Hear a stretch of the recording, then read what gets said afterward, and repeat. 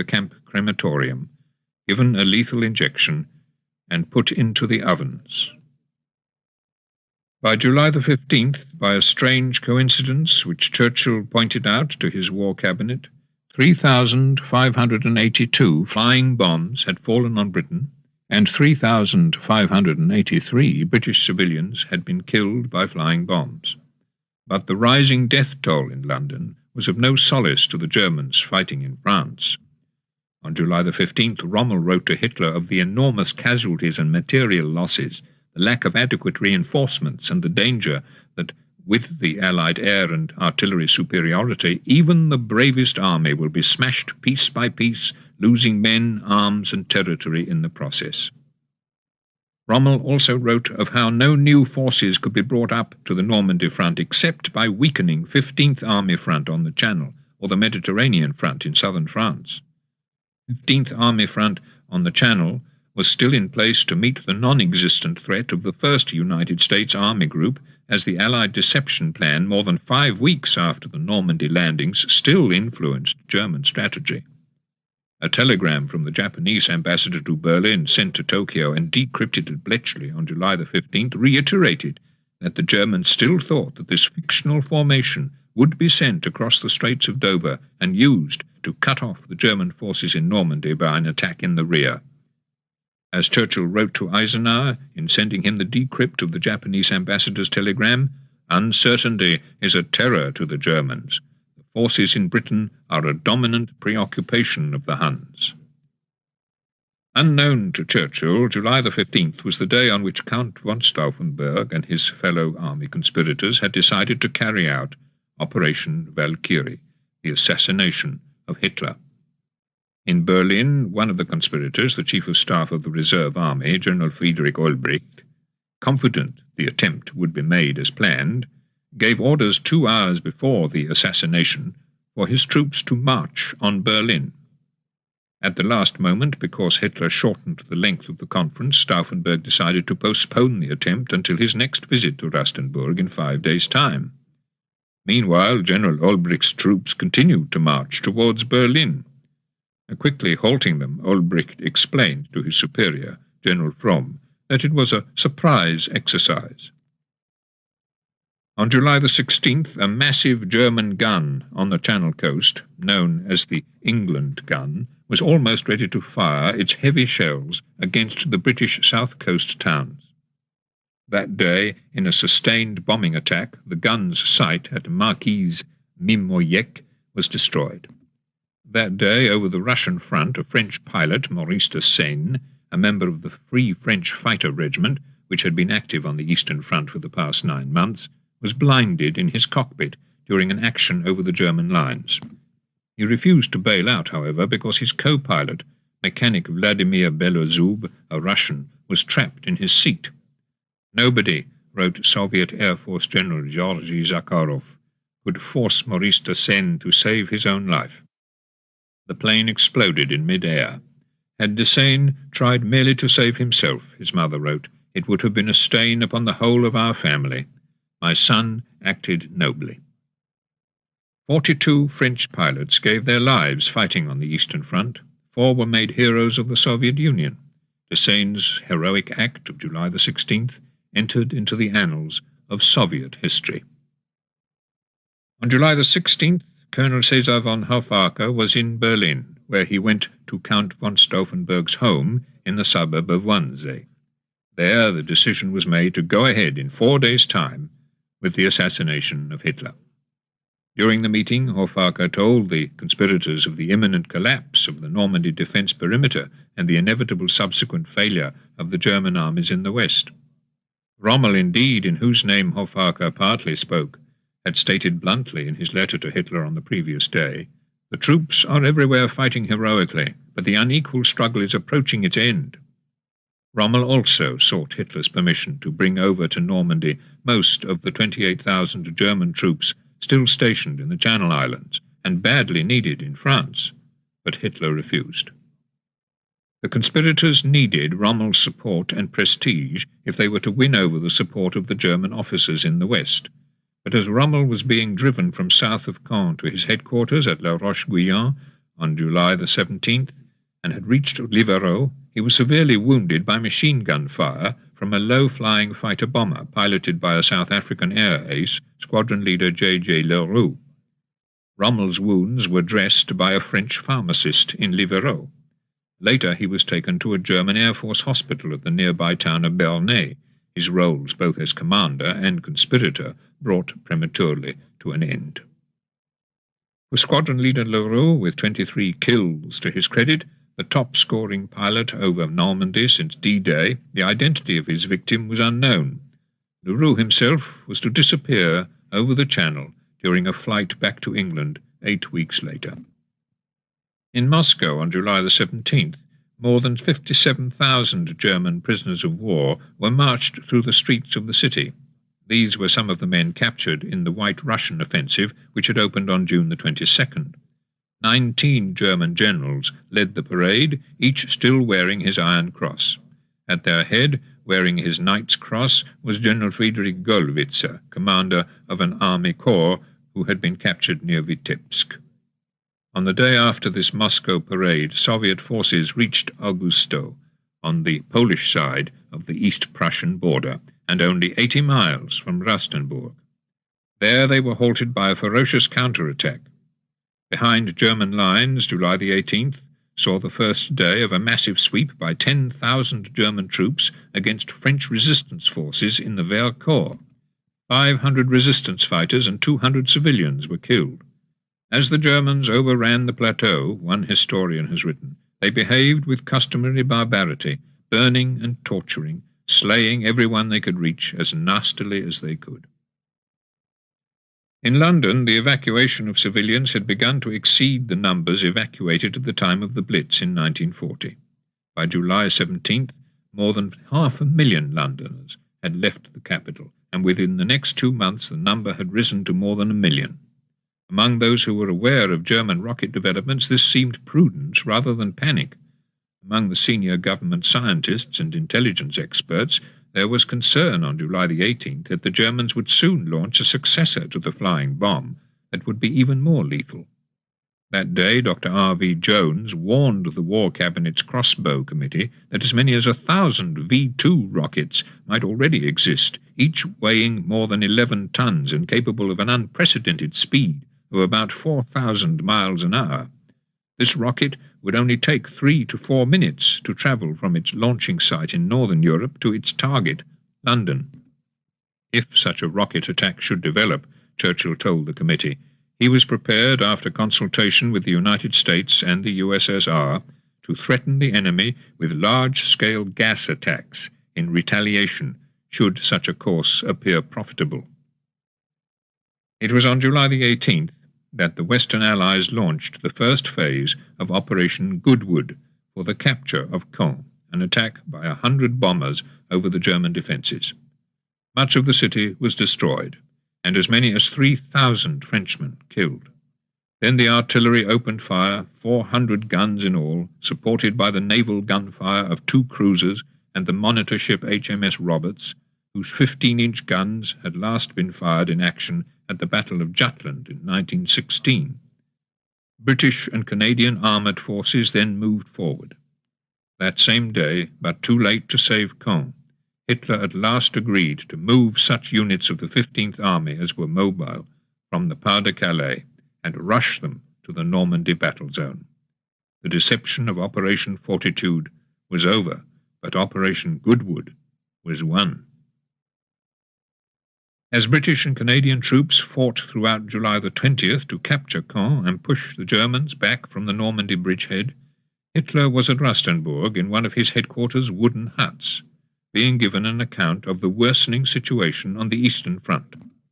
As he studied the map, there was a violent explosion. A bomb left in a briefcase by Count von Stauffenberg had gone off, devastating the room in which Hitler and his generals had gathered. But Hitler survived the blast, saved at the last moment because one of those present, General Brandt, in trying to get a better look at the map laid out on the table, had pushed the briefcase to the far side of the frame holding up the table. As the bomb went off at 12:42 p.m., Von Stauffenberg was already about 200 yards away. Looking back, he saw the hut blown up into the air. Assuming that Hitler was dead, he hurried from the wolf's lair to the airport at Rustenburg and flew back to Berlin. All now seemed set for Operation Valkyrie to come into effect, the military overthrow of a leaderless Nazi regime. At 4:30 p.m., von Stauffenberg's plane reached Berlin. There he learned that although 4 officers in the hut had been killed, Hitler was alive. Nevertheless, the conspirators still hoped to activate their plan, and within an hour von Stauffenberg and General Olbricht arrested the commander of the reserve army, General Fromm. Plans had been made by the conspirators to surround the government offices in the Wilhelmstrasse, and orders were given by the Berlin fortress commander, General von Hase, for this to be done. The officer chosen for the task was Major Otto Ernst Roma. But from his office in the Wilhelmstrasse, Goebbels telephoned Roma and persuaded him before taking action to speak by telephone to Hitler. Having done so, Major Roma declined to support the conspirators further. At 6:45 p.m. that same evening, Goebbels broadcast over German radio that Hitler was alive and well. Too late, at 8:10 p.m., was a telegram sent out in the name of Field Marshal von Witzleben, which began, "The Führer is dead. I have been appointed Commander-in-Chief of the Armed Forces," and also, at this point, the message broke off. The conspiracy had failed. Believing that Hitler had been killed, the conspirators in Paris had ordered the arrest of all senior Gestapo and security service officers. By nightfall, however, it was learned in Paris that Hitler was alive. General von Stühlnagel, the commander of the Paris garrison, was ordered back to Berlin. Driving as far as Verdun, the battlefield on which he had fought in the First World War, he tried to commit suicide, but succeeded only in blinding himself. A terrible revenge was now exacted against the conspirators, and against all those associated with them. General Fromm, having earlier been released by Olbricht and von Stauffenberg, who had both assumed that he would join their cause, turned swiftly against them. That evening, Olbricht and von Stauffenberg were shot in the courtyard of the War Ministry in Berlin. More than 5,000 Germans were to be executed in the months ahead. Others, like Major General Henning von Treschow, committed suicide. Before killing himself, he declared, "God once promised Abraham to spare Sodom, should there be 10 just men in the city. He will, I hope, spare Germany because of what we have done, and not destroy her." Another of those who committed suicide was General Ludwig Beck, whom the conspirators had designated head of state in place of Hitler. Beck had resigned as chief of the Army General Staff in 1938 in protest against Hitler's plans to invade Czechoslovakia. On July the 20th, he was given by General Fromm the opportunity to shoot himself. Twice he tried, unsuccessfully, to blow out his brains. Finally, and already gravely wounded, he was shot by an army sergeant. In the explosion at Rustenburg, Hitler had been badly shaken and scratched, but was otherwise unhurt. At the moment of the explosion, he had been leaning right across the table to look at the situation in Courland, which lay at the extreme northeast corner of the map. The table top and the table frame behind which the briefcase had been pushed saved his life. During the afternoon, he showed the shattered hut to his first visitor, Benito Mussolini. At midnight, Hitler broadcast to the German people. He was alive and well, and the war would go on. At the same time, Admiral Dönitz telegraphed to all naval commanders that only orders from Himmler were to be complied with. Similar messages were sent out to the German Air Force and army commanders. Hitler, Himmler, and Goebbels were now in effective control of the German war machine. One by one, their enemies, even on the furthest fringes of the conspiracy, were eliminated. Among those executed was the Kaiser's former private secretary, Freiherr von Sell, who after his master's death in Holland in 1941 had returned to Germany and had joined those who feared that Hitler's excesses would lead to Germany's destruction. The bomb plot also led to honours. Major Roma, who, after speaking to Hitler on the telephone, had declined to help the conspirators, was awarded the Knight's Cross with oak leaves. On July the 21st, as the German army accepted that Hitler would continue to lead it, American forces landed on Guam. In the Japanese conquest of the island in December 1941, only a single Japanese soldier had lost his life.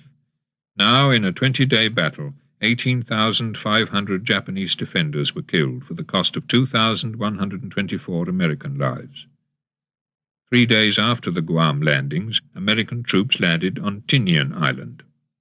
Once more, the Japanese refused to accept that they couldn't win. 6,050 Japanese soldiers died, and 290 Americans, before Tinian was overrun. The pace of the Allied advance was now accelerating on all fronts. On July the 22nd, Soviet forces crossed the river Bug to capture the town of Chelm, inside the area which Russia had accepted as part of a future post-war Poland. That same day, Radio Moscow announced the establishment on Polish soil of a Polish Committee for National Liberation. On the Baltic front, Pskov fell to the Russians on July the 23rd. That day, Hitler appointed Goering as Reich Kommissar for total war mobilization. In Poland, Soviet troops reaching the outskirts of Lublin overran the German concentration camp of Majdanek, finding there hundreds of unburied corpses and 7 gas chambers. This was the first death camp to be reached by the Allies.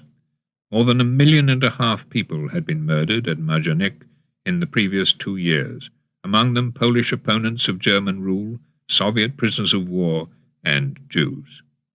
Photographs of the corpses at Majdanek provided the West with the first visual evidence of the horrors of the concentration camp system. Hitler, who had been told that all such evidence of mass murder had been destroyed, spoke angrily of the slovenly and cowardly rabble in the security services who had not erased the traces in time. Even as Majdanek's barbarities were being revealed, the 1,700 Jews living in the island of Rhodes in the eastern Mediterranean and the 120 Jews on the nearby island of Kos were taken by boat to Salonika, then by train to Auschwitz. Soviet troops were only 170 miles away, but with the gas chambers at Majdanek, Treblinka, Sobibor, and Belzec no longer in operation, those at Auschwitz worked harder and faster. On July the 24th, despite Admiral Horthy's order 2 weeks earlier that no more Hungarian Jews were to be deported, 1,500 Jews from the Hungarian town of Sarvar were taken away. They were the last Hungarian Jews to be sent to Auschwitz. Adolf Eichmann, his work completed as far as he had been able, was awarded the Iron Cross, 2nd class. Chapter 40. The Battles for Poland and France. Summer 1944. On the 25th of July, 1944, the Americans launched Operation Cobra in Normandy. Within a few days, American troops succeeded in breaking out of the Cherbourg Peninsula, enabled to do so by a major British assault on the far more heavily defended German positions between Caen and Falaise. That week, behind the German lines in Poland, an experimental V-2 rocket failed to explode, was hidden in a river by the Polish underground, salvaged, dismantled, and then flown out of Poland, together with a Polish engineer. The flight was in a Royal Air Force Dakota, which made the dangerous journey across German-occupied Hungary from southern Italy for that sole purpose. Flown back to Britain, the parts of the bomb revealed essential details about the imminent heavy German rocket attack, although there was nothing the British could do to forestall it. The Polish engineer was flown back to Poland. Later, he was caught by the Gestapo and shot. In the former Polish capital, Warsaw, the presence of Soviet troops west of the River Bug led to a decision by Poles loyal to the government in exile in London to try to throw off the German yoke before the Soviets arrived. "We are ready to fight for the liberation of Warsaw at any moment," the Home Army's commander, Lieutenant General Tadeusz Komorowski, telegraphed to London on July the 25th, and he added, "Be prepared to bomb the aerodromes around Warsaw at our request. I shall announce the moment of the beginning of the fight. On the following day, a senior Home Army officer in Warsaw, General Tadeusz Pelzinski, telegraphed to the expectant forces in Warsaw, "It might be necessary to begin the battle for Warsaw at any time." On July the 26th, 11 Soviet partisans, led by Captain P.A. Velichko, were parachuted into German-occupied Slovakia near Ruzomberok, with weapons and radio transmitters. Their task was to prepare the way for a drop of substantial numbers of partisans and supplies to create a network of anti-German bases and activity. That day in Lyon, a bomb was thrown at a restaurant frequented by the Gestapo. No one was seriously hurt, but on the following day 5 prisoners of the Gestapo, including the resistance leader Albert Chambonnet, were shot and their bodies left in the street as a warning. On July the 27th, as American troops broke out of the Normandy bridgehead, a special air service force parachuted into Masigny, behind German lines, to disrupt German road communications to the battle zone. That same day, Perrier fell at last to American assault. In Italy, the Germans had fallen back as far as Florence. On the Eastern Front, the Red Army entered Dvinsk, Bialystok, Lvov, and Stanislavo, driving back the Germans at every point along a 500-mile front. Over London, 2 flying bombs on July the 28th did considerable damage. The first at Lewisham, killing 51 people, the second at the corner of Earl's Court Road and Knightsbridge, killing 45. The first had fallen on a busy shopping centre, the second on a Lyons Corner House tea shop. In the Pacific, the United States completed its New Guinea campaign with Operation Globetrotter, the capture, on July the 30th, of the town of Sansapur, for the loss of only 2 American soldiers. Yet in once more defending their indefensible positions, 374 Japanese soldiers were killed. As the Anglo-American forces broke out of the Normandy breachhead, opening the road to central France, yet another deportation train left Paris. On it were 1,300 deportees, among them 300 children and young people under 18, including a 15-day-old baby boy, deported in the wooden box that had served as his cradle. In Auschwitz itself, towards which this train was bound, July the 31st saw the gassing of 750 gypsy women, whose barrack had been reported to Dr. Mengele as being infected with lice. Within the next 3 days, 2,000 more gypsies were killed. The rest, 1,408 in all, were sent westward by train, some to Buchenwald, others to Ravensbrück, to yet more barracks, beatings, and slave labour. Some were used for sea-water experiments. Others were sent on yet again to Mittelbau-Dora and Flossenburg to work in the underground factories of the disintegrating Reich. On July the 29th, in central Poland, units of the Red Army crossed the river Vistula, capturing the town of Sandomierz. That day, with Soviet tanks already at Wołomin, 12 miles east of Warsaw, Radio Moscow broadcast to the people of the Polish capital, "The hour of action has already arrived." On July the 31st, Soviet forces entered Radzymin, to the northwest of Warsaw, and Otwock, to the southeast.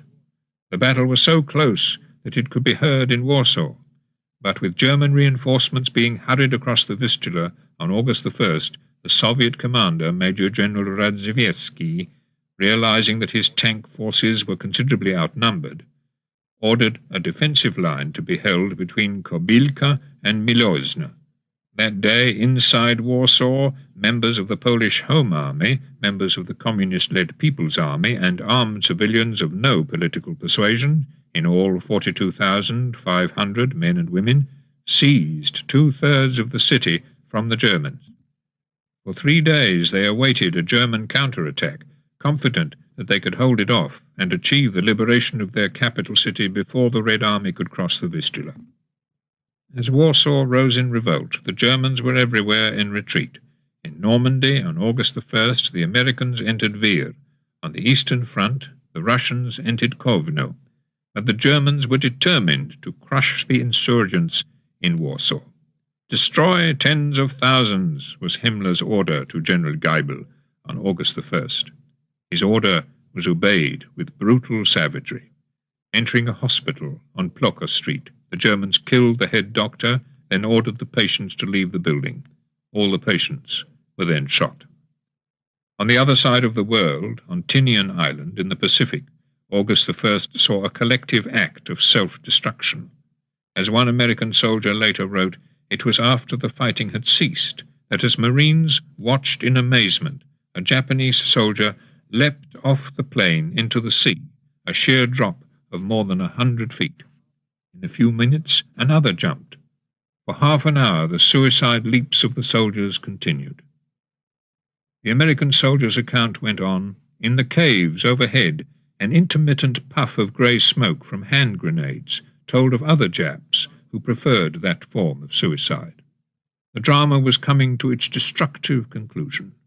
Several soldiers had succeeded in gathering a group of 35 or 40 civilians around them. The Marines looked on helplessly as two of the soldiers tied the group together with a long rope. Suddenly a puff of smoke from a grenade went up from among the tightly packed group. This was only the beginning. The grenade had been used to detonate a larger charge of high explosives. A terrific blast shook the ground. The bodies of the victims were thrown 25 feet in the air. Their arms, legs, and hands were scattered across the plain. The remaining soldiers committed suicide with hand grenades. Only after this massacre did the surviving civilians make for the American lines. Within 2 weeks, 13,262 had surrendered. We had literally saved these people from their own protectors, the soldier reflected. On August the 2nd, as the Allies advanced northward in Italy, the Germans deported 222 Italian Jews from Verona to Auschwitz. That day in London, Churchill told the House of Commons that 4,735 people had been killed by the flying bombs. In Warsaw, the commander of the Polish resistance forces, General Komorowski, sent an assault group to capture Okęcie airport, through which he hoped to obtain arms and ammunition from the west. The attackers were mown down by German machine gun fire. 2 days later, the German forces went over to the offensive. As well as SS troops commanded by Hitler's most ruthless anti-partisan general von dem Bach-Zelewski, the German troops included the Kaminsky Brigade of Russian prisoners of war who had thrown in their lot with the Germans, and the Dirlewanger Brigade of German former criminals who had been offered their release from prison if they agreed to fight. The fighting was savage. From the first days, it was to last for 2 months. That August the 4th, the insurgents in Warsaw appealed for Allied help. At urgent request of Polish underground army, Churchill telegraphed to Stalin, "We are dropping, subject to weather, about 60 tons of equipment and ammunition into the southwest quarter of Warsaw, where it is said a Polish revolt against the Germans is in fierce struggle. They also say that they appeal for Russian aid, which seems to be very near. They are being attacked by 1.5 German divisions. This may be of help to your operation." Stalin replied at once, an answer, Churchill later described it, both prompt and grim. The Soviet Union would not help the insurgents. "I think that the information that has been communicated to you by the Poles," Stalin declared, "is greatly exaggerated and doesn't inspire confidence." Stalin went on to tell Churchill, "The home army of the Poles consists of a few detachments which they incorrectly call divisions. They have neither artillery nor aircraft nor tanks. I cannot imagine how such detachments can capture Warsaw, for the defence of which the Germans have produced 4 tank divisions, among them the Hermann Goering Division." That night 13 British bombers flew from Foggia in southern Italy to central Poland, which lay at the extreme limit of their range. 5 out of the 13 failed to return. 2 of the planes reached as far as Warsaw, where they dropped 24 containers of arms and ammunition. 12 of the containers fell into the hands of the insurgents. 12 fell into German-controlled parts of the city. It was on that same August the 4th in Amsterdam that Anne Frank and her family German Jewish refugees in hiding for more than 2 years were betrayed to the Gestapo, seized and deported. In Australia, on the following morning, 1,000 Japanese prisoners of war in Cowra camp west of Sydney staged a mass breakout. 2 Australian privates, Benjamin Hardy and Ralph Jones, who tried to hold the Japanese back with their machine gun, were overwhelmed and killed. Both were subsequently awarded a posthumous George Cross. In the ensuing chase, 183 Japanese were killed and a further 29 committed suicide.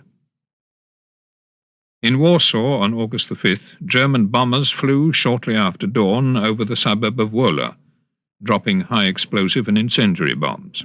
Later that day, the Polish insurgents liberated a German forced labour camp on Gesioka Street, near the ruins of the former ghetto, freeing 348 Jews who were working there, clearing the vast mounds of rubble. These liberated prisoners included Greek, Belgian, French, Romanian, and Hungarian, as well as Polish Jews. One of the prisoners at Gesioka, Hans Robert Martin Korn, was one of the 8 Jews deported in the summer of 1942 from Finland to Auschwitz. German-born, he'd been a volunteer in the Winter War between Finland and the Soviet Union in October 1939. He did not survive the events of 1944. All of the Jews released from the Gesioka camp joined the Warsaw Uprising. Those who were technicians, like Korn, formed a special platoon for the repair of captured German tanks. The first of these Jews to fall in battle was David Edelman, a deportee from France to Auschwitz. By August the 5th, more than 15,000 Polish civilians had been murdered by German troops in Warsaw. At 5:30 that evening, General von Dembach-Siluski gave the order for the execution of women and children to stop. But the killing continued of all Polish men who were captured, without anyone bothering to find out whether they were insurgents or not. Nor did either the Cossacks or the criminals in the Kamiński and Derlywanga brigades pay any attention to von Dembach-Siluski's order.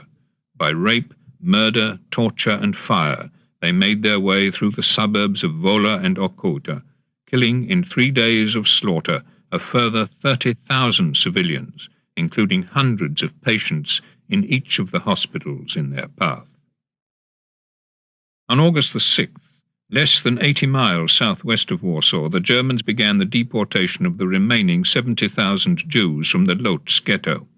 All of them were sent to Auschwitz, where more than half of those deported were taken straight to the gas chambers and killed. That same day, in northern France, Hitler ordered a counterattack against the base of the Cherbourg Peninsula, determined to reach Avranches and cut off the American armies already moving southward out of the bridgehead. But a determined American defense at Mortain blunted the impetus of the attack, which within 48 hours was halted more than 10 miles short of its objective. In the air, 300 German fighters were in action on the first day of the counterattack against more than 1,000 Allied aircraft. By August the 8th, only 110 were still in action. For Hitler, August the 8th marked the first of what were to be many days of vengeance for the bomb plot, when 8 German army officers were hanged in the Plötzensee prison in Berlin. The method of their execution was designed to create shock and fear. Each of them was placed underneath a meat hook on the ceiling, and then with a running noose, not of rope but of wire, around the hook and around his neck, was pulled slowly up and strangled. Among those executed that day was General Erich Höppner, who had been dismissed in 1941 for carrying out a withdrawal on the Russian front in defiance of Hitler's orders, and Count Peter Yorck von Württemberg, a cousin of Count von Stauffenberg and one of the founders of the Kreisau Circle. Also hanged on August the 8th was the 63-year-old Field Marshal Erwin von Witzleben, whom the conspirators had chosen to be commander-in-chief of the German army once Hitler had been overthrown.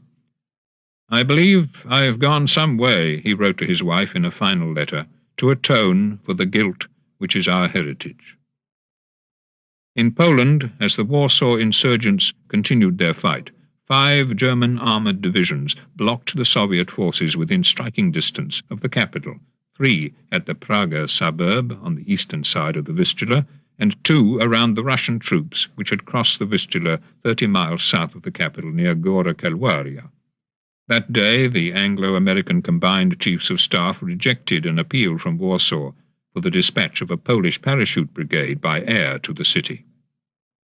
Polish tank crews were in action in Normandy on August the 8th, when, together with Canadians, they launched Operation Totalize, striking along the Caen-Falaise road at the SS armoured forces which had so effectively kept in the beachhead.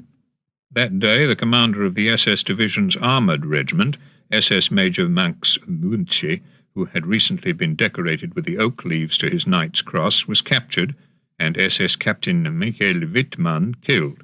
Wittmann, who held the higher decoration of oak leaves with swords, had been credited with the destruction of 138 Allied tanks and 132 anti-tank guns in less than 2 years.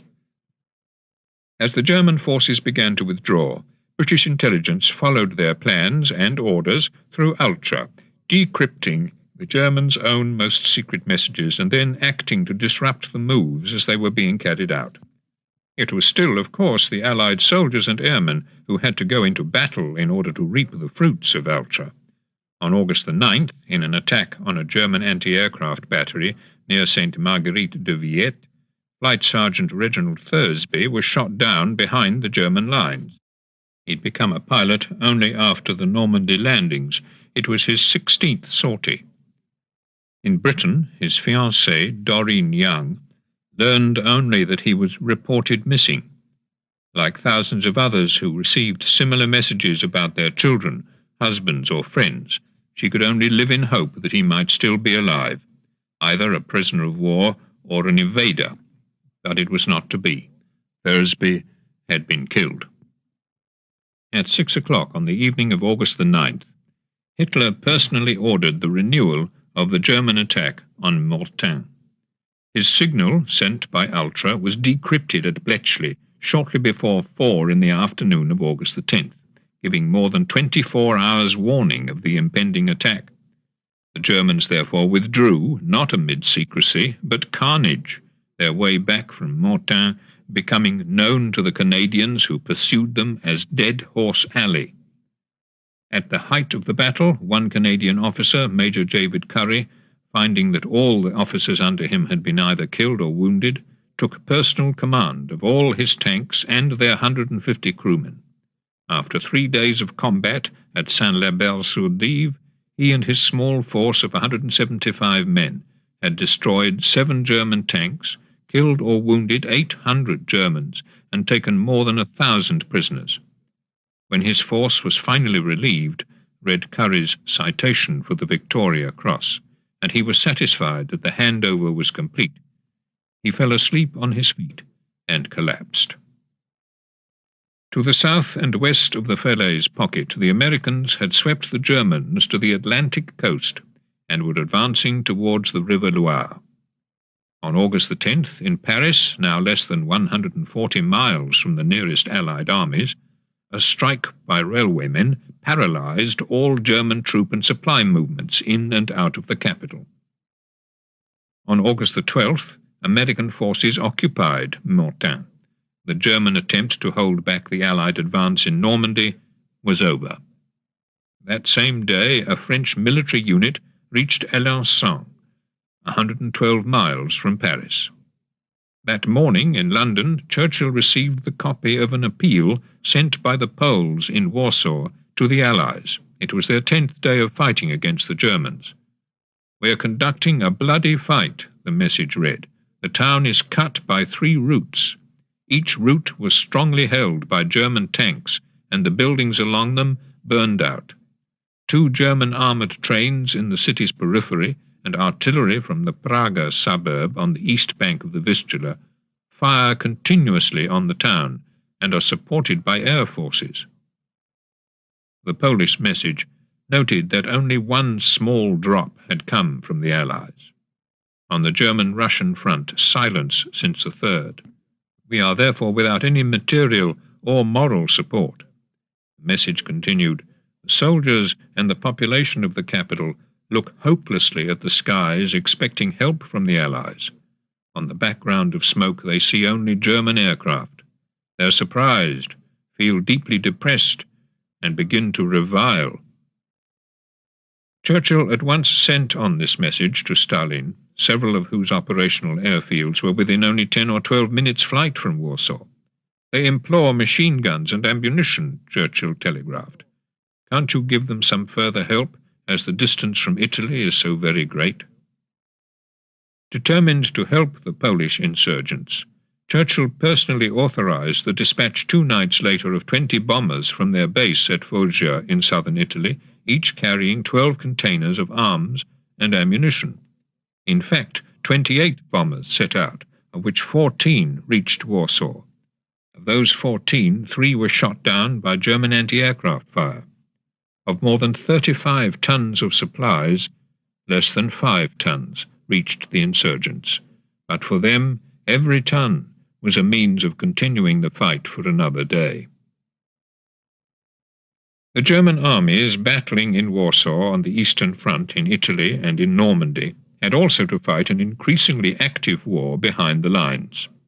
The response continued to be brutal. On August the 12th, in the French mountain village of Sospel, 15 members of the Maquis, captured in an SS sweep, were tortured and then shot. Throughout France, village memorials and wayside markers record these moments of cruel revenge. But the resistance was determined to give the Allied forces whatever help it could. In Normandy, the ebb and flow of battle had given way to a flood. On August the 13th, American forces reached the River Loire at Nantes. That same day, French parachutists, carrying out Operation Barca, landed at Salorne to disrupt the German retreat. As the Germans struggled in chaos inside the Falaise pocket, Hitler ordered them to fight on, and so they did, day after day, to the bitter end. On August the 14th, the Allies launched Operation Tractable, the drive into Falaise itself, and simultaneously a westward thrust towards Paris. On the previous evening, a Canadian officer, losing his way, had driven into the German lines and been killed. On his body, the Germans found plans of the tractable attack. As a result, they were able to stiffen their defences. The Allies also suffered when by accident a preliminary bombing raid against the German forward positions fell instead on the Allied lines, killing 65 Canadian and Polish troops. But the offensive, once launched, couldn't be held back. Within 4 days, Allied soldiers stood on the banks of the River Seine at Mantes, 30 miles from the centre of Paris. But inside the Falaise pocket, the German defenders continued to fight against the remorselessly closing gap. As this drive towards Paris began, Allied air, sea and land forces launched Operation Dragoon, landing 94,000 men and 11,000 vehicles between Toulon and Cannes on the Mediterranean coast of France in a single day.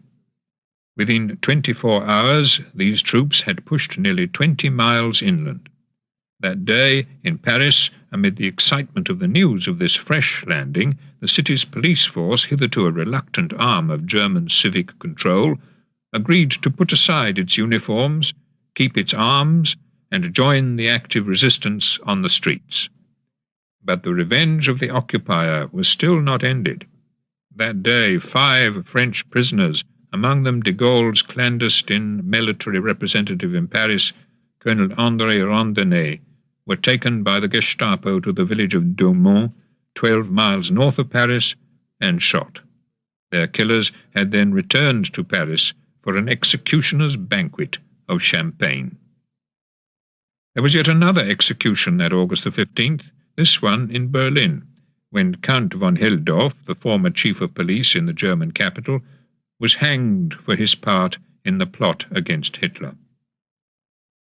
For the Poles still struggling in Warsaw, the American landing in the south of France was another blow.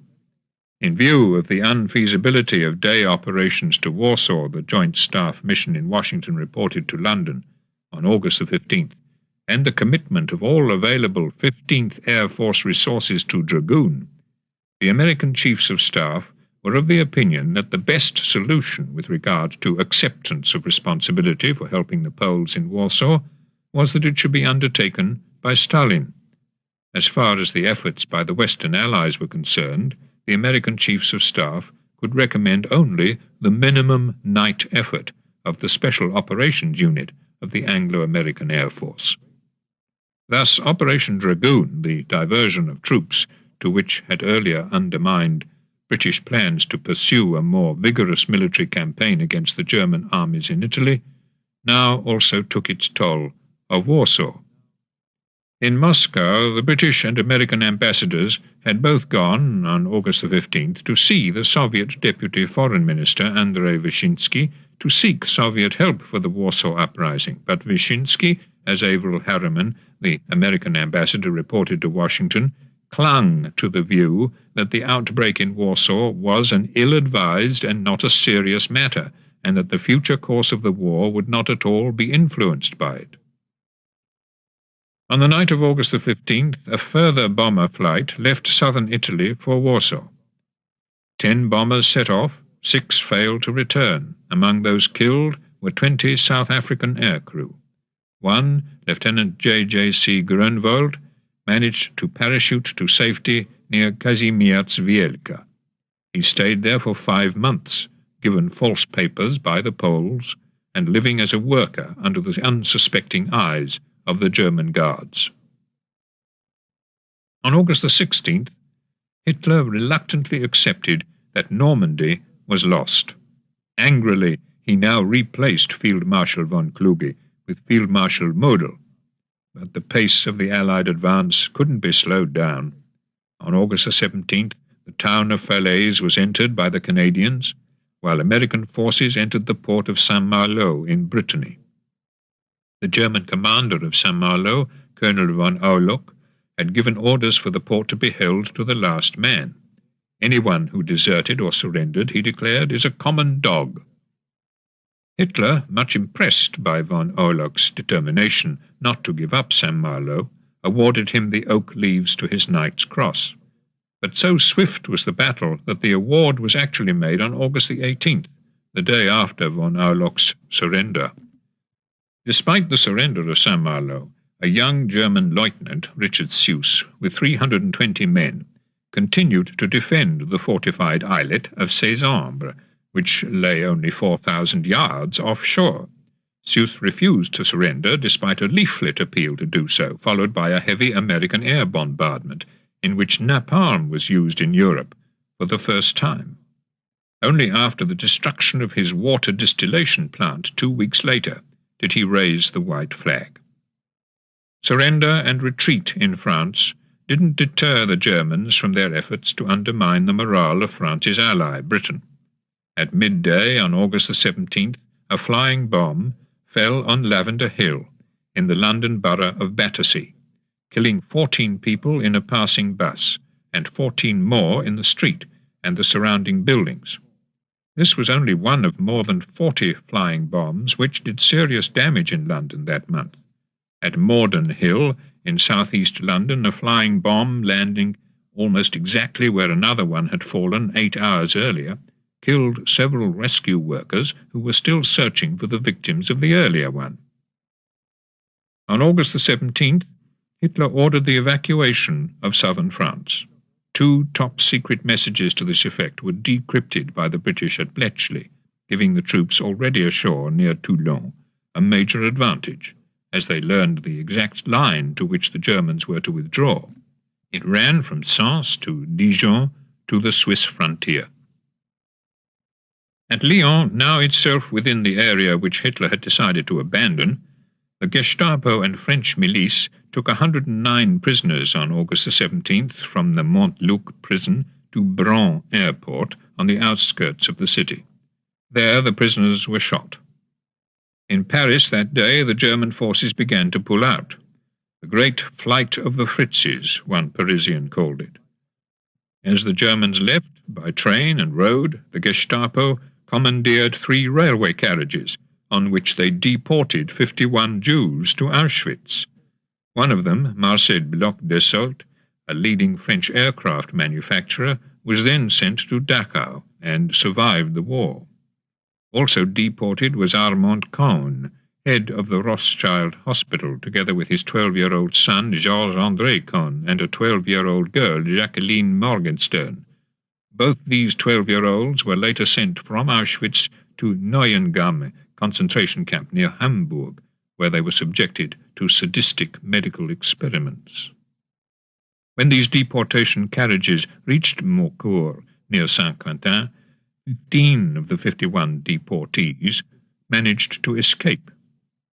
It was on the morning of August the 17th, as the German army and Gestapo began their flight from Paris, that on the Eastern Front 2 Soviet infantry battalions, commanded by Captain Georgy Gubkin and Captain Pavel Yurgin, reached the border of East Prussia. In front of them were the tiled roofs of a German town, Schwerin. A small group of men crossed a narrow bridge across the river which marked the border. Then, on the far bank, Sergeant Alexander Belov raised the red flag. "Woe to this land of evildoers," the Soviet writer Ilya Ehrenberg declared in a newspaper article when the German frontier was reached. "We say this as we stand on Germany's threshold. Woe to Germany." Chapter 41. The Bitter-Sweet Path of Liberation. Autumn, 1944. On the 18th of August, 1944, the communist-controlled National Council in Poland declared Lublin to be the temporary capital of Poland. In Warsaw, the insurgents fought on with growing desperation against considerable German reinforcements and without Soviet aid.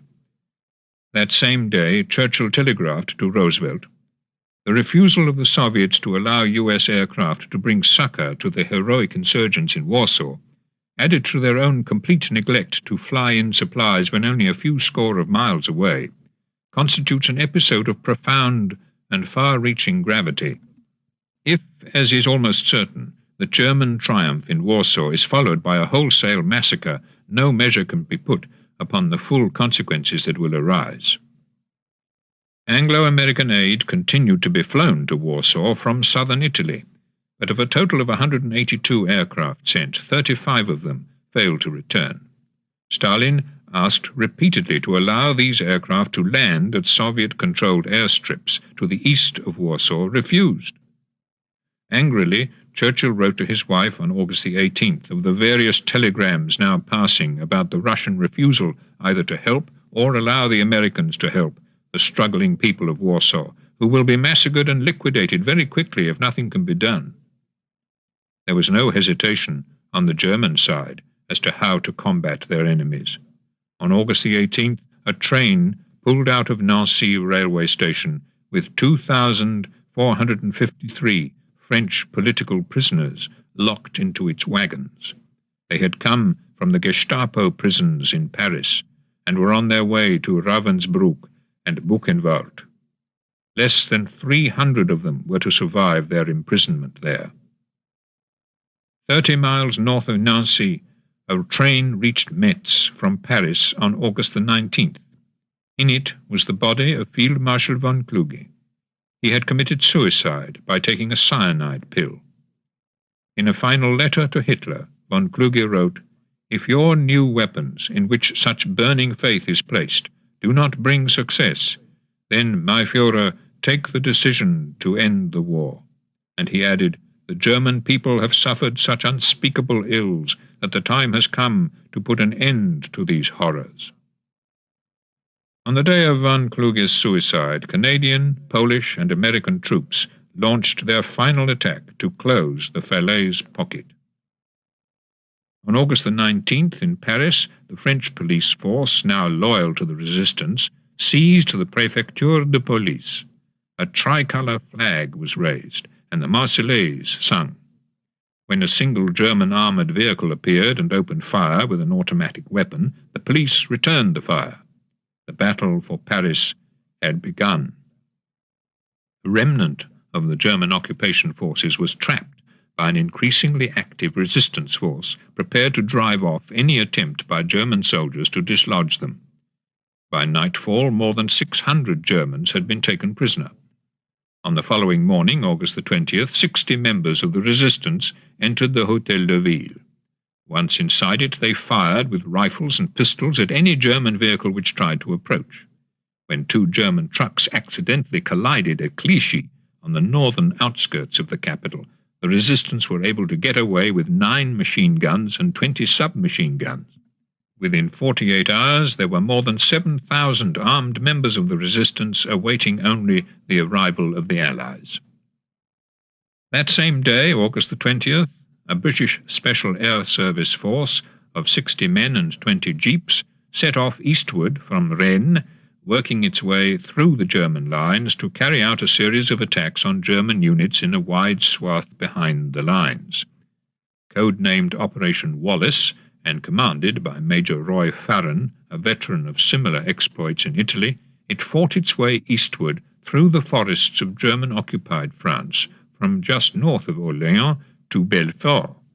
I was most impressed, Farren later recalled, by the bellicose air of the French partisan, and also by the sense of imminent liberation. During one skirmish, just east of Orléans, Farren noted a pretty girl with long black hair and wearing a bright red frock put her head out of a top window to give me the V sign. Her smile ridiculed the bullets.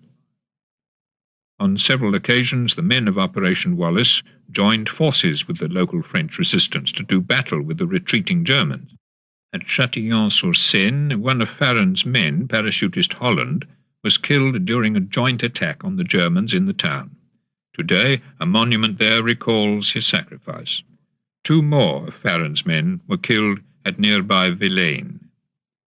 On August the 20th, in Lyon, 100 French men and women being held by the Gestapo were taken from prison to a disused fort of Saint-Genis-Laval and shot. The bodies were then doused in petrol and set on fire.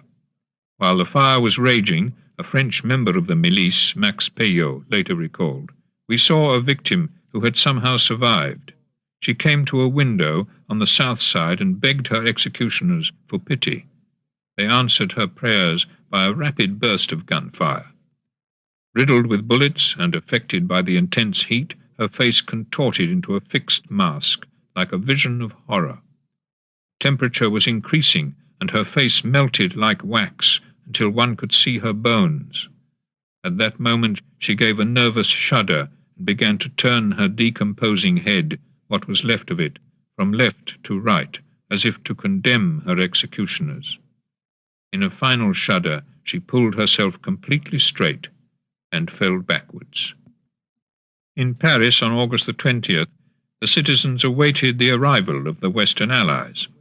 In the Falaise pocket, individual German units still fought on in a series of suicidal attacks against units of the Polish forces.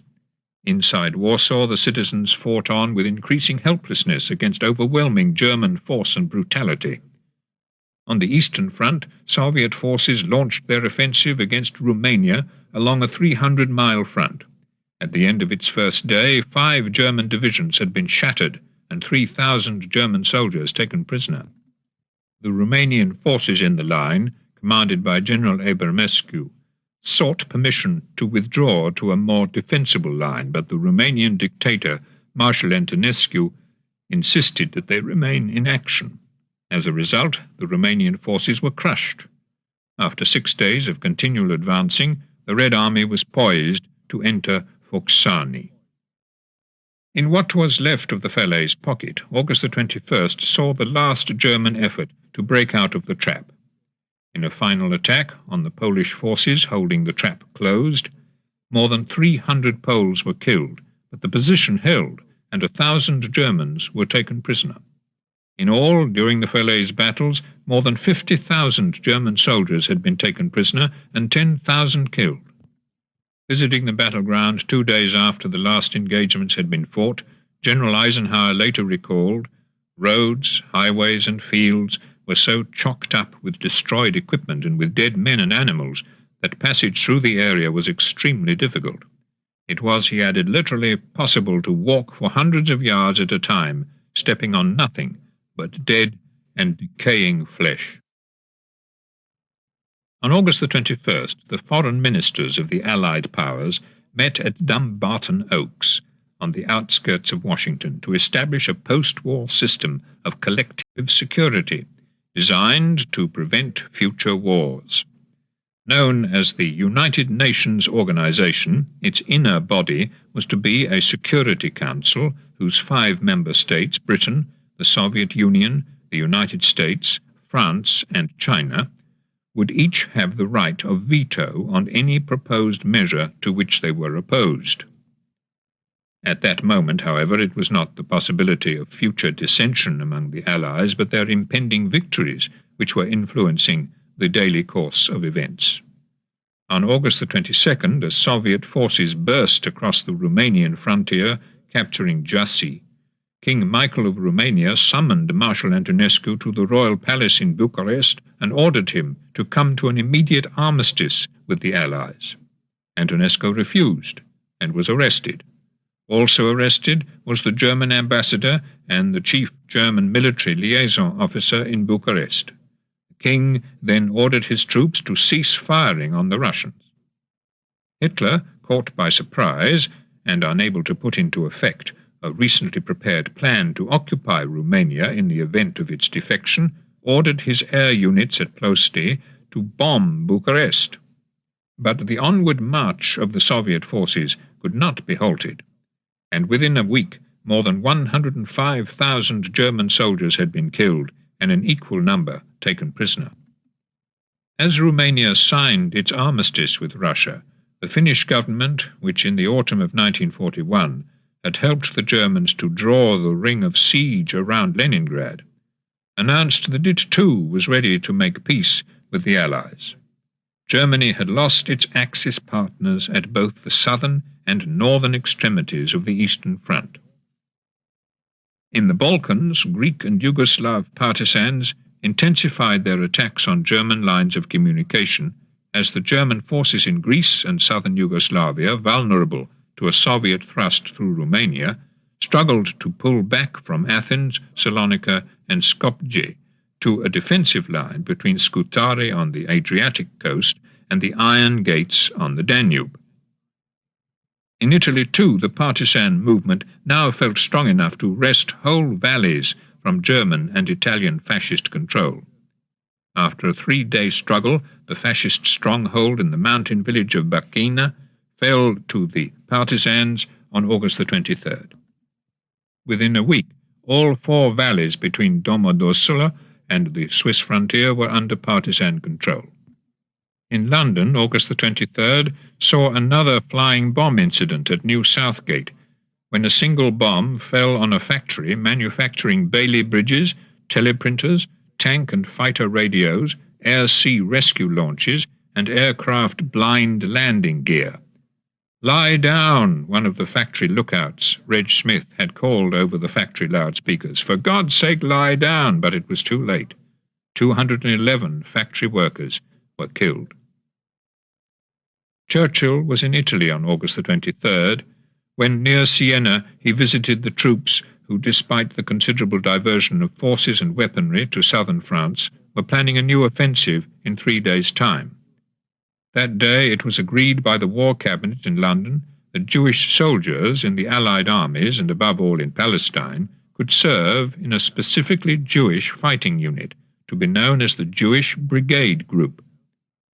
This force, Churchill explained in a telegram that day to Roosevelt, would constitute what you call a regimental combat team, and he added, "This will give great satisfaction to the Jews when it's published, and surely they, of all other races, have the right to strike at the Germans as a recognizable body. They wish to have their own flag, which is the Star of David, on a white background with 2 light blue bars.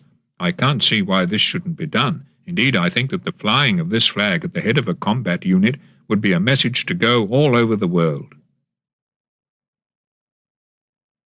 The German ability to continue the war now depended not on the tenacity of its soldiers, but on the ability to continue to provide fuel oil for their tanks and vehicles, as well as the oil needed for every other aspect of war-making, aircraft fuel, anti-aircraft gun lubrication, and the fuel oils needed to maintain the production of arms and ammunition. Since June the 8th, the bombing of German oil installations had been an Anglo-American priority. At the end of July, British intelligence learned that German fighter production was recovering. This was one more reason to intensify the oil campaign. Another reason was the knowledge reaching the Allies of a German emergency organization which had been set up specifically to repair oil installations. Beginning on August the 7th, an intensified Allied oil offensive had been launched, during which, by the end of the month, 60 bombing raids had taken place against oil targets throughout Germany and southeastern Europe. Half of these raids were against oil storage plants, a quarter against synthetic oil plants, and a quarter against synthetic oil refineries. That this strategy was the correct one was made clear on August the 12th, when British intelligence decrypted a German Air Force Enigma message sent 2 days earlier from German Air Force headquarters, ordering a general curtailment of operational activity because of further damage to German fuel production by air attacks. Reconnaissance was to be flown only when it was essential. 4-engined aircraft were to fly only after application to headquarters. Other aircraft were only to fly when action could be decisive or when the chances of success were good.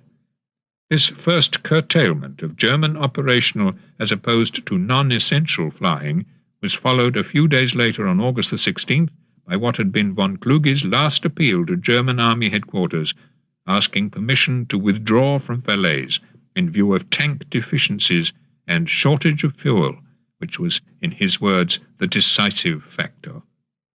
This dramatic admission, sent by top-secret Ultra, was, as a result of its high secrecy, made known almost at once to the vigilant listeners at Bletchley.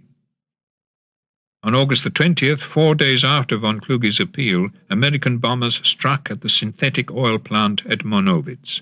During the raid, several hundred British prisoners of war, as well as tens of thousands of Jewish slave labourers, watched as the bombs fell on the oil installations. During the raid, 38 of the British prisoners of war were killed. In a further American bombing raid on August the 22nd, the synthetic oil plant at Blechhammer was the target. 3 days later, it was the synthetic oil plant at Perlitz.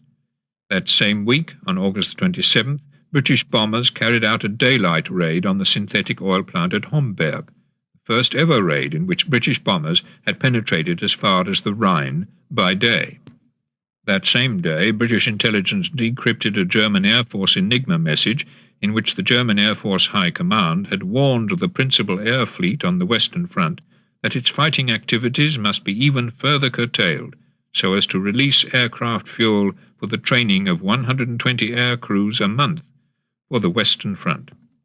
The alternative, warned the High Command, was that the existing extremely low allocation of fuel oil for training for the Western Front would have to be accepted, in which case only 1/3 of the replacement needs of the German Air Force in the West could be met.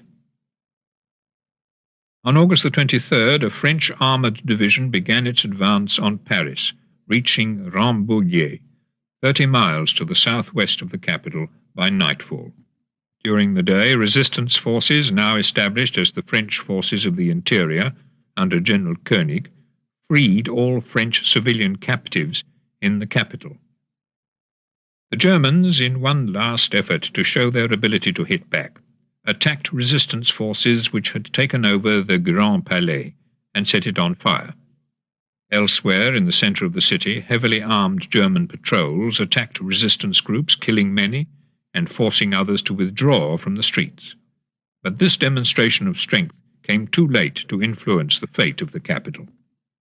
On the morning of August the 24th, a French armoured force, commanded by Colonel Pierre Biot, entered the city from the south, through the Porte d'Orléans. Tens of thousands of Parisians came out to welcome their liberators with flags, food, flowers, wine, and kisses. Yet still there were German strongpoints and barricades which were strongly defended. Soldiers died on both sides of the barricades. Civilians died too, caught up in the crossfire. But the delirium of liberation quickly swept aside such obstacles as remained, while the bells of Paris rang out their victory peals. As the Germans retreated, all on the war fronts, on August the 24th, in the slave labor camp at Milec, in southern Poland, the SS murdered 3,000 Jewish slave laborers that day before evacuating the camp. 3 weeks earlier, 2,000 Jews had been murdered in the labor camp at Ostrowicz. Also on August the 24th, the crew of an American bomber shot down over Greven as they returned from an air raid on Hanover were taken south by train for interrogation. On reaching the town of Rüsselsheim, where the railway line had been blocked by a British bombing raid a few hours earlier, and where the streets were full of hundreds of people evacuating that part of the town, they were set upon by an irate mob, beaten with clubs, rocks, bricks, and stones. 6 of the Americans were killed. 2 survived. The Allied bombing of Germany led to several such incidents. On August the 24th, in a raid over the Gutzlaff armament factory outside Buchenwald, bombs fell both on the factory and on the SS barracks, killing 400 prisoners and 80 SS men. As a retaliation, the camp commandant, SS Major Pfister, ordered the execution 2 weeks later of 16 British and French officers, all of them Special Operations Executive agents who had been captured while on missions in France. All 16 were hanged. 11 days after the first executions, another 12 were hanged. On August the 25th, Allied reconnaissance aircraft again flew over Auschwitz from their base in southern Italy. Once more their task was to photograph the Monowitz synthetic oil plant, so necessary now to the German ability to carry on the war. Once more the camera also took pictures of Auschwitz's main camp of Birkenau, of the railway sidings, the gas chambers, and the crematoria. One of the photographs on August the 25th actually showed Jews on the way from a train to a gas chamber and crematorium, the gate of which is seen open to receive them. No attempt was made to identify any of the locations or activities at Birkenau as they appeared in the photograph, even though a plan of the camp and a full description of what went on there had reached the British Foreign Office in London on August the 22nd, sent by a Zionist official, Joseph Linton, who had received it from Jerusalem. It had been compiled there from the reports of the 4 escapees. Not the mass murder site at Birkenau, but the oil installation at Monowitz were again the intended subject of the photographs, as plans for the continuing bombing of Monowitz were made in an attempt totally to destroy Germany's oil-producing capacity. The first bombing raid on the synthetic oil plant had been made on August the 20th. The sole purpose of the photographic reconnaissance over Auschwitz on August the 25th was to look at the damage done during the raid of August the 20th and to see what further repairs were being made. The result was disappointing. The damage received, the report concluded, is not sufficient to interfere seriously with synthetic fuel production and shouldn't greatly delay completion of this part of the plant. Shortly after 7 o'clock on the morning of August the 25th, General Jacques-Philippe Leclerc, commander of the French 2nd Armoured Division, entered Paris. There was one more day of confusion. Snipers firing, small groups of Germans resisting, 50 German soldiers killed trying to defend the French Foreign Office building on the Quai d'Orsay, and dozens of captured Germans being attacked after they'd surrendered, including a column of prisoners who were machine-gunned as they were being marched around the Arc de Triomphe. At 2:30 in the afternoon, the German commander of Paris, General von Schultitz, surrendered. An hour and a half later, General de Gaulle reached the city, making his way through a vast crowd to the Hôtel de Ville. It was a day of triumph, but at a cost. More than 500 resistance fighters had been killed during the liberation of the city, as well as 127 civilians. In the elation of freedom restored, many of those who had collaborated with the Germans were killed without trial or debate. South of Paris, as the capital rejoiced, resistance fighters in Lyon were still struggling to liberate their city. 40 miles to the northwest of Paris, at Vernon, British troops crossed the Seine. In southern France, American troops entered Avignon. 800 miles to the east, in German-controlled Slovakia, Soviet partisans, commanded by Captain Velichko, seized the town of Churchiansky Svamaten as part of a general Slovak uprising against German rule. 2 days later, the German general commanding the region was seized and shot. In Estonia, Soviet forces captured Tartu, breaching the German fortified line. That same day, Romania declared war on Germany. The Axis was in disarray. But in Warsaw, where the insurgents were still fighting after 3 weeks and 4 days, Stalin still refused to allow British or American aircraft to use Soviet airstrips in an effort to increase the dwindling Allied aid. Almost in despair, Churchill telegraphed to Stalin on August the 25th, "We don't try to form an opinion about the persons who instigated this rising, which was certainly called for repeatedly by Radio Moscow. Our sympathies are, however, for the almost unarmed people, whose special fate has led them to attack German guns, tanks, and aircraft. We cannot think that Hitler's cruelties will end with their resistance. On the contrary, it seems probable that is the time when they will begin with full ferocity. The massacre in Warsaw will undoubtedly be a very great annoyance to us when we all meet at the end of the war, unless you directly forbid it. Therefore, we propose to send the planes." If Stalin failed to reply to this appeal, Churchill told Roosevelt, "I feel we ought to go and see what happens." British and American aircraft would make the journey without Stalin's approval. "I cannot conceive," Churchill added, "that he would maltreat or detain them." Roosevelt rejected Churchill's suggestion. One reason, he told Churchill on August the 26th, was Stalin's definite refusal to allow Soviet airfields to be used by Allied planes seeking to drop supplies in Warsaw.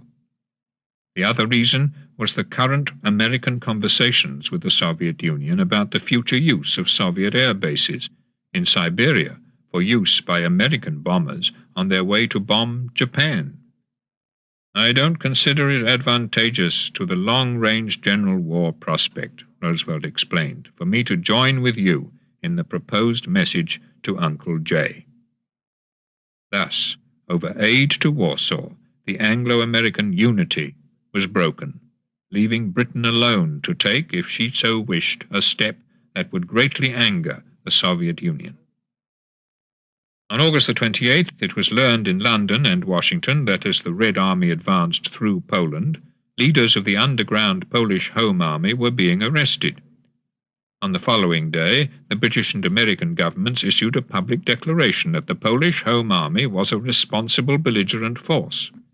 The future of Poland had become the principal cause of contention among the Allies. On August the 26th, General de Gaulle walked in triumph down the Champs-Élysées. That same day, crossing the Seine over the Vernon bridgehead, Canadian and British troops advanced swiftly towards Calais and Brussels. In Italy, the British Eighth Army attacked the German defences of the Gothic line, but despite the capture of Pisa, a German counterattack enabled the line to be restored, and it was to remain intact for the rest of the year.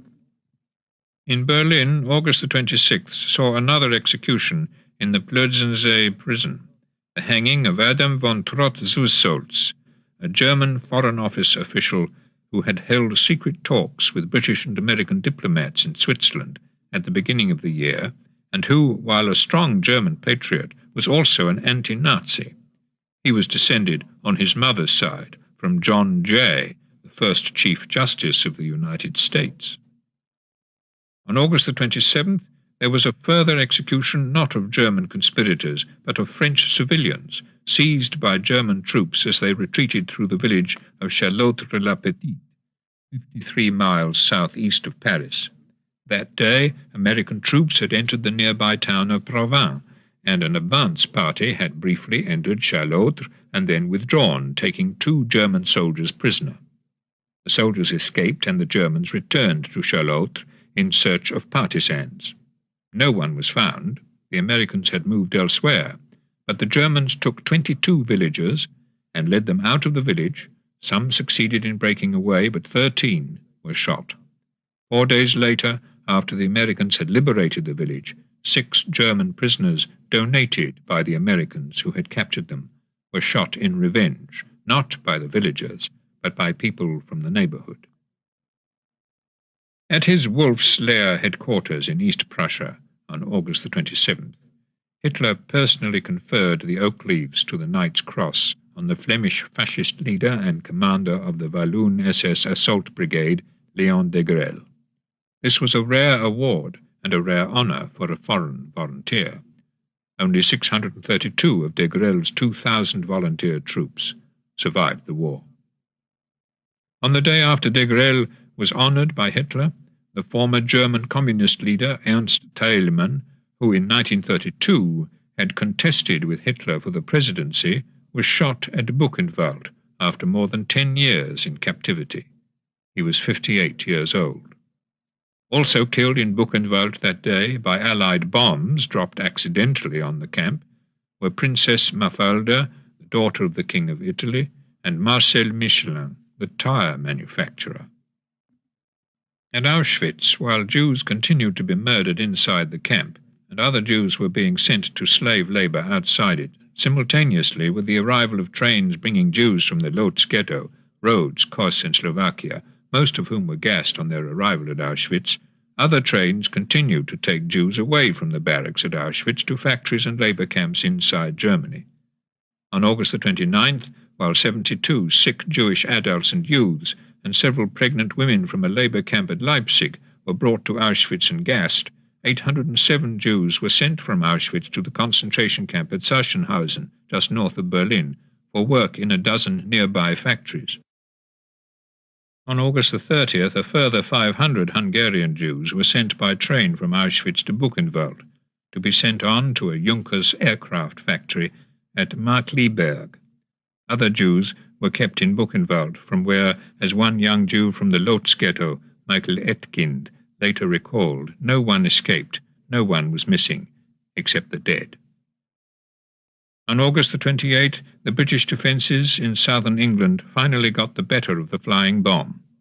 That day, 97 bombs were sent across the Channel, 13 were destroyed by British fighters over the water, 65 were then shot down by anti-aircraft guns over land.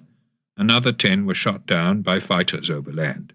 9 reached the outskirts of London, where 2 collided with barrage balloons and 3 came to earth before reaching the capital.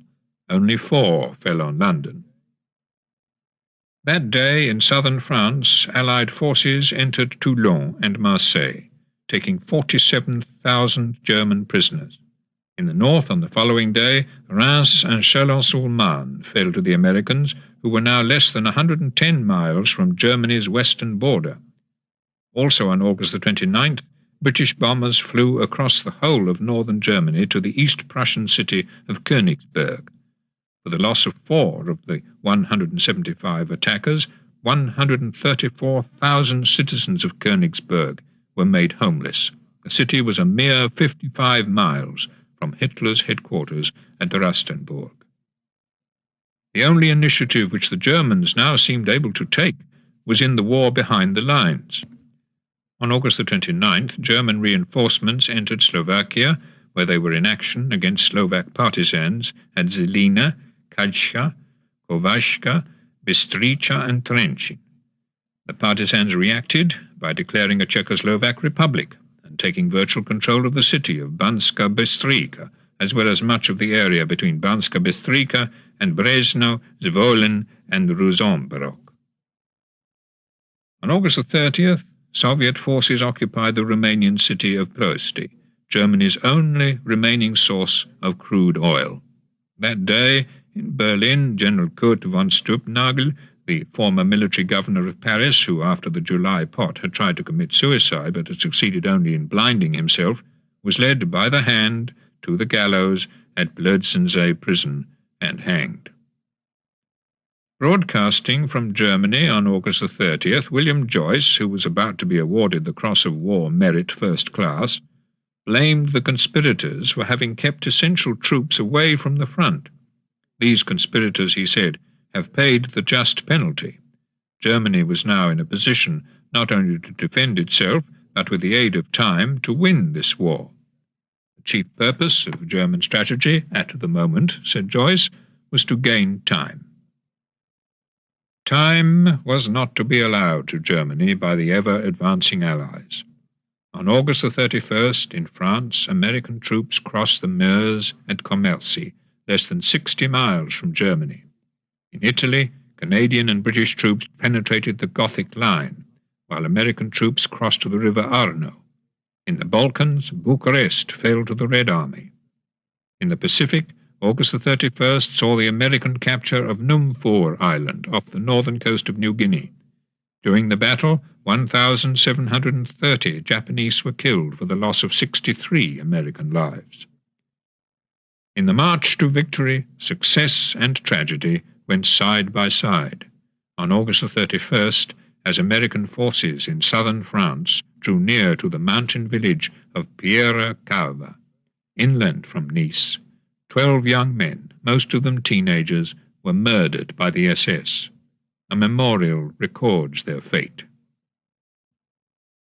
On September the 1st, the Royal Air Force and Tito's partisans launched Operation Ratweek, a 7-day joint attack on German road and rail routes through Yugoslavia, aimed at preventing the evacuation of German troops from Greece and the Balkans. Several railway bridges on the evacuation route were totally destroyed, as were many kilometers of track. At the same time, an unexpectedly rapid advance by the Red Army to the Danube at Turnu-Severin made it certain that in conjunction with the success of Operation Ratweek, the Germans would be unable to withdraw any substantial number of troops from the Balkans to assist their troops elsewhere, either in Italy or in Central Europe. As Ratweek disrupted all German road and rail movement northward through Yugoslavia, Greece guerrillas launched Operation Noah's Ark to harass 315,000 German troops who were trying to get back to Yugoslavia, particularly those on the roads into and out of Yanina. Those Germans who sought a more westerly line of retreat through Albania were no more fortunate. Albanian partisans were active along all the mountain routes leading to Scutari and Cattaro. As many as 30,000 German troops were left on the Greek islands, unable to be evacuated, as Allied air and sea patrols now dominated the waters of the Aegean. On September the 2nd, in the Pacific, American aircraft based on the light carrier San Jacinto set off on a bombing mission against a Japanese radio station on Chichijima. One of the pilots, the 20-year-old George Bush, was on his 58th mission. When 600 miles from Japan, his plane was shot down, and he ditched into the sea. 44 years later, he was elected President of the United States. British forces crossed the border into Belgium on September the 2nd. In Warsaw, the insurgents, after a month of fighting, were forced to abandon their positions in the old town and descend into the sewers. In the village of Majorat, northeast of Warsaw, the Germans murdered more than 500 villagers that day, including women, children, and old people. From Holland, on September the 3rd, 1,000 Jews were deported to Auschwitz, and a further 2,087 the following day. British forces, now less than 200 miles away from the Dutch deportation camp of Westerbork, entered Brussels on September the 3rd, the 5th anniversary of Britain's declaration of war on Germany. On the following day, Antwerp was liberated. That same week, as a result of a suggestion first put forward by Churchill's son, Randolph, the evacuation began by air of 650 German, Austrian, and Czech Jews from the partisan-held areas of Yugoslavia to Allied-occupied Italy. Also in Italy, in the German-held port of Fiume, the Gestapo arrested a senior Italian police officer, Giovanni Palatucci, who had helped more than 500 Jewish refugees who had reached Italy from Croatia, giving them Aryan papers and sending them to safety in southern Italy. Palatucci was sent to Dachau, where he died. On September the 4th, 90 Red Army officers were executed at Dachau, including the 50-year-old Vasily Borisienko and the 20-year-old Vasily Gajduk. September the 4th also saw another execution at Blödsensee prison in Berlin, where General Erich Fritz Fehlgiebel was hanged. His task during the July plot had been to close down the signal circuits at Rastenburg, where as Chief of Communications for the armed forces he was present at Hitler's headquarters. Hitler now appointed Field Marshal von Rundstedt to command the retreating German forces in the west. It was he who, in May 1940, had led the main thrust of the German armies into France. Hitler had dismissed him from his command on the 2nd of July 1944 for failing to stop the Allied invasion of Normandy. 2 months later he was again in command. But von Rundstedt saw at once how little could be done to halt the Allied armies. Watching a specially created Hitler Youth Division retreating over the Meuse near the Belgian town of Ivoire on September the 4th, he commented, "It's a pity that this faithful youth is sacrificed in a hopeless situation." Yet Hitler didn't intend to give up France without a considerable fight. In a directive on September the 3rd, which was issued to his army commanders on the following day, he ordered Boulogne, Dunkirk and Calais to be held. In addition, by holding Walcheren Island and Breskens at the mouth of the Scheldt, the port of Antwerp, although in Allied hands, would be unusable for the landing of troops or supplies. It must be ensured, Hitler said, that the Allies cannot use the harbour for a long time. The Allies were thus forced to rely on long lines of communication, stretching back to their original Normandy beachhead.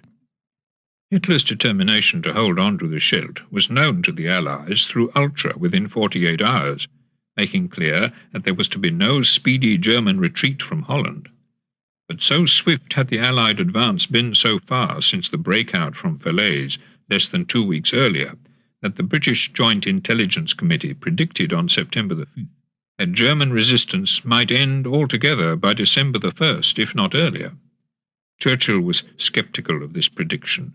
"It's at least as likely," he commented, "that Hitler will be fighting on the 1st of January as that he will collapse before then." Even though the Polish insurgents had been forced to abandon the old city, Churchill still hoped to be able to drop more air supplies to those Warsaw suburbs in which the insurgents were still holding out, Zolibors, Solecz, and Chesnioko. To this end he had sent 2 telegrams on September the 4th, one to Roosevelt and one to Stalin. "The only way to bring material help to the Poles," he wrote in his telegram to Roosevelt, "was for American aircraft to drop supplies using Russian airfields for the purpose." And he went on to urge the President to authorize your air forces to carry out this operation, landing, if necessary, on Russian airfields without their consent. Churchill's second telegram, sent to Stalin in the name of the War Cabinet, stated that the Soviet government's action in preventing help from being sent to the Poles seems to us at variance with the spirit of Allied cooperation, to which you and we attach so much importance, both for the present and for the future. Roosevelt's reply was a negative one. "I'm informed by my Office of Military Intelligence," he wrote, "that the fighting Poles have departed from Warsaw and that the Germans are now in full control." Roosevelt added, "The problem of relief for the Poles in Warsaw has therefore unfortunately been solved by delay and by German action, and there now appears to be nothing we can do to assist them."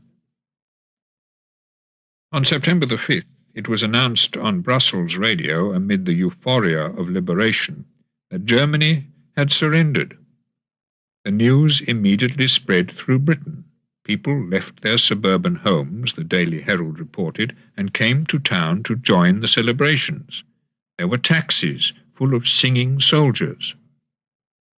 Not surrender, however, but yet another effort at intensifying the war was Germany's intention on September the 5th, when Heinkel bombers flew across the North Sea with the first of 1,200 flying bombs, which they were to launch from the air. In 4 months, 66 bomber-borne flying bombs were to fall on London, but at the cost of 20 German bombers shot down and a further 20 crashing into the North Sea as they flew to their missile launch positions at low altitude to avoid being detected by British coastal radar. September the 5th also saw 2 British initiatives. The first was the intensive bombing of German dock installations and military strongpoints at Le Havre, during which the bombs started a firestorm in which 2,500 French civilians died. The second initiative was Operation Brutus, dropping the Belgian Independent Parachute Company of the Special Air Service behind the German lines near Ivoire to help the local Belgian resistance. Italian resistance was also being helped by British special forces and had gained in both momentum and scale. On September the 6th, the Japanese embassy to Mussolini's Italy reported to Tokyo from Venice that although the Germans had recently achieved considerable success in their large-scale punitive sweeps against Italian partisans, guerrilla activity was still increasing, especially around Turin and along the Franco-Italian frontier. This information, read by British intelligence through Ultra, gave satisfaction to those who were in charge of the British units fighting behind German lines in Italy. At Buchenwald, on September the 6th, 15 Englishmen and Frenchmen who had been caught earlier in France helping the French resistance were put to death. 3 days later, 16 more were summoned from the barracks and killed. Although every day now brought liberation to several towns and villages, the execution and death of captives continued to the end. On the afternoon of September the 6th, Soviet forces crossing the Danube opposite the Yugoslav town of Kladovo entered the first Yugoslav village in their path. For Tito and his partisans, now numbering tens of thousands, the time had come to liberate their own land and to fight side by side with Soviet troops against German military strongpoints. Hitler, seeing clearly that the time could not be long distant before one or other of the Allies was on German soil, ordered an editorial in the Nazi Party newspaper, Völkischer Beobachter, which declared, on September the 7th, "Not a German stalk of wheat is to feed the enemy, not a German mouth to give him information, not a German hand to give him help. He is to find every footbridge destroyed, every road blocked, nothing but death, annihilation and hatred will meet him." Hitler's adherents had no doubt as to the need to fight on to the end and to terrorize those who stood in their path. On September the 7th, German troops searched a farm near the Dutch town of Middelburg, where 4 British evaders had been in hiding for more than 4 months. 3 of the evaders escaped. The Germans then took 4 Belgians who were living on the farm and a 5th from a neighbouring farm, drove them to the nearby sand dunes, forced them to dig their own graves in the sand, tied them to the stake, and shot them. One of those shot was a teenage boy, Yvon Golvenard. When offered his life if he would talk, he replied that he didn't want to be a traitor.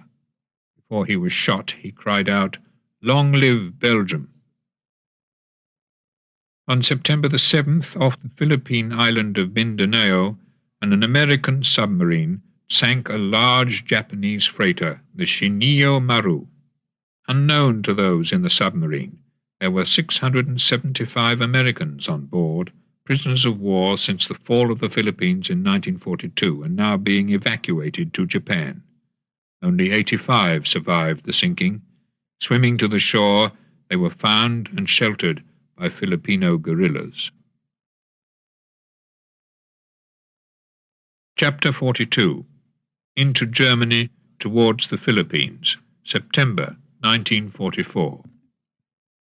On the 7th of September 1944, the British government announced that the flying bomb danger was over. 7 days had passed since the last missile had been sent across the English Channel. On the morning of September the 8th, the British newspaper headlines proclaimed the end of the assault. That very evening, however, the first 2 V-2 rocket bombs reached Britain. Both fell on the outskirts of London, one near Epping, the other in Chiswick, killing 3 people. Both V2s came from the area around the Hook of Holland, which lay within 200 miles of London and less than 60 miles from the Allied front line. So as not to give the Germans cause for comfort or improved aim, news of the rockets was kept secret for almost a month until details were revealed in the New York Times. As London braced itself for the onslaught of a new weapon, the Belgian government in exile returned from London to Brussels. That same day, the Russians completed their occupation of Bulgaria, the government which was formed in Sofia on September the 9th being pledged to a total break with Germany and friendship with the Soviet Union. Later that day, all pro-German members of the previous government were arrested. In Berlin, there were several more executions on September the 8th in the continuing aftermath of the July plot. Among those hanged that day was a woman, Elisabeth von Taden, at whose home the anti-Nazi Tea Party discussion of the 10th of September 1943 had taken place. Also hanged that day was the diplomat Ulrich von Hassel, the army officer captain Ulrich von Schwerin-Schwanenfeld, and the lawyer Joseph Wörmer. Revenge was also being taken on those who had fought for the Allies behind German lines. On September the 9th, a group of 39 Dutchmen, as well as 1 American and 7 Englishmen, all of whom had been active in the anti-Nazi underground or in sabotage activities behind the lines, were brought to the concentration camp at Mauthausen in Austria.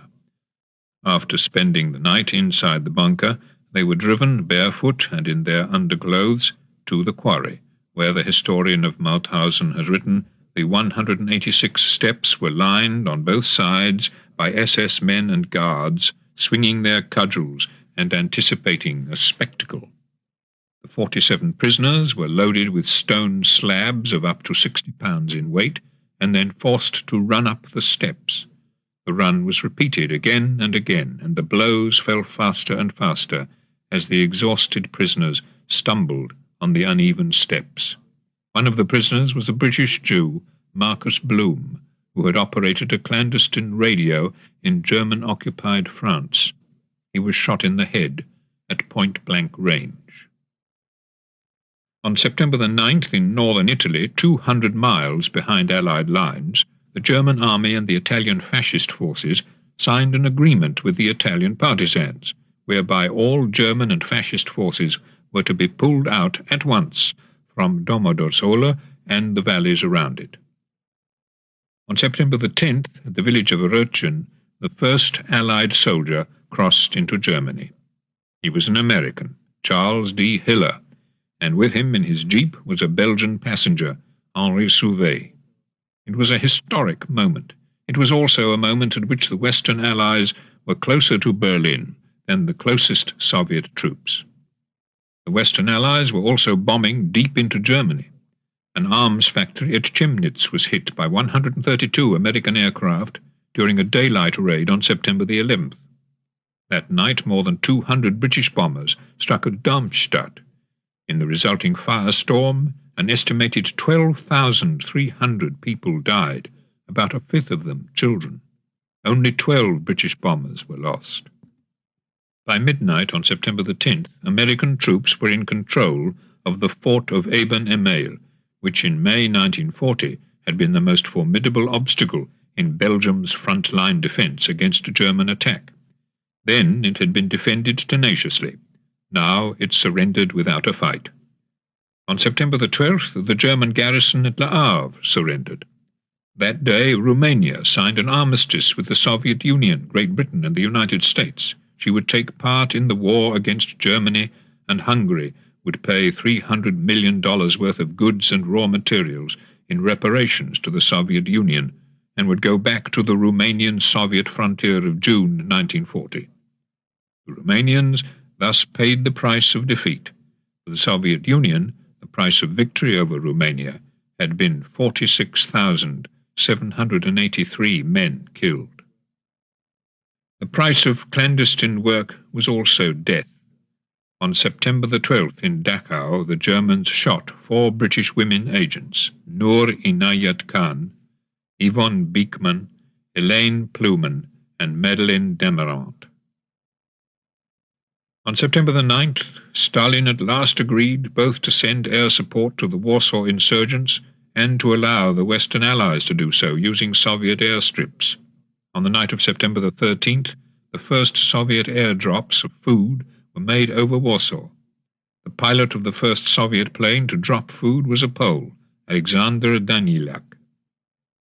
Less than 170 miles southwest of Warsaw, that same September the 13th, American bombers attacked synthetic oil plants at both Blechhammer and Monowitz.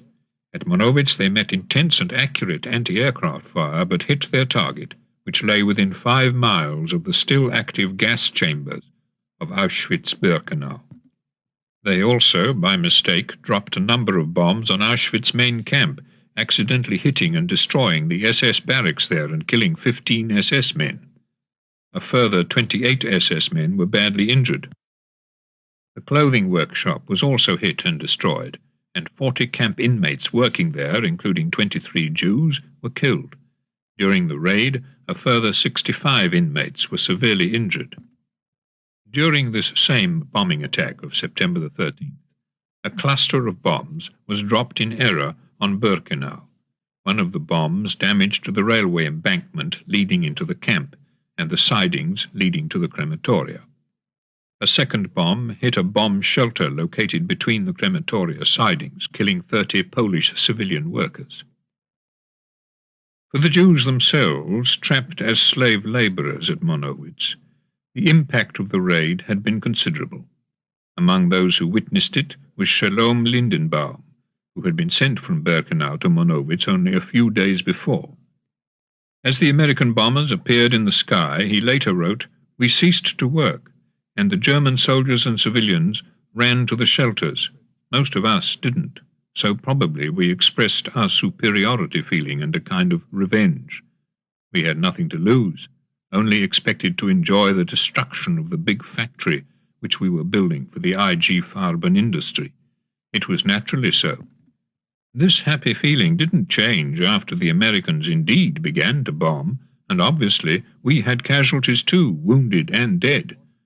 How beautiful was it to see squadron after squadron burst from the sky, drop bombs, destroy the buildings, and kill also members of the Herrenvolk. Lindenbaum added of the raid of September the 13th, and those which soon followed it, "Those bombardments elevated our morale, and paradoxically awakened probably some hopes of surviving, of escaping from this hell. In our wild imagination we also saw a coordination between the Allies and the indeed small underground movement in the camp with which I was in touch. We imagined a coordinated destruction and escape, destruction from above by the bombers, and from our own hands while escaping, even if we have to be living bombs." On the day of the Monowitz air raid of September the 13th, the Allies learned of the success of their oil campaign. In a signal sent to Tokyo that day from the Japanese naval mission in Berlin and decrypted at Bletchley, the Japanese reported that although despite Allied bombing, German fighter and rocket aircraft production was progressing, the German oil shortage, also the result of Allied bombing, had been one of the reasons for the defeat of the German army in France, and would henceforth prevent the German Air Force from attaining the anticipated objective of regaining control of the air.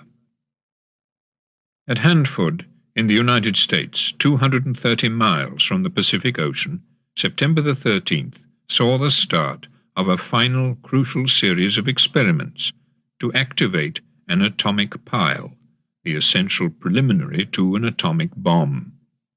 Supervised by the Italian-born physicist Enrico Fermi, the experiment was first successful 2 weeks later.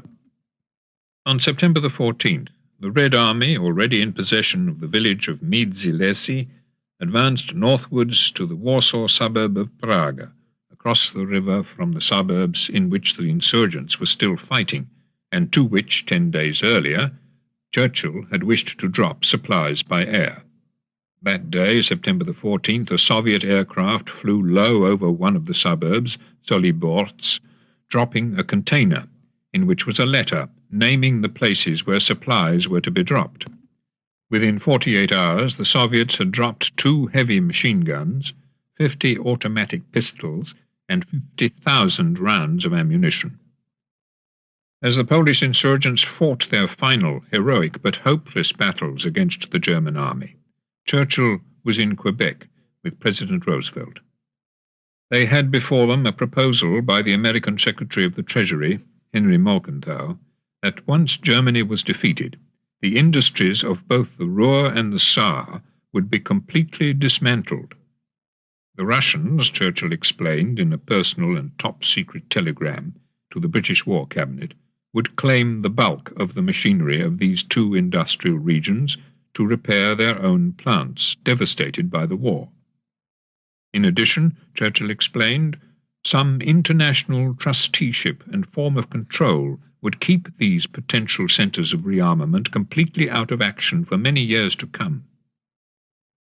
The consequences of this, Churchill noted, will be to emphasise the pastoral character of German life, and the goods hitherto supplied from these German centres must, to a large extent, be provided by Great Britain. This may amount to £300 to £400 million a year.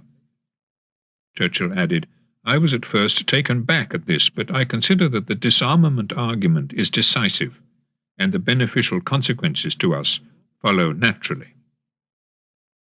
The Morgenthau Plan, as it soon became known, was agreed to by Churchill and Roosevelt on September the 15th, when both men signed a programme for eliminating the war-making industries in the Ruhr and in the Saar, and looking forward to converting Germany into a country primarily agricultural and pastoral in its character. Eden later told Churchill that he and the American Secretary of State, Cordell Hull, were both horrified when they found out what Churchill and Roosevelt had initialed, Eden telling Churchill that the British War Cabinet would never agree to such a proposal. In the event, it was the State Department which rejected it. On September the 14th, in the Pacific, American troops landed on Morotai Island, in the Moluccas, its airfields needed for any sustained air bombardment both of the Philippines and of Japan. In the battle for the island, 325 Japanese and 45 American soldiers were killed. More costly in men on both sides was the American landing that same day on the Palawa Islands in the Western Carolines. The casualty rate in the conquest of one of these islands, Peleliu, was to prove the highest of any amphibious attack in United States history, with 9,171 Americans being killed in 11 days for the cost of 13,600 Japanese lives. On September the 16th, Dunkirk, which the Germans had cut off in June 1940, was now bottled up by the Allies and effectively besieged. That day at Beaugency, on the Loire, 754 German officers and 18,850 German soldiers surrendered to the Americans. A further 30,000 Germans were able, however, to avoid the closing American pincers and to escape eastwards. Hitler, despite the collapse of his forces in France and Belgium and the crossing of the German frontier, had every intention of regaining the military initiative. On September the 16th, the day of the surrender at Beaugency, he informed his senior generals, including Jodl and Guderian, that he intended to take the offensive against the Western Allies before the end of the year. It was to be made, he explained, through the Ardennes, with the port of Antwerp as its objective.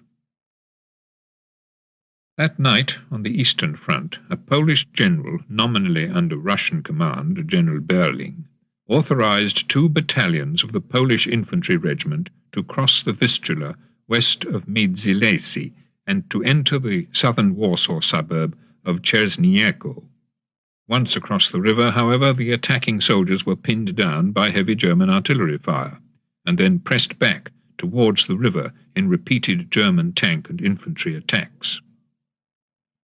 Equally unsuccessful, but far more costly, was Operation Market Garden, an attempt by the Western Allies on the following day, September the 17th, to land 3 airborne divisions, British and American, at Nijmegen, Eindhoven and Arnhem, behind German lines in Holland, with the aim of seizing a bridge over the Rhine at Arnhem. After a 5-day battle in which, on the 5th day, a brigade of Polish parachute troops tried to link up with the original force but failed, the bridge over the Rhine at Arnhem had to be abandoned. In all, more than 6,000 of the original airborne force of 10,000 men were taken prisoner. Just over 2,000 succeeded in recrossing the Rhine to safety. A total of 1,130 airborne troops had been killed. The casualties would have been higher but for the efforts of Major Richard Lonsdale, commanding a small cosmopolitan force of men who had become separated from their units. This force secured the perimeter through which many survivors of the airborne attack were able to escape back across the Rhine. When the force itself eventually withdrew, Lonsdale was the last to leave, swimming across the mile-wide river with difficulty because of the wounds he had sustained. In northern Italy, on September the 17th, German and Italian fascist soldiers attacked a group of 15 Italian partisans, whose hiding place in Verona had been betrayed. The commander of the group, Rita Rosani, a 24-year-old Jewish girl from Trieste, had already fought in several actions in the Verona region. Wounded in the attack, she fell, only to be found by an Italian fascist officer and shot. On September the 18th, 2 unusual flights took place over German-occupied Europe. One was of 107 American bombers, which, leaving their bases in Britain, flew to Warsaw, dropped their supplies to the insurgents in the city, and flew on to the Soviet air base at Poltava, with Stalin's knowledge and agreement. So small was the area now controlled by the insurgents that of the 1,284 containers of arms and supplies dropped, nearly 1,000 fell into German hands, but only 2 of the American bombers were shot down. The second flight was a part of Operation Amsterdam, an Allied escape line which made use of a small grass airstrip at Tridubi in central Slovakia, between Zvolen and Banska Bystrica, then under Slovak partisan control. On September the 18th, 2 B-17 flying fortresses, flying from Bari in southern Italy, landed at the Slovak airstrip with a 41 Mustang fighter escort, which remained in the air above the strip during the 25 minutes, while the 2 bombers were on the ground. On this occasion, the airborne Operation Amsterdam had flown in 4.5 tons of military stores for the Slovak and Soviet partisans in the area. Flying back to Italy, the bombers took with them 12 American and 3 British airmen and a Czech. A third noteworthy flight on September the 18th was part of an airlift of supplies to the British troops still beleaguered at Arnhem. That day, Flight Lieutenant D.S.A. Lord's aircraft, a Dakota, was twice hit as it approached Arnhem, and one of its engines set on fire. Lord continued, nevertheless, on his mission, managed to drop most of his containers, and finally ordered his crew to jump. Shortly afterwards, the Dakota crashed in flames, and Lord was killed. He was awarded a posthumous Victoria Cross, one of 5 Victoria Crosses, 4 of them posthumous, to be awarded at Arnhem. Also on September the 18th, a German V-2 rocket, falling on the London suburb of Southgate, killed 17 civilians. In all, 56 civilians were killed in London that week. Heavy cross-channel shelling of Dover and Folkestone by German gun batteries set up on the cliff top near Calais led to a further 22 British civilian deaths. On September the 18th, Hitler authorized the withdrawal of his armies from Estonia. That same day, he agreed that the British government should be approached with a request to help feed the civilians on the German-occupied Channel Islands. On the following day, the Americans captured the Atlantic port of Brest and its commander, General Hermann Ramke. Less successful for the Allies, on September the 19th, 2 more Polish battalions crossed the Vistula to try to make contact with the insurgents still holding out in the suburb of Czesniako against a ferocious German onslaught. There was no way, however, to reach the defenders. General Berling's action in trying to do so, Stalin told the American ambassador in Moscow, Averell Harriman, 4 days later, went against the better judgment of the Red Army. Almost at once, Berling was removed from his command, as was General Galiki, the commander of the battalions which had crossed the Vistula. On September the 19th, Churchill and Roosevelt were at Roosevelt's home, Hyde Park, on the River Hudson. Both men had been told by their scientific advisers that an atomic bomb, the equivalent to between 20,000 and 30,000 tons of TNT, would almost certainly be ready by August 1945. Indeed, such a bomb might have 3 or 4 times such an explosive power. British scientists and technicians, Churchill had earlier been told, were cooperating in the design and erection of the American plants. Churchill and Roosevelt agreed and initialed an aide memoire to that effect, that when a bomb is finally available, it might perhaps, after mature consideration, be used against the Japanese, who should be warned that this bombardment will be repeated until they surrender. The nature of what might be used against the Japanese was at least clear in terms of its explosive power. Here was a single bomb of at least 20,000 tons of explosive power. During the week, Churchill and Roosevelt learned this. It had taken 2,600 sorties by British and American bombers to drop 9,360 tons of bombs. On the day that Churchill and Roosevelt agreed that the atomic bomb might be used against the Japanese, 2 members of an American Air Force bomber crew, having been asked to remove their Air Force insignia and to use Corps of Engineer emblems instead, were given at Los Alamos in New Mexico an account of what the atomic bomb might do, and of the hazards which they, as part of the delivery crew, might face in dropping it. The shock waves from the detonation could crush your plane, Robert Oppenheimer, in charge of the project, told the senior officer Colonel Paul Tibbets, and he added, "I'm afraid I can give you no guarantee that you'll survive." Among those to whom the second crew member, Lieutenant Beza, was reintroduced at Los Alamos was a young technician, David Greenglass.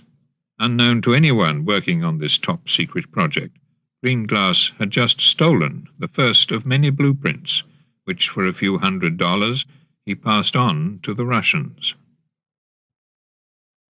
A patriot who died on September the 19th was Guy Gibson, awarded the Victoria Cross for his skill in leading the raid on the Mona Dam in 1943. At his own request, he had left his desk job to go on a bombing raid against a German communications centre at Reit in the Ruhr.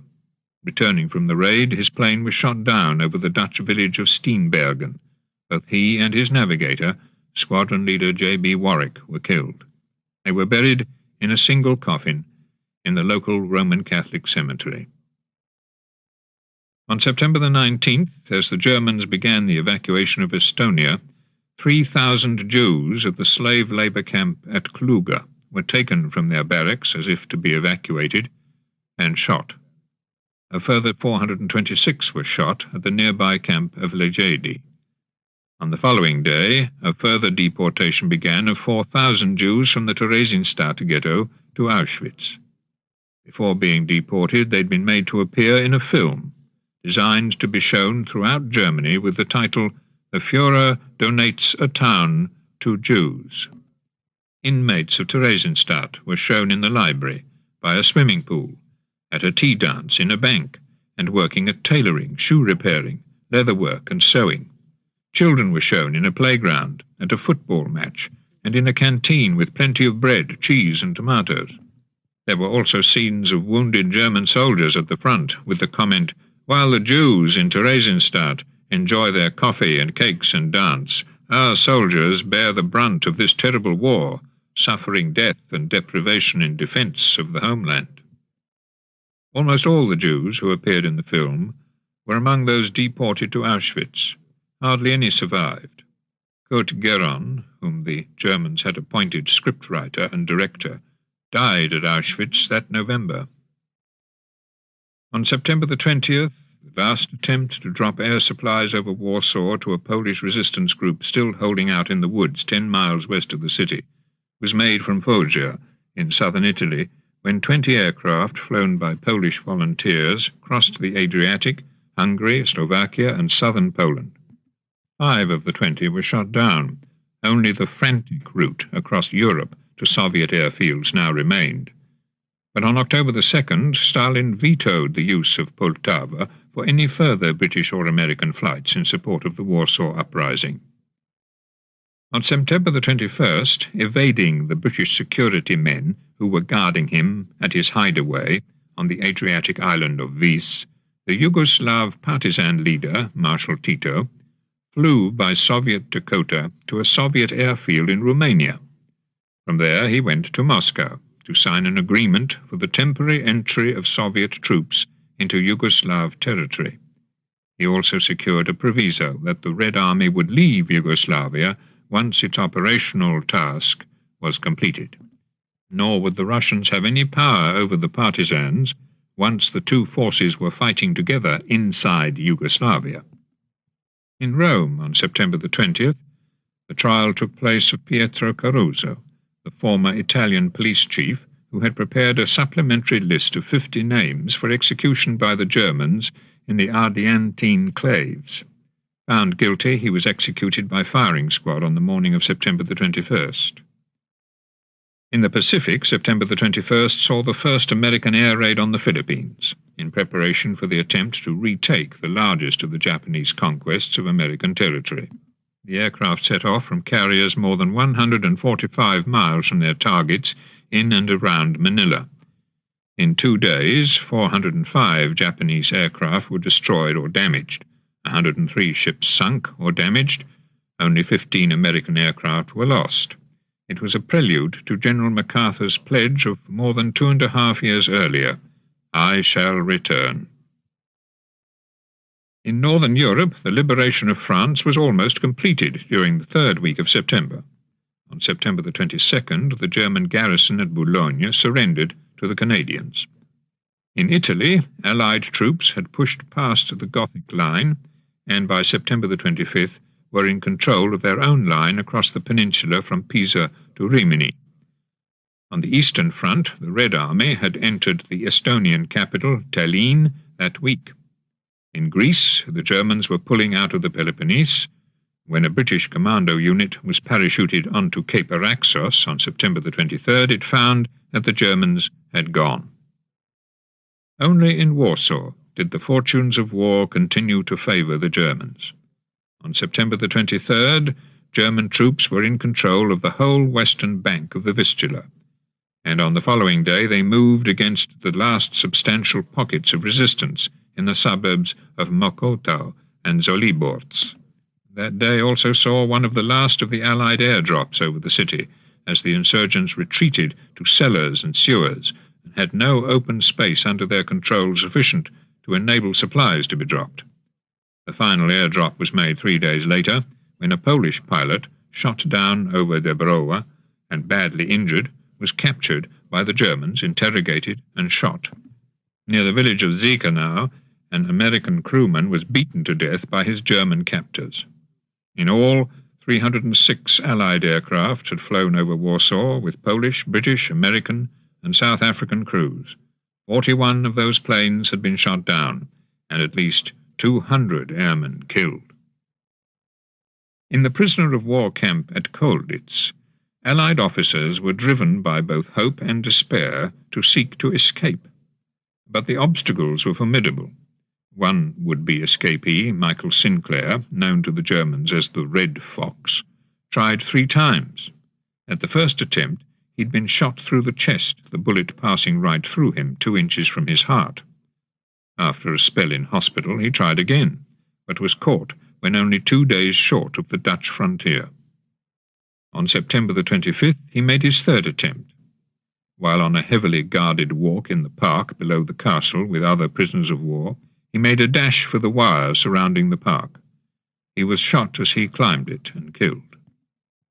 On September the 26th, the Allied troops trapped at Arnhem surrendered to the Germans.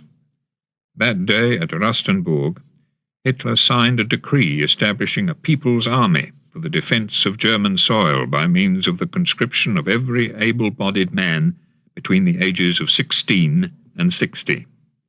Hitler's unshaken determination to defend every yard of German soil was in sharp contrast to his physical appearance. A general who visited him that day, Nikolaus von Wormann, noted how it was a tired, broken man who greeted me, then shuffled over to a chair, his shoulders drooping, and asked me to sit down. Wormann added, "He spoke so softly and hesitantly, it was hard to understand him. His hands trembled so much he had to grip them between his knees." Hitler had cause to tremble later that day, when Himmler visited him bringing a 160-page dossier of documents which the Gestapo had discovered at German Army headquarters in Zossen, implicating Admiral Canaris, the former head of German counterintelligence, in plots against Hitler going back to the earliest days of the war, including the warnings to the West about Hitler's military intentions in 1940. Also implicated in the documents brought by Himmler were two senior members of Canaris's intelligence staff, General Oster and Hans von Danyani, as well as the former mayor of Leipzig, Karl Gödele. It was a plot whose ramifications appeared to have no end. On September the 26th, a three-man American mission, code-named Mongoose, was dropped behind German lines in Italy near Stresa. Led by Major William V. Holohan, it quickly set up an Italian partisan intelligence network.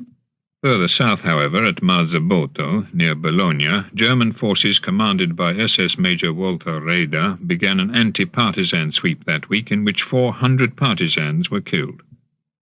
In Warsaw, the last of the insurgents fighting in the suburb of Mokotów surrendered to the Germans on the afternoon of September the 27th. That evening, Himmler telephoned to the commander of the German forces in the city, General von dem Bach-Zielewski, to say that Hitler had awarded him and also General Döllwanger the Knight's Cross. During the next 5 days, a terrible vengeance was wrought on all who had been captured. During the fighting itself, 15,000 Polish resistance fighters had been killed, for a cost of at least 10,000 German dead. In savage reprisals, both during the fighting and after it, an estimated 200,000 Polish civilians were killed. On September the 27th, the Japanese transport ship Ural Maru was torpedoed off Okinawa Island by an American submarine while on its way from Singapore to Japan. More than 2,000 of the 2,350 passengers on board were drowned. One of those who drowned was Bishan Singh, a young Indian who had volunteered to serve with the forces of Imperial Japan against the British Empire, and who almost a year earlier, on the 24th of October 1943, had received the blessing of the Indian National Army founder, Subhas Chandra Bose, for his chosen path. 9 of Bishan Singh's fellow volunteers were rescued from the sea. In due course, they reached Japan and achieved their aim of fighting against Britain alongside the Japanese forces in Burma. On September the 28th, 200 gypsies, who had earlier been sent from Auschwitz to Buchenwald, were sent back to Auschwitz, where they were immediately gassed. That same day, in Theresienstadt, SS Lieutenant General Heinrich Müller asked for volunteers to leave the privation of the ghetto and to work in factories in Germany. Some 2,300 Jews chose what they hoped would be the path of work and survival. They, too, were sent to Auschwitz, where 900 of them were gassed within a few hours of reaching the camp. Many of the deportees from Theresienstadt to Auschwitz were German Jews, deported up to 2 years earlier to Theresienstadt from Berlin and from other German cities. Also murdered that week on September the 29th was Wilhelm Leuschner, a former trade union leader who was hanged for his adherence to the July plot. 2 days later, Rudolf Schmundt, Hitler's principal army adjutant who had been grievously wounded by the bomb, died of his wounds.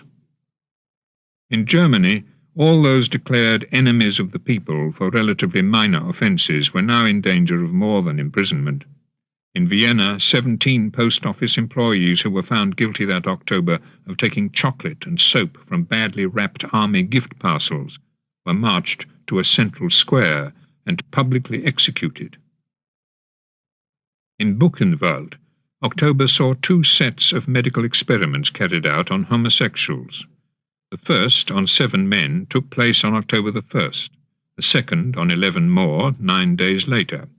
The experiments involved castration. Several of those operated on died as a result. On October the 3rd, as a prelude to the Allied advance into Holland, 247 British aircraft attacked the dikes which protected the Dutch island of Walcheren from the sea. Using the same type of bombs which had earlier breached the Moen Dam in the Ruhr, more than 100 yards of dike were destroyed, and the sea rushed in. During the raid, 125 islanders were killed, 47 of whom had been sheltering in a mill in Thun, which collapsed on top of them. For a month, the air attacks on German strongpoints on Walcheren continued. Only after more than 8,000 tons of bombs had been dropped on German radar stations, ammunition dumps and artillery batteries did British and Canadian forces cross the River Scheldt from Breskens to occupy the island. On October the 4th in Greece, British parachute troops landed at Patras in an operation codenamed Manna, intended to liberate the whole of the Peloponnese, and in due course Athens. That same day in Yugoslavia, the Red Army drove the Germans from the town of Pančevo, on the east bank of the Danube, less than 10 miles downriver from Belgrade. That night, 22 British and American bombers flying from southern Italy laid 58 mines in the Danube, both north of Győr and east of Esztergom, to impede German military supplies being brought south by barge through Hungary. The British had been at war with Germany for more than 5 years, the Russians for more than 3 years, and the Americans for nearly 3 years. The strain of so prolonged a conflict had long been evident to the commanders of every army. On October the 4th, General Eisenhower distributed to all his combat units in Europe a report by the Office of the United States Surgeon General, which set out these hazards without equivocation. The key to an understanding of the psychiatric problem, the report explained, is the simple fact that the danger of being killed or maimed imposes a strain so great that it causes men to break down. One look at the shrunken, apathetic faces of psychiatric patients as they come down stumbling into the medical station, sobbing, trembling, referring shudderingly to them shells, and to bodies mutilated or dead, is enough to convince most observers of this fact. There was no such thing, the report continued, as getting used to combat, and it went on to explain that each man up there knows that at any moment he may be killed, a fact kept constantly before his mind by the sight of dead and mutilated bodies around him. Each moment of combat imposes a strain so great that men will break down in direct relation to the intensity and duration of their exposure. Thus, psychiatric casualties are as inevitable as gunshot and shrapnel wounds in warfare. In Italy, the American forces estimated that an infantryman could last for about 200 regimental combat days. The British commanders, who pulled their men out of the line every 12 days of combat for a 4-day rest period, estimated that their men could remain unaffected for up to 400 days of combat. The American report, which gave these figures, continued, "A wound or injury is regarded not as a misfortune but a blessing. As one litter-bearer put it, something funny about the men you bring back wounded. They're always happy. They're so glad to be getting out of here." Under these circumstances, it's easy for a man to become sincerely convinced that he is sick or unable to go on. This in turn leads to the premature development of genuine psychiatric disability and to needless loss of manpower. It also leads to self-inflicted wounds and to misbehaviour before the enemy. On October the 6th, over Nijmegen, on the Dutch-German border, a Royal Canadian Air Force squadron found itself confronted by a new adversary, a German jet aircraft. This was another of Hitler's secret weapons. As, however, the jet was flying 500 feet below the Canadians, it presented them with an ideal target, and was destroyed. There was another Allied success in the air on the following day, when, as part of Operation Amsterdam, yet more Allied airmen, most of them Americans, were flown out of central Slovakia in an aircraft sent specially to take them out. In Auschwitz, on October the 7th, about 450 Jews who were being forced to take the bodies of the victims from the gas chambers to the furnaces rose up in revolt. Using explosives smuggled to them from Jewish women working in the nearby Union armaments factory, they blew up one of the 4 gas chambers and set fire to another before trying to break out of the camp's wire perimeter. 250 managed to get beyond the wire. All were hunted down and shot. The 200 who had failed to get beyond the wire were also shot. The SS also arrested 5 Jewish women in the Union factory. Despite terrible torture, they betrayed nobody. One of the women, Rosa Rabota, managed to smuggle out a message from the cell in which he was being held. "You have nothing to fear. I shall not talk." 3 months after the revolt, the women were hanged, all the other women then at Auschwitz being assembled to watch the execution. Recalled one eyewitness, they went calmly to their deaths. In northern Italy, the Germans, assisted by 2,000 Cossack troops, continued their anti-partisan sweeps throughout the 2nd and 3rd weeks of October, freeing 336 Italian fascists and Germans being held by the partisans, capturing large quantities of rifles and ammunition, and killing, near Tolmezzo, 3,633 partisans in the self-proclaimed partisan Republic of Carnia. At a meeting in Moscow on October the 9th, Churchill and Stalin talked not only about the final phases of the war against Germany, but also about their own countries' respective positions in liberated Europe once the war was won. At Churchill's urging, the two men discussed the Soviet Union's future influence in those countries from which the Germans were even then being driven by the Red Army. He was not worrying very much about Romania, Churchill told Stalin. That, he said, was very much a Russian affair. Over Greece, where, as Churchill put it, Britain must be the leading Mediterranean power, he hoped that Stalin would let Britain have first say in the same way as Russia could in Romania. Only in Greece did Churchill seek a major influence for Britain. Over Yugoslavia he proposed a 50-50 divide of influence between East and West. Churchill also told Stalin that he envisaged the removal of the German population of Silesia and East Prussia into central Germany. East Prussia could then be divided between Russia and post-war Poland, and Silesia given to Poland as compensation for the eastern areas of interwar Poland, which Russia had already occupied and intended to annex. Churchill also told Stalin at a second meeting on October the 10th that the Western Allies wanted every country to have the form of government which its people desire. No ideology should be imposed on any small states, Churchill asserted. Let them work out their own fortunes during the years that lie ahead. There were fears in every country in Western Europe, he told Stalin, of an aggressive, proselytizing communism once Nazism had been overthrown. As Churchill and Stalin talked in Moscow, American forces in northern Europe encircled the German city of Aachen, the western gateway to Germany. In the Pacific, an American task force in action off the Japanese island of Okinawa destroyed more than 100 Japanese aircraft. On the Eastern Front, the Red Army had reached the Baltic coast of Lithuania and was besieging Memel, the city which Hitler had annexed to Germany in March 1939.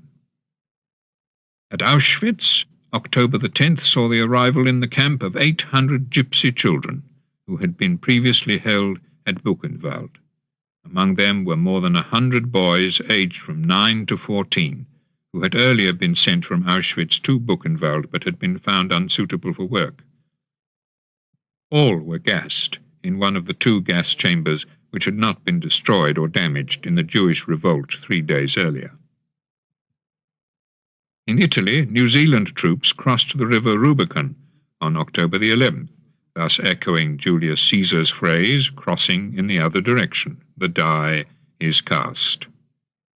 That same day, Soviet forces crossed the river Ziza at Szeged, Hungary's southernmost city. Further east, Russian forces besieged both Debrecen and Cluj, where a combined Hungarian and German defence faced a combined Romanian and Soviet attack. On the following day, the Red Army entered the Transylvanian city of Oradea.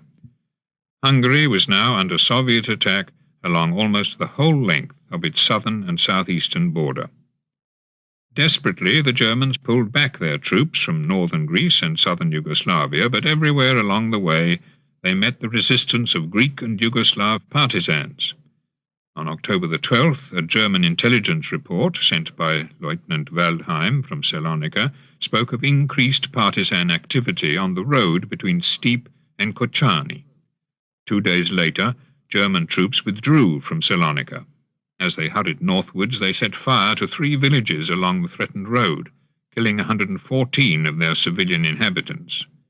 In all, according to Waldheim's own final report of November the 7th, a total of 739 partisans and civilians were killed in Macedonia during the German withdrawal. In the Pacific, the American preliminaries to the return to the Philippines continued on October the 12th with a massive air raid on Formosa, lasting for 3 consecutive days, in which 500 Japanese aircraft and 40 Japanese warships were destroyed for the cost of 89 American aircraft. Many of the Japanese pilots who were killed had only just been trained, a serious loss to the Japanese carrier fleet. Another Berlin execution took place on October the 12th, that of Karl Langbehn, a lawyer who had tried more than a year earlier to involve Himmler in the plot against Hitler. He had also made inquiries through Switzerland in September 1943 about a possible negotiated peace with the Allies. It was then that he had been arrested. On the morning of October the 13th, a German V-2 rocket fell on Antwerp, killing 32 civilians. That afternoon, a V-1 flying bomb fell on Antwerp's municipal slaughterhouse, killing a further 14 civilians, many of them butchers, who had come for the weekly meat distribution. 6 days later, 44 civilians were killed by a second flying bomb. The agony of Antwerp had begun. In Moscow, on October the 13th, Stalin indicated to Churchill that the Soviet Union would enter the war against Japan as soon as Germany was defeated. That same day, British troops entered Athens. The Germans had evacuated the city during the night. Also on October the 13th, after a violent 3-day struggle, Soviet troops entered Riga. The battle for the Baltic states was ended. Riga and Athens are ripe plums fallen, Churchill's wife Clementine wrote to her husband in Moscow, and she added, "How I wish we could wrench Rotterdam and Cologne." City by city, the German mastery of Europe was being ended. But there was to be no easy road to victory. On October the 13th, the Americans began a sustained assault on Aachen, already besieged for 3 days. On October the 14th, 2 German generals went to see Field Marshal Rommel at his home in Herrlingen, where he was slowly recuperating from the head injury he had received in Normandy. They offered him, from Hitler personally, the choice of suicide or a public trial. He chose suicide, taking the cyanide which the 2 generals had brought with them. 3 days later, he was given a state funeral in Ulm. The German public were to be shielded from knowledge of the full extent of the opposition to Hitler and of his revenge. Chapter 43. Fighting for Every Mile, Winter 1944. On the 14th of October 1944, Soviet and Yugoslav forces began their assault on the German troops holding the Yugoslav capital Belgrade. In hand-to-hand fighting lasting for almost a week, they pressed towards the city centre.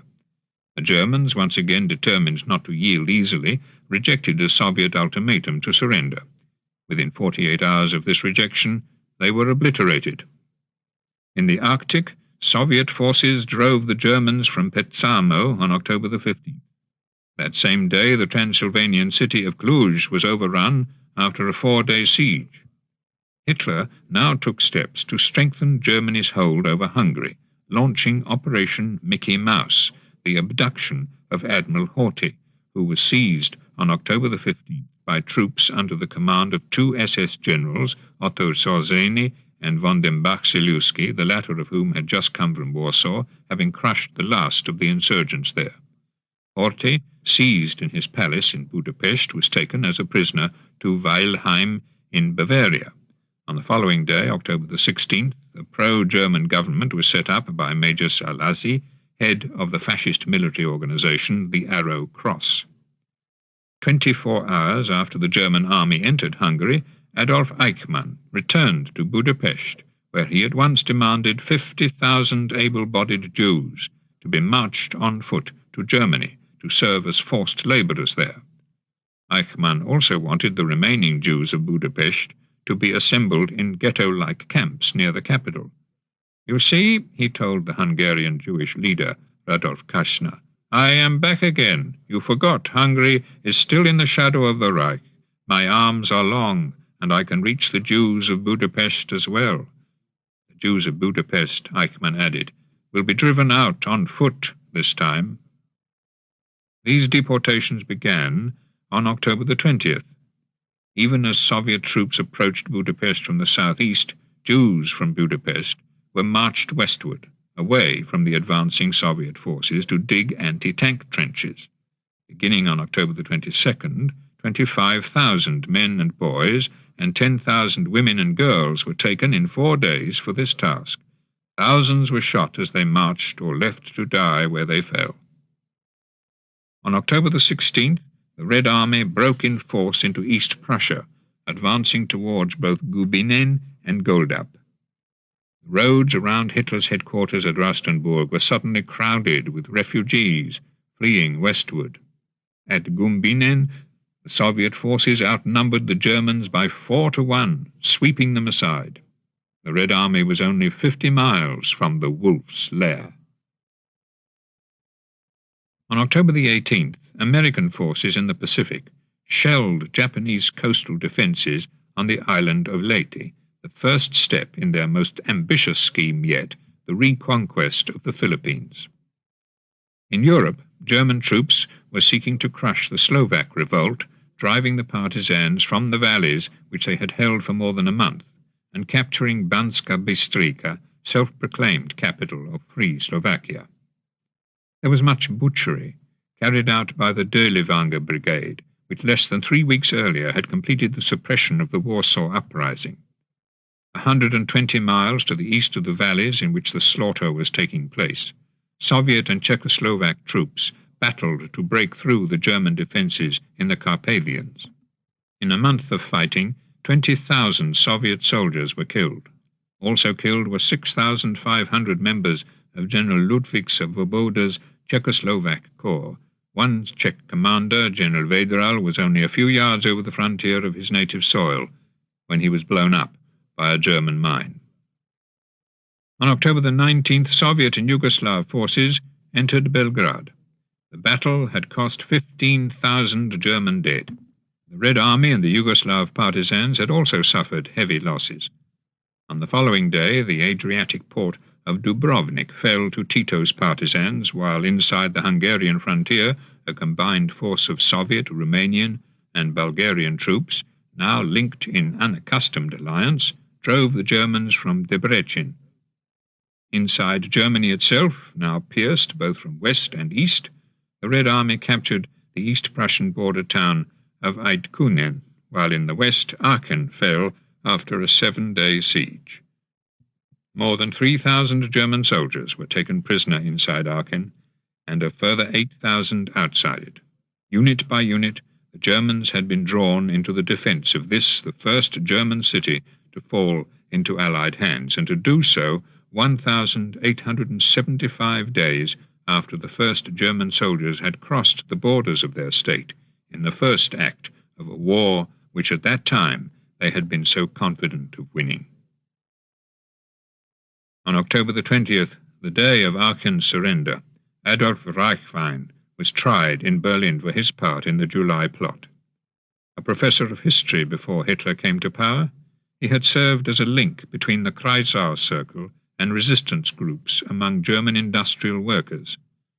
Found guilty on October the 20th, he was hanged that same day. At 10:05 on October the 20th in the Philippines, more than 100,000 American soldiers began to land on two separate beachheads on the east coast of Leyte Island, near the town of Tacloban. There was much heroism. When everybody else in Private Harold Moon's platoon had been killed, he continued to fire his machine gun for 4 hours alone, killing at least 18 Japanese before his dugout was overrun. Moon was awarded the Congressional Medal of Honor posthumously. For 67 days the Americans fought to conquer Leyte, whose Japanese garrison of 80,000 by their prolonged resistance forced General MacArthur to delay his planned invasion of Luzon by a further week. In all, 55,344 Japanese were killed on Leyte. Even after the island was conquered, Japanese units continued to emerge from hiding and to fight on rather than surrender. In what were euphemistically called mopping up operations in the first 4 months of 1945, a further 24,294 Japanese soldiers were killed, bringing the total Japanese death toll on the island to almost 80,000, virtually the whole of the original garrison. The Americans lost 3,508 men in action against the 80,000. It was said by the Americans who witnessed this unequal slaughter that the Japanese fought to die, the Americans fought to live. On October the 21st, on Agua Island in the Palos, the Japanese garrison was overcome after a month of fighting. In all, 1,300 Japanese soldiers were killed as against 265 Americans. Henceforth, the Americans left the remaining islands unmolested. Their Japanese garrisons, unable any longer to get supplies by air or sea, presented no danger to the American forces, who were determined to take the Philippines and then to move on against the islands of Japan itself. 3 days after the American landings on Leyte, 3 separate Japanese naval forces, almost the entire Japanese fleet, sought to disrupt the landings and drive off the American warships accompanying it. 2 of the first 3 Japanese cruisers sent against Leyte from Brunei Bay were torpedoed off the north coast of Borneo.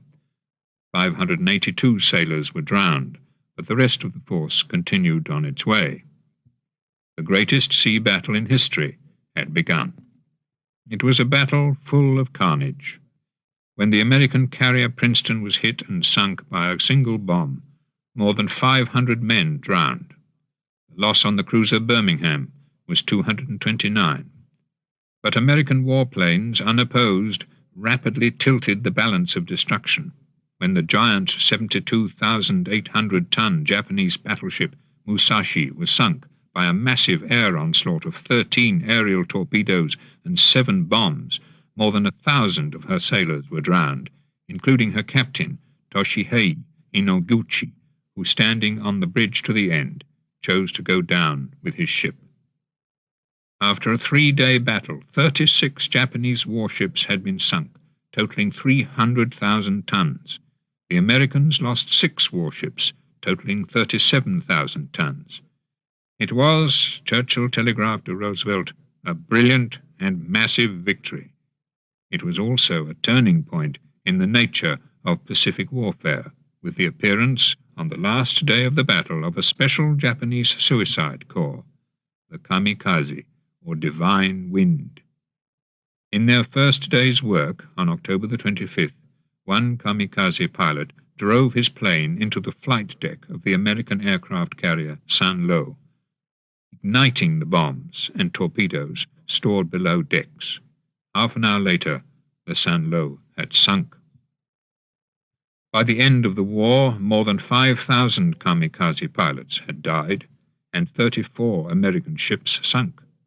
But neither heroism, tenacity, skill, or suicide had been able to avert the Japanese naval disaster at Leyte Gulf, when 4 aircraft carriers and 3 battleships had been among the Japanese losses, virtually eliminating the Imperial Japanese Navy as a fighting force.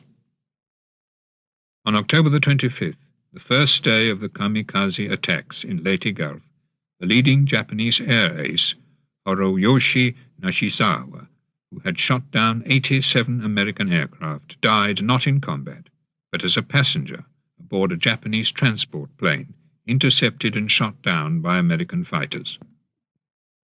In Western Europe, with the fall of Aachen after its virtual destruction street by street, there were those in the West who thought that the Germans might accept defeat, but Hitler's authority, still exercised from his remote headquarters at Rastenburg, remained absolute.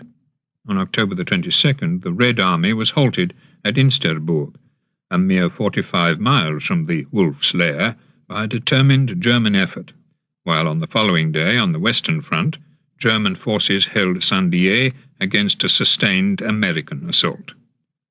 On October the 24th, in East Prussia, German troops recaptured Gumbinen. Also, on October the 24th, 300 Italian Jews were deported from Bolzano to Auschwitz. 137 were gassed on arrival. On the following day, as French forces approached Strasbourg, Himmler ordered the destruction of the skeleton collection at the Anatomical Institute, a collection created as a result of the deliberate killing of Jews in Auschwitz. Even as the evidence of evil was being destroyed, further tests were being made of the V-2 rocket. With the Allied advance into Holland, the launch unit was withdrawn northward to Overveen, on the North Sea. On October the 27th, it tested a rocket which rose to a height of 300 feet before falling back on the launch crew, killing 12 of them. The launch site was then abandoned and transferred to The Hague.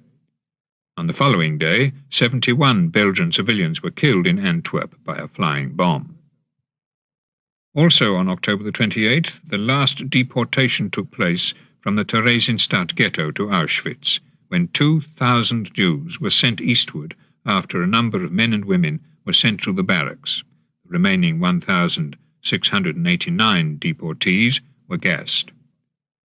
There then followed the systematic destruction of the evidence of mass murder, with the files about individual prisoners and the death certificates of hundreds of thousands of people, Jews and non-Jews alike, being brought to one of the 2 remaining crematoria and burned. All trace of the documents, as all trace of the corpses, was to be obliterated.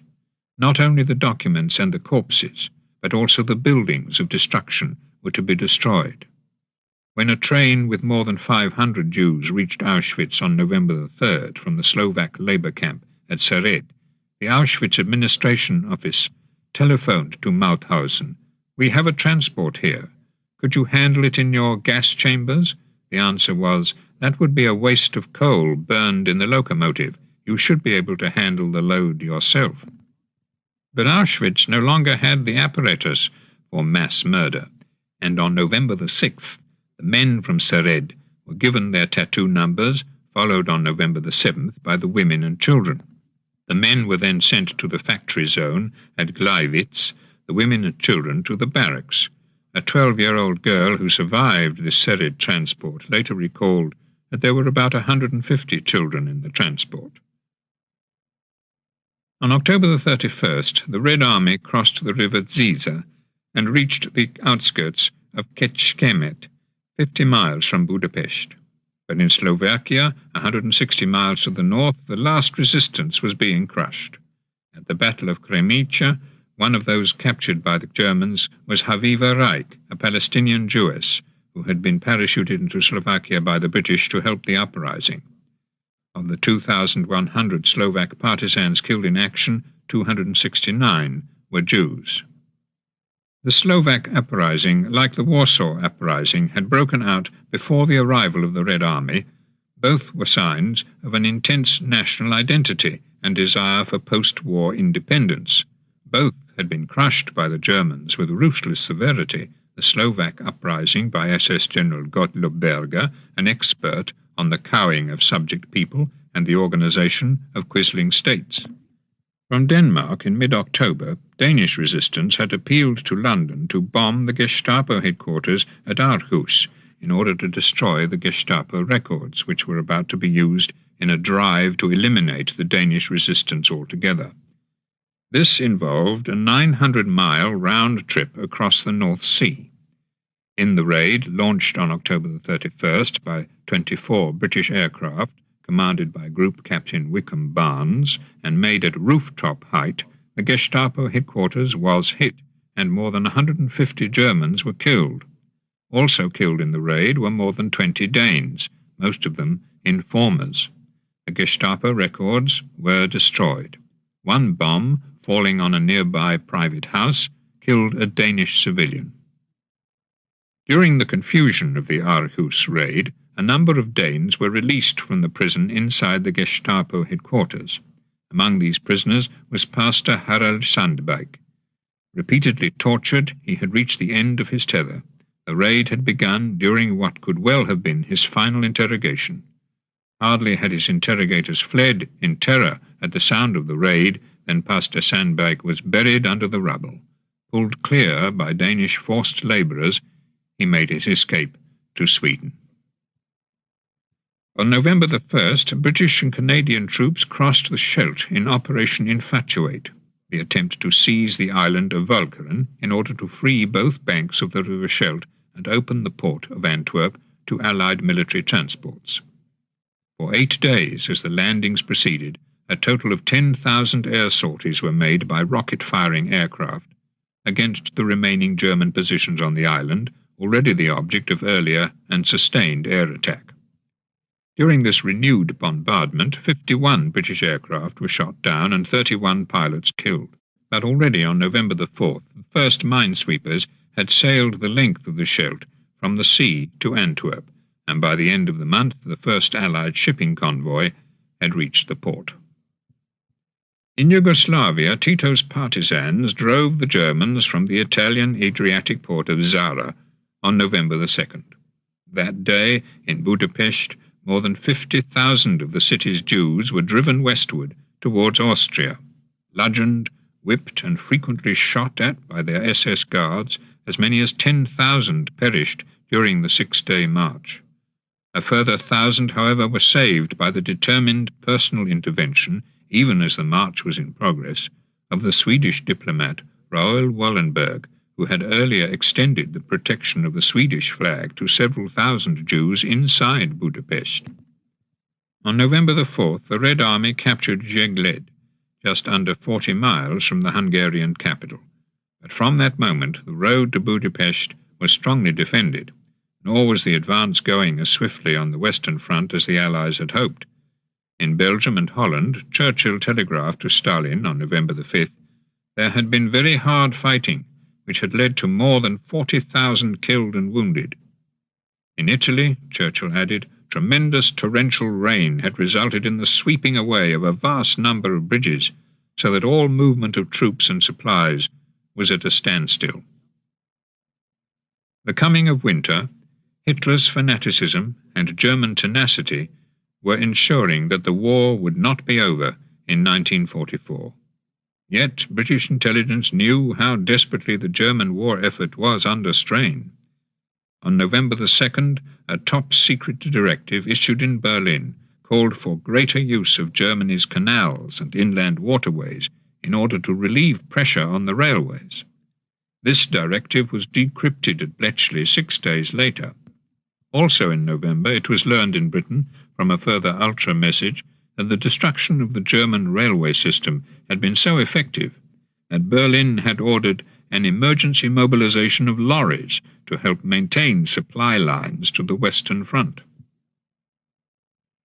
The Allies were now virtual masters of the European air, yet every raid had its element of risk. On the 6th of November 1944, in a raid by South African Air Force fighters against German troop trains on the Brod-Sarajevo railway line in Yugoslavia, one of the 10 aircraft was shot down and its pilot, Lieutenant R.R. Lindsley, killed. That same day, in an American bombing raid on Hamburg, a much-decorated American airman, J. McDonough from Chicago, was wounded. He already had the Air Medal with 4 oak leaf clusters. Having been wounded, he received the Purple Heart. Within 6 weeks, he was again in action. On November the 7th, Franklin Roosevelt was elected President of the United States for a 4th term. That day, in Tokyo, one of Russia's most successful wartime spies, Richard Sorge, was executed. He had been held in prison for more than 2 years.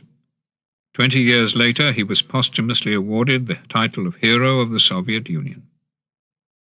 In Budapest, the parachutist Hanna Zenes was executed that day by the Germans, her mission from Palestine unfulfilled, but her name a beacon for Jewish youth in the years to come. Of her fellow parachutists, Ernzo Sereni was killed in Dachau 11 days later, followed on November the 20th in Kremnica by Haviva Reich, Rafi Reis, and Zvi Ben Yaakov. Another Jewish parachutist from Palestine, Peretz Goldstein, perished in Sachsenhausen. On November the 8th, Canadian forces completed the capture of Walcheren Island. That day in northern Europe, Walter Nowotny, the 5th-ranking ace of the German Air Force, was shot down and killed. He was one of only 8 pilots to win the Knight's Cross with oak leaves, swords, and diamonds. As little known as Nowotny was well known, a 38-year-old German physician, Dr. Kurt Heisenmeyer, was experimenting on November the 8th on 4 recently hanged inmates at Neuengamme. 3 of those killed to help his experiments were Poles. The 4th was a Russian, Ivan Churkin, a former locksmith from Kalinin, who was just 22 years old. Speaking in London on November the 9th, Churchill commented that the French governor of Paris and the Belgian burgomaster of Brussels, who were both present to hear him speak, were living representatives of the splendid events which have so recently taken place. The Allies now stood on the threshold of Germany, but the war was not yet won. Supreme efforts had yet to be made. It is always in the last lap, Churchill warned, that races are either gained or lost. The effort must be forthcoming. This is no moment to slacken. Reaching Antwerp by air from Paris on November the 10th, an American officer, Brigadier General Claire H. Armstrong, set up an anti-flying bomb command consisting of several thousand American, British, and Polish troops, with 600 anti-aircraft guns and a communication system designed to spot the bombs as far from the city as possible. At least half, and at times 3/4 of the flying bombs which came over Antwerp were thus to be shot down. Against the faster-than-sound V-2 rocket there was, however, no possible anti-aircraft defence. Of these Allied defenders of Antwerp, 32 were killed while at their posts. For many weeks, the German army had been infiltrating spies across the American lines, in an attempt to ascertain, as best they could, the strengths of the Allied positions. All of these infiltrators were caught. Among them were 2 Poles, Josef Wende and Stefan Kotas, both of whom had earlier been drafted into the German army and forced to serve as spies. Wende and Kotas had crossed the front line in civilian clothes, posing as Polish slave labourers working as coal miners. Their mission was to observe the strengths of certain American units and to return that same day with their report. After being caught, both men were tried and sentenced to death. They were executed by an American firing squad at Toul on November the 11th. That same November the 11th, the day of the First World War armistice in 1918, Winston Churchill and Charles de Gaulle drove together through Paris to the Arc de Triomphe, where both men laid a wreath to the unknown soldier of the first of the century's world wars. On the following day, in the remote Norwegian inlet of Tromsø Fjord, above the Arctic Circle, 32 British bombers operating from Lossiemouth in Scotland attacked the Tirpitz, Germany's last surviving battleship. If the Tirpitz could be sunk, the big ships of the British Home Fleet could at last be released to the Pacific. Each of the British bombers carried a single 12,000-pound tall-boy bomb. At least 2 bombs hit the ship, which capsized.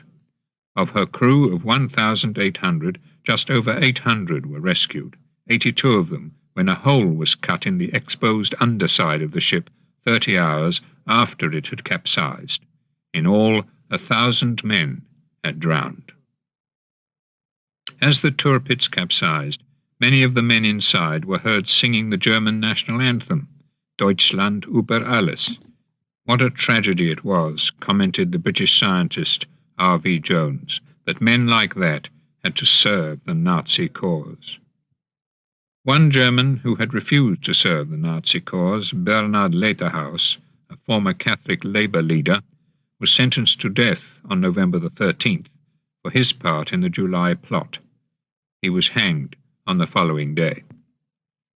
On November the 14th, the Japanese destroyer Ushio, the last surviving warship of those which had struck at Pearl Harbor, was among the ships attacked by American aircraft in Manila Bay. Severely damaged by a bomb, she was never to be in action again. Also on November the 14th, in the Balkans, Bulgarian and Yugoslav troops entered Skopje. Germany's 3.5-year control of the Balkans was over. In Scandinavia, German rule was also under threat, with the landing of a Norwegian army officer, Colonel Arne Dahl, north of the Arctic Circle, to work with Soviet forces in Karelia against the Germans, who had already been forced to abandon the port of Kirkenes and withdraw westward. In northern Italy, a German sweep against more than 1,000 partisans near Mondovi was unsuccessful. The partisans escaped the net, although their British liaison officer, Captain Neville Temple, was killed in a car accident on November the 15th during the escape. He had been parachuted into the area 3 months earlier as head of the Flap mission to attack German troops and supply convoys on the move. On the Italian front, the Germans were holding firm to their line south of La Spezia and Bologna. Repeated Allied efforts to dislodge them had failed. In Western Europe, slow but steady advances were being made both north and east of Aachen and against Alsace and Lorraine. From behind their ever-diminishing lines, the Germans were still able to send flying bombs against Antwerp. On November the 16th, a total of 263 civilians were killed when 10 flying bombs hit the city. 32 of the deaths were in an orphanage, which had been converted into an emergency hospital. On the following day, 32 nuns died when a flying bomb hit their convent. In the Far East, November the 17th saw a further Japanese advance into mainland China, towards Kuiyang. But that same day, in the Yellow Sea, an American submarine sank one of Japan's few remaining escort carriers, the Yinio, while in Tokyo, unknown to the Americans, a secret meeting of atomic scientists heard a report that since February of this year there has not been a great deal of progress. It had become clear, those at the meeting realized, that Japan could not build an atomic bomb in time to affect the outcome of the war. From the eastern frontiers of India, the British, now masters of Imphal and Kohima, launched Operation Extended Capital on November the 19th to drive into Burma on a wide front. Within 2 weeks, the Chindwin River had been crossed at 3 separate points. In Western Europe, French forces reached the Rhine on November the 19th at Rosenau, near the border of France and Switzerland. Further north, the Germans were rapidly being driven from Alsace and Lorraine, losing Sarrebourg on November the 20th. That day, Hitler left Rastenburg for Berlin. He was never to see East Prussia again. On the day that Hitler returned to his capital, A man who had helped to impose the worst evils of Nazism on the captive peoples of Europe was being brought to trial. He was a Belgian collaborator, Fernand Domieris, tried at Charleroi on November the 20th for inhumane behaviour at the Brindon camp on the outskirts of Antwerp. Domieris was sentenced to death. On November the 22nd, American troops entered the town of Saint-Dié in the foothills of the Vosges. It was in flames, having been set on fire by the retreating Germans. For the second time in 25 years, an emotional Mayor Évrard told his liberators, "Our brave American friends have come to the rescue of their grandmother, aged Europe, and of their godmother, the city of Saint-Dié." During the First World War, for 4 years, Saint-Dié had been less than 10 miles from the German front line. On November the 23rd, French and American troops entered Strasbourg, which, in 1940, the Germans had made the capital of annexed Alsace. Reaching the Reich Anatomical Institute of Himmler's friend, Professor August Hirt, the Americans found a supply of headless bodies in his storeroom. The professor himself had disappeared and was never found. He was 46 years old. On November the 25th, the city of Metz fell to General Patton's Third Army. That day at Auschwitz, the Germans began the demolition of the remaining gas chambers. On the following day, all 200 Jews who had been forced to drag the corpses into the crematoria were themselves murdered. "I'm going away calmly," one of them, Chaim Hermann, had written 3 weeks earlier to his wife and daughter in France, "knowing that you are alive and our enemy is broken." In the Far East, the Allied armies were still a long way from victory. On November the 24th, Japanese troops entered the Chinese city of Nanning, only 120 miles by rail from their forces in French Indochina. On the following day, in the Gulf of Leyte, every available Japanese aircraft was sent against the Americans, many of them on suicide missions, in the first of a series of hopeless yet damaging attacks.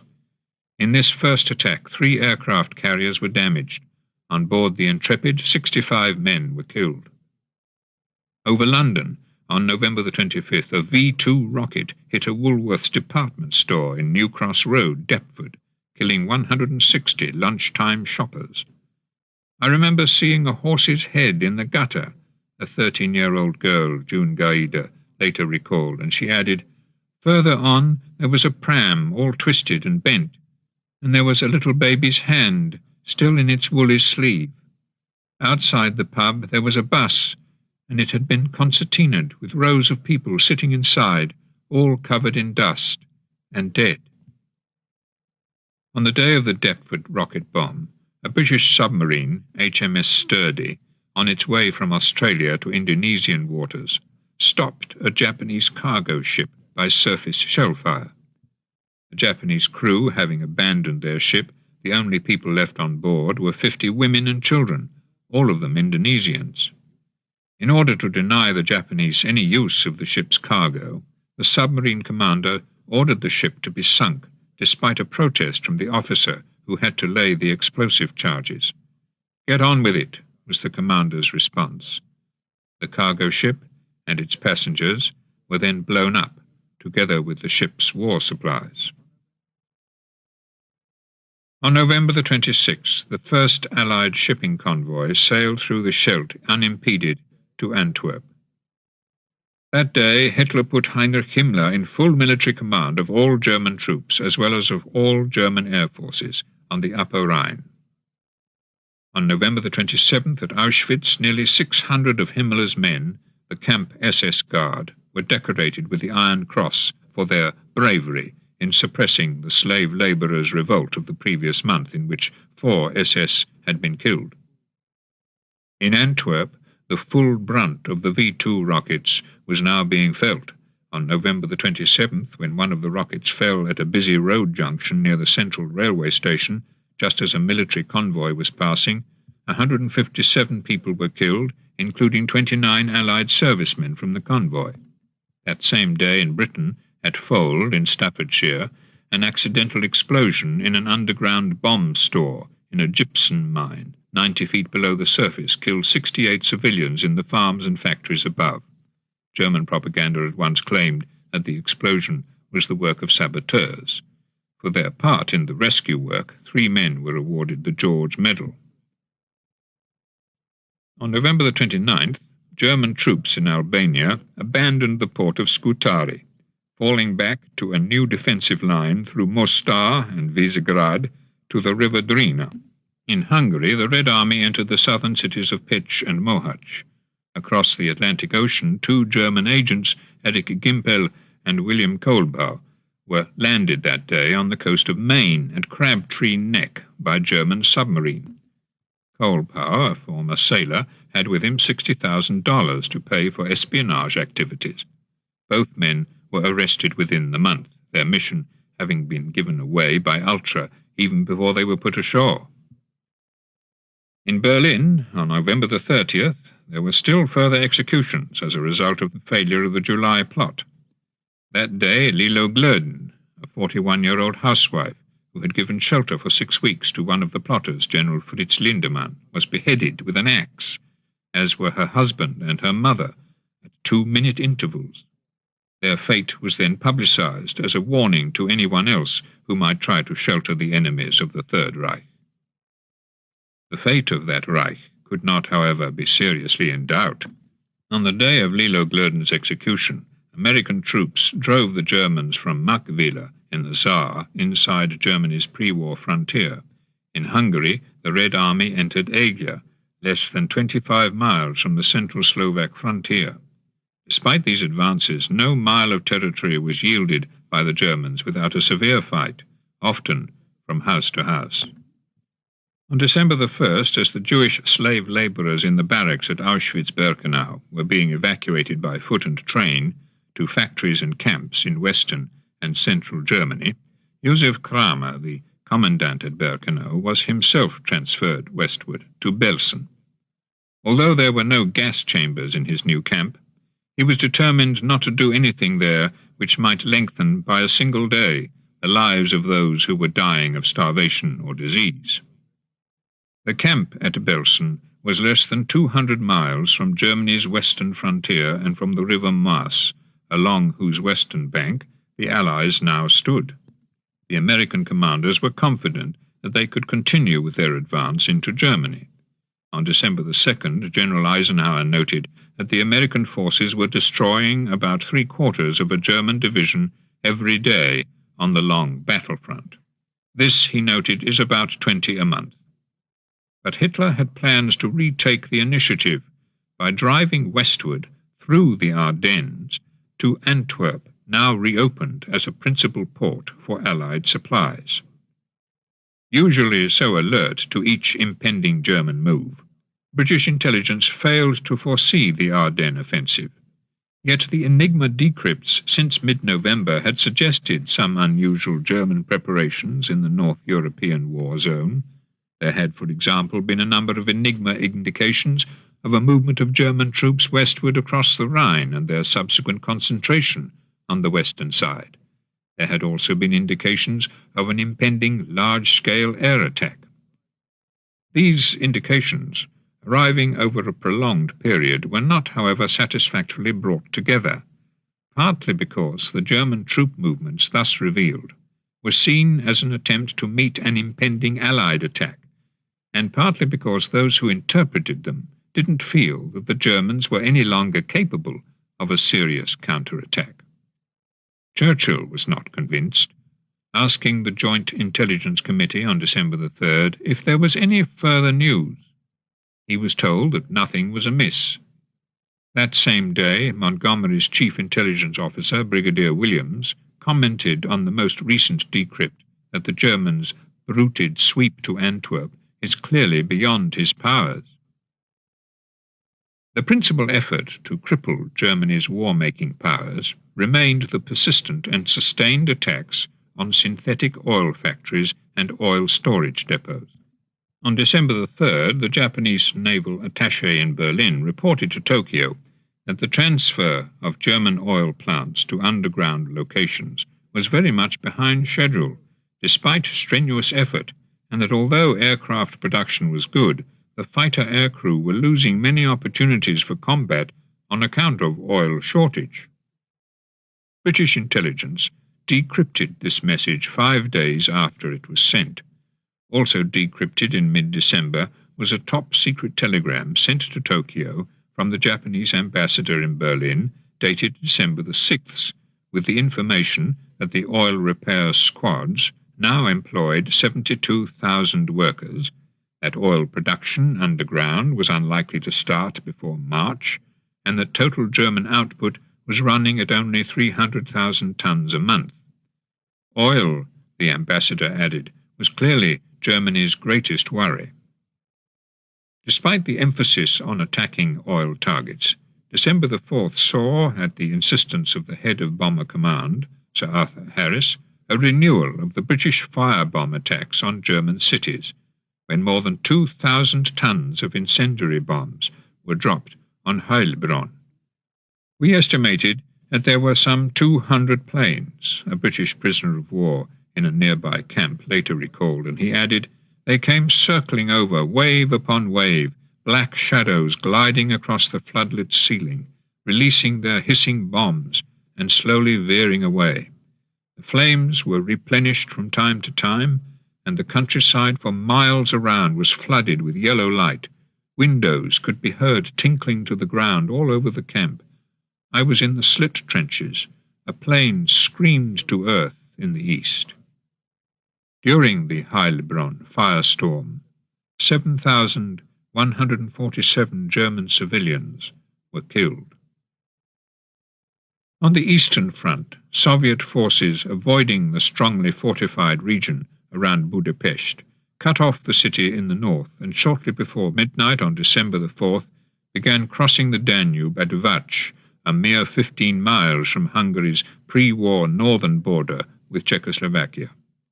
3 days later, Soviet forces driving from the south reached Lake Balaton, occupying the town of Erdoni, 25 miles south of Budapest. The Hungarian capital, now a German stronghold, was almost entirely cut off from the rest of Hungary.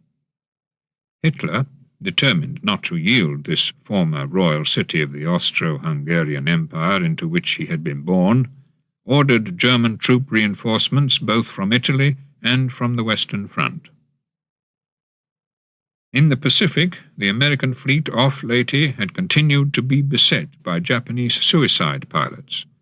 On December the 7th, the third anniversary of Pearl Harbor and of America's entry into the war, a kamikaze pilot struck just above the waterline of the destroyer transport Ward, which, in the first American engagement of the war, had sunk a Japanese midget submarine 3 years earlier. Now she, too, was doomed, so badly damaged that she had to be sunk by naval gunfire. The commander of the ship which sank her was, by a strange coincidence, the man who had been her commanding officer in December 1941. No lives were lost, but on board the destroyer Mahan, also hit by a kamikaze pilot, 10 men were killed before she, too, had to be sunk. In further suicide attacks, Japanese pilots killed 36 men on the carrier Cabot, 31 on the battleship Maryland, and 32 on the destroyer Orlik. So heavy and continuous were these casualties that General MacArthur and Admiral Nimitz ordered a complete news blackout with the twofold aim of preventing panic in the United States and of denying to the Japanese commanders any knowledge of the scale of damage and loss of life which their suicide pilots were inflicting. On December the 10th, Hitler left Berlin for the Western Front, returning to the Eagle's Nest bunker at Bad Nauheim, a bunker which he had last used in the triumphant days of 1940. There, that same afternoon, he spoke to his senior generals about the coming offensive against the Ardennes. He also spoke that week to Hitler Youth leaders, who had been brought to hear him from throughout the war zone. "Never since the Napoleonic Wars," Hitler told them, "has an enemy devastated our country, and we shall decimate this enemy also at the very gates to the fatherland." It was on the Western Front, he declared, where we're going to turn the tide and split the American-British alliance once and for all. Hitler was also in a reflective mood.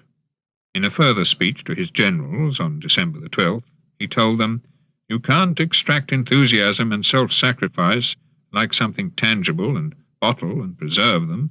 They're generated just once in course of a revolution and will gradually die away. The greyness of day and the conveniences of life will then take hold on men again and turn them into solid citizens in grey flannel suits."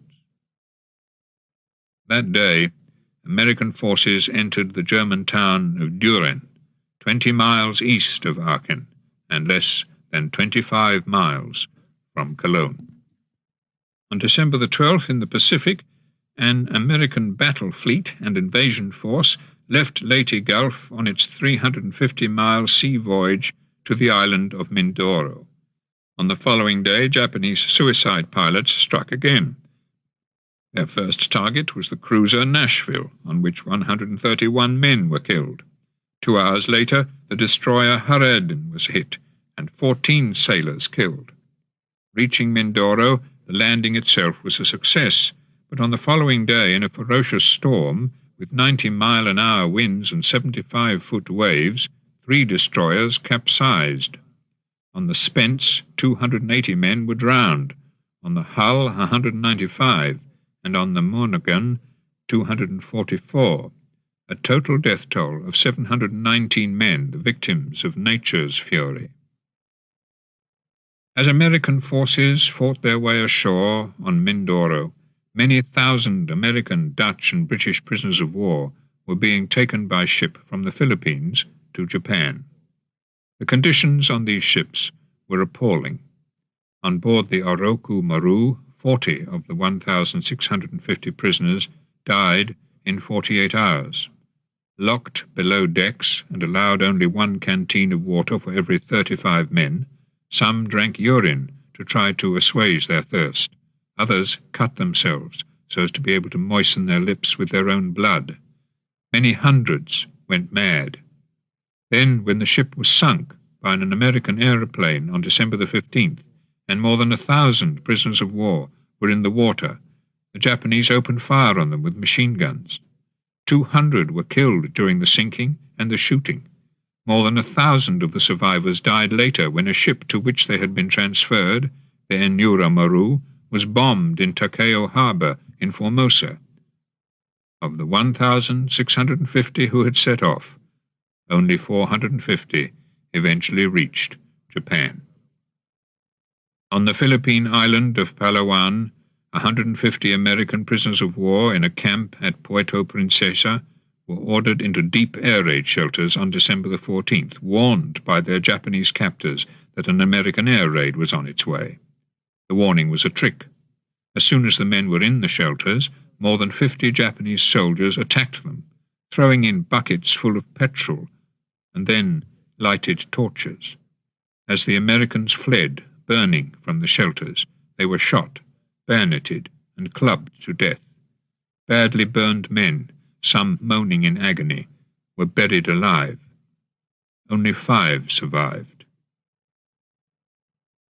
On December the 16th, the German army launched its counter-offensive, Operation Autumn Mist, against the Allied forces in the Ardennes, seeking to push the Allied line back through Belgium to Antwerp and the River Scheldt.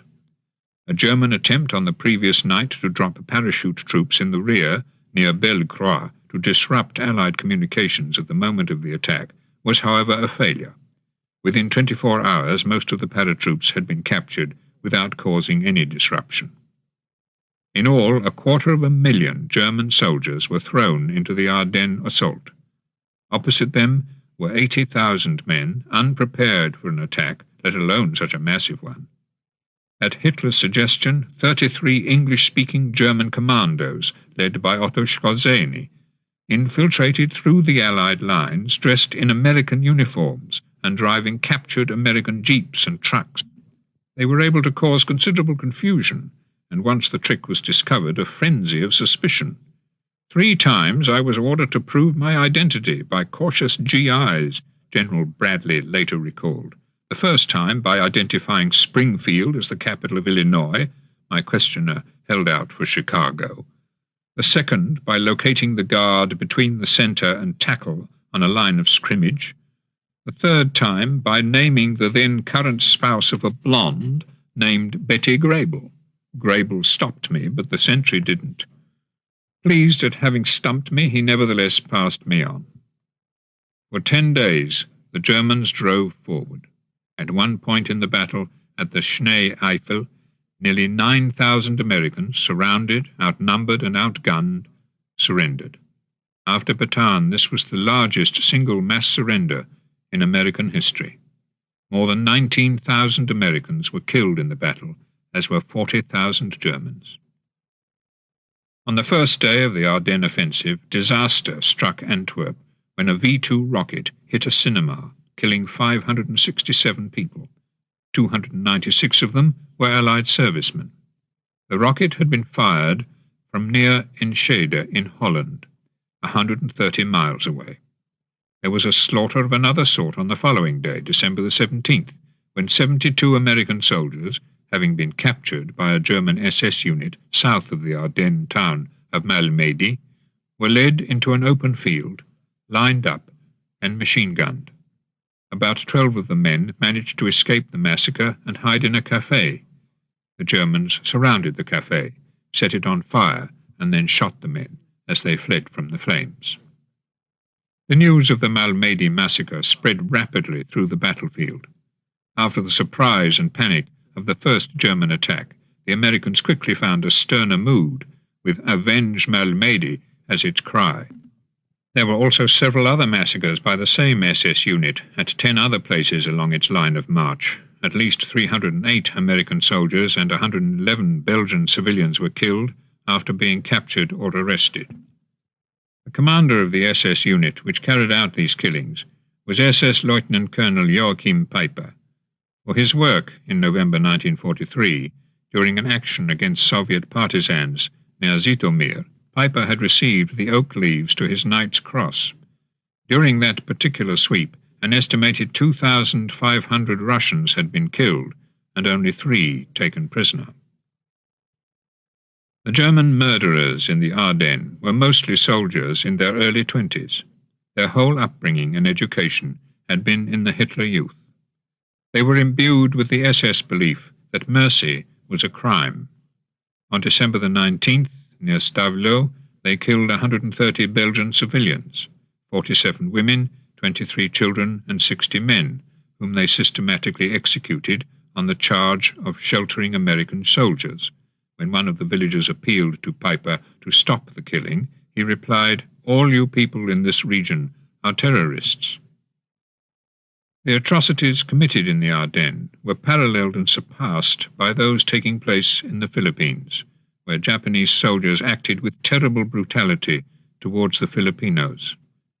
Taking advantage of darkness, a Japanese private noted in his diary on December the 19th, "We went out to kill the natives.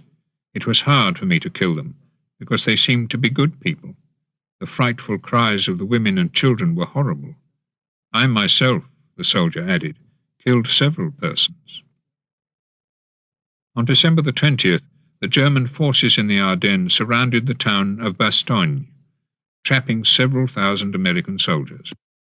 That same day in Berlin, the German industrialist Caesar von Hofacker was executed for complicity in the July plot. He was one of those who on July the 16th had made the final decision to kill Hitler, 4 days before the actual assassination attempt. As the battle in the Ardennes continued, the repercussions of the Malmedy massacre were quickly felt. On December the 21st, at Chignon, as German soldiers emerged from a burning house carrying a Red Cross flag, they were shot down in the doorway. 21 were killed. In Antwerp, 16 people were killed on December the 21st when a V-2 rocket hit a hospital. On the following day, at almost exactly the same spot, 3 Belgian workmen were killed by a second rocket as they were clearing the rubble created by the first. In all, 3,752 Belgian civilians were killed by V-2 rockets in Antwerp that winter. In addition, 731 Allied servicemen were killed by the rockets on Antwerp. Not occupation, but liberation had brought death to the city's streets. On December the 18th, American bombers had struck again at the German synthetic oil factory at Monowitz. 3 days later, a South African photographic reconnaissance aircraft flew over the factory.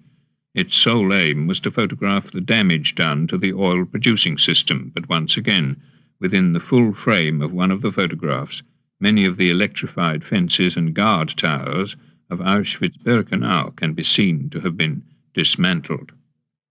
All gassing at Auschwitz had now ceased, but Auschwitz main camp remained, as did the camp for Jewish women at Birkenau. In December, more than 20,000 women were being held captive there.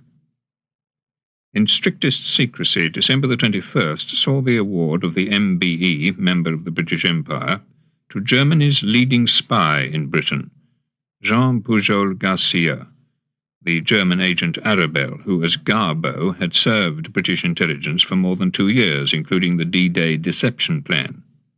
The presentation was made not at Buckingham Palace, where secrecy might well have been difficult to maintain, but at the headquarters of the security services, where a short speech of appreciation was made to Garcia by the head of the service. On December the 22nd, despite the German success so far in the Ardennes, Field Marshal von Rundstedt asked Hitler to authorize a withdrawal to the Eifel Mountains. Hitler refused. Behind the American lines in the Ardennes, Colonel Chorzeny was still causing havoc with his teams of English-speaking commandos around the still American-held town of Malmedy, causing considerable damage, blowing up bridges and embankments and adding to the discomfort of the Americans. Hitler's faith in the offensive remained, but when that same day the Germans called on Major General Anthony McAuliffe, the American commander besieged in Bastogne, to surrender, they received a single-word answer: nuts. Asked what this answer meant, they were told with scarcely less brevity that its meaning was, go to hell. On December the 22nd, General Eisenhower issued an order of the day to all Allied troops in the Ardennes. Let everyone hold before him a single thought, he said, to destroy the enemy on the ground, in the air, everywhere to destroy him. In fact, Allied operations in the air had been virtually impossible since the Ardennes offensive had begun because of low-lying fog. The fog only cleared on December the 23rd, but once it cleared, Allied air superiority was quickly established. Hardly a single German train, vehicle, or group of soldiers could move without being seen and attacked. Bastogne, too, could now be supplied by air, effectively ending the perils, if not the geography, of the siege. With the lifting of the fog, Allied bombers struck at the German railway stations through which supplies would have to come.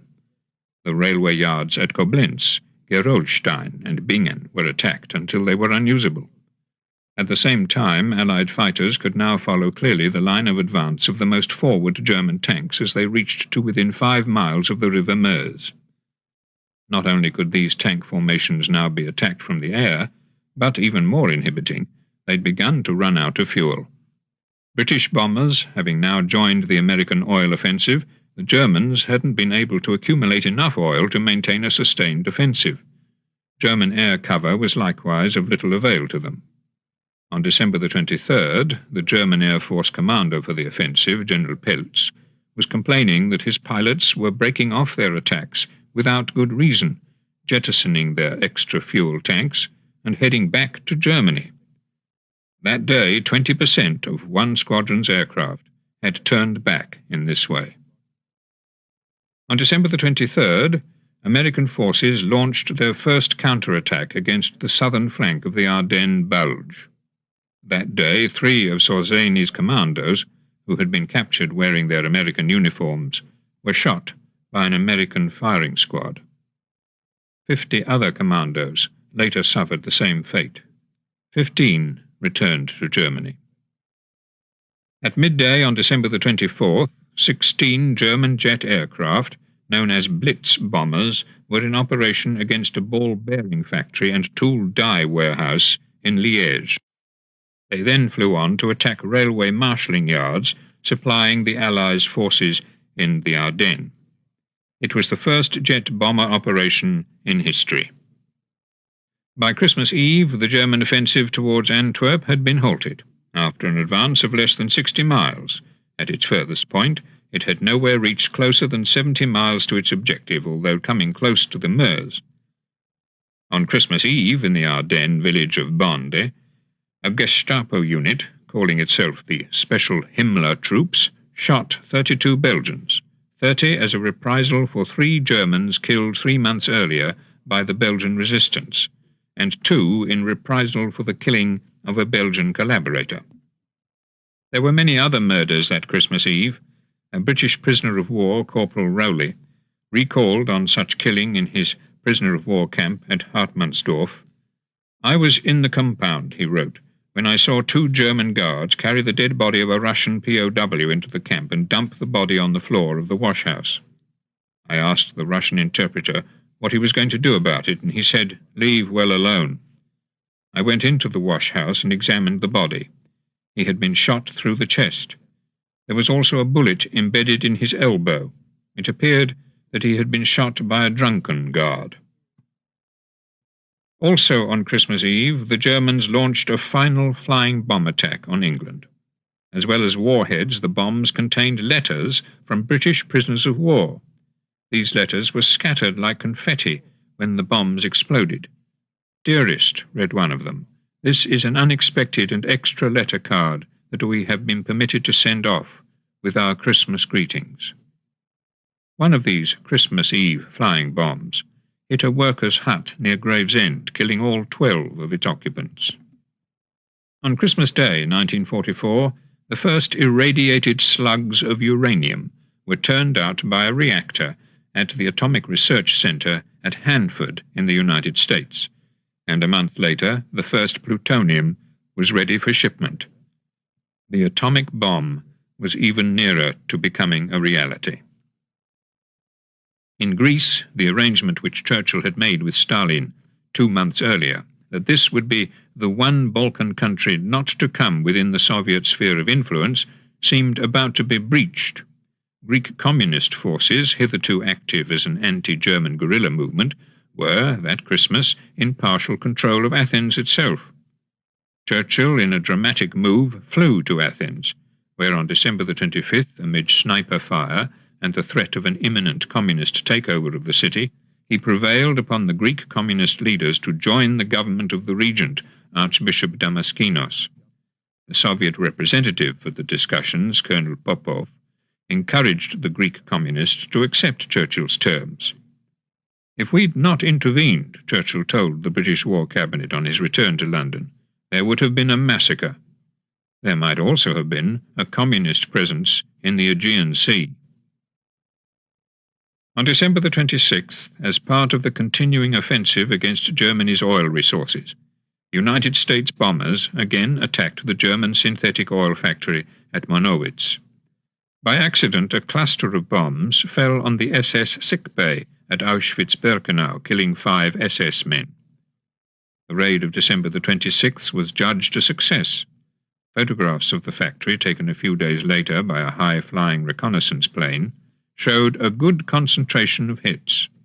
But several important parts of the synthetic oil production processes, although much damaged, were still working after the raid of December the 26th, and the slave labor camp at Monowitz, as well as the dozens of other factories in the Auschwitz region, continued to employ thousands of Jewish men and women from Auschwitz. During December, 2,093 women died in Auschwitz, leaving 18,751 on the camp roll call on December the 27th. 3 days later, a further roll call established that there were 2,036 women working in the Monowitz group of factories and 1,088 at the Union Explosive Factory nearby.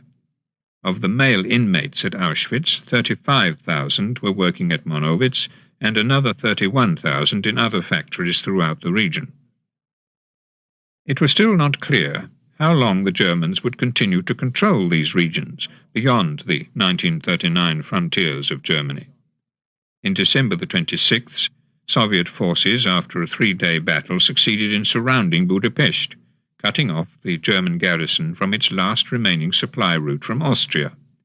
Inside the city, the persecution of Jews had continued, as had the attempts by Raoul Wallenberg and others to protect them. On December the 27th, 2 Hungarian Christians, Sister Sara Salkazi and the teacher Vilma Bernovitz, were executed by the Hungarian Arrow Cross for hiding Jews. On December the 28th, German aircraft launched a number of flying bombs against central and northern England. At Oldham, 28 people were killed, including a woman of 79 and a 6-month-old child. These were the last large-scale deaths caused by a flying bomb in Britain. In Budapest, as fighting continued in every suburb, 2 Soviet officers went forward on December the 29th under a white flag of truce to offer the Germans terms for the surrender of the city. The first of the officers, Captain Miklos Steinmetz, a Hungarian by birth, was killed as he approached the German lines. The second of the officers, Captain Ostapenko, was killed by a shot in the back as he returned to the Russian lines. The Germans declined to surrender or to parley. 2 days later, Hungary declared war on Germany. The last remnant of the European axis was broken. In the air above Germany, British and American bomber attacks continued. Large numbers of Allied aircraft flew over, Able Seaman Walker noted on the last day of December in his prisoner-of-war camp Marlag, across the River Elbe from Hamburg, and he added, "I saw them return later, presumably after attacking Hanover and Hamburg. 4 hit and down in flames. 1 American bailed out, parachute failed to open, fell just outside Wire at noon." These bombing attacks were proving disastrous for the German war machine.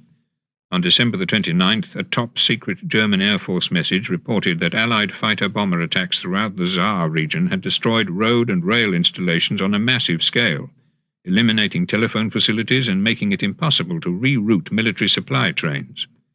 An ultra-decrypt 3 days later gave the Allies knowledge of this, for them, highly successful state of affairs. On the last day of 1944, more than 2 years after their earlier attempt, British bombers again attacked the Gestapo headquarters in Oslo. Although a substantial part of the building was destroyed, the damage to nearby buildings was considerable, and there were also civilian deaths. During the raid, a tram car full of people was hit. Only 4 of the passengers survived. Surveying the war zones in Europe and Asia, it was clear that the year 1944 had ended disastrously for both Germany and Japan. In Europe, almost every square mile of territory conquered by Germany between 1939 and 1942 had been wrenched away. In the Pacific, the vast island empire conquered by Japan in 1942 was being slowly but inexorably eroded.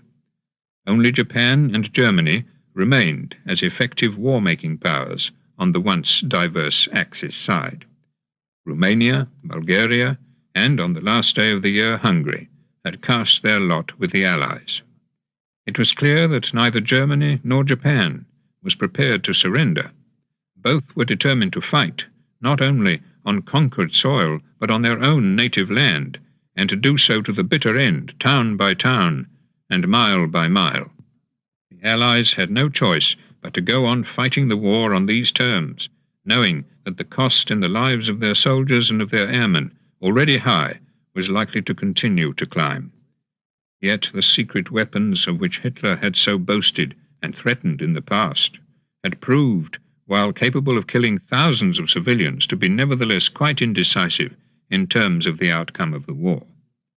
By contrast, the still secret atomic weapon of the Western Allies was giving those who knew about it a sense of impending triumph. There was, however, one further German secret weapon in which, as 1944 came to an end, Hitler put his faith. When he had spoken of a secret weapon in 1939, he had meant no more than the German Air Force, in itself a formidable instrument of war. Since then, he had been able to cause a certain short-lived havoc with several inventions, from the magnetic mine in 1939 to the flying rocket bombs in 1944. Now he had a device to which the Allies had no answer. It was the Schnorkel submarine breathing tube, known to the Allies as the Schnorkel, which, in conjunction with a considerably increased electrical battery performance, a rapid prefabricated system of submarine construction, and torpedo tubes capable of firing many torpedoes at a time, could sink 8 ships at once. Yet the new submarines couldn't easily be sunk while at sea, for once they were ready to enter Atlantic waters, they would have been extremely difficult to find. Even when the submarine's own naval Enigma signals would have given away their location, the aircraft of Coastal Command would not have been able to find them on the surface to sink them. The revolutionary breathing tube would see to that. The moment of greatest Allied expectations on land thus coincided with a new and grave anxiety at sea, as the new prefabricated submarines, being assembled at Kiel, Hamburg, and Danzig, began exercising in the Baltic. It was this very exercising, however, which proved their undoing, as their own top-secret Enigma messages revealed to the British just where the exercises were taking place, and Bomber Command, from its bases in East Anglia, struck into the Baltic. Thus, good intelligence and skillful bombing, as well as 1 or 2 lucky hits on the dock facilities at Kiel, enabled what might have been a real danger to be averted. Only in May was Hitler's final secret weapon ready to go to sea. By then, it was too late. Chapter 44. Flying Bombs, Suicide Pilots, Death Marches. January 1945. 12 minutes after midnight, on the 1st of January 1945, a German flying bomb fell on Antwerp, killing 37 civilians. Later that day, almost 1,000 German fighters attacked Allied airfields throughout northern France, Belgium, and western Holland. As many as 156 Allied aircraft were destroyed, many of them on the ground. But 277 German planes were also lost, a formidable toll. This was the attack which the Germans had planned to make when the Ardennes offensive began, but which had been delayed by the bad weather. Neither the flying bomb nor German air attacks could any longer weaken the Allied supremacy. On that first day of 1945 in the Ardennes, the Americans, attacking the Bulge in a fierce drive from the south, pushed the Germans out of Moissy, Tenneville, and Chenogne. In Alsace, a German offensive by the 19th Army was thrown back with the virtual destruction of the army which had launched it. On the Eastern Front, from Memel on the Baltic to Lake Balaton in the Hungarian plain, just over 3 million German soldiers faced 6 million Russians.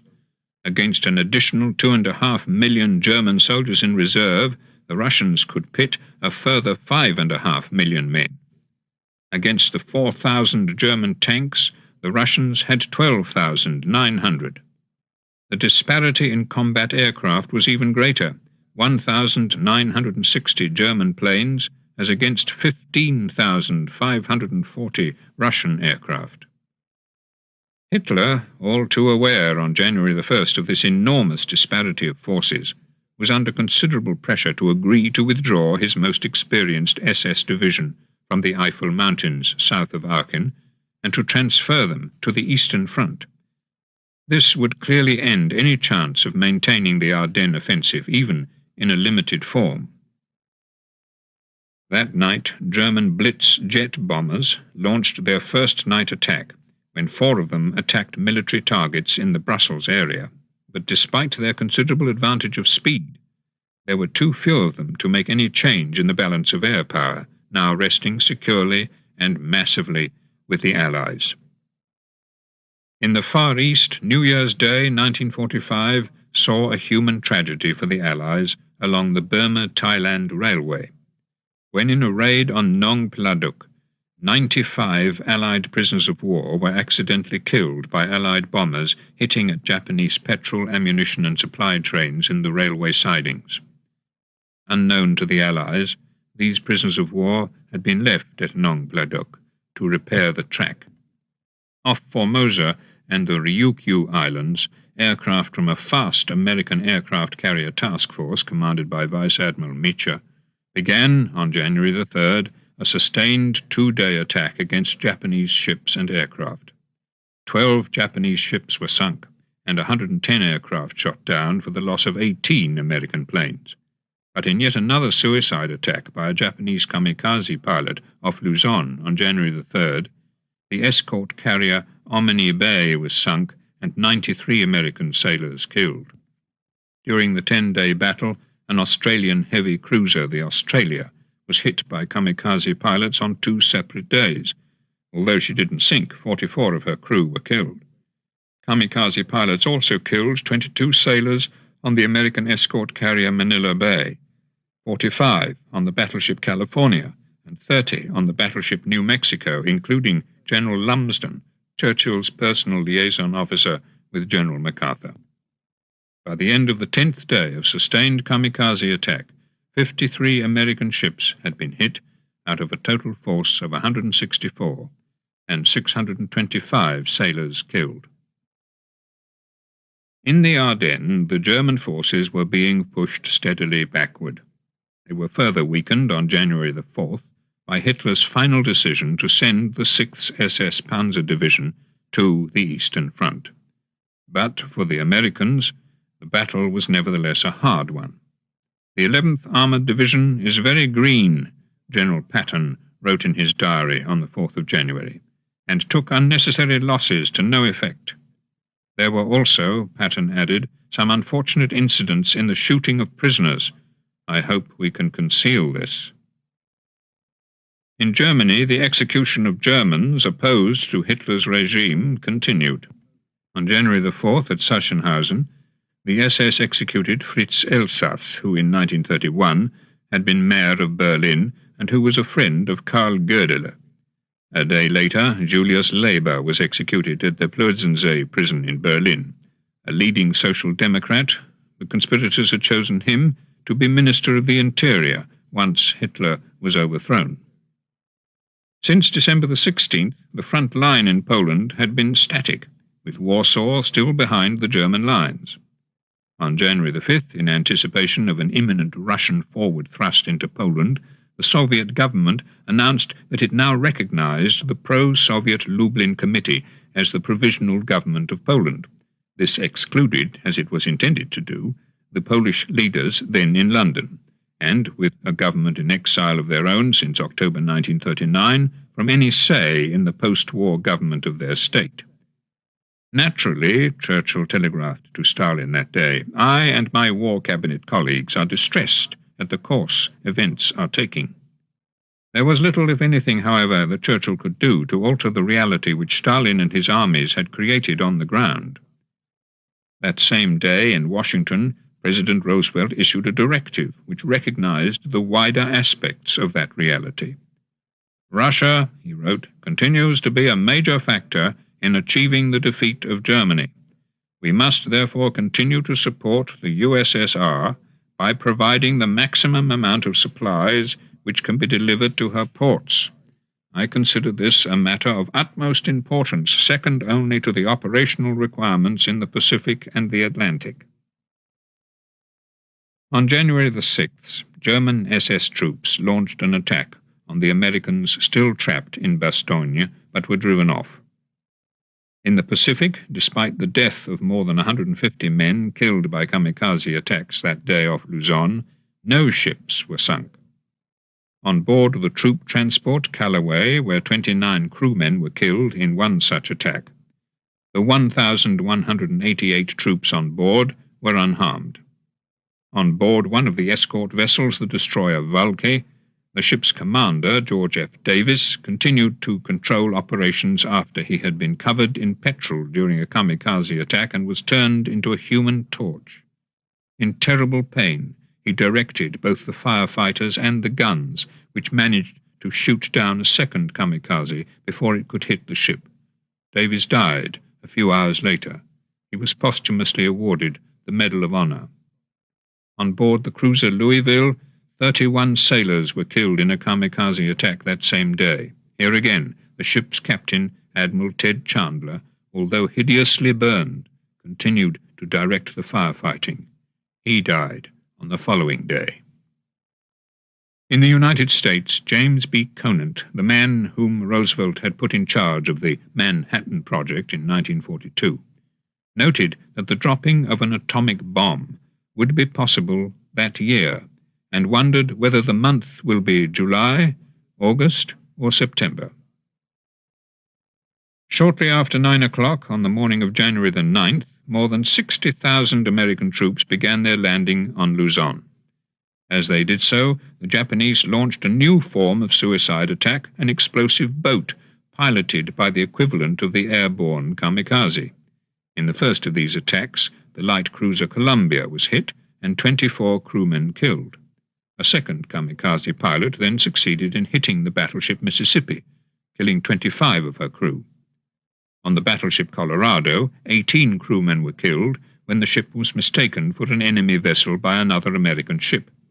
But these, though tragic episodes in the lives of individuals, were minor incidents in the battle itself, and by nightfall the Americans had secured a bridgehead 17 miles long and 4 miles deep. On the following day, those who had landed were greeted by runners from one of the American officers, Captain Ray Hunt, who for more than 2 years, having escaped from the death march on Bataan, had maintained a substantial Filipino guerrilla force behind Japanese lines. Henceforth, Hunt and his men were able to provide regular information about Japanese troop movements and preparations. On January the 12th, 3 days after the American landings on Luzon, the Red Army, already fighting in the streets of Budapest, reopened its offensive in central Poland. In all, 180 Soviet divisions were in action. Hitler could only match them with 75. 30 more German divisions were trapped in the Memel and Kurland pockets, with a further 28 embattled in Hungary. In an attempt to redress the balance as far as he could, Hitler ordered the immediate transfer of 16 more German divisions and considerable quantities of artillery from the Western to the Eastern Front. As Hitler awaited news of the next Soviet offensive, his judges in Berlin were bringing to trial the 27-year-old Gertrude Seal, a nurse and public health worker who had expressed her loathing of Nazism during a conversation at a private party. It subsequently emerged that she had helped individual Jews to escape persecution. Found guilty of being a recognized enemy of the state, Gertrude Seal was executed at Plötzensee prison on January the 12th.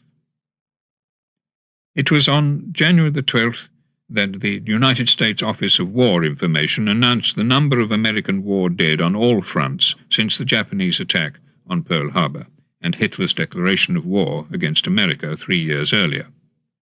A total of 138,393 Americans were known to have been killed on all fronts at sea and in the air. A further 73,594 were missing, presumed dead. A total death toll of more than 200,000.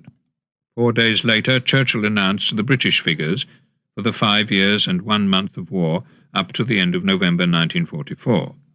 199,497 United Kingdom military, naval and air force deaths, in addition 28,040 Canadians, 18,015 Australians, 17,415 Indians, 8,919 New Zealanders, and 5,783 South Africans had been killed in action, more than 250,000 British and Commonwealth dead. On the day that these figures were issued, giving in all an Allied death toll of almost 500,000, a further 129 American sailors were killed off the Philippines as a result of a kamikaze attack on the troop ship Kyle V. Johnson. However high the cost in human life, the Allies were committed to the unconditional surrender of both Germany and Japan, nor did either adversary show any sign of being willing to give up the fight.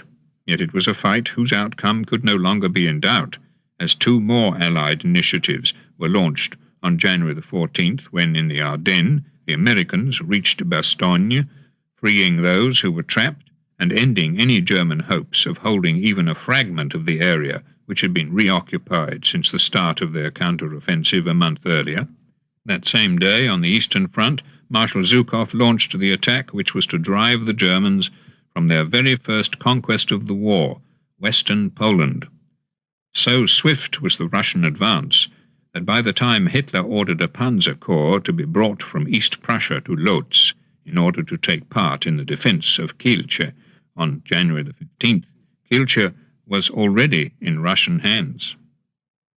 As the battles raged, the brutalities continued behind the lines. In Krakow, on January the 15th, as the Red Army approached, the Gestapo shot 79 Poles in an act of terror. In Budapest, in the second week of February, with the city surrounded, Hungarian fascists attacked Jews in hiding or in hospitals and old people's homes. In one such attack, 92 Jews were shot.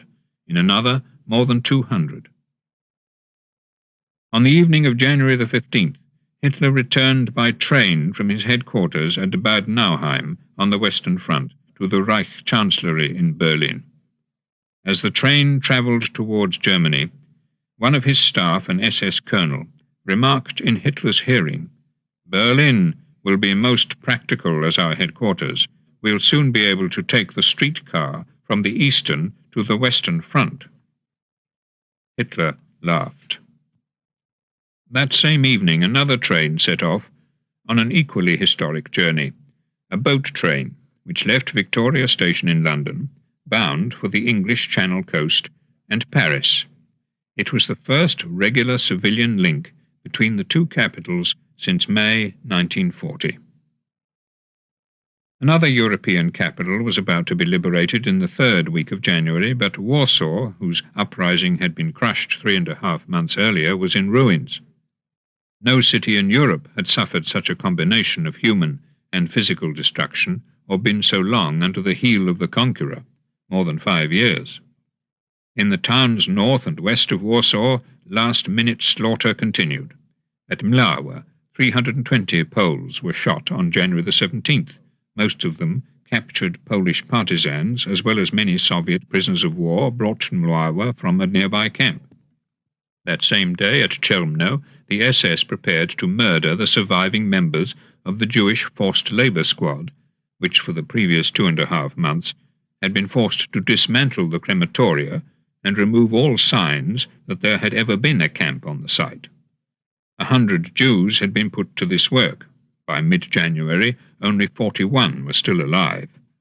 There had been no work that final day, one of the labour squad, Mordecai Burzowski, later recalled, and we were placed in a row. Each man had a bottle on his head, and they amused themselves, shooting at the bottles. When the bottle was hit, the man survived, but if the bullet landed below the mark, he had had it. On the night of January the 17th, the SS entered the barracks at Chelmno, and one of them, waving his flashlight, demanded, "5 men, follow me." 5 people were taken out, Zurowski later recalled, and we heard 5 shots. Then someone else came in and shouted, "5 more, out." More shots. Then a third group of 5 were taken out. Further shots. Then a fourth group was called, among them Zurowski. The SS man came in, he recalled. I hid behind the door. I had a knife in my hand. I jumped on the SS man and stabbed him. I broke his flashlight and stabbed right and left, and I escaped. Running from the camp, Zurowski was shot in the foot, but he managed to reach the safety of the dense woods. A second Jew of the 41 had also survived.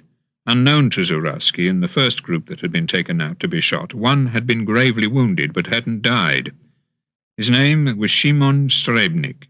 He too was later to give witness to the horrors of Chelmno, first at Eichmann's trial in Jerusalem in 1961, then 25 years later in the film Shoah, when he returned to Chelmno to meet again the local Poles, one of whom had given him shelter after his escape.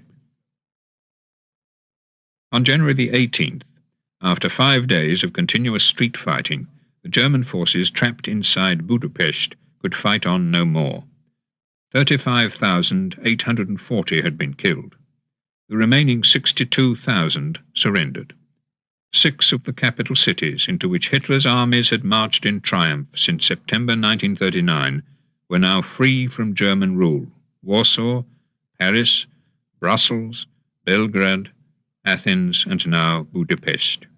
Only The Hague, Copenhagen, and Oslo still awaited their day of liberation, as did Prague, which German forces had entered in March 1939. At Auschwitz, the surviving inmates were also awaiting the imminent arrival of the Red Army, but the SS were determined not to allow the liberation of so many thousands of people, all of them emaciated, sick, and struggling to survive. In the barracks at Birkenau, on January the 17th, there remained 15,058, mostly Jews. At Auschwitz main camp, 16,226, mostly Poles, brought there after the Warsaw Uprising the previous August.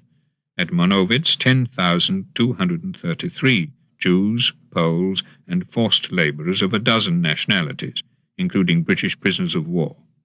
And in the factories of the Auschwitz region, another 16,000 Jews and non-Jews. On January the 18th, the order was given: immediate evacuation.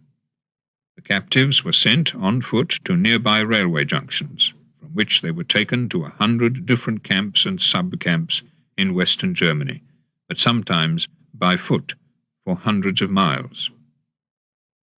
Throughout January the 18th and 19th, enormous columns, some with as many as 2,500 prisoners, set off on foot in the freezing weather westwards towards the cities of Silesia. Anyone who fell and couldn't rise again was shot. The slightest protest was met with savage brutality from the armed guards. The European death marches had begun. In one column of 800 men, only 200 survived the 18 days of marching and savagery. In another column of 2,500, many were shot during the first day's march. As the marchers continued westwards on January the 19th, Allied bombers in continual search of Germany's oil reserves struck once more at the Monowitz synthetic oil factory. As a result of the bombardment, the 856 slave labourers who had been left behind were without water or light. In the week to come, 200 of them died. Not only from Auschwitz, but from all the slave labour camps of Upper Silesia, Jews and non-Jews were being marched away. At the same time, United States bombers continued to strike at the whole region. On January the 20th, they hit the synthetic oil plant at Blechhammer, where nearly 4,000 Jews worked as slave labourers, all of them former inmates of Auschwitz. During the bombing, the SS abandoned the watchtowers, and 42 Jews were able to escape through a hole made in the wall by one of the bombs. One of the escapees was shot, but the rest managed to reach the shelter of a nearby wood, from where they were able to make contact with an outlying unit of the advancing Soviet forces. British prisoners of war were also among those who had been taken from their camps and put onto the roads. There, marching as much as 20 miles a day, many collapsed by the wayside as columns of concentration camp prisoners and of a new phenomenon, German refugees, crowded the same roads and fought for the same shelter. Marching all night to cross the Oder before bridges blown, Sergeant Webster noted on January the 20th. Intense cold, 6 refugee children died en route, many falling out of ranks exhausted. Frostbite gets a grip. At Birkenau, on January the 20th, the SS blew up 2 of the 3 remaining crematoria. That same day, they shot 200 of the 4,200 Jewish women who had been too sick to leave the camp on foot 2 days earlier. Day by day, the death marches continued into Silesia, with hundreds being shot each day, as well as those who were too weak even to stand up when morning came. Reaching the large cities, the marchers were then put in trains and sent to the concentration camps at Grosse Rosen, Ravensbrück, Sachsenhausen, Nordhausen, Buchenwald, and Bergen-Belsen. Often they were forced to travel in open goods wagons. Each night the temperature fell far below zero. of 4,000 men sent by train from Gleiwitz to Nordhausen on January the 22nd, 600 died on the journey. That same day, 60 men and women who were among the sick Jews who had been left at Birkenau set off on foot in search of safety. An hour later, a Gestapo unit went after them and opened fire. 10 managed to find their way back to Birkenau. The rest were killed. As these death marches continued under SS guard and gun, the Red Army was advancing steadily towards Auschwitz and Chelmno. On the night of January the 19th, Soviet forces entered Krakow. That same day, Lodz fell to General Zhuikov's army. On the Western Front, on January the 20th, the German armies had been pushed back to the starting point of their Ardennes offensive. 15,600 American soldiers had been killed in the battle, but so also had 25,000 Germans. A further 75,000 Germans had been taken prisoner. On January the 20th, the Red Army entered East Prussia in force. In Czechoslovakia, Soviet troops had broken through the Carpathians and advanced northwards from Hungary to take Bardejov, Prešov, and Kosice. On January the 21st, in East Prussia, German troops evacuated Tannenberg, the site of Germany's greatest victory over Russia in the First World War. As they left, they disinterred the remains of Field Marshal Hindenburg and his wife, who were buried there, and took their bodies back to Berlin. While the Red Army swept all before it in East Prussia, more than 2 million German civilians took to the roads, fleeing westward. Even as the war of armies continued, the flight of refugees had become a flood. On January the 22nd, Hitler ordered the evacuation of Memel by sea. There was to be no order to the besieged city to fight to the death. That same day, northwest of Oppeln, the Red Army crossed the river Oder, seizing a bridgehead on the western bank. The Soviet forces in Silesia were now less than 250 miles from Berlin.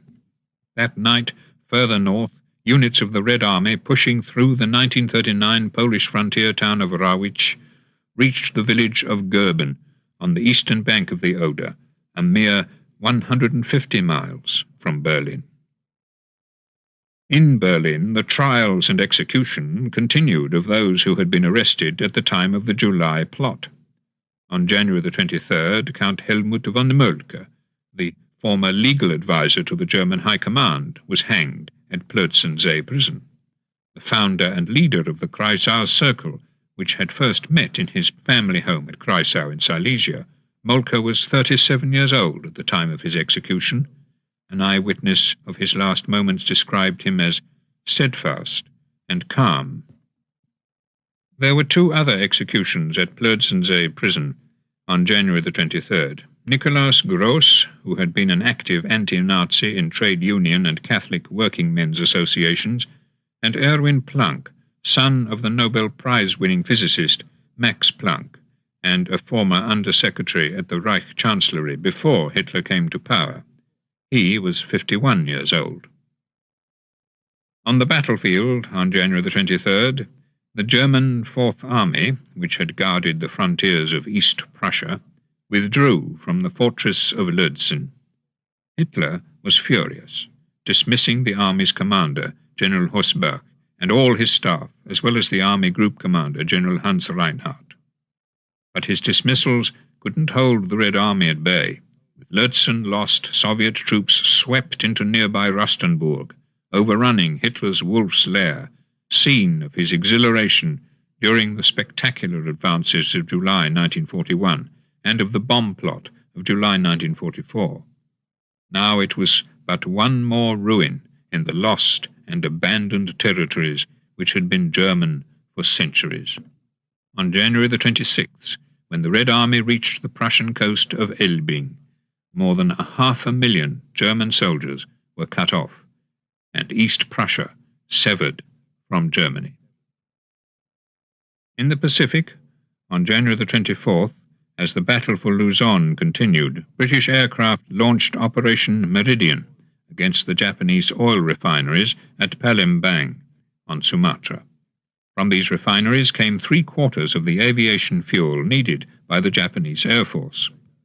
5 days later, a second strike completed the damage begun by the first, reducing the output of the refineries by 3/4. In northern Burma, a combined Chinese and American force was overrunning the last Japanese positions on the Burma Road. As German forces continued to fall back on the Eastern Front, more and more concentration camps and slave labor camps were evacuated. Again and again, those who were too sick to leave, or who stumbled or fell on the march, were shot. On January the 25th, the SS ordered the evacuation of Stutthof, where 70,000 inmates had been murdered since September 1939. On the day of the evacuation, there were 25,000 prisoners in the camp. At least 12,000 were killed as the evacuation began. Once on the march, those unfit to continue were shown no mercy. At Noch, 538 prisoners who had typhus were murdered. One girl, Sarah Matuson, who had escaped from this death march, was saved near Marienburg when a British prisoner of war, Stan Wells, found her freezing and starving in the barn where he was working. Wells and his 9 fellow British prisoners of war took turns to feed her and to care for her. As the march itself continued, Sarah Matuson's mother and sister were among the thousands who died. Her father had been murdered in the Siarlia ghetto soon after the German invasion of Russia. "God punish Germany," Wells wrote in his diary on January the 26th, and he went on, "Never again will I help a German. Never again will I speak well or defend them in speech. I have seen today the filthiest, foulest, and most cruel sight of my life. God damn Germany with an everlasting punishment." At 9 a.m. this morning a column straggled down the road towards Danzig, a column far beyond the words of which I am capable to describe. I was struck dumb with a miserable rage, a blind coldness, which nearly resulted in my being shot. Never in my life have I been so devoid of fear of opening my mouth. They came straggling through the bitter cold, about 300 of them, limping, dragging footsteps, slipping and falling, to rise and stagger under the blows of the guards, SS swine, crying loudly for bread, screaming for food, 300 matted-haired, filthy objects that had once been Jewesses. A rush into a nearby house for bread resulted in one being clubbed down with a rifle butt, but even as she fell in a desperate movement, she shoved the bread she'd got into her blouse. On January the 25th, in the sick bay at Auschwitz, the SS shot 350 Jews, 150 men and 200 women. On the following day, the last of the camp's 5 gas chambers and crematoria was blown up. The SS then left. Behind them was a pitiful remnant of the sick and dying. One of those who remained, an Italian Jew, Primo Levi, later a Nobel laureate, recalled, "We lay in a world of death and phantoms. The last trace of civilization had vanished around and inside us. The work of bestial degradation begun by the victorious Germans had been carried to its conclusion by the Germans in defeat." On January the 26th at Ravensbrück, the SS shot Violette Szabo, the British agent who had been caught after she had parachuted into France. That same day, on French soil near Colmar, the last German resistance was being overcome. Among the American soldiers who fought and were wounded that day was a 20-year-old Lieutenant, Audie Murphy. It was an action which won him the Congressional Medal of Honor. Murphy, who was later to reenact his own exploits in the film To Hell and Back, subsequently featured on the cover of Life magazine as the most decorated soldier. Undecorated and unsung, on the night of January the 26th, a friend of Primo Levi, a Hungarian Jew by the name of Somogyi, died in the barracks at Auschwitz. On the following morning, Levi and another of his friends were carrying his body away from the barrack on a stretcher. He was very light, Levi later recalled, We overturned the stretcher on the grey snow. As they did so, the Russians arrived. Entering Auschwitz, the Soviet troops found 648 corpses and more than 7,000 starving and skeletal survivors. 5,800 Jews at Auschwitz-Birkenau, 1,200 Poles in Auschwitz main camp, and 650 slave labourers of many nationalities at Monowitz. The liberators also found the charred ruins of 29 enormous storehouses, which the SS had set on fire before leaving, but 6 storehouses had escaped destruction. In them were 836,255 women's dresses, 348,000 sets of men's suits, and 38,000 pairs of men's shoes. Even in defeat, the German army continued to resist ferociously, and at times to counterattack. That same January the 27th, in East Prussia, 8 German divisions halted the advance of the Soviet troops near Marienburg.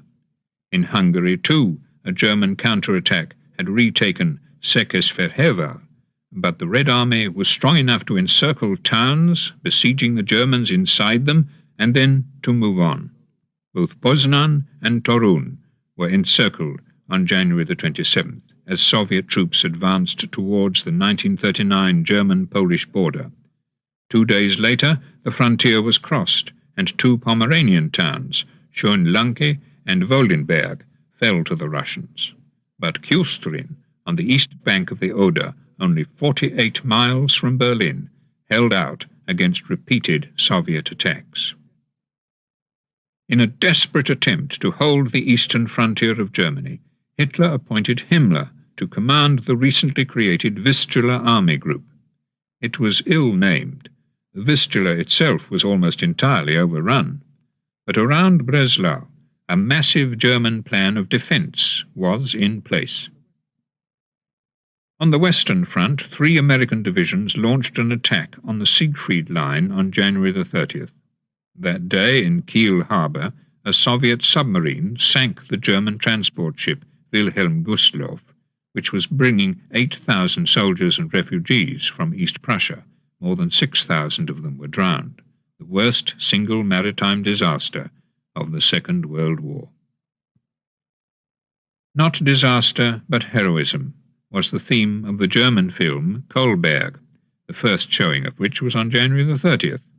Shot in colour, the most expensive film ever made in Nazi Germany, making use in one scene of 187,000 soldiers specially withdrawn for the purpose from active service, it told of the miraculous triumph of the defenders in the besieged Baltic port of Kolberg in 1807. Copies of the film were sent to German garrisons everywhere. The besieged garrison at La Rochelle, on receiving the film by air, promised to emulate the historic struggle at home and not to fall short of them in our perseverance and initiative. Shortly afterwards, La Rochelle fell. So did the real Kolberg, overrun by the Red Army. But this fact was kept from the German public while the film was still showing. On Luzon, 65 miles behind Japanese lines, January the 30th saw a dramatic raid to rescue more than 500 American prisoners of war, captives for the past 3 years, from a camp at Cabanatuan. 100 members of the 6th Ranger Infantry Battalion carried out the raid, which was helped on its course by more than 400 Filipino guerrillas. In a 20-minute battle, all 225 Japanese soldiers in the camp garrison were killed, and 531 prisoners freed. On the way back to the American lines, 1 Ranger and 26 Filipino guerrillas were killed. In the United States, news of the rescue electrified the nation. For Mrs. Carol Picotte of Oakland, California, who had been notified 2 days earlier of the death of her brother in action on Leyte, there was now the news that her husband was among those brought out to safety from Cabanatuan. In Borneo, the Allied prisoners of war were less fortunate than those on Luzon. For 2,000 Australian and 500 British prisoners, only 6 survived the death marches and mass executions carried out by their guards, as the prospect of an Allied invasion loomed. Throughout the Japanese-occupied islands of the Dutch East Indies, conditions in the prisoner of war and civilian internment camp worsened during January 1945, as the Japanese, confronted by the prospect of continuing military losses and naval disasters, treated their prisoners with contempt. By the end of January, in the prison camp of Muntok on Sumatra, 77 Dutch, Australian and British women internees died of starvation and disease. This pattern of deliberate death was repeated throughout hundreds of similar camps. On the Eastern Front, Soviet tanks crossed the Oder on January the 31st, seizing a bridgehead and Kienitz, less than 50 miles from Berlin. So unexpected was their crossing that they found German soldiers strolling in the streets and trains still running on the Kienitz-Berlin line. But so swift and deep was the Russians' own advance that several Red Army brigades had begun to run out of fuel and even of ammunition. That day, at a meeting of the British Chiefs of Staff, the Chief of the Air Staff, Sir Charles Portal, told his Army and Navy colleagues that the Air Staff would shortly be submitting an appreciation of the assistance to the Russian advance which might be effected by the strategic bomber force. This could be done because the Allied armies in the West were stalled after the Ardennes. Portal also spoke of rearranging the Anglo-American bombing priorities in such a way as to make it possible to attack both Berlin and the German tank factories in relation to the present Russian offensive. If the forces employed on bombing German lines of communication in the West could be reduced, Portal added, it would be possible both to attack German tank factories and also to make heavy attacks in the 4 cities Berlin, Dresden, Leipzig, and Chemnitz, where the resulting confusion was most likely to hamper enemy efforts to transfer forces between the Western and Eastern fronts. British bombers were now to be used to help the Red Army. On January the 31st, at St. Mario Mine, an American private soldier, Eddie E. Slovic, was taken before an American firing squad and shot for desertion, the first American to suffer this punishment since the American Civil War, and the only American deserter to be executed in the Second World War. 5 months earlier, Slovic had left his unit while on active service. Later, he had been arrested in Brussels and court-martialed. An almost illiterate man, he had written in his confession with innocent honesty, "I'll run away again if I have to go out there." To have stated that he would desert again sealed Slovic's fate. In every army there were tens of thousands of soldiers for whom the stress of battle proved too much to bear. Hundreds, even thousands, were shot on the battlefield itself without a court-martial. They, too, were the victims of war. Chapter 45. Berlin, Manila, Dresden, Tokyo. February to March, 1945. On the 1st of February 1945, with the Red Army less than 50 miles away, Berlin was declared a fortress city. Young and old were now set to work to build fortifications, trenches, earthworks, strong points, and tank traps. On walls and buildings, the old slogan, "Wheels must roll for victory," was replaced by a new one, "Victory or Siberia."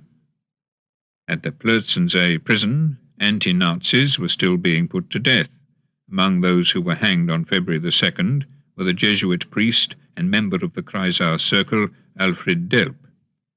Also hanged that day were Johannes Popitz, Hitler's Reich Commissioner for Prussia and holder of the Nazi Party Golden Badge of Honor, who had tried to persuade his fellow conspirators to restore the monarchy after Hitler's overthrow, and Karl Gödele, the former Lord Mayor of Leipzig, the leading non-military figure in the conspiracy against Hitler, and the man whom the generals had wanted to succeed Hitler as Chancellor. At Sachsenhausen, on February the 2nd, there was an act of heroism by one of Hitler's prisoners, a British naval officer, Sub-Lieutenant John Godwin, who had been held prisoner with 6 other sailors since his capture on a clandestine mission to Norway in April 1943. Returning from the day's forced labour, Godwin and the other 6 were taken not to the barracks but to an execution site. Seizing the pistol from the commander of the firing party, Godwin shot the commander dead before he himself was shot down. On February the 3rd, the Berlin People's Court met yet again to sentence further conspirators, each day's trial being dominated by the unyielding severity and personal abuse of the president of the court, Roland Freisler. That day, while the trial was taking place of Fabian von Schlabrendorf, of the widow of Wilhelm Solf, and of her daughter, the Countess Bellström, at whose home, on the 10th of September 1943, many conspirators had been present, there was an American bombing raid on Berlin. The court was adjourned, and the prisoners were rushed in manacles to the cells. Freisler, clutching the files of the cases under consideration, each of which was about to be resolved with a sentence of death, was in the cellar of the courthouse when the building received a direct hit. He was killed by a falling beam. Von Schlabrendorf, Frau Solf, and Countess Bellström survived. Indeed, the Solf dossier having been destroyed with Freisler, their trial couldn't continue, even in the reconstituted court, and they were later, through an oversight, released. On February the 4th, near Braunschweig, American forces breached the outer defences of the Siegfried Line.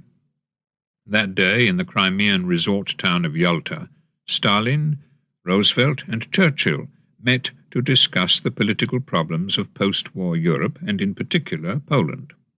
After considerable pressure from the 2 Western leaders, Stalin gave a series of assurances that free elections would be held, and that all Polish political parties could participate. These assurances were to prove valueless. The Big Three also heard a plea on February the 4th by the Deputy Chief of Staff of the Soviet forces, General Antonov, for British and American bombing help, to prevent the enemy from transferring his troops to the east from the Western Front, Norway and Italy. What Antonov asked for was air attacks against communications. This Soviet request for Anglo-American air support was presented to the Big Three at their meeting on the afternoon of February the 4th, when Antonov told the meeting that the Germans were even then transferring to the Eastern Front 8 divisions from the interior of Germany, 8 from Italy, 3 from Norway, and a further 12 from the Western Front, in addition to 6 already transferred. Antonov's exaggerated assessment, only 4 divisions were transferred from Italy, for example, led Stalin to ask what Churchill and Roosevelt's wishes were in regard to the Red Army, to which Churchill replied that they would like the Russian offensive to continue. The urgency of the need for some Anglo-American air action to help that offensive continue was made clear by a sentence in the British Cabinet's War Room record that day, in which it was pointed out that between the Oder Bend, northwest of Glogau, and the Carpathians, all Russian attacks failed in the face of strengthened German resistance. On the following day, in a memorandum for the combined Chiefs of Staff, the British Chiefs of Staff agreed to do what is possible to assist the advance of the Soviet Army. That same day, at a meeting of the joint British, United States and Russian Chiefs of Staff, General Antonov went so far as to warn the Western generals that if the Allies were unable to take full advantage of their air superiority, they, the Russians, didn't have sufficient superiority on the ground to overcome enemy opposition. The British and American Chiefs of Staff at once agreed to deflect some of their bomber forces from the attack on Germany's oil reserves and supplies, then the current priority, to an attack on the German Army's lines of communication in the Berlin-Dresden-Leipzig region. They also agreed, at Antonov's suggestion, that these 3 specific cities should be allotted to the Allied air forces, leaving the Russian bombers to attack targets further east. Thus, at Yalta, in an attempt to help the Red Army halt the flow of German troops through Dresden and other cities to the Eastern Front, the fate of Dresden, which for bomber Harris remained one of the few major unbombed cities, was sealed. It was Harris who, in his capacity as head of Bomber Command, had for so long resisted the call to focus his strength against Germany's oil resources, preferring to put his faith, which all Allied intelligence, including Ultra, had shown to be misplaced, in the creation of firestorms and rubble. Discussing the military balance of forces, Stalin pointed out to Roosevelt and Churchill at their meeting on February the 5th that the Red Army had put 180 divisions in the field against 80 German divisions, a preponderance of over 2 to 1, and went on to ask, how did we stand as regards preponderance of troops in the West? Churchill, answering, explained that neither in France nor Italy did the Anglo-American forces have any large preponderance in infantry, although they had an overwhelming preponderance in the air, and also in tanks at those points at which we had decided to concentrate force. On the Western Front, General Marshall told the Big Three, the Germans had 79 divisions, albeit greatly under strength, as against 78 Allied divisions. That night the Red Army again crossed the Oder, this time at Brieg, 25 miles below Breslau. Further north, 2 days later, Soviet troops crossed the river Furstenberg, 60 miles from Berlin. The Germans were dismayed. The troops are pretty well fed up to the back teeth, was von Rundstedt's private comment that day. Yet the fanaticism of the German soldier continued to amaze those whose armies had come so far and won so many battles. In Poznan and in Glogau, the German garrisons refused to surrender, while in Breslau, not yet besieged, more than 40,000 troops prepared to resist the Russian attack. On the Western Front, on February the 8th, Canadian forces launched Operation Veritable, aimed at driving south from Nijmegen to capture the area between the River Maas and the River Rhine, and thus force the Germans from the western bank of the Upper Rhine. On the following day, General de Lattre de Tassigny completed Operation Cheerful against the Germans trapped in a pocket at Colmar. During the battle, which had lasted 20 days, 1,600 French and 540 American soldiers were killed. When the battle ended and the Germans pulled back across the Upper Rhine, 22,000 German soldiers were taken prisoner. That night, in Berlin, Hitler was shown an architectural model for the reconstruction of Linz once the war was over. To SS General Kaltenbrunner, who had reported on the sharp fall in public morale, Hitler remarked, "Do you imagine I could talk like this about my plans for the future if I didn't believe deep down that we really are going to win this war in the end?" In Manila, on February the 9th, Japanese troops rounded up more than 20 girls, whom they proceeded to rape over the next 3 days. Some were raped more than 30 times. Only when the building in which the girls were being confined was hit by American shell fire did some of them manage to escape. One of them, Esther Gracia Moras, was later to give evidence of this atrocity at the Tokyo War Crimes trial. At Yalta, Roosevelt, Churchill and Stalin agreed on February the 10th that Germany should pay reparation for the damage done by her occupation. At Stalin's request, all Russians who had been captured fighting in the ranks of the German army were to be repatriated, sent to Russia as quickly as possible, were Stalin's words.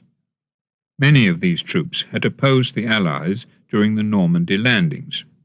It was also agreed that the Soviet Union would enter the war against Japan 2 or 3 months after Germany had been defeated, and to receive in return both southern Sakhalin annexed by Japan from Russia in 1905, and the Kuril Islands, acquired by Japan in part from Russia and in part from China in 1875. On the day of these decisions, a renewed Soviet offensive was launched against the Germans in East Pomerania, where Himmler's Vistula army group was still holding on at the lower reaches of the river south of Danzig.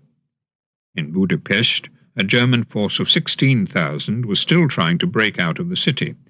Encircled at Perbal, it was destroyed. Only a few hundred soldiers were able to escape.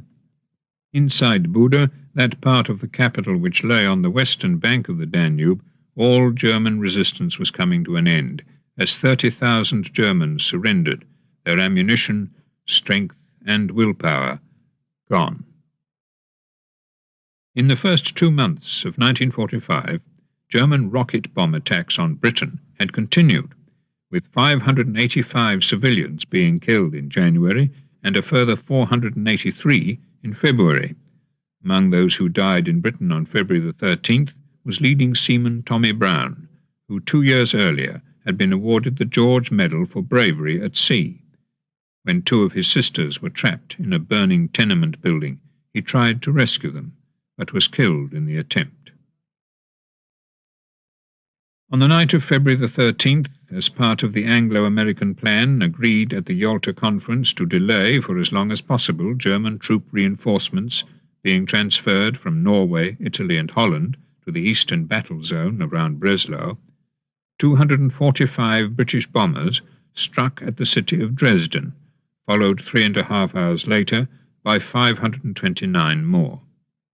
Their purpose was to destroy the city's railway marshalling yards. During the first of the 2 raids, a firestorm, created in a single hour's bombardment, burnt through 11 square miles of the city. The British raid on Dresden was followed the next morning by an American raid, also aimed at the marshalling yards, in which 450 bombers took part. Dresden, whose ancient city centre had hitherto been untouched by war, was now on fire. Some of the fires were to burn for 7 days and nights. Of the total of more than 1,200 bombers which had cast their bombs on the city, only 8 were shot down. For the British bombers, this was the lowest ever chop rate over Germany. It was also their deepest ever penetration into Germany. Most of Dresden's anti-aircraft defences had been sent to the Western Front to defend the Ruhr and to protect Germany's synthetic oil plants. On the morning of their February the 14th raid on Dresden, American bombers also dropped 642 tons of bombs on Chemnitz and 752 tons on Magdeburg. That morning, Churchill, who was on his way back to Britain from the Crimea, received a telegram from the War Cabinet Office in London reporting on 11 aspects of the previous day's military events. On the Western Front, he learned, 6,000 German soldiers had been captured. In North Russia, a British convoy of 28 ships had arrived without loss. In central Burma, a series of Japanese attacks had been beaten back. In Central Europe, Budapest had been entered by Russian troops and tens of thousands of German soldiers killed in the battle.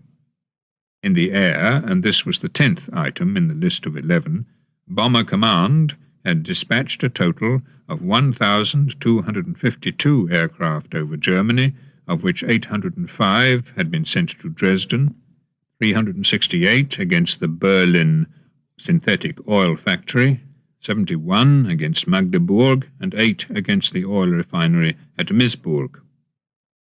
The 11th and final item in this War Cabinet Office telegram concerned the continuing V-2 rocket attacks on Britain. In the 15 hours before daybreak on February the 14th, 14 rockets had fallen in the London area, killing 12 civilians at Wood Green, 12 at Romford, 28 at West Ham, and 3 at Bexley. The total number of rocket bomb deaths in the week ending February the 15th was 180, the highest since the rocket attacks had begun. That same day, the first British report on the Dresden raid was prepared, based on an analysis of aerial photographs. Although it gave no casualty figures, the report noted the great material damage to be seen in the photographs, adding that it was apparent from the many blocks of buildings seen gutted that fires have already destroyed part of the city. Interpretation of further photographs taken on February the 15th was rendered difficult, the Chiefs of Staff Committee learned a week later, by the haze from fires still burning more than 36 hours after the last attack. On the morning of February the 15th, less than 36 hours after the first British bombers had flown over Dresden, a second wave of 200 American bombers attacked the still burning city, on the assumption that even more havoc could be caused if an attack were made while firefighting equipment and personnel were at work in the streets and could themselves be hit. The death toll at Dresden has never been calculated with precision. In all, 39,773 officially identified dead were found in the city and registered, most of them burned to death. At least 20,000 more bodies were buried beneath the ruins or incinerated beyond recognition, even as bodies. The inscription on the mass grave in Dresden's main cemetery asks, "How many died? Who knows the number?" It hazards no answer. For miles around, the glow of Dresden had been seen in the night sky, an incredible sight in the heart of Germany. In a labor camp at Schlieben, one of the Jewish slave laborers, Ben Helfgott, who in September 1939 had witnessed the burning of Sulejo in Poland, later recalled the red sky above Dresden. "Not only could we see it, the earth was shaking. We were out watching it. We were in heaven. It was like a boon for us. We didn't have to work. The Germans were running for their lives. We knew that the day of our liberation must be drawing nearer. To all of us it was absolute salvation. That was how we knew that the end was near." British and American prisoners of war were brought into Dresden to dig out the bodies. One of these prisoners, Kurt Vonnegut, later a distinguished American novelist, recalled, "Every day we walked into the city and dug into basements and shelters to get corpses out as a sanitary measure. When we went into them, a typical shelter, an ordinary basement usually, looked like a streetcar full of people who'd simultaneously had heart failure, just people sitting there in their chairs, all dead." Such unusual occurrences had been seen in a number of Germany's bombed cities since the Hamburg firestorm 2.5 years earlier, when 42,000 had died. In the Philippines, American forces, having driven a wedge between the Japanese forces, now pressed in upon Manila. On February the 15th, American carrier-based aircraft attacked the Japanese home islands for the first time as the most powerful naval force that had ever put to sea. 20 aircraft carriers, escorted by 90 warships, steamed off Honshu Island. On February the 16th, an American parachute regiment landed on Corregidor. That same day, as American carrier-based aircraft began the bombardment of Japanese installations on the island of Iwo Jima, an American expeditionary force set sail for Iwo Jima from Saipan. In the battle for Manila, the Japanese soldiers, refusing to surrender, turned every street and every building into a savage battleground, reducing a once beautiful city to ruins and carnage. In an orgy of killing, nearly 100,000 Filipino civilians were murdered by the Japanese. In some cases, hospitals were set on fire after the patients had been strapped to their beds. The killing of Filipino civilians had reached a frenzy. In various sectors, a Japanese soldier noted in his diary on February the 17th, "We've killed several thousand, including young and old, men and women, and Chinese." On February the 17th, 2,000 Japanese soldiers took up position inside Manila's ancient walled city. With them were 5,000 Filipino hostages. Over a loudspeaker, the American commander, General Oscar Griswold, urged the Japanese to surrender.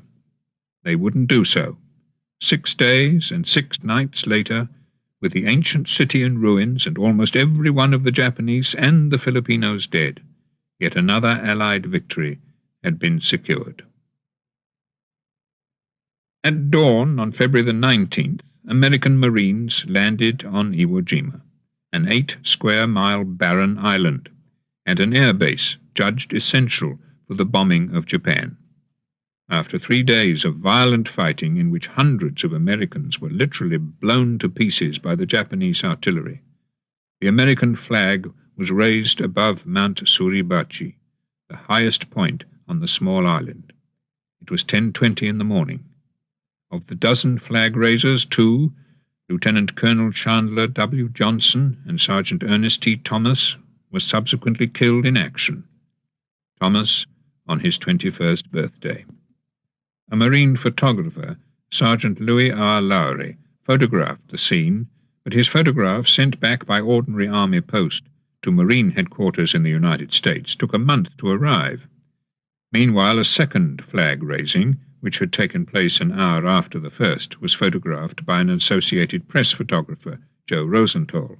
His photograph, sent by seaplane to Guam and on from there by radio photo to the United States, was immediately acclaimed as extraordinary, so much so that President Roosevelt ordered the 6 flag raisers seen in it to come home to share their glory with all their fellow Americans.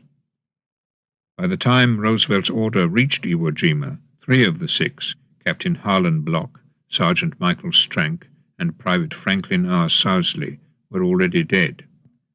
Joe Rosenthal won a Pulitzer Prize for his photograph, and while the struggle against Japan still raged, the United States Post Office Department issued a 3-cent Iwo Jima flag-raising stamp, the first United States stamp of the war, to show a Second World War scene.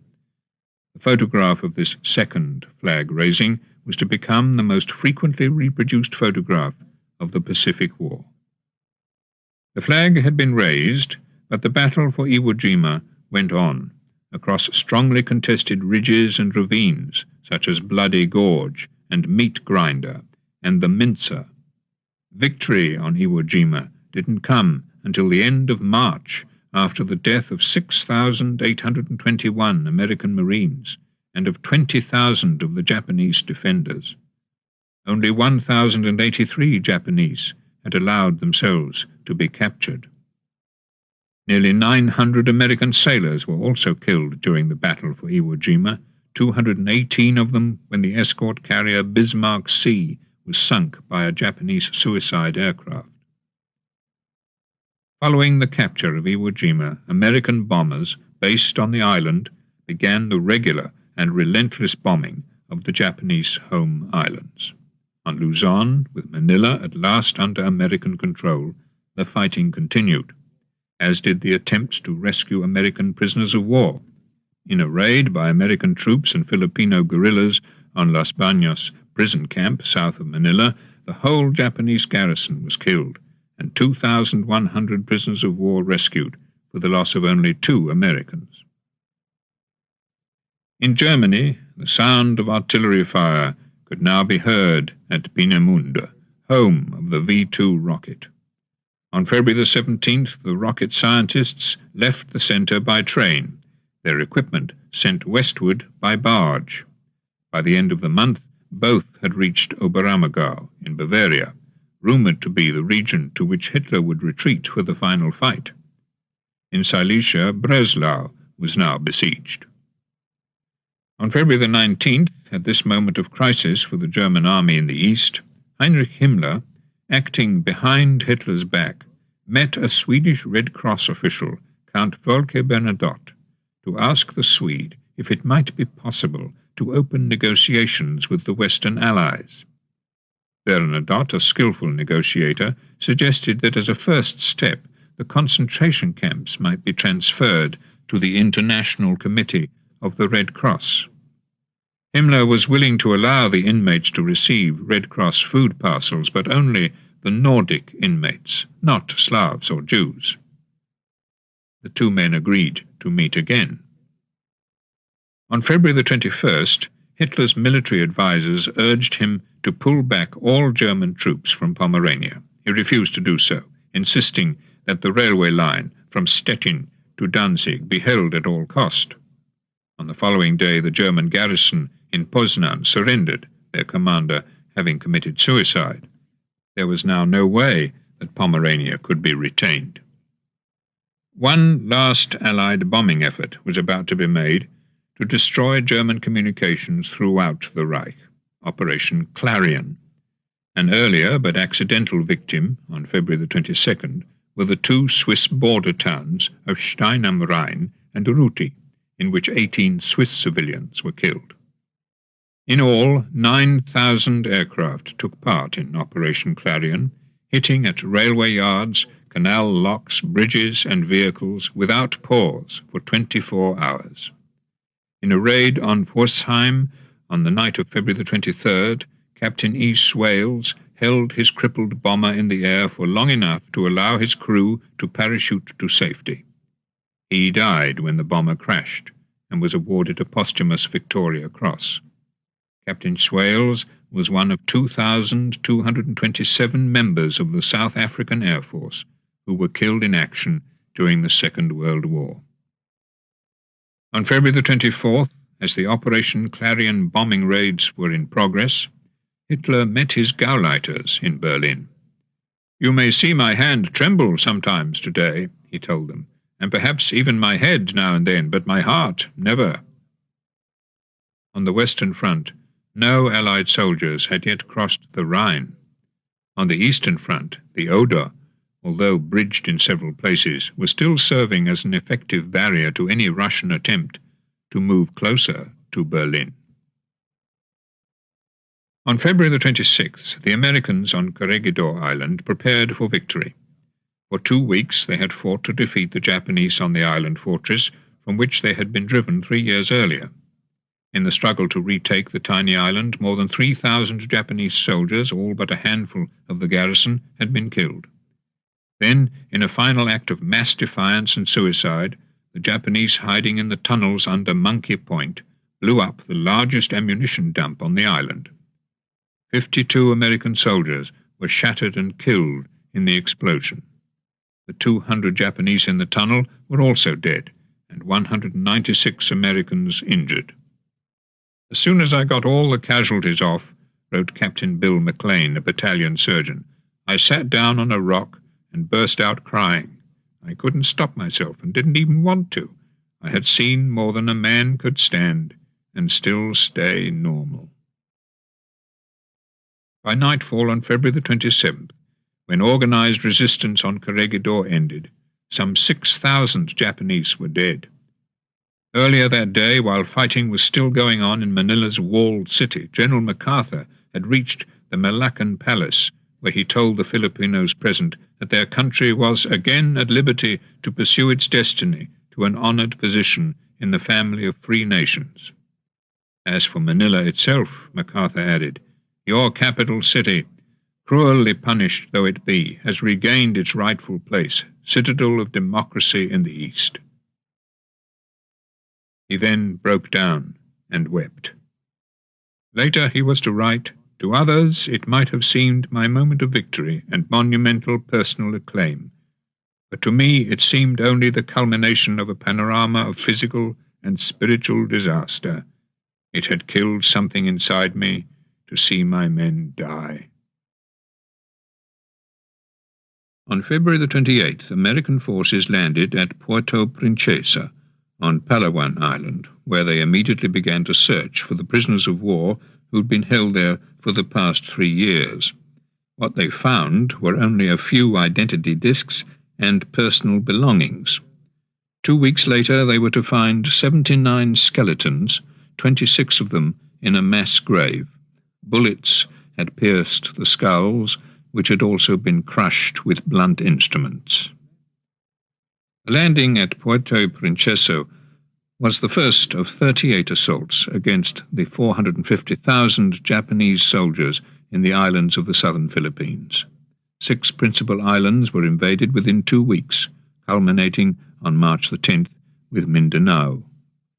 Other landings continued until July, the reconquest of these islands costing more than 13,000 American lives. On February the 28th, British intelligence informed the Soviet military mission in London of the German army's order of battle on the Eastern Front. This information had come from Ultra. That same day, after German documents captured at Strasbourg had confirmed that the Auer factory at Oranienburg, north of Berlin, was involved in the manufacture of uranium metals for atomic energy, orders were given to bomb the factory as a matter of priority.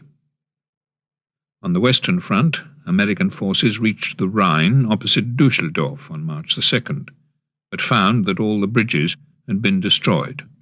That day, as German forces still held the Russians at bay in Breslau, American bombers again struck at Dresden, their target once more the marshalling yards through which the Breslau front was being fortified and reinforced. One of the casualties that day was a hospital ship on the Elbe, crowded with injured from the earlier raids. On March the 3rd, Finland declared war on Germany. Turkey had already done so 10 days earlier. By these two declarations, Finland and Turkey both earned their place at the table of the victor powers. In Germany itself, Churchill, visiting the Western Front, was in Jülich that day, the first time a British Prime Minister had been on German soil since Neville Chamberlain had gone to Munich in September 1938 to concede the Sudetenland regions of Czechoslovakia to Germany.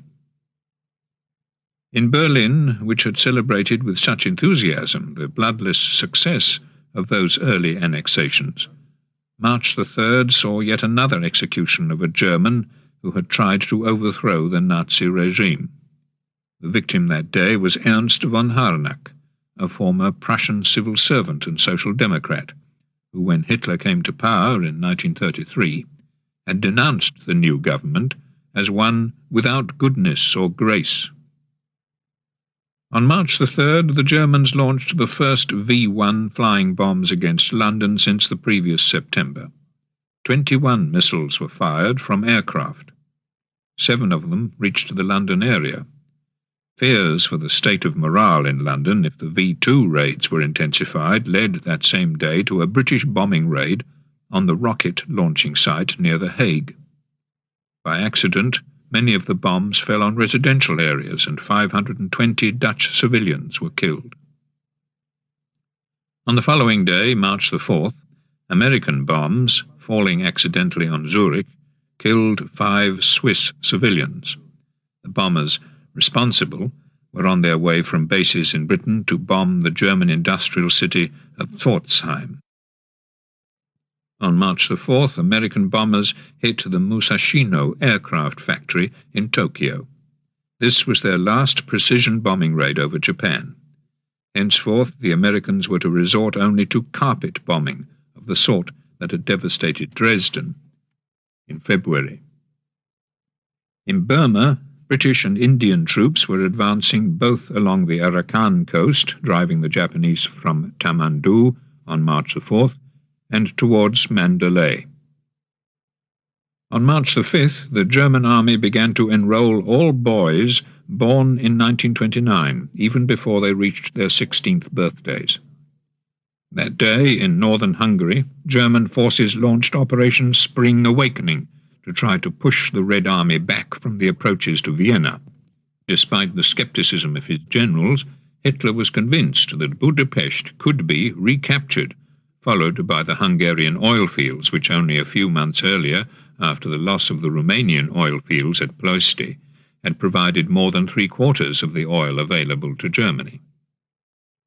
Ironically, lack of fuel was one of the reasons why the German offensive in search of oil failed.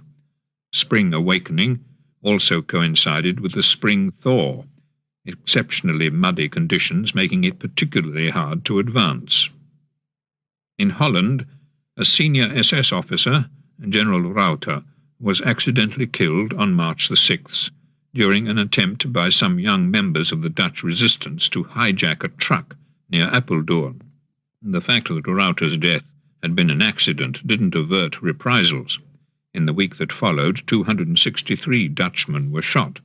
Many of them were so-called death candidates, resistance fighters and others who'd been held for some time in prison in Amsterdam and Utrecht.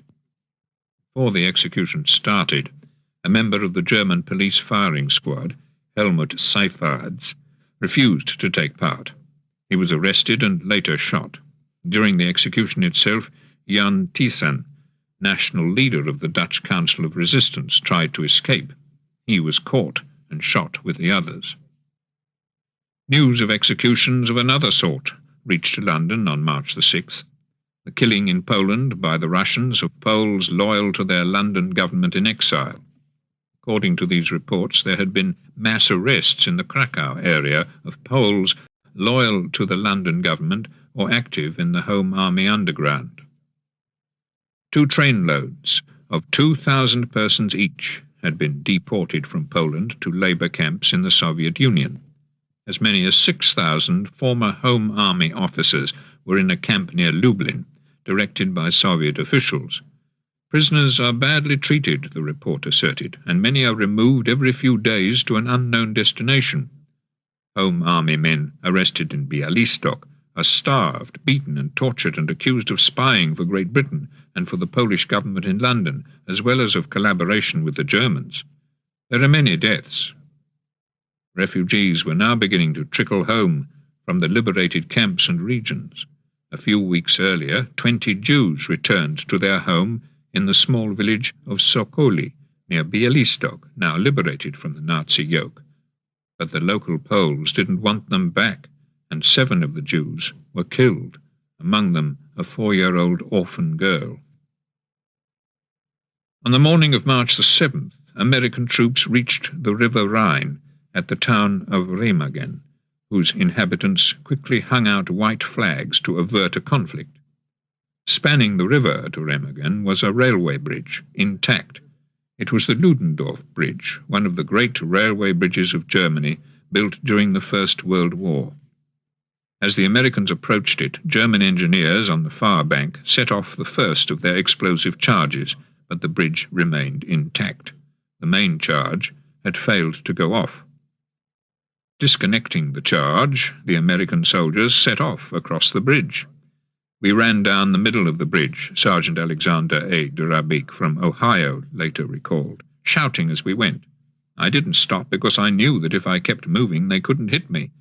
My men were in squad column, and not one of them was hit. We took cover in some bomb craters, then we just sat and waited for the others to come. By early evening, 100 American soldiers had crossed the Rhine. The Western Allies now stood on the eastern bank of the Rhine. No enemy or invader had crossed the Rhine into Germany since Napoleon had done so in 1805. That night, as the Americans consolidated their bridgehead on the eastern bank of the Rhine, Hitler dismissed Field Marshal von Rundstedt from his post of Commander-in-Chief of the German forces in the West. He's finished, Hitler declared. I don't want to hear any more about him. In Italy, a senior German army officer, SS General Karl Wolff, had decided to negotiate the surrender of all German forces in Italy. On February the 25th, he had sent an emissary to Switzerland to open talks with the American Secret Service chief in Bern, Allen Dulles.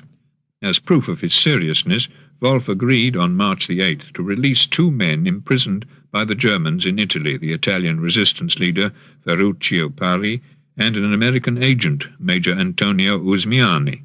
Both were taken from their prison cells to the Swiss border on March the 8th, together with General Wolff himself and 3 other German officers.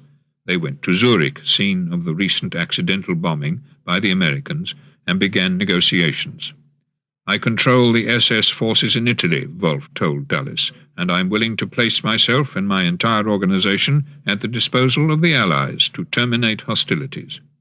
He would have, however, as he explained, to persuade the German commanders in the field to agree. Promising to seek their approval, Wolff returned to Italy.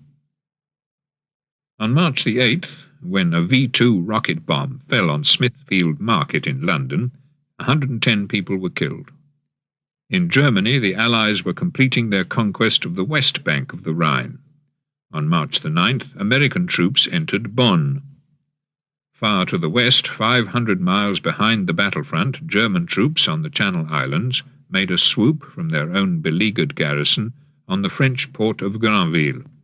Ultra had given warning of the Granville raid, but had been given insufficient attention, so improbable did such a raid seem at this stage of the war. At a cost of 4 men killed, the Germans landed on French soil, blew up several port installations, and released 67 German prisoners of war being held at Granville by the Americans. During the raid, the commander of a British merchant ship was also killed, and a British civilian, John Alexander, taken prisoner.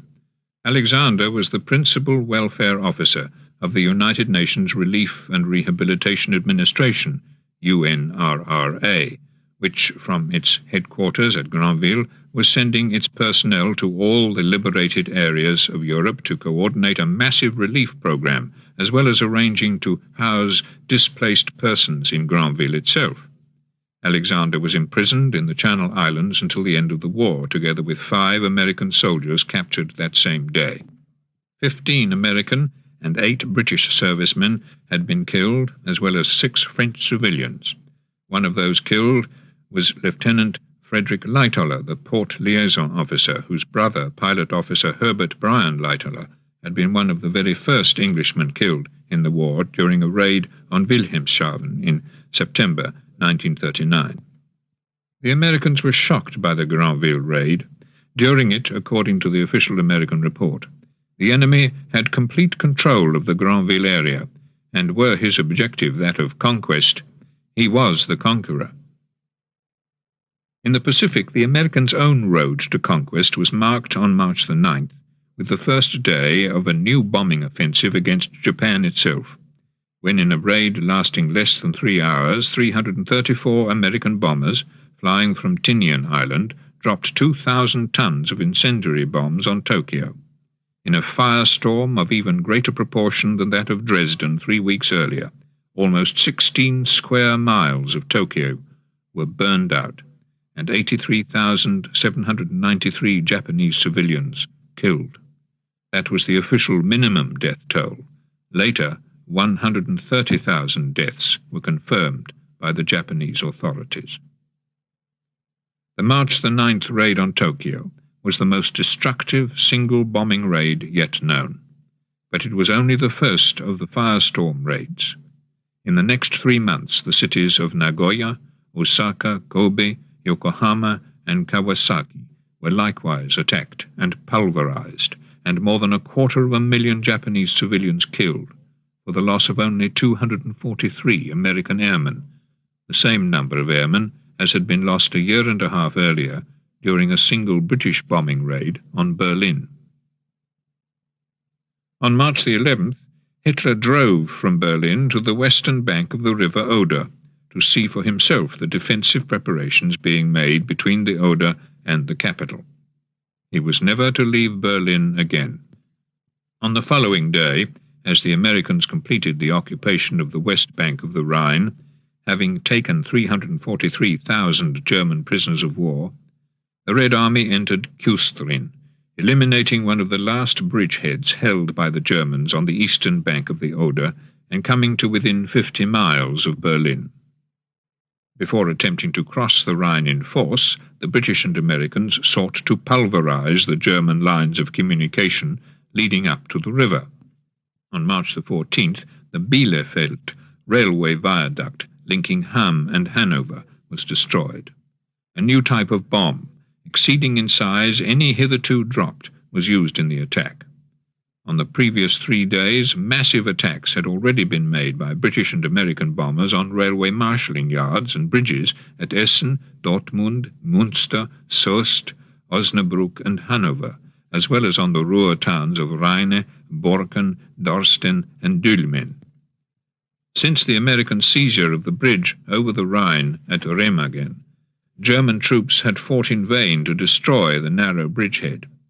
There had also been a series of attempts to destroy the bridge, including the firing of 11 V-2 rockets from their base at Hellendoorn in Holland. One rocket landed only 300 yards from the bridge.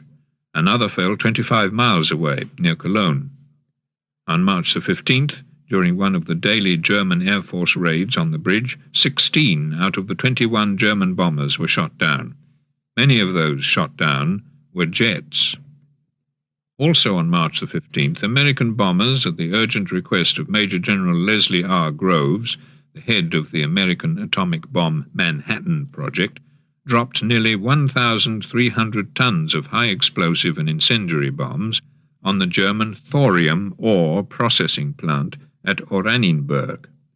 All the above-ground parts of the plant were completely destroyed and German atomic bomb research brought to a halt. On March the 16th, American units further extended the Remagen bridgehead, cutting the Cologne-Frankfurt Autobahn. Then, on March the 17th, worn out by the pounding of American artillery units nearby, the bridge collapsed. 25 American engineers were killed. By then, however, 2 temporary bridges had been thrown across the river and several thousand troops were on the far side.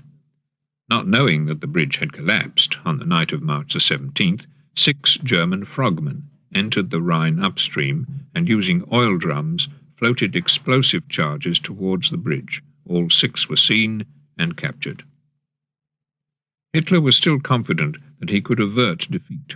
On March the 17th, a new submarine set sail for the eastern seaboard of the United States. It was one of many that were now able to remain underwater almost indefinitely using the snorkel breathing tube. Jet aircraft were now a regular component of German Air Force assaults. The line of the Oder and the line of the Rhine, although both had been crossed, were still serving as effective barriers. Even Churchill was worried that week about the extent to which Hitler might still be able to prolong the war. "I should like the Intelligence Committee," he informed the Chiefs of Staff on March the 17th, "to consider the possibility that Hitler, after losing Berlin and northern Germany, will retire to the mountainous and wooded parts of southern Germany and endeavour to prolong the fight there." The strange resistance which the Germans had made at Budapest and were now making at Lake Balaton, and the retention for so long of Kesselring's army in Italy, seemed, Churchill wrote, in harmony with such an intention. He added, "But of course he's so foolishly obstinate about everything that there may be no meaning behind these moves. Nevertheless, the possibilities should be examined." In the Pacific, as American carrier-borne aircraft struck at the Japanese fleet in the Kurikobe area on March the 18th, a new Japanese suicide weapon was launched, a flying bomb with a pilot who guided it onto its target and died in doing so. During the first of these suicide bomb attacks, the aircraft carrier Enterprise was accidentally damaged by shrapnel from another American warship, while 101 men were killed on board the new aircraft carrier Wasp. Japanese losses, however, were formidable. Of 193 aircraft committed to the battle, 161 were shot down. 2 days later, British and Indian forces in Burma entered Mandalay. In Germany, the 3rd week of March saw the execution in Berlin of yet another senior army officer, General Friedrich Fromm. He was shot by a firing squad on March the 19th. At the time of the July plot, he had shown his loyalty to Hitler by arresting Count von Stauffenberg, but he had earlier intimated that he would join the conspiracy once it had shown that it could succeed. That day, in Belsen, a roll call showed that there were 60,000 inmates in the camp. Deprived of adequate food or medical help, overrun by disease, tormented by lice and dysentery, those who were dead mixed with the living, and even the living attacked by rats, several hundred inmates, most but not all of them Jews, were dying every day, their corpses left to rot where they lay. In liberated Poland, commissions of inquiry were taking evidence of the atrocities and mass murders in every town and in hundreds of camps. On March the 19th, Chaim Hertzmann, one of only 2 survivors of Belzec death camp, gave testimony in Lublin.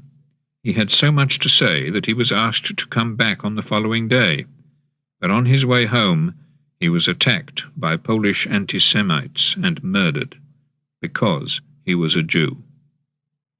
Inside Germany, on the day after Chaim Herzmann's murder, a British Special Operations agent, Francis Suttle, was hanged in Sachsenhausen concentration camp. Before his capture in France 2 years earlier, he had been in charge of the Prosper escape and evasion route. In a low-flying precision raid on March the 21st, 18 British and 28 American planes carried out a raid on the former Shell Petroleum Company headquarters in Copenhagen, on 3 floors of which the Gestapo kept the records of what it had found out about the Danish resistance. On the top floor of the building, the Gestapo had imprisoned 32 resistance fighters. In the basement, Danish citizens were being held and tortured. The attackers had therefore to hit only the 3 middle floors of the building. They did so. Nearly 100 Germans and their collaborators were killed, but only 6 of the Danish prisoners on the top floor. The rest of the prisoners were smuggled out of Copenhagen and spirited away by ship to Sweden. 9 aircraft were lost on the raid and 10 airmen killed. In the target area, one of the attacking aircraft hit a power line and crashed onto a school, where it exploded, setting fire to the school building. Other aircraft, thinking that the blazing building was their intended target, dropped their bombs on it. In all, 112 Danish civilians were killed as a result of this mistake, including 11 nuns and 86 children. Also on March the 21st, an Allied air attack was launched against all the main German jet airfields, many of which were made unusable. That same day, after having urged Hitler to conclude an immediate armistice in the West, General Guderian was dismissed. In 1940 and 1941, it was Guderian's blitzkrieg techniques that had secured Hitler the sequence of victories whereby Nazism had crushed most of Europe. Hitler wouldn't listen even to Guderian. On March the 22nd, American forces secured 2 further bridgeheads over the Rhine, 70 miles south of Remagen, the first at Nierstein, the second at Oppenheim, only 20 miles from Frankfurt. "Don't tell anyone," General Patton had telephoned General Bradley on the morning of March the 23rd, "but I'm across. I sneaked a division over last night, but there are so few Krauts around there, they don't know it yet." Against the 2 new bridgeheads, the Germans did in fact send almost all their available jet aircraft, 50 of them on the night of March the 23rd. But within 24 hours, shortage of fuel and lack of undamaged airfields to land on cut even this number by half. During March the 23rd in Hungary, the Red Army broke down the German defences at Székesfehérvár, ending any chance of a German reconquest of the Hungarian oil fields. That same night on the Rhine, Canadian and British forces launched Operation Plunder, crossing the Rhine at Ries and Wesel, the crossing points being illuminated and the German defenders blinded by specially designed tank-borne searchlights capable of 13 million candle power, and known, in tribute to the Army's commander, as Monty's Moonlight. Montgomery's 2 crossings were a success. They were followed within 48 hours by 6 more in the north and 7 more in the American zone of operations to the south. As the Germans pulled back from the river, the decryptors in Britain, who continued to read the Germans' own secret cipher messages, learned exactly where the next German points of resistance were to be set up, as well as Hitler's plan to drive back the bridgeheads north of the Ruhr by a counterattack at Haltern and Dülmen. Knowing this, the Allies were able to forestall the intended counterattack before it began. On March the 24th, during the Battle for Wesel, on the eastern bank of the Rhine, a Canadian medical orderly, Corporal F.G. Topham, saw 2 fellow orderlies killed while trying to get to a wounded man who'd been hit in open ground. Topham managed to reach the man and then, although himself wounded in the face and in considerable pain, carried him back through heavy fire to safety. On being sent to the rear for treatment, Topham begged to be allowed to return to the front, where he once more went forward over open ground under fire to help 3 men who had been badly wounded in an armoured carrier. For his gallantry of the highest order, Topham was awarded the Victoria Cross. The Allied forces now thrust forward to encircle the Ruhr. As they did so, all possibility of Hitler's jets being effective was brought to an end on March the 25th, as American forces overran the principal jet airfields in the regions of Darmstadt and Frankfurt. That day, Churchill, while visiting the 21st Army Group, flew from a British airstrip at Strehlen for more than an hour along the Rhine and east of the Meuse for about 140 miles at a mere 500 feet, unescorted in a tiny messenger aircraft. Churchill's pilot, Flight Lieutenant Trevor Martin, later recalled seeing the flashes from our own artillery to the west of us, as in the cramped plain with no radio, Churchill looked down on the German defensive positions east of the Meuse and the areas of British and American attacks east of the Rhine. I was worried, Martin recalled, that the Americans in particular wouldn't know that it was one of our aeroplanes.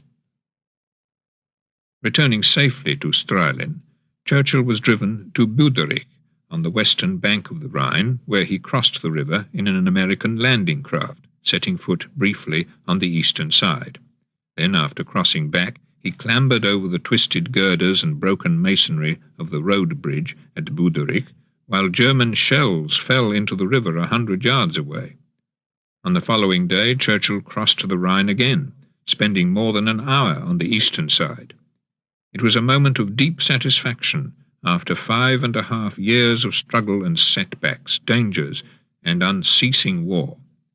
The Rhine and all its fortress lines lie behind the 21st Group of Armies, he wrote in Montgomery's autograph book on March the 26th, and he added, "A beaten army, not long ago master of Europe, retreats before its pursuers. The goal is not long to be denied to those who have come so far and fought so well under proud and faithful leadership. Forward, all on wings of flame, to final victory." On March the 27th, Argentina declared war on Germany and Japan, becoming the 53rd nation to be at war. That same day, the Germans fired the last V-2 rockets of the war from their one remaining launching site near The Hague. One of the rockets, falling on London at 7 o'clock that morning, killed 134 people in a block of flats at Valence Road, Stepney. Another, falling in Antwerp, killed 27 people. In the afternoon, at Orpington in Kent, an Englishman was killed by a third rocket. He was the last civilian casualty in Britain. 2 days later, the V-2 crew retreated eastward, taking with them 60 unfired rockets. In England, 2,855 people had been killed, and in Belgium, 4,483 by this particular secret weapon since the previous September. On this, as on his other types of new weapon and scientific advance, Hitler had set great hopes, but in that same period his mastery of Europe had been destroyed. Chapter 46. The Axis in Disarray. The Allies in Conflict. March to April 1945. Throughout March 1945, the Red Army had fought in both East Prussia and Hungary against German forces which, however battered and weakened, were determined not to yield, but only to be annihilated. On the Baltic coast, on March the 27th, Gdynia, Danzig and Königsberg were all under siege. In Hungary, tens of thousands of German soldiers were surrounded in Esztergom, on the eastern bank of the Danube, north of Budapest. On March the 28th, on the western bank, the Red Army entered Győr, only 75 miles southeast of Vienna. Hitler's more fanatical followers still spoke in terms of victory. On March the 28th, as American troops entered Marburg and Lautermark, only 200 miles from Berlin, the 31-year-old Hitler Youth leader Arthur Axmann told the Hitler Youth now under arms, It's your duty to watch when others are tired, to stand fast when others weaken. Your greatest honor, however, is your unshakable faithfulness to Adolf Hitler." Faithfulness was a much abused word in the spring of 1945. On March the 28th, at Pruskow, near Warsaw, the second of two groups of Polish political leaders, non-communists, went under safe conduct for consultations with senior Soviet officers. They were immediately arrested and taken as prisoners to Moscow. Also sent to prison was Raoul Wallenberg, who had earlier done so much in Budapest to help save Jews from deportation to Germany. He too went to parley with the Russians when they reached the city, and he too was arrested. According to one Soviet account, he died a few years later in prison in Moscow. On March the 29th, Soviet troops captured the Hungarian city of Kapuvar and advanced into Austria, only 50 miles from Vienna. In Germany, American troops captured Frankfurt. That same day, in Flossenburg concentration camp, several dozen Allied agents, Englishmen and Frenchmen among them, were executed. Many sang the Marseillaise on their way to the scaffold and cried out "Vive la France" or "Vive l'Angleterre" as their last words. Among the British agents killed that day was Captain Isidore Newman, who in the weeks after the Normandy landings had from behind German lines transmitted and received hundreds of messages to and from Supreme Allied headquarters and French resistance fighters in northern France. After his capture, despite abominable tortures, Newman had refused to betray any of his vital secrets. Another British agent, the Canadian Gustave Bieler, who had been severely injured when he had parachuted into France, was also executed that day.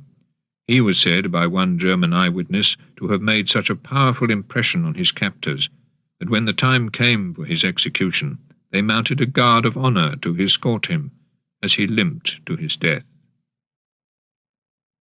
At Buchenwald, that same March the 29th, the Germans ordered Captain Maurice Bertschuk to go to the camp guardroom. Bertschuk had been held prisoner in Buchenwald for 3 years, having also been captured in France while on special operations with British intelligence. When a friend tried to stop him answering the order to go to the guardroom, he replied, "You know what happens when someone refuses to go.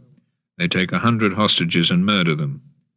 Captain Bertschuk went as ordered. He too was hanged. At Buchenwald, out of a prisoner population of 82,000, a total of 5,479 had died that March of illness, starvation, and ill treatment, bringing the total deaths there to 17,570 in 3 months. At Ravensbrück on March the 30th, a number of Jewish women who were being led to their executions struggled with the SS guards. 9 managed to escape, but were soon recaptured and then executed. Over Germany, Allied bombers continued to fly virtually unchallenged. On March the 30th, in an un-American daylight raid on the German submarine base at Wilhelmshaven, the U-96 was sunk, the latest of hundreds of U-boats to be destroyed. Among those killed was its captain, Heinrich Lehmann-Willenbrock, who in his time had sunk 25 Allied merchant ships with a total tonnage of 183,253. Another ace, the fighter pilot Hans Ulrich Rudel, was shot down that month and badly injured, losing his right leg. The most highly decorated soldier in the Third Reich, Rudel was the only holder of the Knight's Cross with golden oak leaves, swords, and diamonds. The golden oak leaves, awarded in January 1945, were unique to him. Rudel had been credited with having destroyed 532 Russian tanks from the air during the course of 2,530 operations. In March 1944, he had been shot down by the Russians and captured, but had escaped. On March the 31st, French forces crossed the Rhine at Speyer and Germersheim.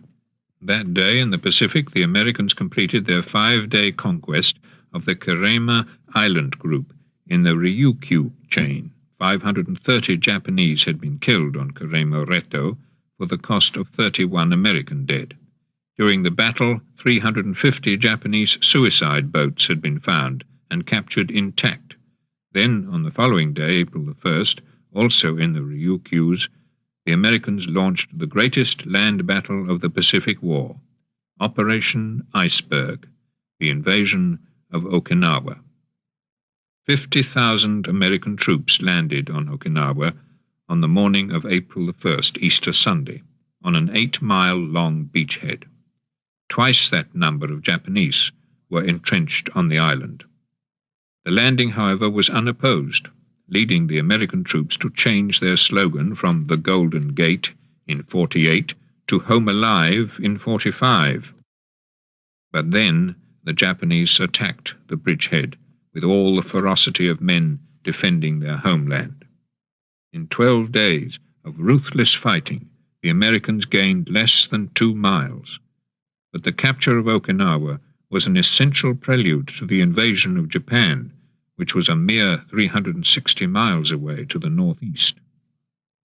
The Battle of Okinawa was to last for 82 days, with 180,000 American combat troops involved and a further 368,000 American troops in support. The fighting was ferocious, hand to hand and bayonet against bayonet.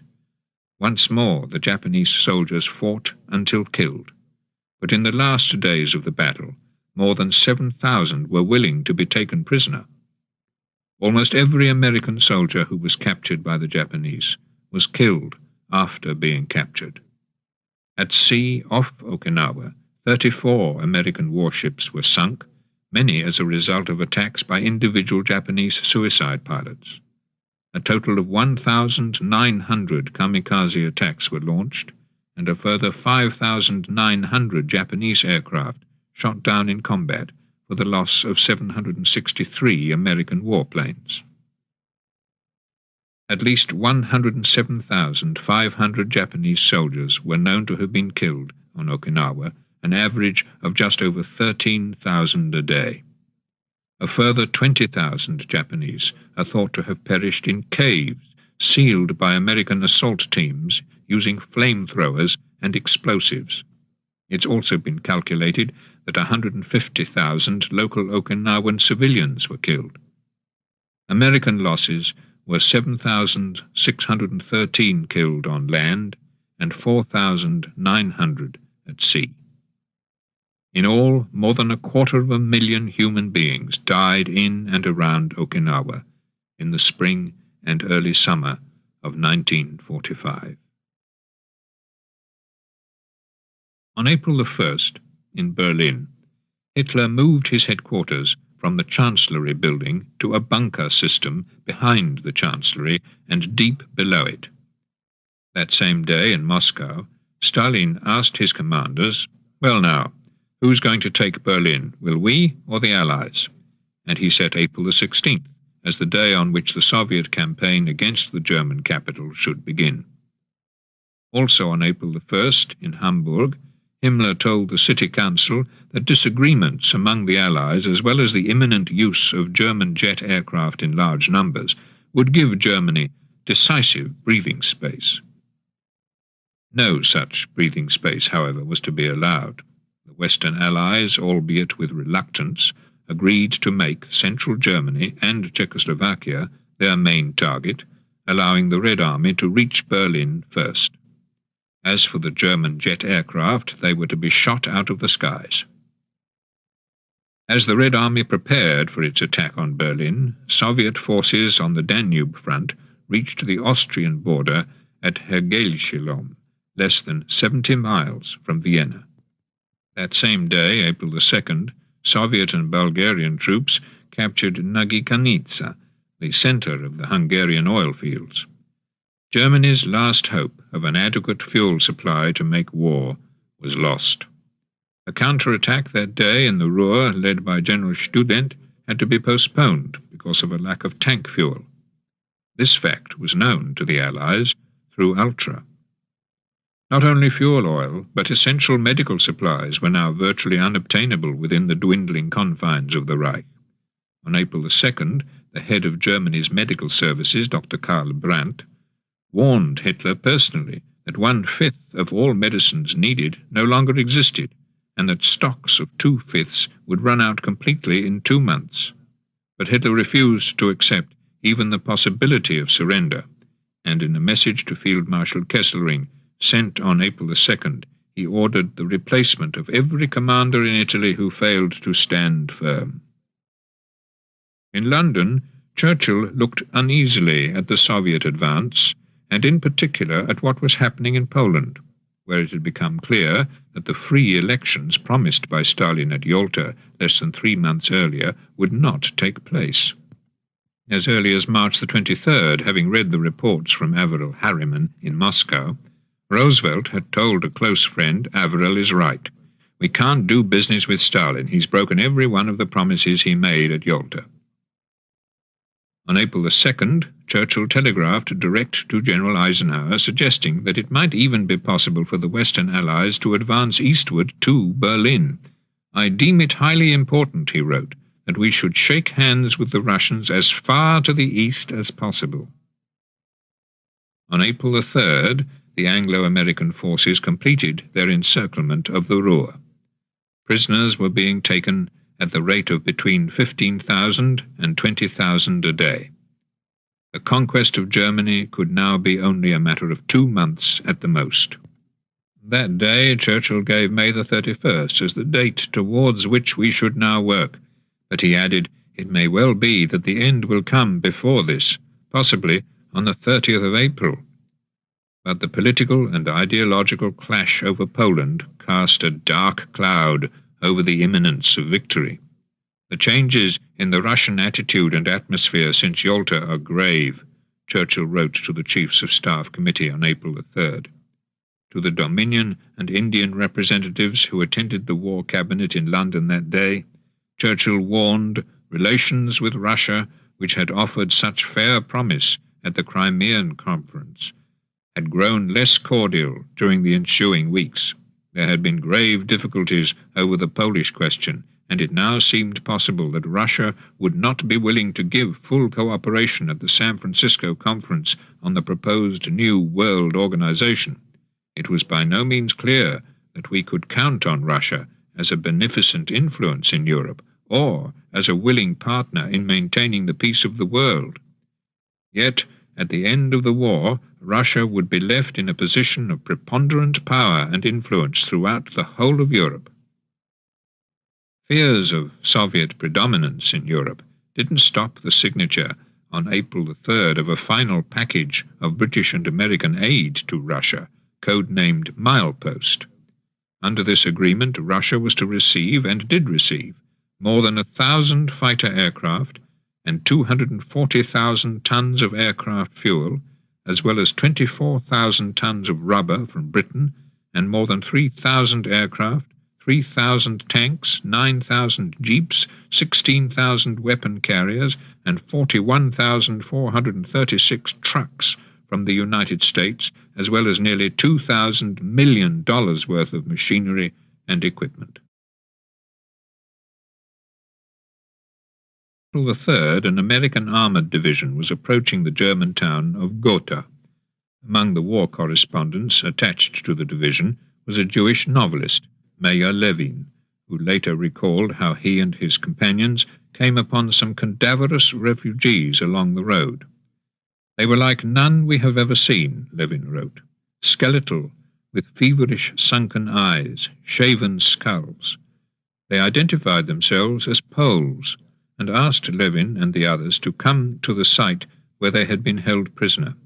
They spoke of people buried in a big hole and death commando."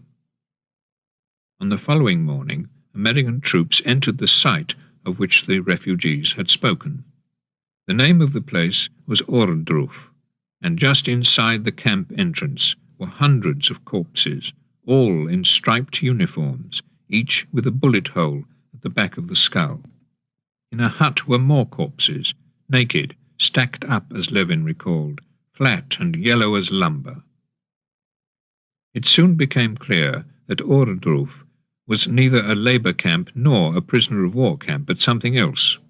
A camp in which 4,000 inmates had died or been murdered in the previous 3 months.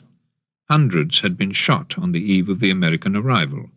Some of the victims were Jews, others were Polish and Russian prisoners of war. All had been forced to build a vast underground radio and telephone centre intended for the German army in the event of a retreat from Berlin.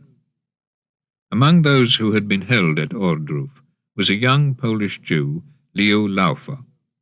4 days before liberation, he had managed to escape as the evacuation of the camp began, running off with 3 fellow prisoners.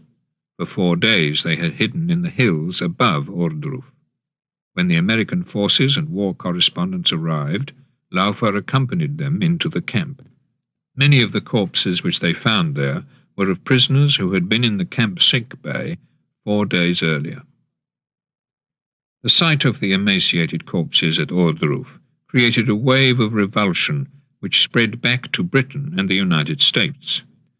Eisenhower, who visited the camp, was so shocked that he telephoned Churchill to describe what he had seen, and then sent photographs of the dead prisoners to him. Churchill, shocked in his turn, circulated the photographs to each member of the British cabinet. On April the 4th, as American troops entered Ohrdruf, opening up a horrific vista of what had gone on in wartime Germany, General Student was forced, through lack of fuel, to cancel altogether the counterattack, postponed 2 days earlier, against the Allied forces in the Ruhr. There was now no section of the front line through which the Western Allies couldn't break. At the same time, by a careful scrutiny of the Germans' own ultra-messages, it was possible for the Allies to anticipate each change of German plan and each intended counterattack. Top-secret details of one particularly strong German counterattack from Mühlhausen towards Eisenach, intended to begin on April the 6th, were decrypted in time to be met and defeated. The Red Army was now fighting in the suburbs of Vienna and making its final plans for the assault on Berlin. In the air, the last of Germany's once dominant air force struggled in vain against the daily mass of Allied bombers and fighters. On April the 4th, over the Eastern Front, Hermann Graf was shot down. He had, to his credit, a total of 202 Soviet aircraft destroyed on the Eastern Front, for which he'd been awarded the coveted Knight's Cross with oak leaves, swords, and diamonds. Now he, too, taken eastward into captivity, was a witness to the destruction of German military and air power. Churchill had seen April the 30th as a possible date for the end of the war in Europe. The war in the Pacific was going to be a far longer struggle. On April the 5th, the Americans began planning for Operation Olympic, the invasion of the southernmost Japanese island of Kyushu, set for the 1st of November 1945, to be followed by Operation Coronet, the invasion of the principal Japanese island of Honshu, to take place on the 1st of March 1946, using troops to be brought from Europe after the defeat of Germany. Both operations were expected to be exceptionally violent and bloody, an expectation which was heightened on April the 6th when, off Okinawa, the Japanese Air Force launched its own Operation Floating Chrysanthemum, the use, instead of single suicide pilots, of 355 such pilots in a single stroke. So successful was this initial attack that 2 American destroyers, 2 ammunition ships, and a tank landing ship were sunk, but at the loss of 355 Japanese aircraft and pilots. On April the 7th, there was yet another suicide attack at Okinawa. It was made by the largest battleship in the world, the 72,800-ton Yamamoto, which, with only enough fuel to reach Okinawa, carried out a suicide mission against the American transport fleet. Its 18-inch guns never achieved their object, however. Struck by 19 American aerial torpedoes, the Yamamoto was sunk, and 2,498 of her crew drowned. In the same suicide attack, the cruiser Yahagi and 4 destroyers were likewise sunk, with a further loss of 446 men on the cruiser and 721 on the destroyer. Of 376 American aircraft taking part in the operation, only 10 were lost. Even over Germany, a virtual suicide operation now took place, with 133 aircraft being lost and 77 pilots killed, in a mass German attack on American bombers in which only 23 of the bombers were shot down. That same day, April the 7th, in Yugoslavia, German forces evacuated Sarajevo and began their withdrawal from the Dalmatian coast. In Czechoslovakia, Bratislava fell to the Red Army. In Austria, the battle for Vienna continued. In Silesia, the Germans holding out in Breslau were being systematically destroyed. To the bitter end, Hitler was determined that his enemies would not survive. On April the 8th, Hans von Dohnanyi was murdered in Sachsenhausen, and on the following day Admiral Canaris, General Oster, and Dietrich Bonhoeffer were hanged at Flossenburg, less than 150 miles from the American spearhead, moving eastward from Gotha. Also on April the 9th, at Plötzensee prison in Berlin, Ewald von Kleist-Schmenzin was beheaded. As early as 1932, he had denounced Nazism as lunacy and the deadly enemy of our way of life. In 1944, he had invited several German resistance groups to meet at his country estate at Schmenzin. In Dachau, among tens of thousands of prisoners awaiting liberation, was Johann Elser, the carpenter who had tried to assassinate Hitler in November 1939. He too was now to die, murdered on April the 9th on Himmler's orders. In Italy, April the 9th saw a renewed Allied attack on the German Gothic Line defences, with British, American, Polish, Indian, New Zealand, South African, Brazilian, and Jewish Brigade Group troops taking part. That evening, on the Baltic, the fortress commander of Königsberg, General Otto Lasch, ordered his troops to surrender. 42,000 of his men had been killed, and 92,000 captured during the battle to hold the city. Also killed were 25,000 German civilians, a quarter of the city's inhabitants, whom the Nazi authorities in Königsberg had refused to allow to be evacuated. On the following night, Hitler telegraphed to the few German radio units still operational in East Prussia, "General Lasch is to be shot as a traitor immediately." But Lasch was already a prisoner of war. In western Germany, on April the 9th, the Allied forces were confronted by a German army commanded by General Wenck, which had taken up a strong defensive position in the Harz Mountains. Hitler, in Berlin, had great hopes of Wenck, both in holding up the Allied advance and in being able, if necessary, to hurry back the 100 miles to Berlin should the Russians get much closer to the city. Within 9 days, however, Wenck's forces were surrounded, as the Allied armies, leaving him encircled, drove on eastward to Halle and to the river Elbe. North of Berlin, on April the 10th, American pilots began what came to be known as the Great Jet Massacre, shooting down 14 German jets over Oranienburg. That same day, the British public learned from their Prime Minister the scale of British war deaths between September 1939 and February 1945.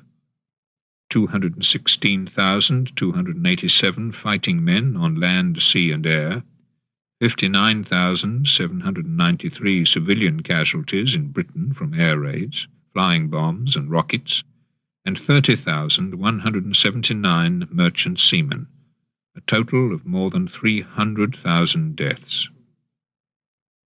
On April the 11th, the Soviet Union signed a treaty of friendship, mutual aid, and post-war collaboration with Tito's Yugoslavia. The Red Army was now master of Hungary and of eastern Czechoslovakia. In Vienna, Soviet troops had reached the city centre. The Western Allies, too, were not without resources. On 11th of April, American forces reached the Elbe just south of Wittenberg, less than 85 miles from the centre of Berlin. Yet Eisenhower now agreed, in consultation with the Soviet High Command, that American forces would not move onto the German capital, but would push south and east. On April the 11th, the Gestapo headquarters at Weimar telephoned the camp administration at Buchenwald camp to announce that they were sending up explosives to blow up the camp and its inmates. But the camp administrators had already fled, and the inmates were in charge of the camp. Answering the telephone, they told the Weimar Gestapo, "Never mind, it isn't necessary. The camp has been blown up already." Thus the inmates of Buchenwald were saved. At the 11th hour, luck had protected those whom evil had sought to destroy. A few hours later, American troops entered Buchenwald, where a scene of terrible deprivation confronted them, a sickening picture of emaciated corpses and starving survivors. One of those whom they liberated there, Elie Wiesel, later wrote, "You were our liberators, but we, the diseased, emaciated, barely human survivors, were your teachers. We taught you to understand the kingdom of night." Chapter 47. The Deaths of Roosevelt, Mussolini, and Hitler. April 1945. On the 12th of April 1945, President Roosevelt died at his home in Warm Springs, Georgia. Battle-hardened American soldiers wept when they heard the news. The Nazi leaders rejoiced. "This," said Goebbels, "is the turning point." His view was shared by the Hitler Youth leader, Alfons Heck, who at Wittlich was already far behind the American lines and who learned of Roosevelt's death on an American soldier's radio. "I shared Joseph Goebbels' short-lived illusion," he later wrote, "that his demise might persuade his successor, Harry Truman, to settle for an armistice or even to join us against the Soviets." On Okinawa, the Japanese hailed Roosevelt's death as a sign that their suicide ventures were effective. "Sudden death of President Roosevelt," a Japanese leaflet announced gloatingly, and it went on to ask, "Suicide, holding himself responsible for the defeat at Okinawa? Assassination, laying the blame on him for the defeat?" No such defeat was, however, in prospect, despite the ferocity of the battle on land and the continuing kamikaze attacks at sea. By coincidence, April the 12th marked the day on which news about the very existence of the kamikaze, hitherto kept a strict military secret, was released to the American public. That night on Okinawa, Staff Sergeant Beaufort T. Anderson, in an attempt to stave off a Japanese counterattack on Kakazu Ridge, single-handedly advanced, throwing his grenades, and then, when he had no more grenades, took mortar shells, and having no mortar with which to fire them, banged each shell against a rock in order to release its pin, and then threw 14 shells by hand against the advancing Japanese. Anderson survived. For his success in holding off that particular attack, he was awarded the Congressional Medal of Honor. Also awarded the Congressional Medal of Honor during the fighting for the Kakazu Line was a medical orderly, Desmond T. Doss, who, as a Seventh-day Adventist, refused to carry a weapon. Under heavy fire, the only unwounded man on a high point on the ridge, Doss carried 50 wounded men one by one to the edge of a 35-foot drop and then lowered them by rope to safety. In Germany, on the day of Roosevelt's death, at Stadthiel near Erfurt, the Americans captured one of Germany's 2 heavy water piles. It was now clear that no German atomic bomb could have been developed in the months ahead. On the following day, April the 13th, from his underground bunker in Berlin, Hitler issued a proclamation to the German troops on the Eastern Front. Deliverance was at hand. Berlin would remain German. Vienna, which the Russians had finally captured that very day, would be German again. "A mighty artillery is waiting to greet the enemy," Hitler promised, and he added mendaciously, Our infantry losses have been made good by innumerable new units. Even at this desperate 11th hour for Germany's armed forces, many units were still employed guarding, moving, and killing Jews. One night we stopped near the town of Guadalegen. Menachem Weinrib, a survivor of the death march from Auschwitz, later recalled, of the events of April the 13th. We lay down in a field, and several Germans went to consult about what they should do. They returned with a lot of young people from the Hitler Youth, and with members of the police force from the town. They chased us all into a large barn. Since we were 5,000 to 6,000 people, the wall of the barn collapsed from the pressure of the mass of people, and many of us fled. The Germans poured out petrol and set the barn on fire. Several thousand people were burned alive. Those who had managed to escape, Weinrib added, lay down in the nearby wood and heard the heart-rending screams of the victims. Trapped in the barn, the Jews had tried to escape by burrowing under the foundation walls, but as their heads appeared on the outside, they were shot by the Germans surrounding the barn. More than an end to war, Roosevelt had intended to tell the annual Jefferson Day dinner in Washington on April the 13th. We want an end to the beginnings of all wars. Yes, an end to this brutal, inhuman, and thoroughly impractical method of settling the differences between governments. Not only differences between governments, however, but fierce racial hatreds had been unleashed during the 2,000 days of war which had already passed between Hitler's invasion of Poland and Roosevelt's death.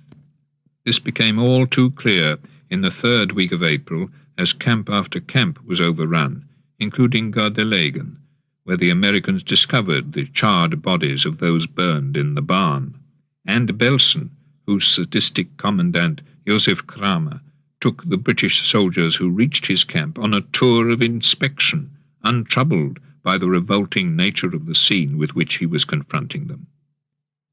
It was on April the 15th that the first British tanks entered Belsen. By chance, 3 of the British soldiers in the tanks were Jews, but the survivors couldn't grasp what had happened. We, the cowed and emaciated inmates of the camp, didn't believe we were free, one of the Jews there, Josef Rosensaft, later recalled. It seemed to us a dream which would soon turn again into cruel reality. The cruel reality came swiftly at Belsen as those first British tanks moved on in pursuit of the German forces. For the next 48 hours the camp remained only nominally under British control, with 1,500 Hungarian soldiers who had been stationed in the camp as guards remaining in command. During that brief interval, 72 Jews and 11 non-Jews were shot by the Hungarians for such offences as taking potato peel from the kitchen. There were 30,000 inmates in Belsen at this moment of liberation postponed, 1,500 Jewish survivors from Auschwitz, 1,000 Germans sent there for anti-Nazi activities, several hundred gypsies, 160 Luxembourg civilians who had been active against the German occupation, 120 Dutch anti-fascists, as well as Yugoslavs, Frenchmen, Belgians, Czechs, Greeks, and most numerous of all, Russians and Poles, a veritable kaleidoscope of Hitler's victims. When, after 48 hours, British troops did enter Belsen in force, the evidence of mass murder on a vast scale became immediately apparent to them. Of 10,000 unburied bodies, most were victims of starvation. Even after liberation, 300 inmates died each day during the ensuing week from typhus and starvation. Despite the arrival of considerable quantities of British medical aid, personnel and food, the death rate was still 60 a day after more than 2 weeks. People were falling dead all around, a British officer, Patrick Gordon Walker, wrote of the scene as he entered the camp. people who were walking skeletons, and he went on to relate a story told to him by the British soldier who had witnessed it. One woman came up to a soldier who was guarding the milk store and doling the milk out to children, and begged for milk for her baby. The man took the baby and saw that it had been dead for days, black in the face and shriveled up. The woman went on begging for milk, so he poured some on the dead lips. The mother then started to croon with joy and carried the baby off in triumph. She stumbled and fell dead in a few yards. About 35,000 corpses were counted by the British at Belsen, 5,000 more than the number of living inmates. Among those living inmates were many who were too weak even to stand up to greet their liberators. One of these, Harold Ledwianek, a Channel Islander, had been sent to the camp for sheltering 2 Russian prisoners of war. His sister, Louisa Gould, who had likewise been sent to concentration camp for helping to shelter the 2 Russians, had been sent to Ravensbrück, where she died. On the day that British tanks first reached Belsen, 17,000 women and 40,000 men were being marched westwards from Ravensbrück and Sachsenhausen. A Red Cross official, who was present by chance as the marchers set off from Ravensbrück, wrote in his report, "As I approached them, I could see that they had sunken cheeks, distended bellies, and swollen ankles. Their complexion was sallow. All of a sudden, a whole column of those starving wretches appeared. In each row, a sick woman was supported or dragged along by her fellow detainees. A young SS woman supervisor with a police dog on a leash led the column, followed by 2 girls who incessantly hurled abuse at the poor women. Many hundreds of women died of exhaustion in the march from Ravensbrück. Hundreds more were shot by the wayside. Others were killed by Allied bombs falling on the German lines of communication. Among these bomb victims was Mila Racine, a 21-year-old French girl, who in October 1943 had been caught by the Gestapo while on clandestine courier duty, escorting a group of children to the Swiss border. Later she had been deported to Auschwitz. Now, having survived so long, she lay dead by a German roadside. On April the 15th, Canadian forces captured Arnhem, scene of the abortive Allied parachutists' attack 7 months earlier. That day, Hitler's friend, Eva Braun, arrived in Berlin to join him in his bunker, telling a friend as she left the comparative safety of Munich, "A Germany without Adolf Hitler would not be fit to live in." Beginning on April the 15th, the German army launched a counterattack against the Americans south of Wildsen, hoping to reopen the road for General Wenck's army, or at least its remnants, to break out from the Harz Mountains and to join in the battle for Berlin. But it was a forlorn attempt, halted and then driven back by the Americans, who used not only artillery and tanks, but white phosphorus weapons to end all hope even of a German defensive line. Conscious that this was to be virtually their last battle in Europe, the Americans gave it the code name Operation Kaput. Almost all Germany's ammunition factories and ammunition dumps were now in Allied hands. There may shortly occur the most momentous consequences for our entire war effort, Hitler was warned by Alfred Toppe, the Army Quartermaster General, on April the 15th.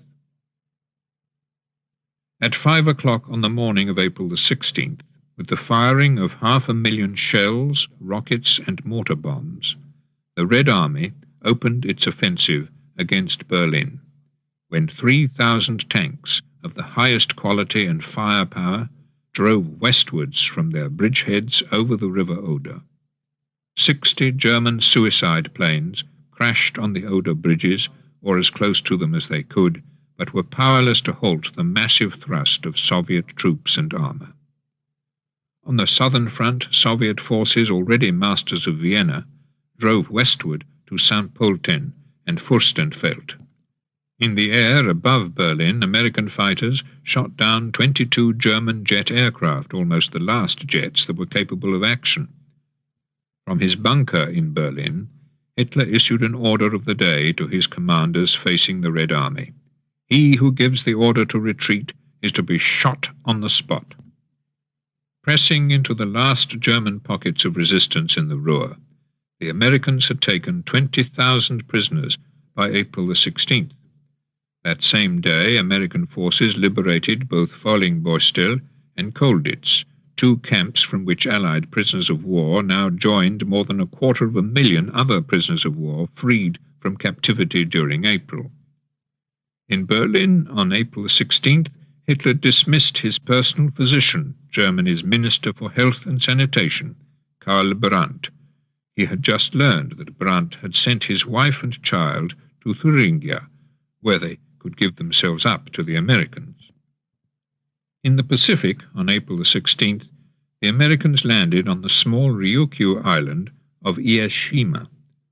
The Japanese suicide planes were still a daily threat to every move at sea.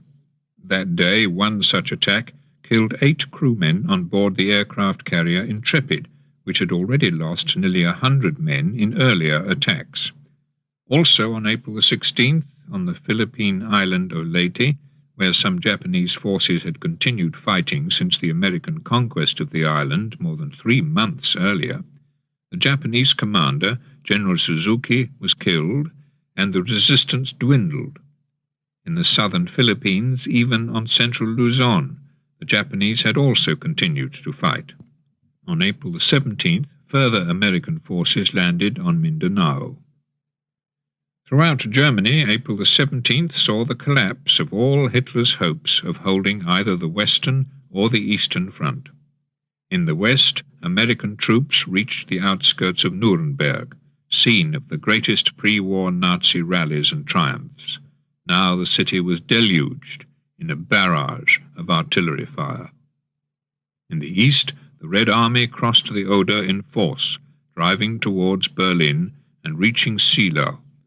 As it did so, 572 American bombers struck for the 6th time at the marshalling yards in Dresden. From his bunker under the Chancellery, Hitler ordered all autobahn bridges in the Berlin area blown up and declared, at a midday conference of his commanders, "The Russians are in for the bloodiest defeat imaginable before they reach Berlin." Not the Russians, but the Germans were on the verge of bloody defeat.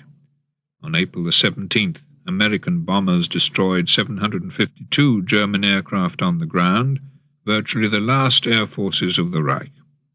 That same day, however, Hitler refused a request by General von Vietinghoff in Italy to withdraw his armies northward. Also on April the 17th, Hitler ordered his armies in the west to attack the weakest points of the Anglo-American flanks and supply lines. On the following day, Field Marshal Kesselring urged the German troops to stand firm in the Harz Mountains. On April the 18th, nearly 1,000 British bombers struck at German fortifications on the island of Heligoland in the North Sea. That day, Churchill instructed General Montgomery to make not for Berlin, but for the Baltic port of Lübeck. "Our arrival at Lübeck," Churchill told Eden, before our Russian friends from Stettin, "would save a lot of argument later on. There's no reason why the Russians should occupy Denmark, which is a country to be liberated, and to have its sovereignty restored. Our position at Lübeck, if we get it, would be decisive in this matter." On the same theme, Churchill told Eden that it would be well for the Western Allies to push on to Linz to meet the Russians there. He also suggested an American circling movement to gain the region south of Stuttgart before it's occupied by the French. In this region, Churchill pointed out, were the main German installations connected with their research into TA, tube alloys, the atomic bomb, and we had better get hold of these in the interests of the special secrecy attaching to this topic. These suggestions, Churchill added, are for your own information and as background in deep shadow. In Burma, on April the 18th, as part of the plan to recapture Rangoon, a substantial commando force led by Major Tulloch and a group of British officers attacked Japanese positions behind the lines. Known as Operation Character, it also provided intelligence for the bomber forces engaged in the Rangoon offensive and assisted special groups parachuted into the region with whom, in a series of joint attacks on troop trains, marching columns and isolated bases, it killed an estimated 10,000 Japanese troops for the loss of less than 60 of its own officers. On the island of Ieshima of Okinawa, April the 18th saw the death of one of America's most popular war correspondents, Ernie Pyle, killed by a Japanese machine gun bullet. His body was recovered under fire by some of the infantrymen whose daily existence in war he had tried to convey to the American public. In his pocket they found the draft of a newspaper column which he had intended to publish at the end of the war in Europe. In it he wrote of how, in the joyousness of high spirits brought about by victory, it's easy for us to forget the dead. Those who are gone wouldn't wish themselves to be a millstone of gloom around our necks, but there are many of the living who have had burned into their brains forever the unnatural sight of cold, dead men scattered over the hillsides and in the ditches along the high rows of hedge throughout the world.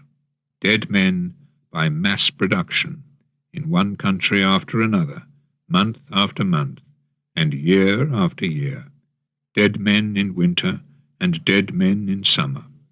Dead men in such familiar promiscuity that they become monotonous.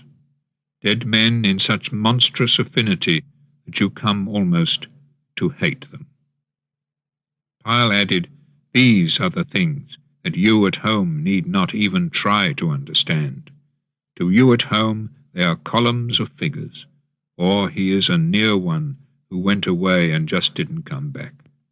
You didn't see him lying so grotesque and pasty beside the gravel road in France. We saw him by the multiple thousands. That's the difference." Ernie Pyle was killed 6 days after Roosevelt's death. "The nation is saddened again," said President Truman, "by the death of Ernie Pyle." On April the 19th, the day after Pyle's death on Ieshima, American forces entered Aha, completing their conquest of central and northern Okinawa. But in the south, around Naha, the Japanese prepared to hold the land yard by yard, as they had earlier done on Iwo Jima. On April the 19th, American troops entered Leipzig. That same day, the Red Army broke through the German defences at Forst on the river Neisse, 75 miles southeast of Berlin. In Bayreuth, the Gauleiter of Bavaria, Fritz Wörthler, was executed that day by the SS on a charge of defeatism. Also on April the 19th, at Dachau, the SS executed 4 French and 11 Czech officers who had been captured several years earlier on clandestine missions in German-occupied France and Czechoslovakia. Nuremberg, the city of the pre-war Nazi rallies, fell to the Americans on April the 20th, with 17,000 German soldiers taken prisoner, as on the Eastern Front, Soviet forces entered Calau, only 60 miles from Berlin. That day, Hitler celebrated his 56th birthday in a Berlin which suddenly reverberated to the sound of Soviet artillery, which had opened fire on the capital at 11 o'clock that morning. As Hitler's birthday party progressed, Allied bombers made their last massive raid on his capital. That afternoon, during a lull in the bombing, Hitler came up from his bunker to inspect the teenage soldiers of the Hitler Youth and of older men of a recently formed SS division which was to defend the capital. Wishing them all well, he returned underground to a birthday tea party, at which his guests gained the impression that he was considering the possibility of leaving Berlin for Berchtesgaden to continue the fight in an Alpine redoubt south of Munich. He also spoke to his friends of his determination to hold both Bohemia, Moravia, and Norway. From the German administrators of Norway and Denmark he had just received a birthday telegram: "Norway shall be held." Hitler now remained in his bunker, 50 feet below ground, with his staff and secretaries, as Berlin took a daily pounding from Soviet artillery, and as the Red Army drew closer every day. Himmler, who had been one of the guests at the birthday party, made contact later that day with the Swedish Red Cross, and in the hope of favourably impressing the Western Allies, agreed to send 7,000 women, half of them Jews, from Ravensbrück to Sweden. In Italy, on April the 20th, in an attempt to cut off the German lines of retreat, Allied bombers launched Operation Corncob, a 3-day attack on the bridges over the rivers Adige and Brenta. In Yugoslavia, the last German forces were moving northward through Croatia towards Zagreb and on to Austria. Among the medals given out on Hitler's birthday was a War Merit Cross First Class with swords, awarded to Lieutenant Waldheim for his work on the staff of General Löhr. Hitler's birthday also saw a continuation of the terror which had made his rule hated throughout Europe. That day, at the Bullenhuser Damm near Neuengamme, the Gestapo hanged a Dutchman, Anton Hulsel, from the town of Deventer. Hulsel had earlier been arrested for distributing underground communist newspapers. Also killed on Hitler's birthday by hanging were 20 Russian prisoners of war and 20 Jewish children, each of whom had earlier been taken from Auschwitz to Neuengamme for medical experiments. British forces were already a few miles away at Harburg. Before they reached Bullenhausen Damm, the bodies of both the adults and the children had been taken to Neuengamme and cremated. 7 of the 20 children have never been identified. The 13 whose names are known included 2 5-year-olds, Mania Altmann and Eleonora Witonska, as well as Eleonora Witonska's 7-year-old brother Roman and the 7-year-old Ruika Herzberg, all from Poland. Also murdered were the 7-year-old Sergio de Simone from Italy, the 8-year-old Alexander Hornemoon from Holland, and his 12-year-old brother Edouard, and 2 12-year-olds from France, Jacqueline Morgenstern and Georges-André Cohn, who had been on the very last of the deportations from Paris in August 1944. In Germany, on April the 21st, French forces entered Stuttgart. In Italy, Polish forces entered Bologna. That same day, the Germans launched an anti-partisan sweep in the region around Gorizia. More than 170 Italian partisans were killed. In Berlin, where Soviet troops had now reached the extreme southern and eastern suburbs, Hitler ordered SS General Steiner to move north to Oberwalde, break through the Soviet flank and re-establish the German defences to the northeast of Berlin. "You will see," he told Steiner, "the Russians will suffer the greatest defeat of their history before the gates of Berlin." But he went on to warn his general, "It is expressly forbidden to fall back to the west.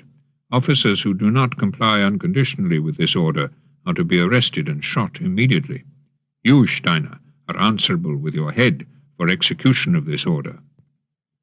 In what was once the Ruhr pocket, 325,000 German troops, including 30 generals, had surrendered by April the 21st.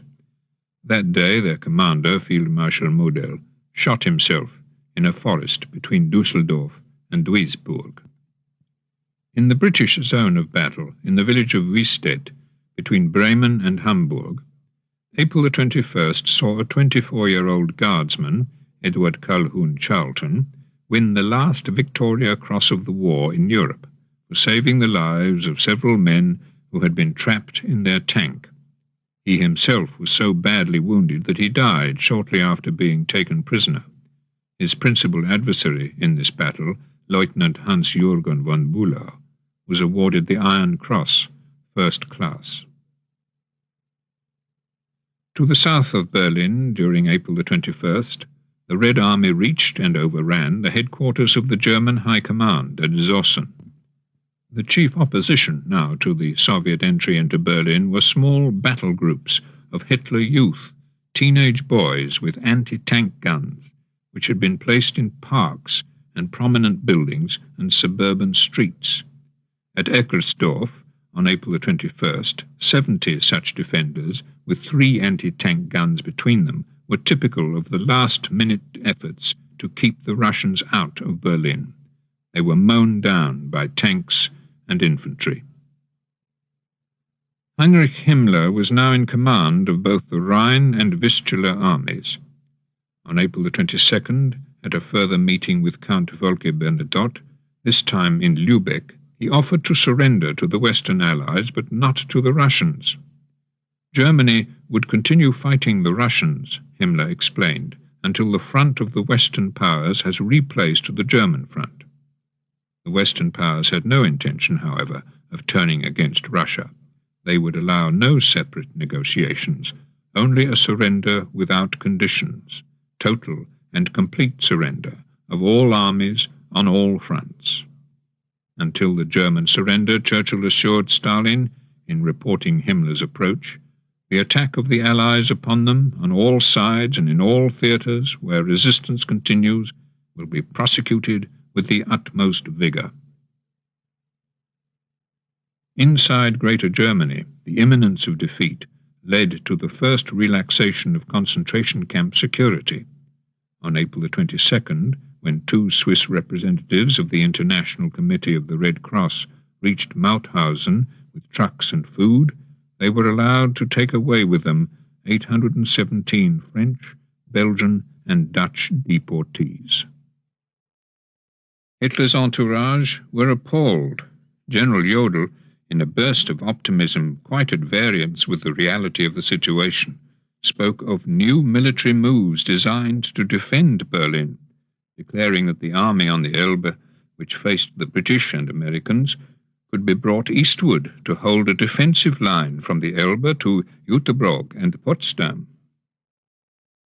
That same day, however, a Soviet mechanized corps reached Treuenbrietzen, 40 miles southwest of Berlin and 15 miles west of Jodl's proposed defense line. There they found a prisoner of war camp, in the liberation of which a Red Army officer, Lieutenant Żarkinski, was killed while breaking through the camp defences. Among those freed that day was Major General Otto Ruge, the former commander-in-chief of the Norwegian army, who had been captured by the Germans 5 years earlier. From Treuenbrietzen, the Soviet mechanized corps moved eastward to Jüterbog, reaching an aerodrome on which it found 144 damaged aircraft, 362 aircraft engines without aircraft, and 3,000 bombs. Long before Jodl's plan for German forces to regroup at Jüterbog could be put into action, the town was in Soviet hands, and a Soviet ring established to the south and southwest of the capital. To the northeast and east of Berlin, Soviet troops now stood on the line Fürstenwalde, Strausberg, Bernau. That night, at the Prinz Albertstrasse prison in Berlin, an SS firing squad shot Rüdiger Schleicher, whose office at the Institute for Aviation Law at the University of Berlin had been a meeting place for German anti-Nazis, including his brothers-in-law Dietrich Bonhoeffer and Hans von Dohnanyi, both of whom had already been executed. In Yugoslavia, German troops were falling back to Zagreb.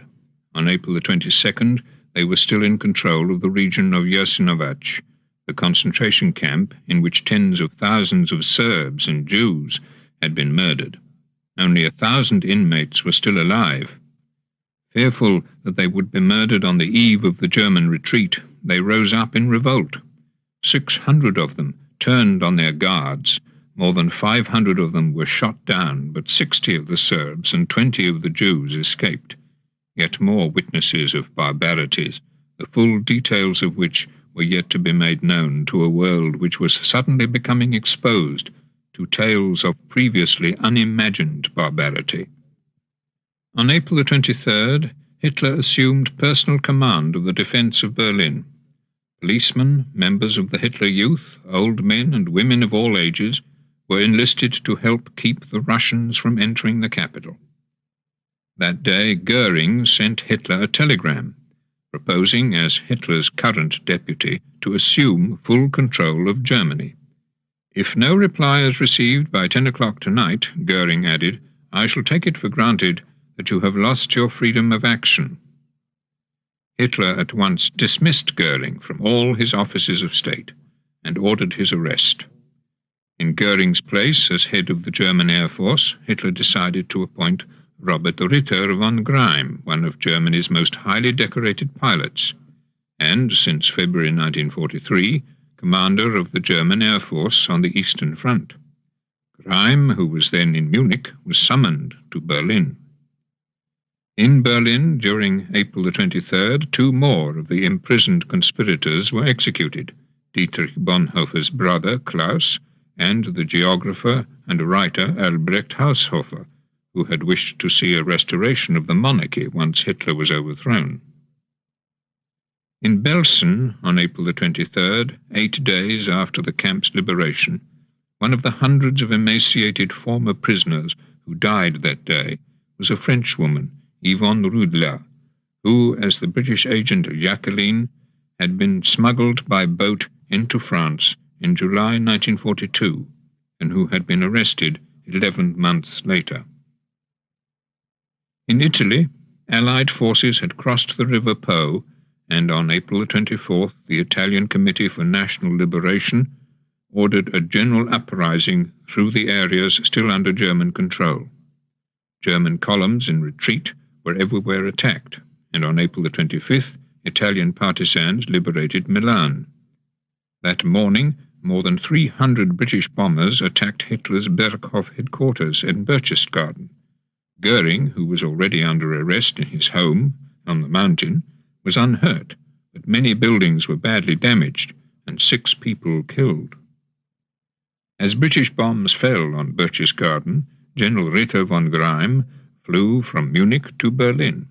With him was Hanno Reich, one of Germany's leading test pilots and advocate of a pilot's suicide squad. On the last lap of their journey, von Greim flew a tiny plane from Gatow to the Chancellery, with Hanno Reich stuffed into the tail of the plane.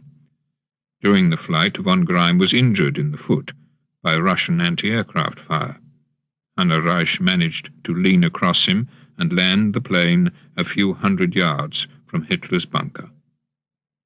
In the bunker's surgery, while von Greim's wound was being dressed, Hitler told the astonished airman, I've called you because Hermann Goering has betrayed both me and the fatherland. Behind my back, he has made contact with the enemy. I have had him arrested as a traitor, deprived him of all his offices and removed him from all organizations. That is why I have called you. Hitler then informed von Greim that he was the new commander-in-chief of the German Air Force and a field marshal. That same day, April the 25th, Hitler ordered the arrest of General Karl Weidling, commander of a panzer corps, accusing him of desertion. Weidling, whose troops were in fact still defending the outskirts of Berlin, hurried to the bunker and protested his innocence. Hitler then appointed him battle commandant of Berlin itself. 8 Soviet armies were now closing in on the city. But the most dramatic development of April the 25th came shortly after midday, when an American army officer, Lieutenant Albert Kotzebue, moving forward near the village of Leckwitz on the western bank of the Elbe, met a solitary Soviet soldier. Crossing the river, Lieutenant Kotzebue met more Soviet soldiers encamped near the village of Stela. The Soviet and American armies had linked up. Germany was cut in two. 4 hours later, 10 miles northwest of Stela, Another American patrol, led by Lieutenant William D. Robinson, came upon yet more Soviet soldiers at the village of Torgau. The Allies rejoiced to have linked forces. Himmler's last-minute hopes of turning one against the other were utterly broken. In Moscow, 324 guns fired a 24-salvo salute in celebration of the Torgau meeting. In New York, crowds danced and sang in Times Square. As the Americans and Russians joined forces on the Elbe, the French army was sweeping through Württemberg. On April the 25th, it reached the upper Danube village of Tuttlingen, where it found the mass grave of 86 Jews brought there 6 months earlier from ghettos in the east and killed. In 4 other villages in the region, including Schomberg and Schötzingen, a further 2,440 bodies were found. That same day, in the Italian town of Cuneo, the Gestapo shot 6 Jews. At Ravensbrück, April the 25th saw the execution of Anna Rizzo, who with her husband had helped organize one of the largest Allied escape and evasion lines through France, the Troy Line. At Johann Georgenstadt that day, the Gestapo executed Paul Tortoli, the town clerk of the small French village of Contes, who had been arrested in October 1943. In the Pacific, the struggle for Okinawa continued. At the same time, American bombers intensified their attacks on the Japanese islands, hoping to create the disruption needed for a successful invasion planned for that November. But on April the 25th, the Secretary for War, Henry L. Stimson, went to see President Truman with news which could conceivably alter the whole timetable of the final assault on Japan.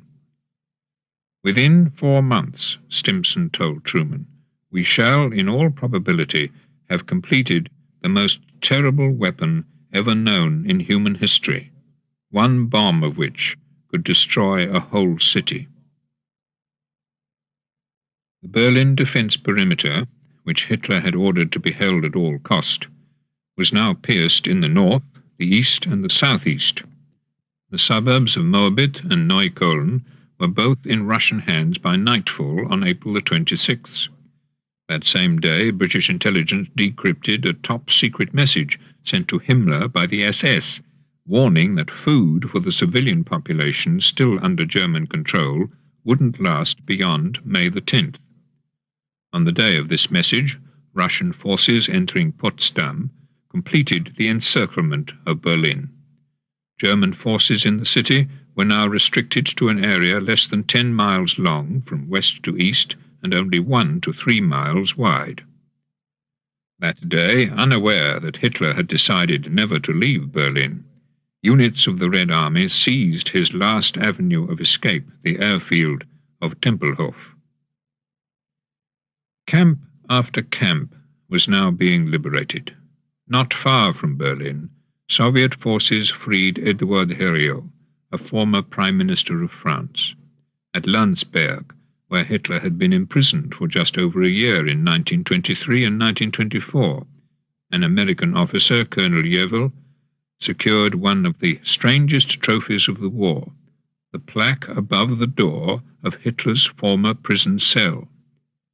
Here, it read, a dishonorable system imprisoned Germany's greatest son from November the 11th, 1923 to December the 20th, 1924. During this time, Adolf Hitler wrote the book of the National Socialist Revolution, Mein Kampf. Today, the plaque is on display in the Kentucky Military Museum at Frankfort, Kentucky. In the Landsberg region, the Americans found 6 concentration camps. German civilians living nearby were forced to bury the hundreds of emaciated corpses that lay on the barren, filthy ground. Thousands of slave laborers were also liberated around Landsberg, including Russians, Poles, Yugoslavs, and Frenchmen. The days of liberation were also days of massive casualties, as German units, especially those facing the Red Army, refused to abandon the battlefield. On April the 26th, after a prolonged battle, Soviet forces captured the Moravian city of Brno and drove on northward to Olomouc. 38,400 Red Army men had been killed in the Czechoslovak campaign. In Berlin, 3/4 of the city was in Soviet hands by the end of April the 27th. Near Zossen, Red Army troops foiled an attempt by the German Ninth Army to fight its way back to Berlin. At Marienbad, in western Czechoslovakia, 1,000 Jews, originally from Buchenwald, and on the road for nearly 2 weeks, were killed on April the 27th by machine gun fire and grenades. Their guards had turned on them at Marienbad railway station. That same day, at Mauthausen, Himmler's deputy, Kurt Becker, was told by the camp commandant that Ernst Kaltenbrunner, the head of the security service, instructed me that at least 1,000 men must still die every day in Mauthausen. That April the 27th in Turin, Italian partisans took up arms against the Germans as they had done 2 days earlier in Milan. Among the partisans killed that day in Turin was a young Jew, Giorgio Lattis, whose mother, father, and sister had been deported to Auschwitz the previous September and never heard of again. That same day in the Baltic Sea off Rostock, several thousand Jewish women from Stutthof concentration camp, who had been evacuated by sea a week earlier, were caught in an Allied bombing raid. 5 were killed. The SS and Ukrainian guards who were accompanying them on board had already thrown overboard several hundred of the sick and injured, mostly women from Kovno and Lodz ghettos. On April the 28th, in a second Allied bombing raid, several hundred women were killed. President Truman and his advisers now discussed what city the atomic bomb should be dropped on. A special target committee was looking for one which hadn't already been badly damaged. Although Tokyo was a possibility, the committee wrote on April the 27th, it's now practically all bombed and burnt out, and is practically rubble, with only the palace grounds left standing. The committee concluded, Hiroshima is the largest untouched target not on the 21st Bomber Command list. Consideration should be given to this city. In Berlin, a motley crew of defenders still tried to keep the Russians from the inner city. One such defender, Reginald Leslie Cornford, was a British volunteer in the British Free Corps. Hiding in a church on April the 27th, he knocked out a Russian tank with his anti-tank gun, then defended himself for half an hour before being killed. On the following day, a French SS volunteer, Eugène Vallot, destroyed 6 Russian tanks. He was awarded the Knight's Cross. During April the 28th, a Red Army rifle regiment commanded by Colonel Zinchenko seized the Moabit prison on the edge of the Tiergarten. 7,000 prisoners, including many Allied prisoners of war, were released. Within a few hours, Soviet troops were fighting in the Tiergarten itself. Not only the sound of battle, but its acrid fumes now penetrated Hitler's bunker. From the bunker, orders were still flowing, including one to General Wenck, who, with a few shattered remnants of the men he had managed to bring away from encirclement in the Harz Mountains, had been ordered to advance to Berlin. But there were now fewer and fewer people who were either able or willing to obey the new spate of orders. That day, General Siegfried Henrici, Himmler's successor as commander of the Vistula Army Group, was dismissed for not having carried out a scorched earth policy in front of the advancing Russians. When General Weidling proposed that all those in the central area and in Hitler's bunker break out to the west of the city, Hitler refused. Only the newly promoted Field Marshal von Greim was allowed to leave, ordered to do so by Hitler in order not to reactivate the shattered German air force, but to arrest Himmler, whose negotiations with the Allies had become known in the bunker that afternoon. A traitor must never succeed me as Führer, Hitler declared. Now anyone close to Himmler was suspect. On April the 26th, Eva Braun's brother-in-law, Hermann Fegelein, Himmler's representative in the bunker, had slipped away, unnoticed, to his home in the Charlottenburg district of Berlin, itself now partly under Russian control. But on April the 28th, Hitler noticed Fegelein's absence, and an armed SS search party was sent to find him. Brought back to the bunker, he was stripped of his SS lieutenant general's rank, taken into the chancellery yard, and shot. In Italy, April the 28th saw the ignominious end to the fascist rule which had begun 23 years earlier, for on that day, near the lakeside village of Dongo, Mussolini was shot dead by Italian partisans. Also shot in reprisal for the killing of 15 Italian partisans in Milan 9 months earlier were 15 of those who had been captured with Mussolini, including Alessandro Pavolini, the secretary of the fascist party, 4 cabinet ministers, and several of Mussolini's friends. His mistress, Clara Petacci, was also shot. Her body and that of Mussolini were taken to Milan and hanged there, upside down, on the morning of April the 29th.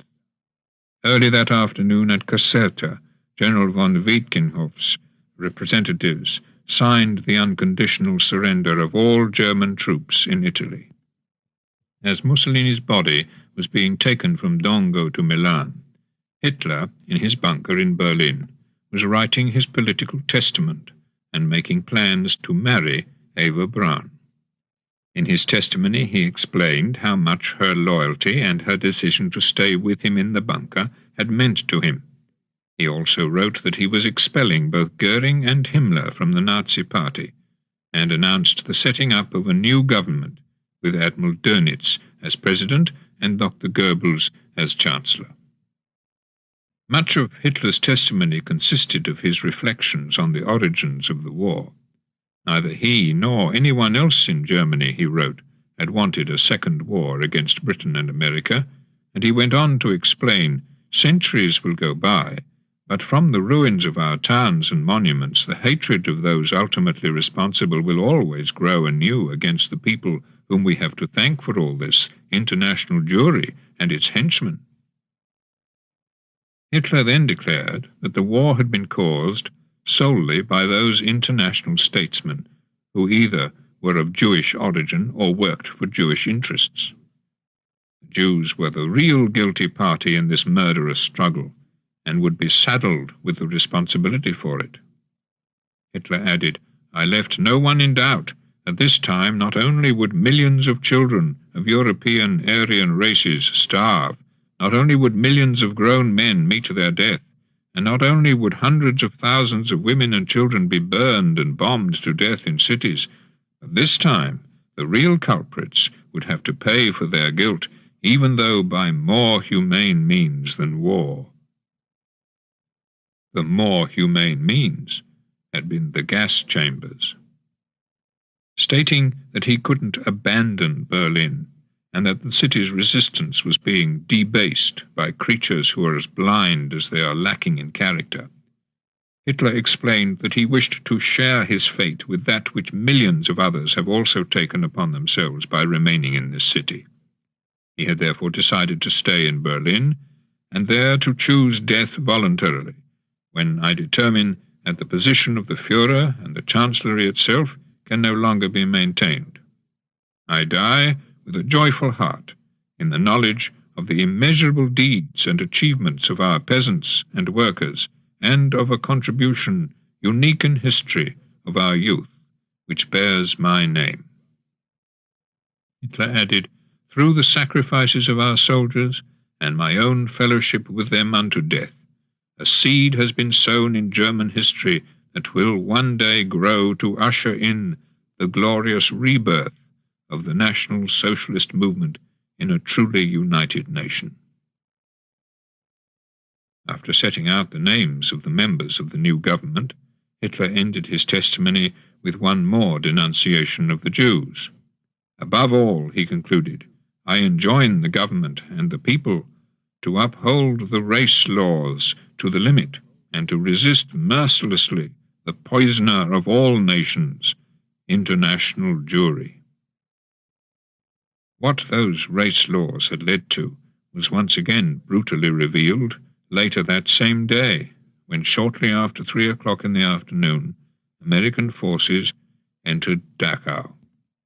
An inmate in the camp, the Belgian doctor and British agent Albert Geries, later recalled how, as the first American officer, a major, descended from his tank, the young Teutonic lieutenant Heinrich Skodzensky emerges from the guard post and comes to attention before the American officer. The German is blond, handsome, perfumed, his boots glistening, his uniform well tailored. He reports as if he were on the military parade grounds near Unten den Linden during an exercise. Then, very properly, raising his arm, he salutes with a very respectful Heil Hitler and clicks his heels. I hereby turn over to you the concentration camp of Dachau, 30,000 residents, 2,340 sick, 27,000 on the outside, 560 garrison troops.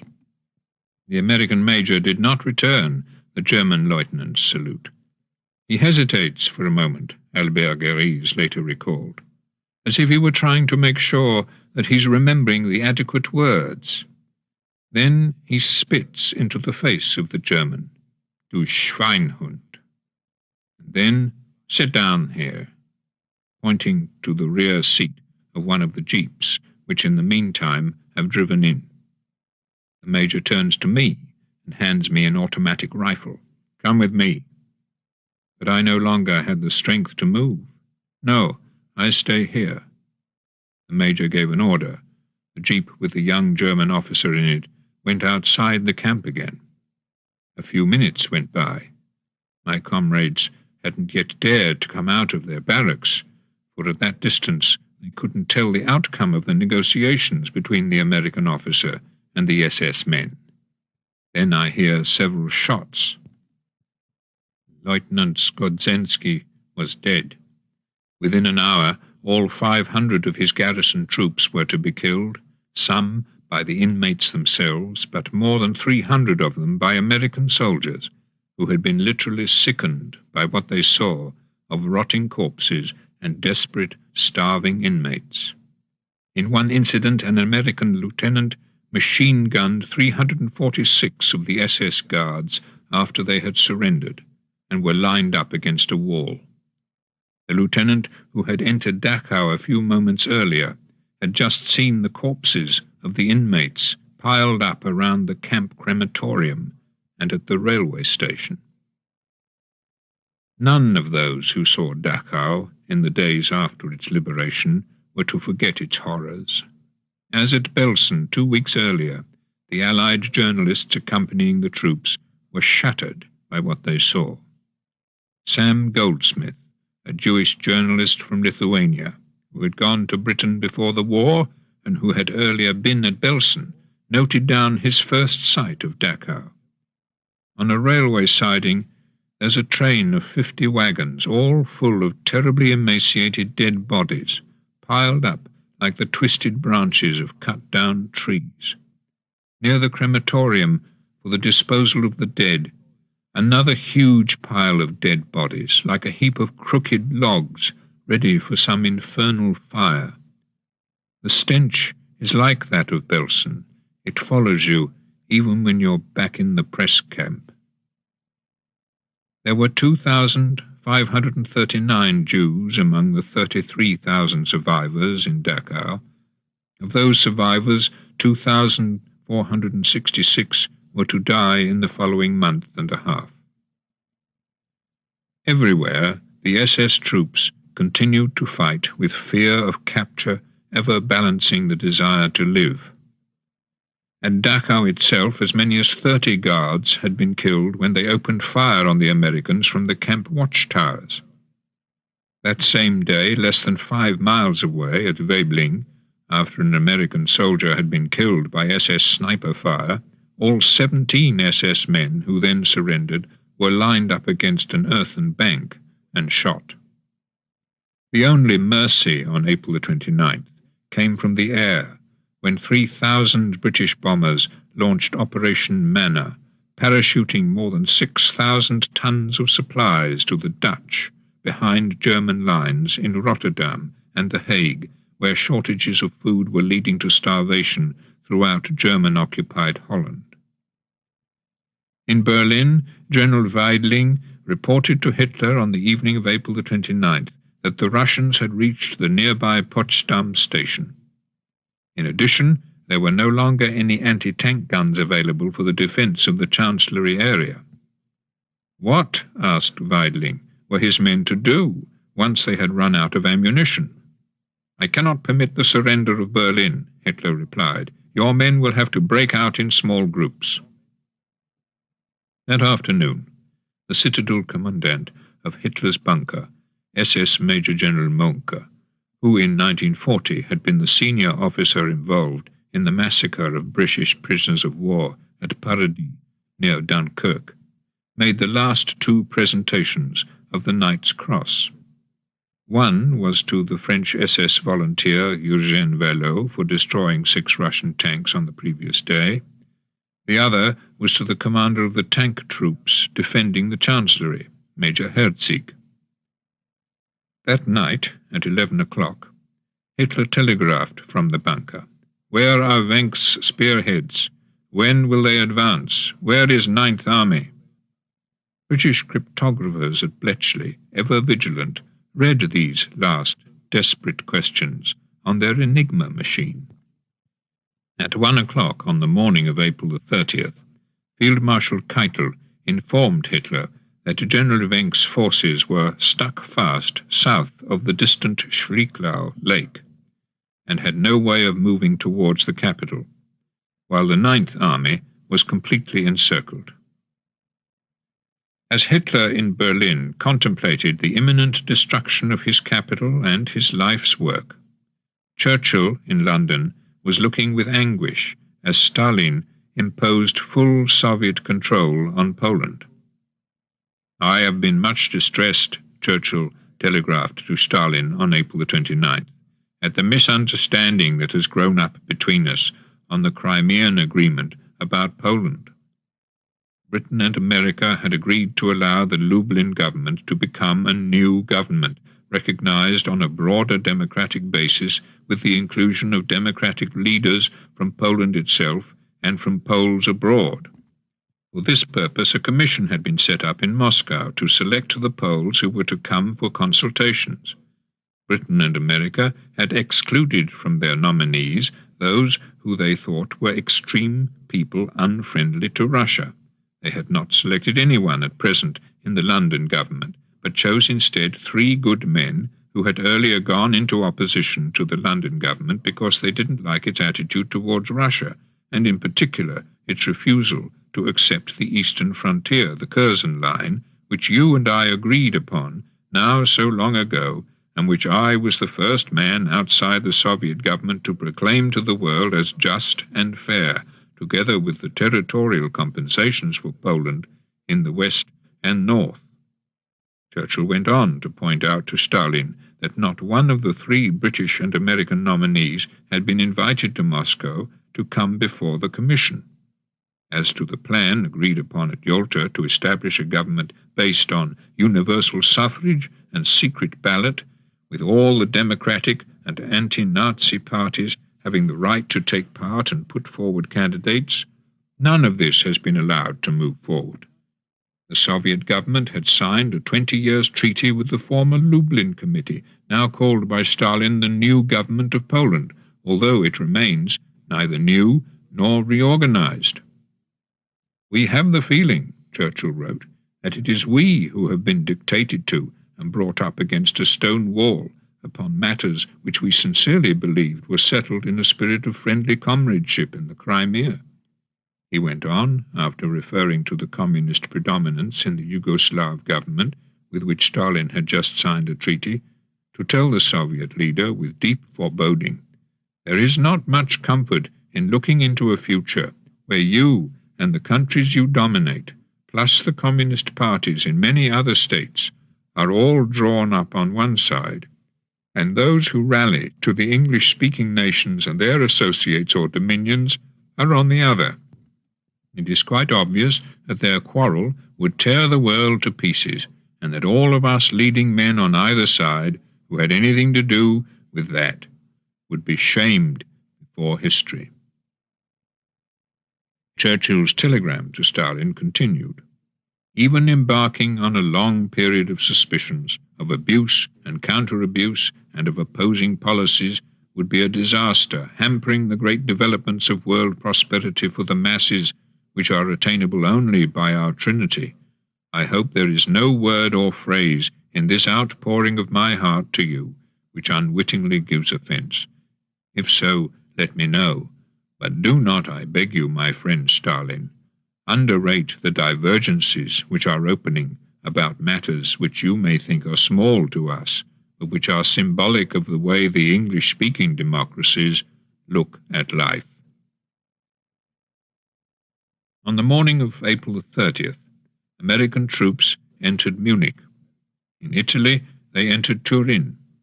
That same day, General Eisenhower informed the Soviet Deputy Chief of Staff, General Antonov, that American troops would not advance further into Austria than the general area of Linz and the river Enns. In Istria, British and American forces hurried to reach Fiume, Pola, and Trieste before Tito did.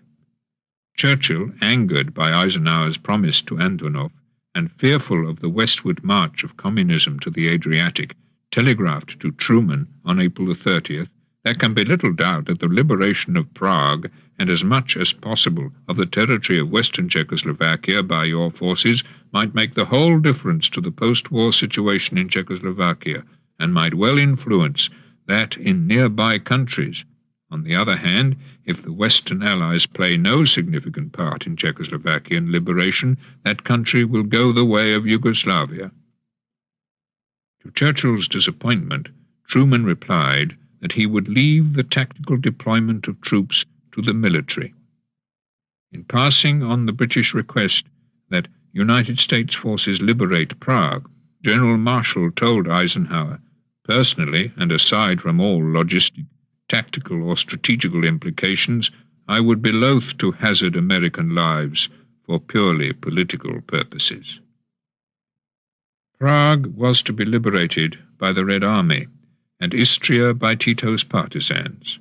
There was nothing Churchill could do to prevent these developments. The same day, April the 30th, in Berlin, at 2:30 in the afternoon, a Red Army soldier, Sergeant Cantaria, waved the red banner from the second floor of the Reichstag. German troops were still on the floor above. Less than a mile away, Hitler was in his bunker, all hope of a counterattack long abandoned. At 3:30 that afternoon, having finished his lunch, he sent those who were with him, Goebbels, Bormann, and his personal staff, out into the passage. As they stood there, they heard a single shot. Hitler had shot himself in the mouth. Waiting for a few moments, Goebbels, Bormann, and the others entered Hitler's room.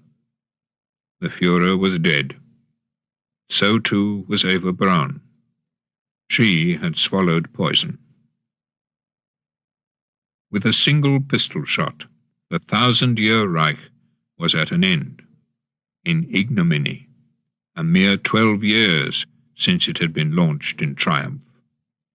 It had been 12 years of bloodshed, war, and evil on a scale which almost defies imagination. As Soviet shells still fell around the Chancellery, Hitler's body and that of Eva Braun were taken up from the bunker to the courtyard above, doused in petrol, and set on fire. At 11:10 that night, the red banner flew on the roof of the Reichstag. Chapter 48. The End of the War in Europe. May 1945. Hitler was dead, But the war in Europe still had 8 days to run. 8 days of battle, death, confusion, fear, exhilaration, and exhaustion. On the 1st of May 1945, the German garrison in Rhodes surrendered. That day in Berlin, negotiations began between General Krebs and General Zhukov. Krebs asked for a truce. Zhukov insisted upon unconditional surrender. Krebs returned to the bunker, where he found Martin Bormann, the head of the Nazi Party Chancellery, and Goebbels, both determined not to give in.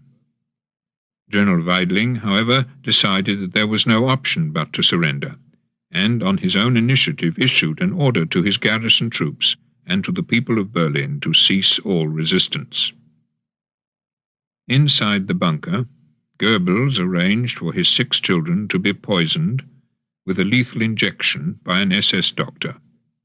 Then he had his wife Magda and himself shot by an SS orderly. General Krebs committed suicide. Bormann tried to escape, but was most probably killed within a mile or so of the bunker.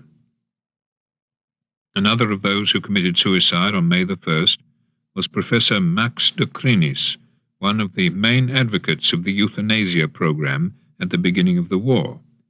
It was he who was thought to have provided Hitler with the actual wording of the euthanasia decree of September 1939.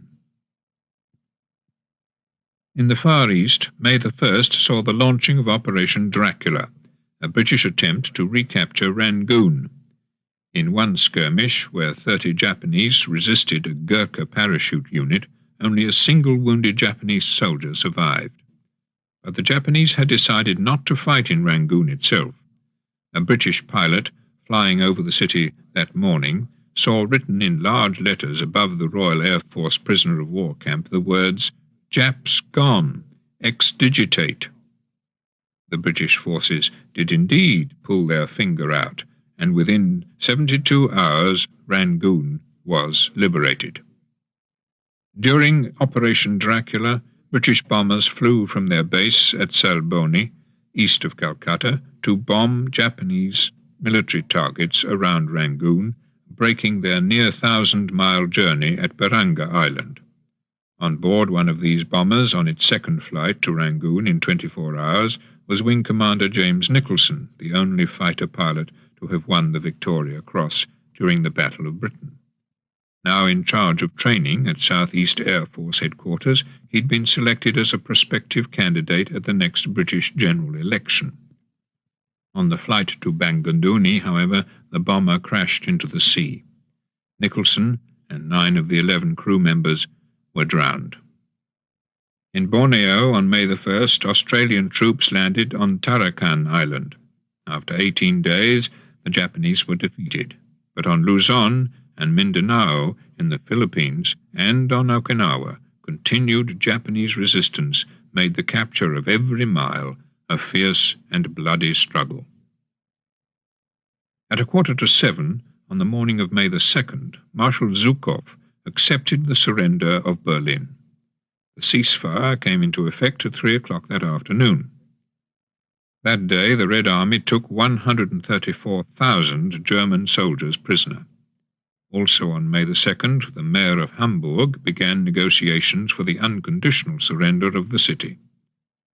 That evening, Churchill told the House of Commons that more than 1 million German troops had now laid down their arms in northern Italy and southern Austria. In the northern Italian village of Biella, the German soldiers were astounded to see that the American tank crews who entered the village after the German surrender were Japanese, members of a Japanese-American task force of American-born Japanese who had fought throughout the Italian campaign. Also surrendering to the Western Allies on May the 2nd at Oberammergau in southern Germany was Dr. Herbert Wagner, a guided missile designer. With him were 2 senior members of the Peenemünde rocket research staff, Werner von Braun and General Walter Dornberger.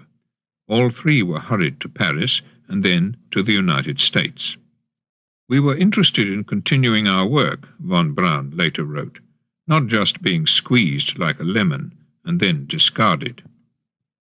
On May the 2nd, a German bomber, piloted by Lieutenant Ralph Kunze, left the German air base at Trondheim in northern Norway, ostensibly for the even more northerly air base at Bardufoss. It flew instead across the North Sea to Britain, where Kunze and his 4 fellow airmen sought asylum. By chance, they landed their plane a few miles from Fraserburgh, in Scotland, not far from where the first German aircraft to be shot down over Britain in October 1939 had crash-landed. Theirs was the first wartime defection of an armed German bomber. In Dublin, on May the 2nd, the president of ERA, Eamon de Valera, called on the senior German diplomat in the capital to express his condolences on the death of Hitler. ERA had preserved a tenacious neutrality through more than 5.5 years of war.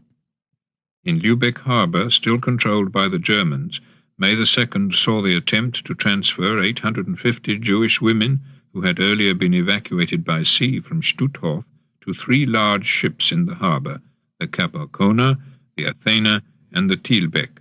The captains of these ships refused to take them, however. Between them, they already had more than 9,000 Jews, political prisoners, and Russian prisoners of war on board. The small boats were ordered back to the shore, but as they neared land in the early hours of May the 3rd, and the starving Jews tried to clamber ashore, SS men, Hitler Youth, and German Marines opened fire on them with machine guns. More than 500 were killed. Only 300 survived. British bombardment of Lübeck harbour continued. All 2,000 prisoners on board the Athena had managed to get ashore. Of the 2,800 on board the Thielbeck, however, only 50 were saved. Of the 5,000 men on the Capocona, which was first set on fire and then sunk by British bombs, only 350 were saved. On the lowest deck, 700 gravely ill and dying men were burned to death. Several hundred Russian prisoners of war had been put into the ship's banana coolers. Most of them perished. A Jewish girl, born in Lodz, who had survived all the travails of Hitler's war against the Jews, and who was one of the 50 survivors rescued that day from the Thielbeck and picked up by another German boat, later spoke of the last stage of the journey of the survivors from Lübeck to Kiel. "We kept hearing deafening bombardments along the way," she recalled, "and fantastic explosions lighting up the horizon. We saw countless numbers of burning ships and huge cargo steamers packed full of people everywhere we passed. The soldier convoys were all on fire, and the Germans were jumping into the burning waters. It was all one huge conflagration." The prisoners reached Kiel after 2 days at sea. 3 hours after they arrived, British tanks reached the dockside. "The English treated us really well," the girl from Lodz later recalled. "They kissed us and tried to give us new hope, and said to us, 'Just you wait, loves, we won't be a moment, and we'll get us all some food.'"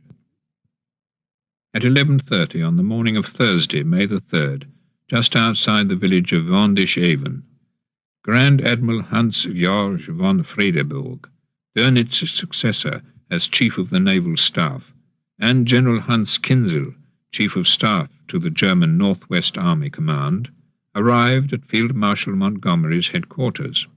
"Who are these men?" Montgomery asked. "What do they want?" The 2 German officers had come to surrender 3 German armies, then facing the Russians. Montgomery rejected their offer. "Surrender of the forces facing the Russians," he said, "must be made to the Russians, and to the Russians alone. They could surrender to him only those armies facing the British. That is, all the German forces in Holland, northwest Germany, and Denmark. If they didn't agree, Montgomery told them, I shall go on with the war, and will be delighted to do so, and am ready. And he went on to warn, all your soldiers will be killed. The German officers crossed back through the lines and returned to Flensburg, where they put Montgomery's conditions to Dönitz. At 5:30 on the following afternoon they returned. An hour later they signed the instrument of surrender. In western Austria, the cities of Innsbruck and Salzburg surrendered that day to the Americans, who also entered Hitler's former mountain retreat of Berchtesgaden, capturing 2,000 prisoners. Also on May the 4th, the Americans entered Flossenburg concentration camp. Among those liberated was the former Prime Minister of France, Léon Blum, whose brother René had been deported to Auschwitz in September 1942 and had perished there. Also liberated that day were the former Chancellor of Austria, Kurt von Schlussnig, whose challenge to Hitler in March 1938 had exposed the strength of democracy in Austria, and one of the leading figures of German decency, Pastor Martin Niemöller, the former leader of the Confessional Church in Germany, who had been held first in Sachsenhausen and then in Dachau, and finally at Flossenburg for more than 7 years. German armies were still fighting north of Berlin and in Czechoslovakia. Allied bombing raids against them also continued. On May the 4th, in one such raid, a bomb killed Field Marshal von Bock, the commander of German Army Group Center during the invasion of the Soviet Union in June 1941, whom Hitler had dismissed when the offensive against Moscow was halted. That same May the 4th, in Zagreb, the ruler of Croatia, Hitler's former ally, Dr. Ante Pavelić, made a final appearance in the streets of his capital. "If we must die," he declared, "let us fall as true heroes, not as cowards crying for mercy." But then, leaving most of his followers behind him, he hurried northward to the comparative safety of the Austrian border. On May the 4th, at the United Nations conference, which had recently opened in San Francisco, the Soviet Foreign Minister, Vyacheslav Molotov, revealed to a startled American Secretary of State, Edward R. Stettinius, that the 16 Polish negotiators who had met with the Soviet Colonel Pimenov in Pruskow near Warsaw on March the 27th had been arrested by the Red Army on charges of having earlier caused the death of 200 Red Army officers. This figure, Eden telegraphed to Churchill from San Francisco, I seem to remember was the same figure Stalin quoted at Yalta. The effects on American opinion, Eden added, are likely to be serious. I have no doubt that they will be so at home. Churchill replied at once to Eden. The perfidy by which these Poles were enticed into a Russian conference and then held fast in the Russian grip is one which will emerge in great detail from the stories which have reached us, and there's no doubt that the publication in detail of this event upon the authority of the great Western Allies would produce a primary change in the entire structure of world forces. At the moment of victory over Germany, the fate of Poland gave Western leaders cause for grave alarm. It was likely, Churchill telegraphed to Truman on May the 4th, that the territories under Russian control, once all the German armies had surrendered, would include the Baltic provinces, all of Germany to the occupational line, all Czechoslovakia, a large part of Austria, the whole of Yugoslavia, Hungary, Romania, Bulgaria, until Greece in her present tottering condition is reached. It would include all the great capitals of Middle Europe, including Berlin, Vienna, Budapest, Belgrade, Bucharest, and Sofia.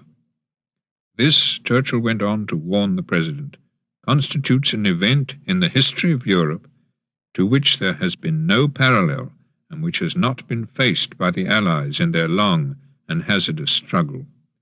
The Russian demands on Germany for reparations alone will be such as to enable her to prolong the occupation almost indefinitely, at any rate for many years, during which time Poland will sink with many other states into the vast zone of Russian-controlled Europe, not necessarily economically Sovietized, but police-governed. Churchill had every intention of trying to forestall what could be prevented of the Soviet military advance. On May the 5th he explained to Anthony Eden that in addition to sending Montgomery to Lübeck to cut off any Soviet advance from the Baltic to Denmark, we are sending in a moderate holding force to Copenhagen by air, and the rest of Denmark is being rapidly occupied from henceforward by our fast-moving armoured columns. I think, therefore, having regard to the joyous feeling of the Danes and the abject submission and would-be partisanship of the surrendered Huns, we shall head our Soviet friends off at this point too. The Red Army was still in fierce combat on May the 5th in northern Germany between Wismar and Schwerin in East Prussia, on the narrow strip of shore between Danzig and Königsberg, in Czechoslovakia near Olomouc, in Austria near St. Pölten, in Silesia around Breslau. Near Wonsen, 20 miles south of Breslau, a monument records the death of 469 Russian soldiers that day, when the German 17th Army launched one last desperate counterattack. Several more German surrenders were signed on May the 5th. One at Wageningen in the Netherlands led to the surrender of all German forces in Holland. The surrender was signed shortly after 4 o'clock in the afternoon, in the presence of a senior Canadian officer, Lieutenant General Charles Fulks.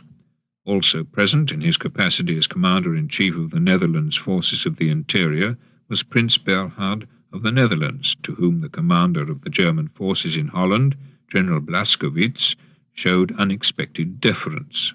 The prince ignored him. In Baldham, in southern Germany, a further unconditional surrender was signed at 2:30 in the afternoon of May the 5th. This time it covered all German forces between the Bohemian Mountains and the Upper Inn River. The German officer agreeing to the surrender was General Hermann Furch, to whom the American General Jacob L. Devers explained that this was not an armistice but unconditional surrender. "Do you understand that?" Devers asked Furch. "I can assure you, sir," Furch replied, "that no power is left at my disposal to prevent it."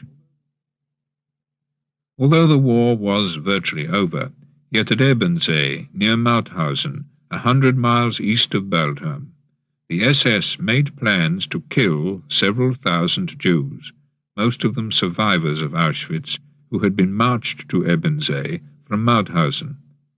The prisoners were ordered into one of the tunnels of the Ebensee mine. It was, their guards explained, to protect them from Allied bombing. Among the prisoners at Ebensee was a 46-year-old Russian Jew, Lev Manovich, who had been a prisoner in Germany since 1936, when he had been arrested for spying for the Soviet Union. In September 1943, he had been released, briefly by the Americans, when a small American front-line unit had entered the prison of San Stefano in Italy, but extremely weak. Manovich had been recaptured by the Germans within 48 hours. Now, emaciated and anonymous, he answered the German order to enter the mine by crying out in several languages, "No one will go, they will kill us." Manovich's warning was effective. To a man, the prisoners refused to move.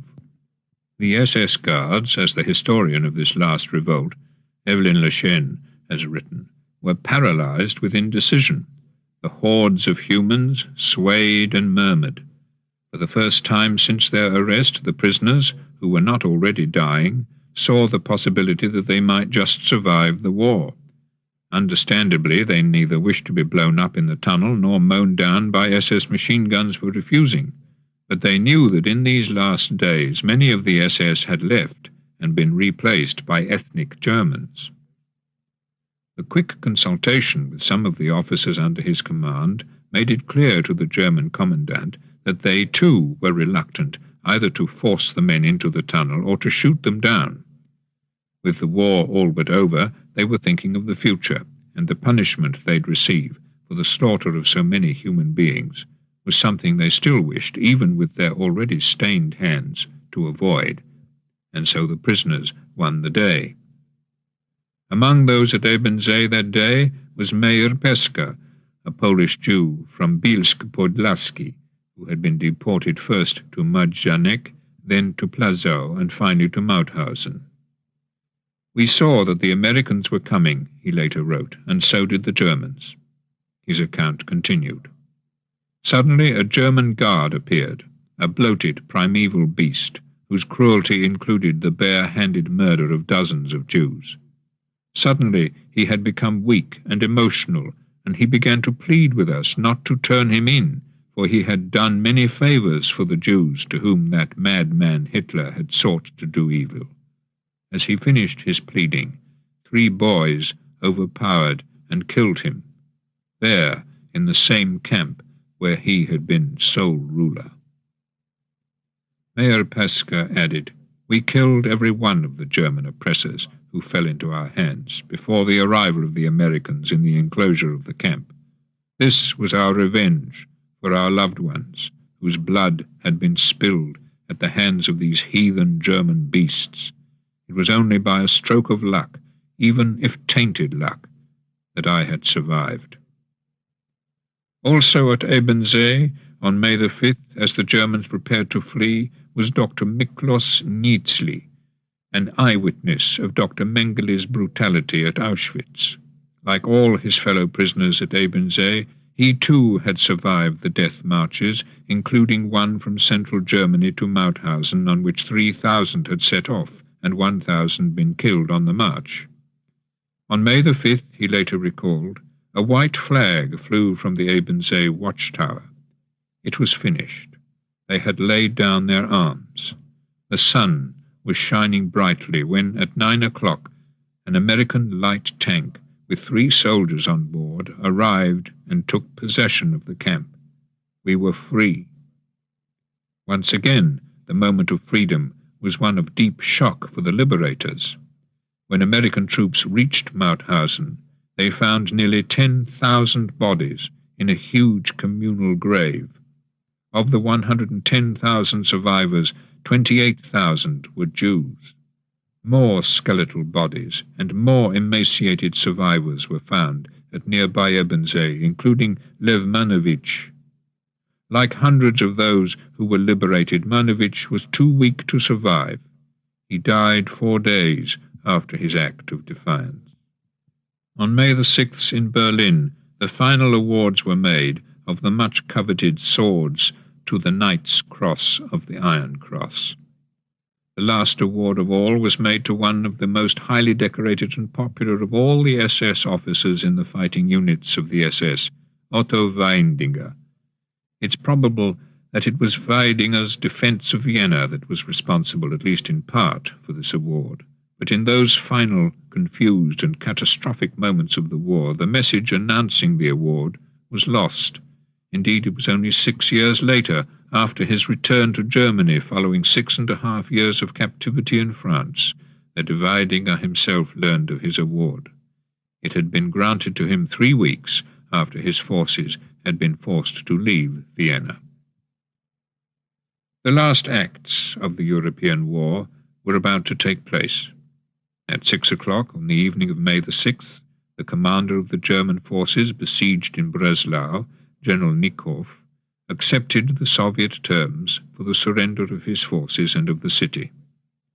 Half an hour later, in the west, General Jodl flew from Flensburg to Reims to sign the capitulation of all German forces still fighting or facing the Western Allies. At first, Jodl was determined to limit the surrender to the German forces facing westward, but without prevarication or debate, General Eisenhower made it clear to him that either the Germans agreed to a complete surrender of all their forces, east as well as west, or he would break off all negotiations and seal the Western Front, thus preventing any more Germans transferring from east to west in order to give themselves up. General Jodl passed back this ultimatum by radio signal to Grand Admiral Dönitz at Flensburg. Shortly after midnight, Dönitz replied, authorizing Jodl to make a final and complete surrender of all German forces on all fronts.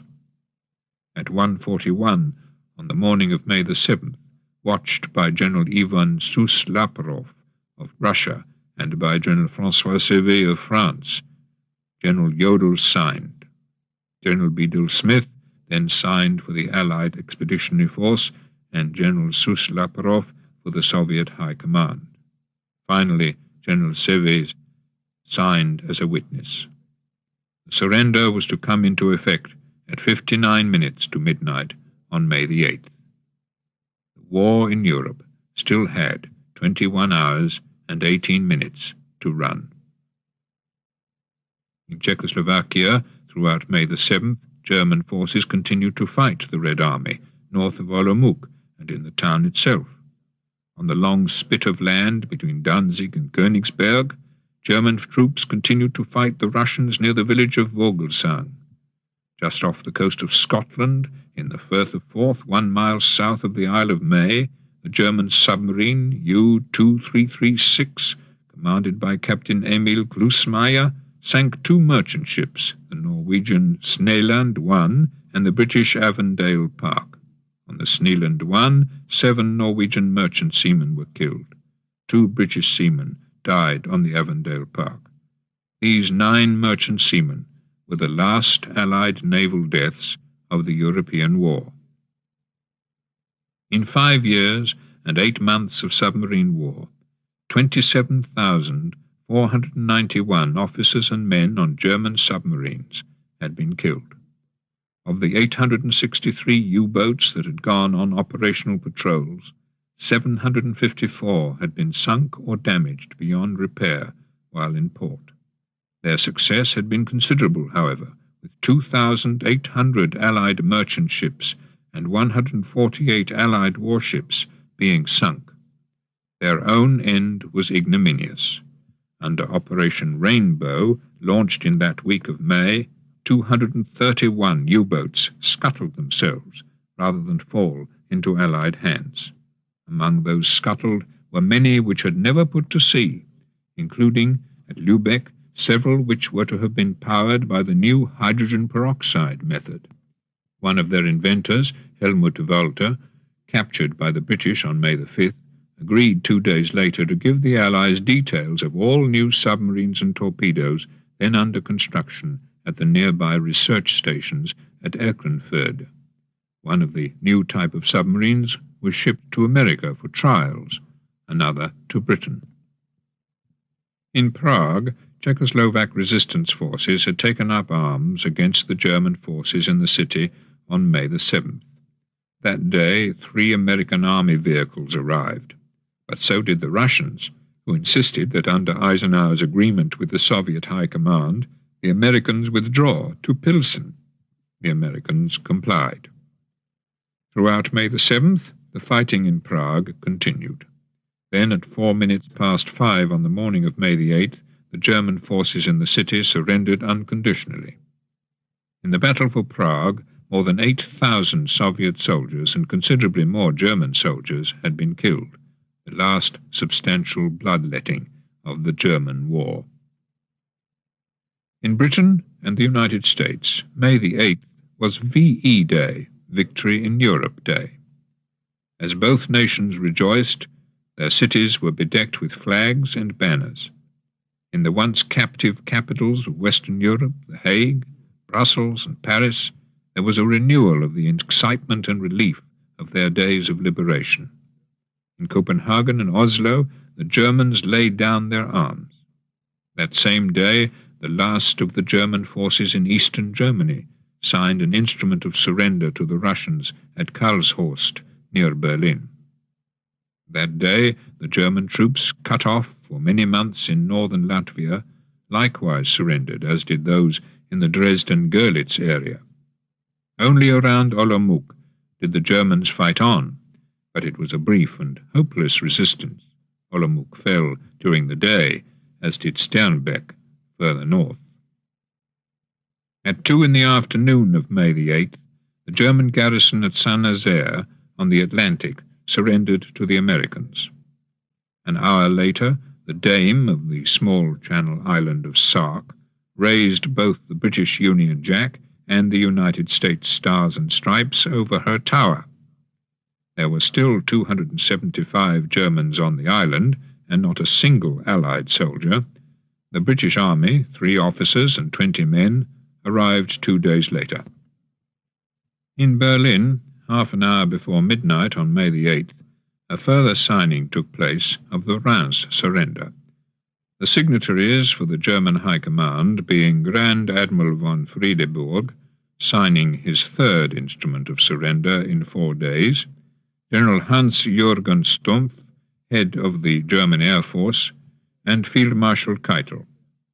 4 Allied witnesses added their names to the surrender document: Air Chief Marshal Sir Arthur Tedder for the Allied Expeditionary Force, Marshal Zhukov for the Supreme High Command of the Red Army, General de Latte de Tassigny, General Commanding-in-Chief of the First French Army, and General Karl Spaatz, commanding the United States Air Forces. Even as the Berlin surrender ceremony was in progress, the German forces in western Czechoslovakia were in receipt of a call by Marshal Konev, issued at 8 o'clock that evening, that they too surrender. When, by 11 o'clock, they had made no reply, Konev ordered his artillery to launch a new barrage and his troops to resume military operations. As they did so, the German guards in charge of one of those many groups of Jews who were still being shunted by rail through the Sudeten mountains towards Theresienstadt suddenly fled. "We can't believe it's over," Alfred Cantor, one of the deportees, recalled of that moment at 11 o'clock on the night of May the 8th, when they were no longer being guarded. Of the 1,000 men who had begun that particular terrible rail journey less than 2 weeks earlier, only 175 were still alive. "Red Cross trucks appear," Cantor wrote, "but can't take 175 men. We spend the night on the road. But in a dream. It's over."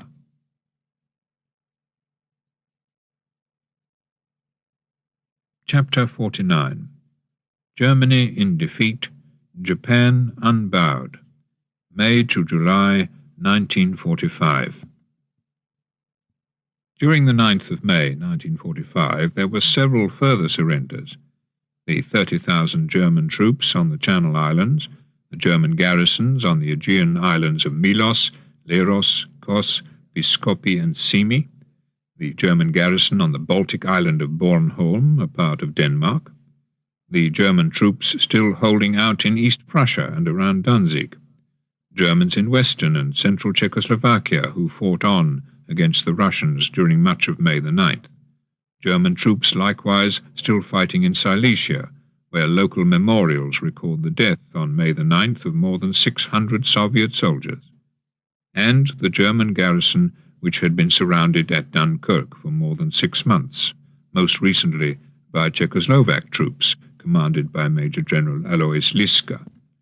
To the surprise of the Czech, British and French officers who accepted the surrender, the German fortress commander, Vice Admiral Friedrich Frisius, arrived at General Liska's headquarters with his own surrender document already signed. In Moscow, May the 9th was Victory Day, welcomed by a salvo of 1,000 guns. The age-long struggle of the Slav nations for their existence and independence, Stalin declared in a radio broadcast that evening, has ended in victory. Your courage has defeated the Nazis. The war is over. Throughout Europe, former prisoners of war were being brought home. On May the 8th, more than 13,000 former British prisoners of war were flown from Europe to Britain. On May the 9th, when one of the aircraft crashed on its way across the Channel, 25 men on their way home were killed. In the Pacific, the war knew no abatement or relaxation. On Okinawa, on May the 9th, 60 Japanese soldiers who broke into the American lines were killed in hand-to-hand fighting. Hundreds of Americans died that day in battles to capture Japanese strongpoints. Hundreds more were the victims of battle fatigue and could fight no longer. On Luzon, more than 1,000 Japanese soldiers barricaded themselves in caves. Attacked by flamethrowers and explosives when they refused to surrender, all of them were killed after a few days. In Indochina, it was the Japanese who still had the upper hand. At Lang Son, 60 French soldiers and foreign legionnaires who had managed to hold out since the Japanese occupation were killed when their fort was overrun. The few survivors, put up against a wall, were machine-gunned as they defiantly began to sing the Marseillaise. Afterwards, the Japanese bayoneted anyone who showed signs of life. Even so, a few survived the massacre. One of them, a Greek legionnaire by the name of Taskiropoulos, was caught 3 days later and decapitated, together with 2 Frenchmen, the political resident at Lang Son and the local commander, General Lemonnier. In Europe, the first days of Germany's defeat saw the suicides of many of those who feared the already announced war crimes trial should they be captured or recognized after capture. On May the 10th, Konrad Henlein, who had been governor of Bohemia and Moravia since May 1939, committed suicide in an Allied internment camp. That same day, in a naval hospital at Flensburg, SS General Richard Glücks was found dead. It's not known whether he committed suicide or was killed by some group, possibly Jews, who sought to avenge the concentration camp savageries over which he had presided for more than 5 years. From Britain, soldiers were now being flown across the North Sea to Oslo to assist in the disarming of the German occupation forces in Norway. In one aeroplane which crashed near Oslo on May the 10th, all 24 soldiers and airmen on board were killed. In the Pacific off Okinawa, 7 American ships had been hit by Japanese suicide aircraft on May the 4th, and 446 sailors killed. On May the 11th, a further 396 men were killed on the aircraft carrier Bunker Hill, 3 times the American death toll in the 1775 battle, which the carrier's name commemorated. They were still fighting in Europe on May the 11th, when Soviet troops overran several pockets of German resistance east of Pilsen. Further south, German troops in Slovenia near Maribor continued to fight against Tito's forces. In East Prussia and northern Latvia, several 100,000 Germans were still refusing to surrender, but it was now no longer military defeat, but possible future retribution which loomed. In Oslo, on May the 11th, the former German ruler of Norway, Josef Terboven, committed suicide by blowing himself up with a stick of dynamite. Every German concentration camp was now in Allied hands, but many thousands of the inmates were too weak or too sick to survive, despite the food and medical care which were now rushed to them.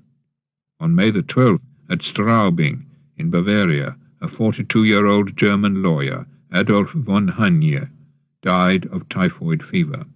Denounced in 1939 as an anti-Nazi by a Gestapo informer, von Hanje had been imprisoned since then. Liberation had come a few days too late to save him.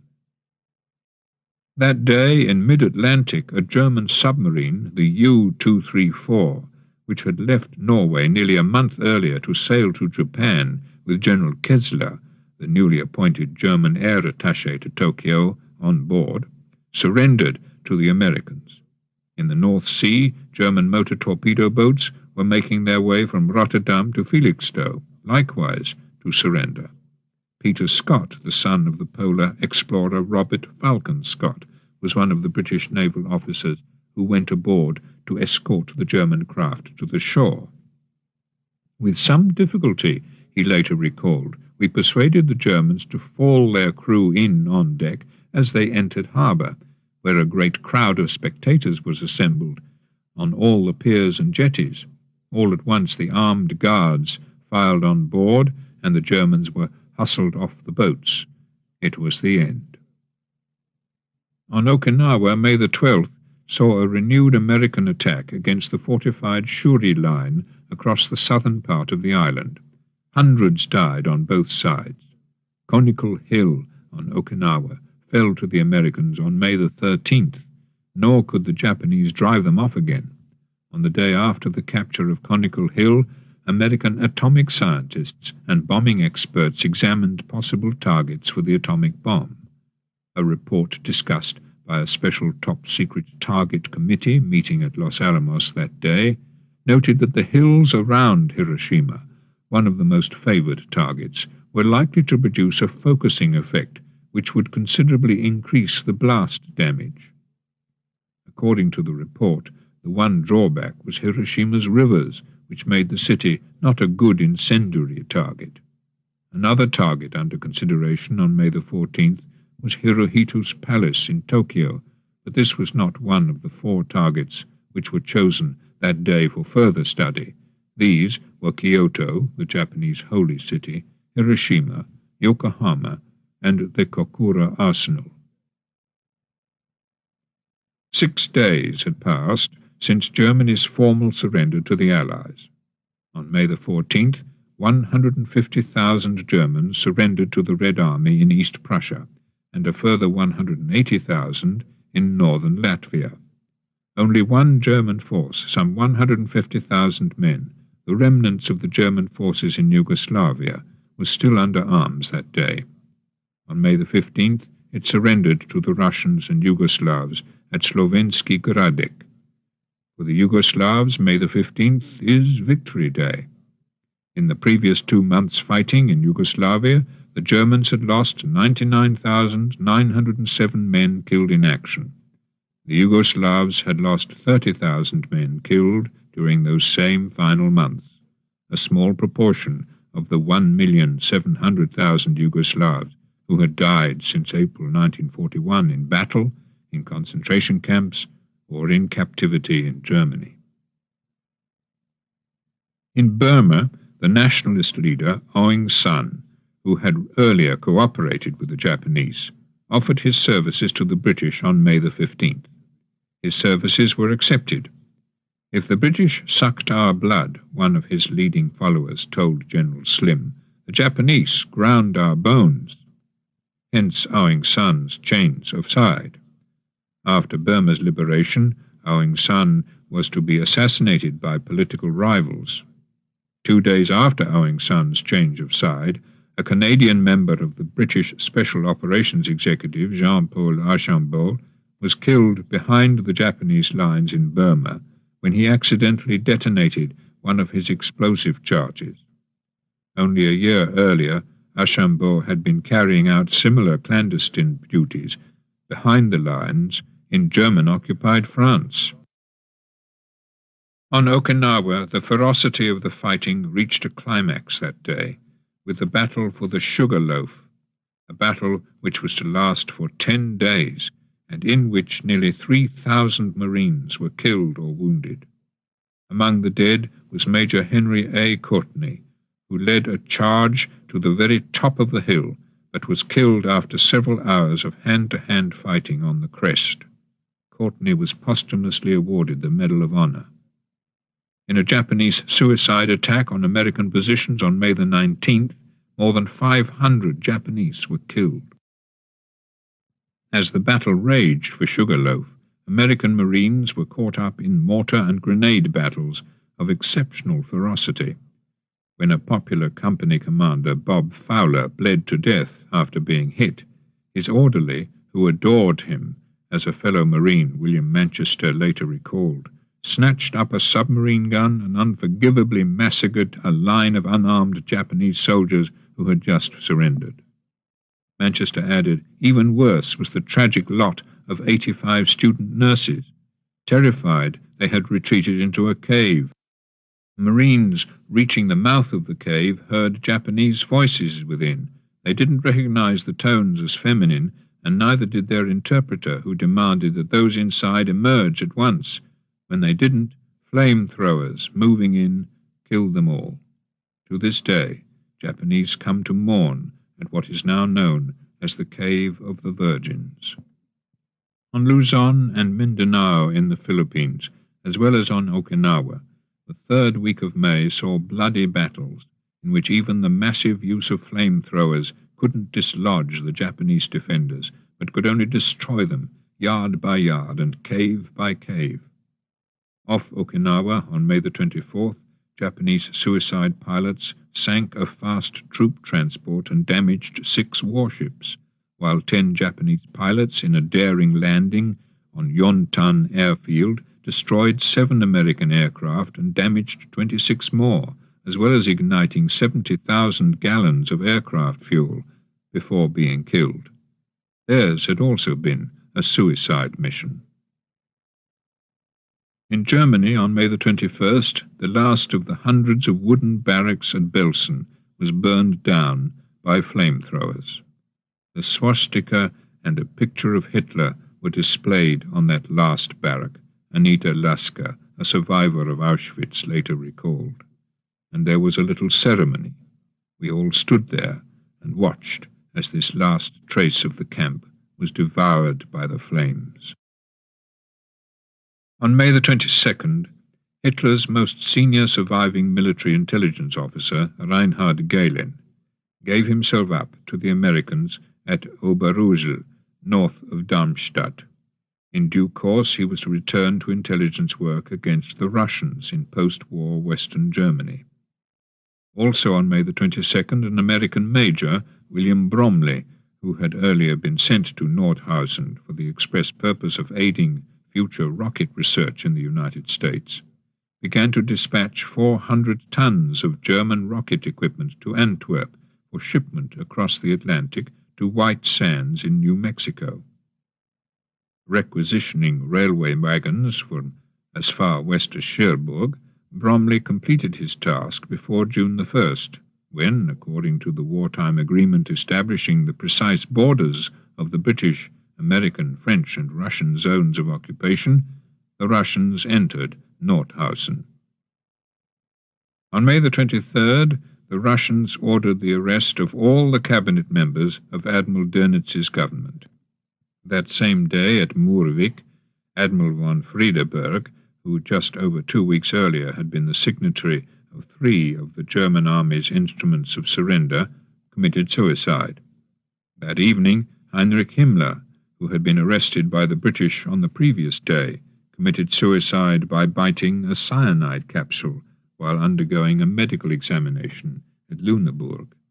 He had revealed his identity 4 hours earlier. "The bastards beat us," was one British sergeant's comment when the deed was done.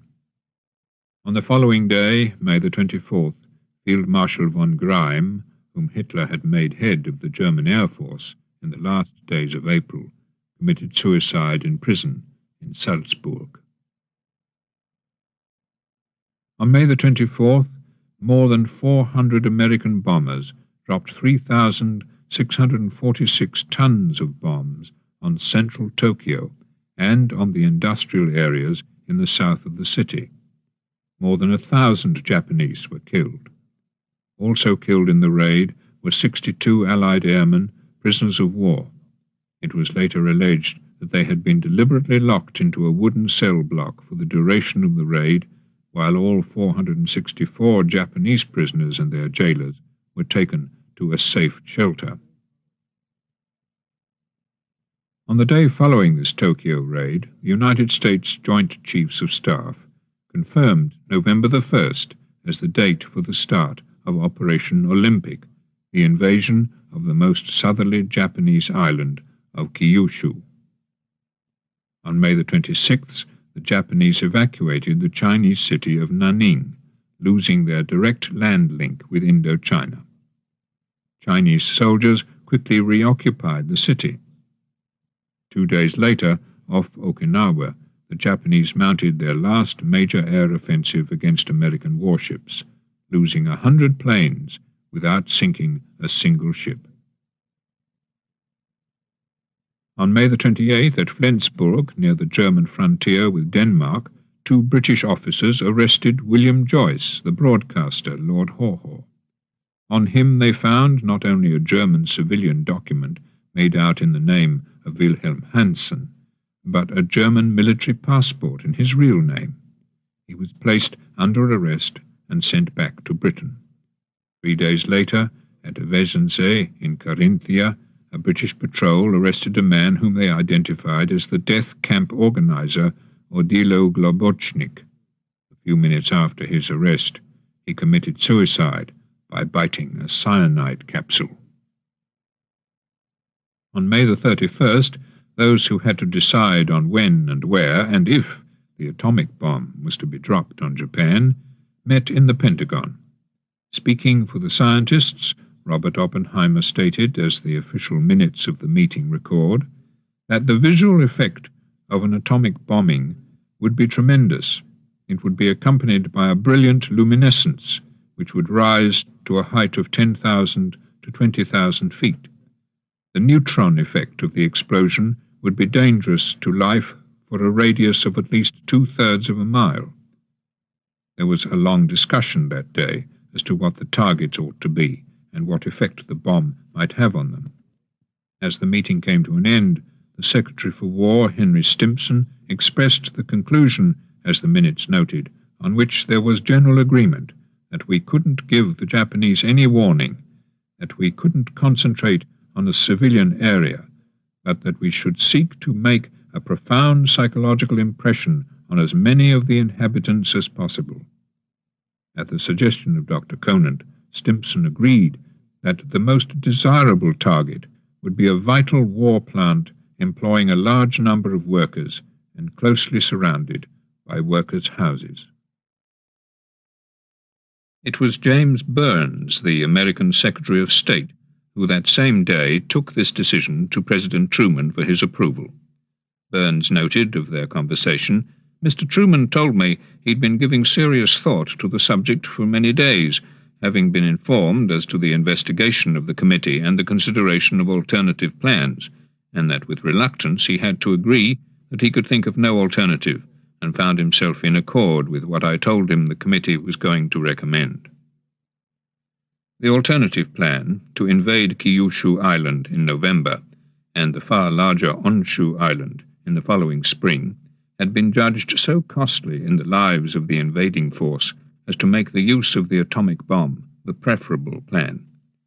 If it led to Japan's surrender before the November invasion, so the argument went, as many as 1 million American lives might be saved, and the war shortened by as much as a year. Meanwhile, both on Luzon and Okinawa, considerable Japanese opposition was overcome in the first 3 days of June. On Okinawa, an extreme shortage of rations for the Japanese troops was causing considerable discontent among them, something hitherto unknown. On June the 3rd, American Marines seized the Iheya Islands, north of Okinawa. Then, on Okinawa itself, they landed on June the 4th on the Oruku Peninsula, where a Japanese naval base force of 5,000 men was defending the Naha airfield. For 10 days they fought with flamethrowers, flame-throwing tanks and explosives against a fanatical and tenacious Japanese defense, men willing to die in their hundreds in flames rather than give up a single cave. In the 10-day battle, 4,000 Japanese were killed, at a cost of 1,608 American lives.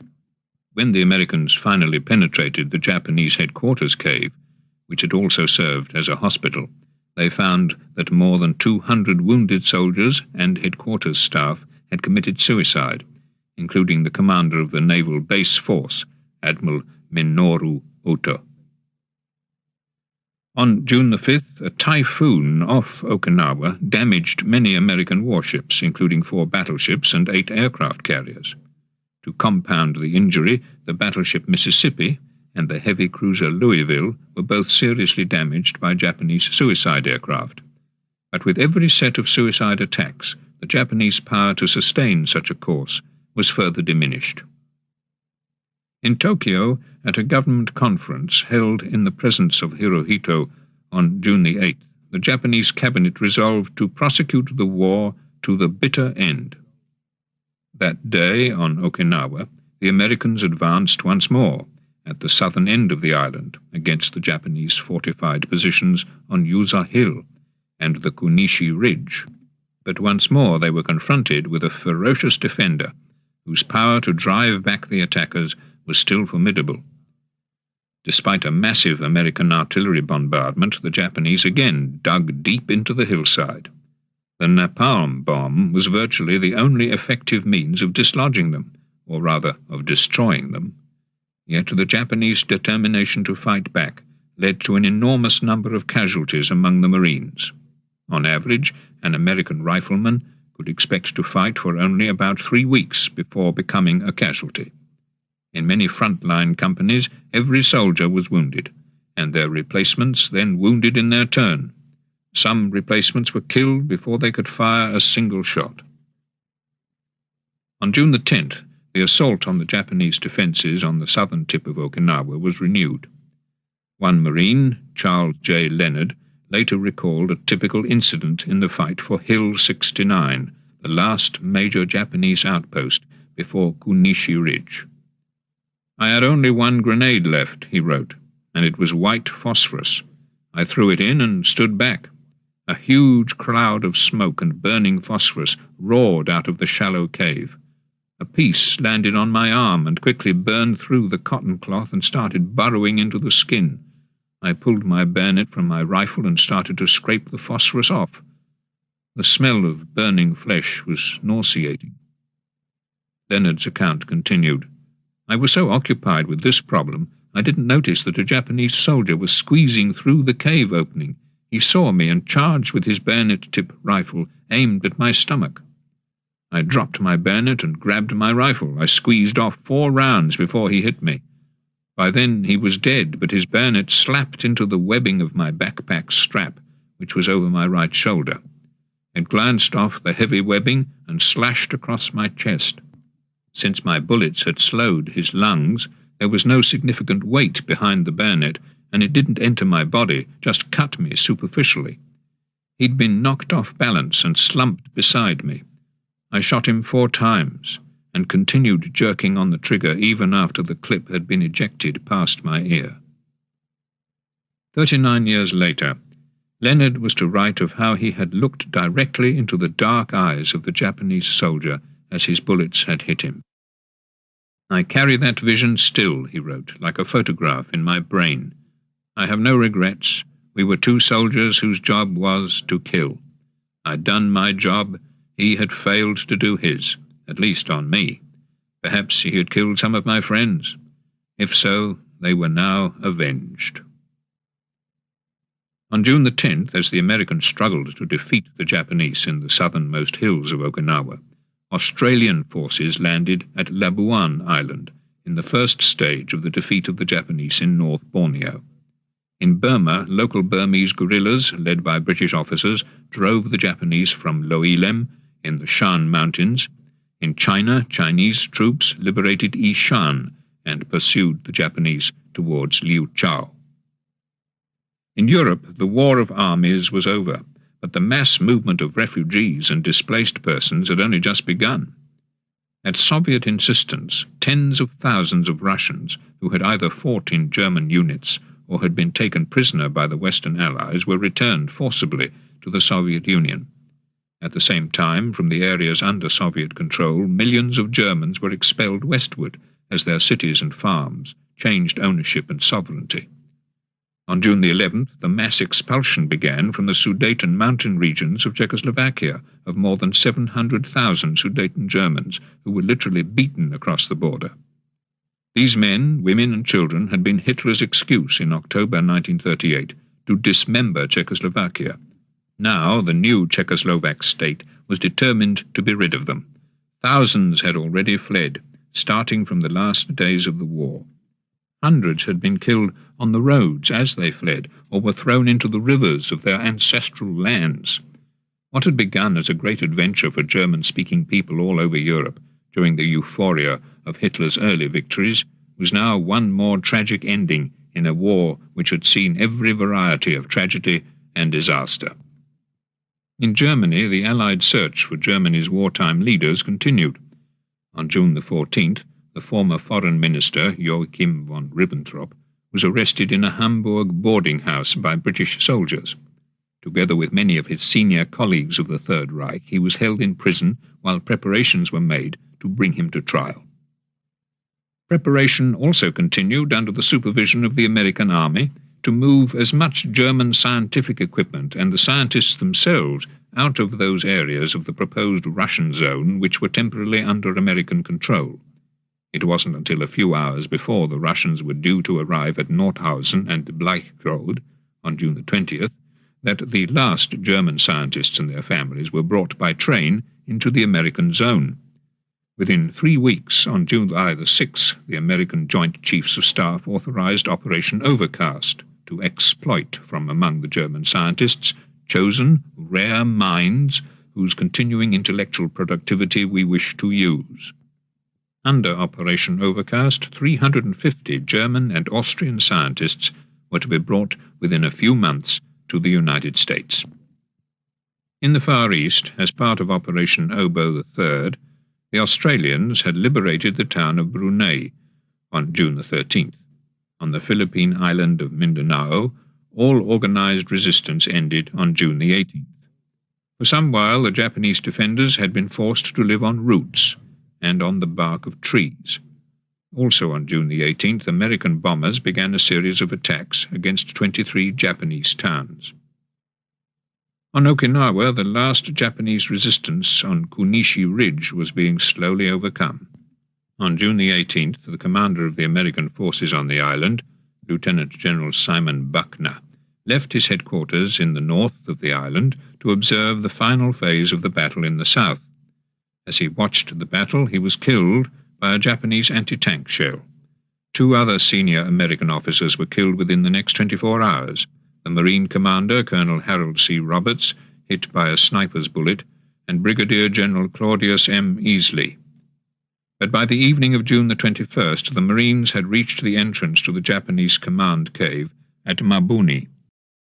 That night, the 2 Japanese generals in the cave, Generals Ushijima and Sho, were served a special feast.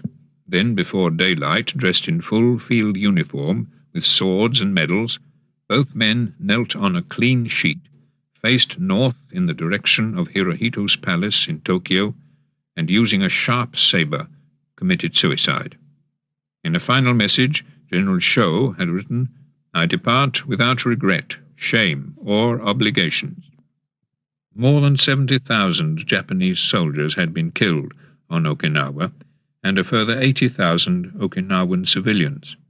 The Japanese had also inflicted massive American casualties during the battle. 7,613 Americans had been killed on land, and a further 4,907 in air and kamikaze attacks at sea, when 36 American warships had been sunk. The Japanese had lost an extraordinary number of aircraft over Okinawa, 7,800 for the cost of 763 American aircraft. Elsewhere in the Pacific, the death toll was lower. When on July the 20th, Australian troops landed at Miri in Sarawak as part of the reconquest of North Borneo, they were quickly able to overcome a small and already demoralized garrison. In the reconquest of the whole area, 1,234 Japanese were killed at a cost of 114 Australian and 4 American lives. Whether in a bloodbath, as at Okinawa, or with considerable slaughter, as on Luzon or Mindanao, or more easily, as in North Borneo, the Japanese were being driven slowly but relentlessly from their conquests. It was clear to the Japanese government that the prospect of a heavy loss of American lives was not going to deter the continuing advance or prevent new landings, including those clearly under preparation against mainland Japan. On June the 20th, Hirohito summoned his Prime Minister, Foreign Minister, and military chiefs to an imperial conference, at which he took an unusual initiative, urging them to make all possible efforts to end the war by diplomatic means. Even the War Minister and the Army Chief of Staff recognized the logic of their emperor's appeal. In order to seek a negotiated peace, the Japanese government decided to approach the Soviet government and to ask it to act as an intermediary. These approaches were made by the Japanese Foreign Minister Tojo through his ambassador in Moscow, Sato Naotake. Unknown to Tojo, his top-secret messages sent by radio through Japan's apparently unbreakable magic system were read by American intelligence. Unfortunately for Japan, these intercepts made it clear to the Americans that while Japan did want to negotiate peace with the United States, it was not prepared to accept unconditional surrender. Knowing this, the Americans were all the more determined to force Japan to its knees. On June the 24th, in Thailand, British bombers destroyed the 2 railway bridges over the notorious River Kwai, which had been built under appalling conditions of slave labour by Allied prisoners of war as part of the Burma-Thailand Railway. In Moscow, June the 24th saw a victory march past in Red Square, during which 200 Soviet soldiers carried into the square 200 captured German military banners, and, to the solemn roll of drums, threw them at the foot of the Lenin Mausoleum.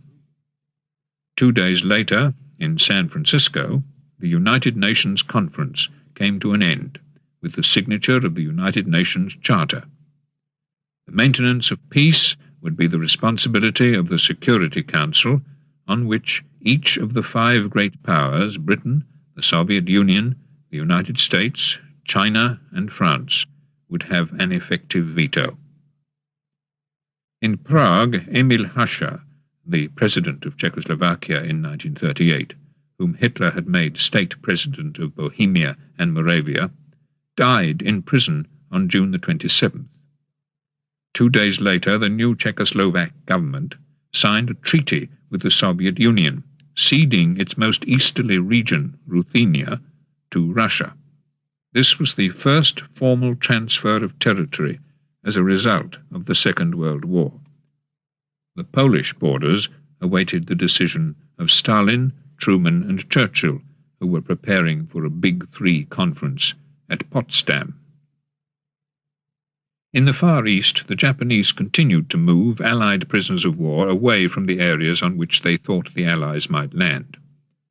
Of 470 Australian prisoners of war who had been taken out of their camp at Sandakan in North Borneo in February, only 6 were still alive by the end of June, when the march reached Ranau, 100 miles inland. On the first day of July, Australian forces, their assault preceded by a massive American aerial bombardment, landed near Balikpapan, which, with its oil installations, fell to them 2 days later. The Japanese, however, had prepared strong defensive positions in the interior. They were determined not to give up Borneo easily. In the Philippines, a further American landing on Mindanao, near the southern port of Davao on July the 4th, further restricted the area under Japanese control. On the following day, General MacArthur announced that the liberation of the Philippines was completed. That same week of Allied success against the Japanese saw the tragic end of a once 23-strong British Special Operations Group led by Lieutenant Colonel Ivan Lyon, which had begun its operations behind Japanese lines on Merapas Island near Singapore the previous September. In a series of clashes with the Japanese, 12 of the group, including Lyon, had been killed and 11 captured. One of the 11 died of his wounds. After 6 months in captivity, the surviving 10 were beheaded on July the 7th. In Canada, on July the 9th, a British physicist working on research into nuclear fission, Dr. Alan Nunn May, handed to Colonel Zapotin, a member of the Soviet embassy in Ottawa, 162 micrograms of uranium-233 in the form of acid contained in a thick lamina, as Zapotin described it in his telegram to Moscow. From Klaus Fuchs, the Soviet atomic scientists already knew of the American experiments being carried out for the final manufacture of an atomic bomb. Another recently developed type of bomb, the napalm bomb, was already in use against the Japanese. On July the 11th and again on July the 12th, several thousand tons of napalm bombs were dropped on the Japanese forces still holding out on the Philippine island of Luzon, 40,000 of them in the area around Kiangan. On July the 12th, on mainland China, in Operation Apple, a Chinese nationalist commando force dropped near Kaiping to cut the Japanese lines of communications. At all its margins, even those that had seemed most secure, the Japanese new order in Asia and the Pacific was being eroded. In Berlin, on July the 12th, Field Marshal Montgomery invested 4 Soviet commanders, including Marshals Zhukov and Rokossovsky, with British medals. That day, in London, the British Air Ministry launched a peacetime plan, Operation Surgeon, designed to cut out the heart of German aviation expertise. Not only was German equipment to be brought to Britain from the German Air Force Research Centre at Wolkenrode, now in the British zone of Germany, but also to be brought to Britain were several German experts. 2 of them, Werner Pinscher and Dietrich Kuchmann, were among more than 20 German aviation experts who were eventually employed at the Royal Air Force Research Establishment at Farnborough. Another German aviation expert, Adolf Busemann, was later to leave Britain in order to continue his research in the United States. Those of Germany's leading Nazis who had been captured by the Allies were now awaiting trial. On July the 14th, the Chicago Daily News revealed that they were being held not in prison, but at a hotel in Luxembourg, the Palace Hotel, Mondorf. The newspaper was critical of what it saw as far too pleasing a setting for such evil men. Radio Moscow, picking up this news item, translated the hotel into a Luxembourg palace, where the Nazi leaders were getting even fatter and more insolent. In fact, they were receiving standard Allied prisoner-of-war rations and were living amid the strictest security of stockade, floodlights, and guards with machine guns. As Germany's former leaders awaited trial, one of Germany's former allies, Italy, declared war on Japan, a final ignominious end to the Axis which had once been so formidable a war-making combination. The American target date for the initial invasion of mainland Japan was still November the 1st, a mere 3.5 months away, when, on July the 14th, American warships, among them the Massachusetts, began a series of bombardments of specific targets on the Japanese home islands. The target that day was the Imperial Iron Works at Kamaishi. On the following day, from distant Naples, the first shipload of American troops who had served in the European theatre set sail for the Pacific. They too were a part of the build-up to the November invasion. The Japanese, aware only that the day of American landings on Kyushu and Honshu could not be too far distant, made preparations to meet the invaders, not only with the stubborn defences which they had used throughout the Pacific, but with an intensification of suicide tactics. Thousands more men were being trained for kamikaze aircraft attacks and Kaiten torpedoed suicide missions. In addition, a new type of suicide weapon, a suicide mine, was devised, whereby a diver would place the mine on the hull of a ship and detonate it, blowing himself up with the ship. The suicide divers who were to carry these mines were known as fukuryu, crouching dragons. Their principal task would be to swim out to sea to place their mines on the hulls of the landing craft and supply ships at each invasion beach. That November, the Fukuru began their training, walking out to sea with their mines to depths of up to 15 meters. At the same time, experiments were made to sunken concrete shelters in which 6-man squads of Fukuryu could be waiting offshore under the water up to 10 hours before the invasion barges arrived. Chapter 50. Elmergordo, Potsdam, Hiroshima, July to August 1945. At 5:30 on the afternoon of the 16th of July, 1945, the first atomic bomb was successfully tested at Elmergordo, New Mexico, in the United States. "The sun can't hold a candle to it," was the reaction of one of the physicists as he watched the light of the explosion dazzle with its reflection on the surrounding hills. At ground zero, the temperature at the moment of explosion had been 3 times hotter than the interior of the Sun, and 10,000 times the heat of the Sun on its surface.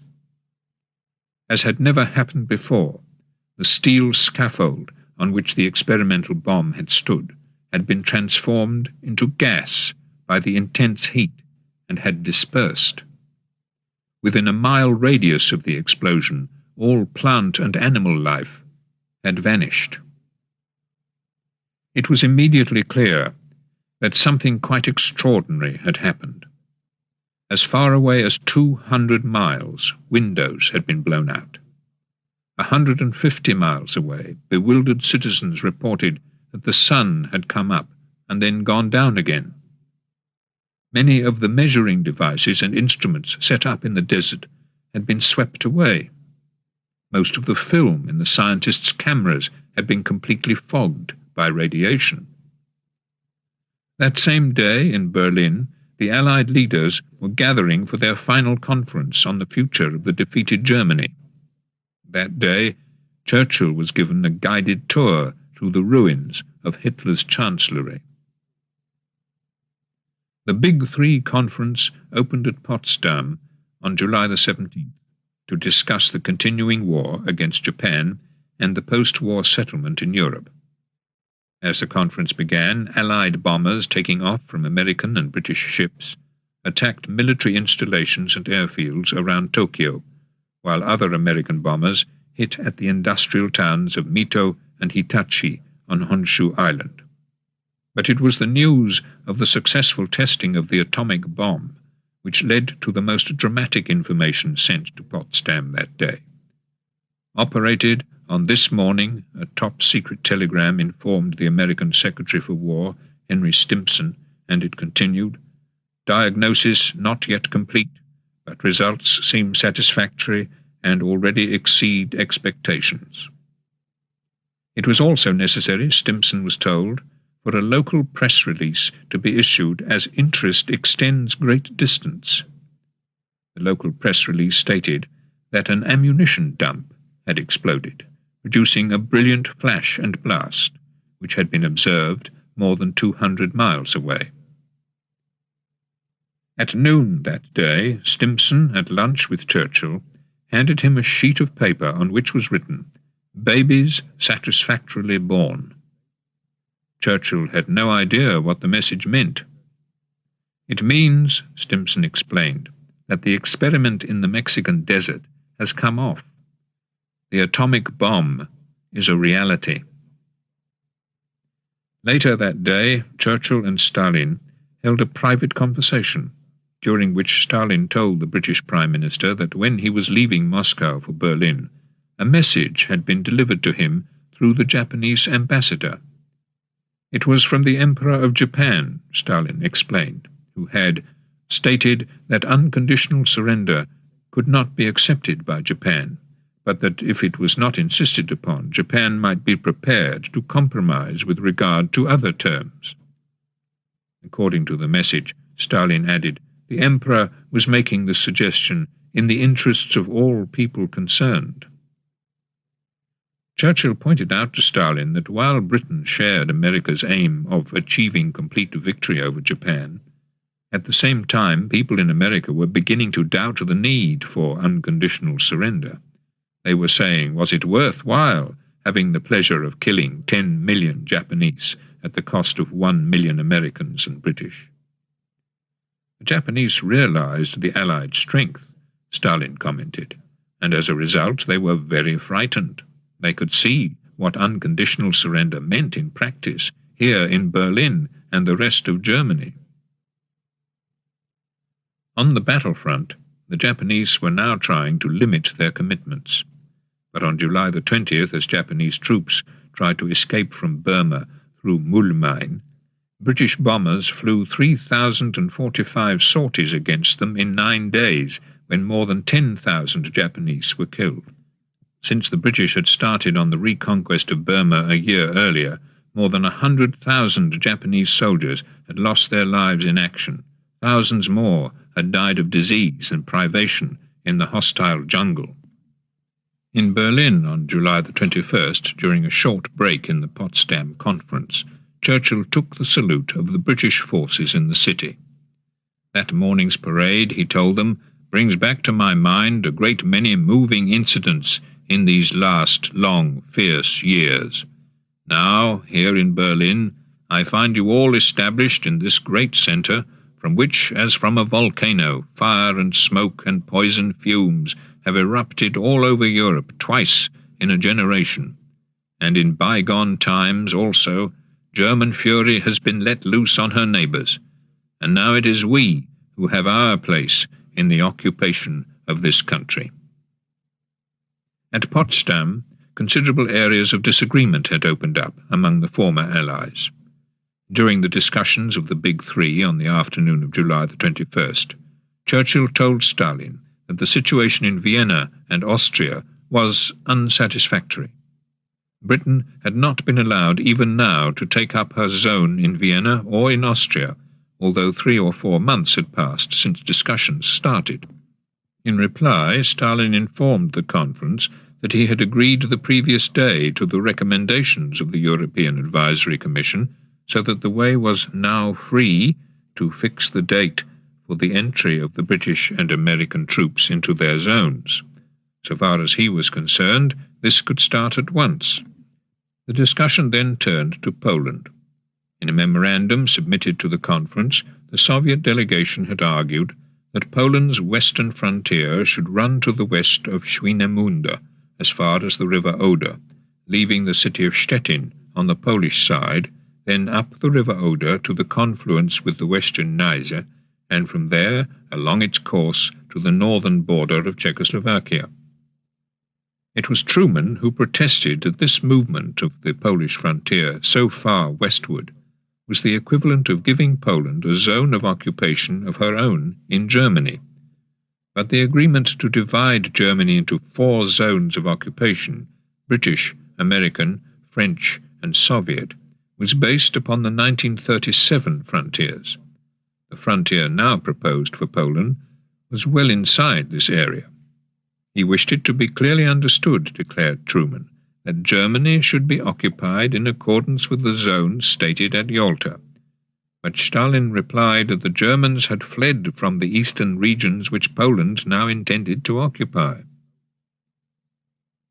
On July the 22nd at Potsdam, Henry Stimson brought Churchill a detailed account of the effect of the atomic bomb test at Alamogordo. Inside a 1-mile circle, Stimson reported, the devastation had been absolute.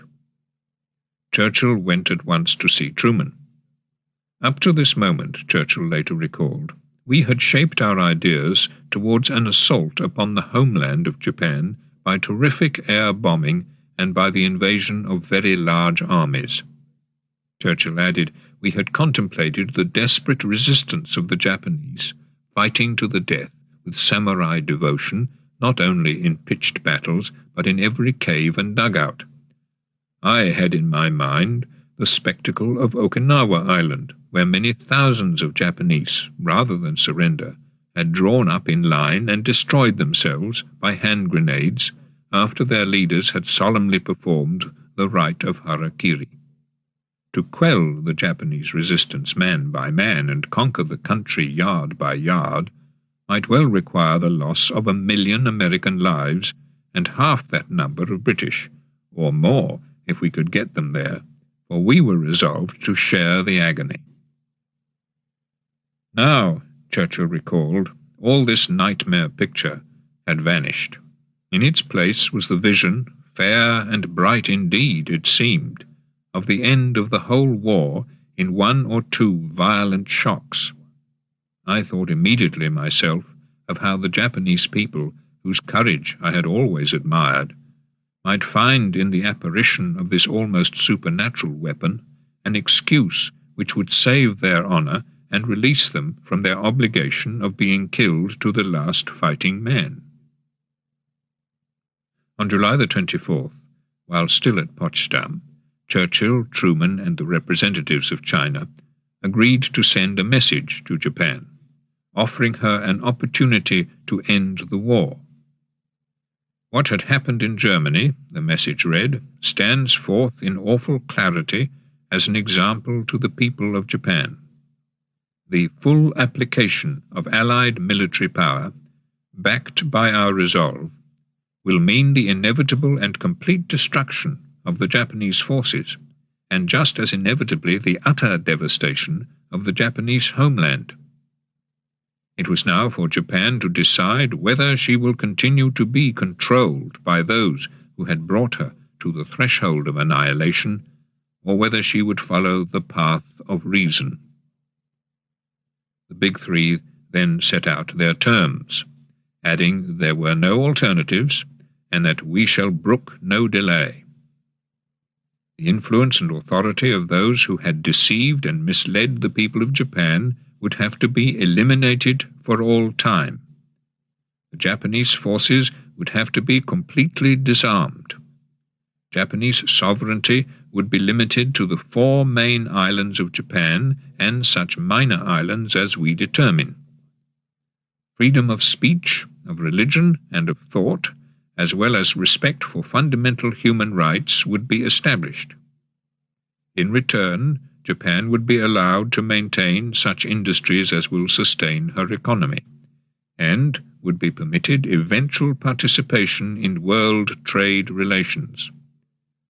The message ended, "We call upon the government of Japan to proclaim now the unconditional surrender of all the Japanese armed forces, and to provide proper and adequate assurances of their good faith in such action.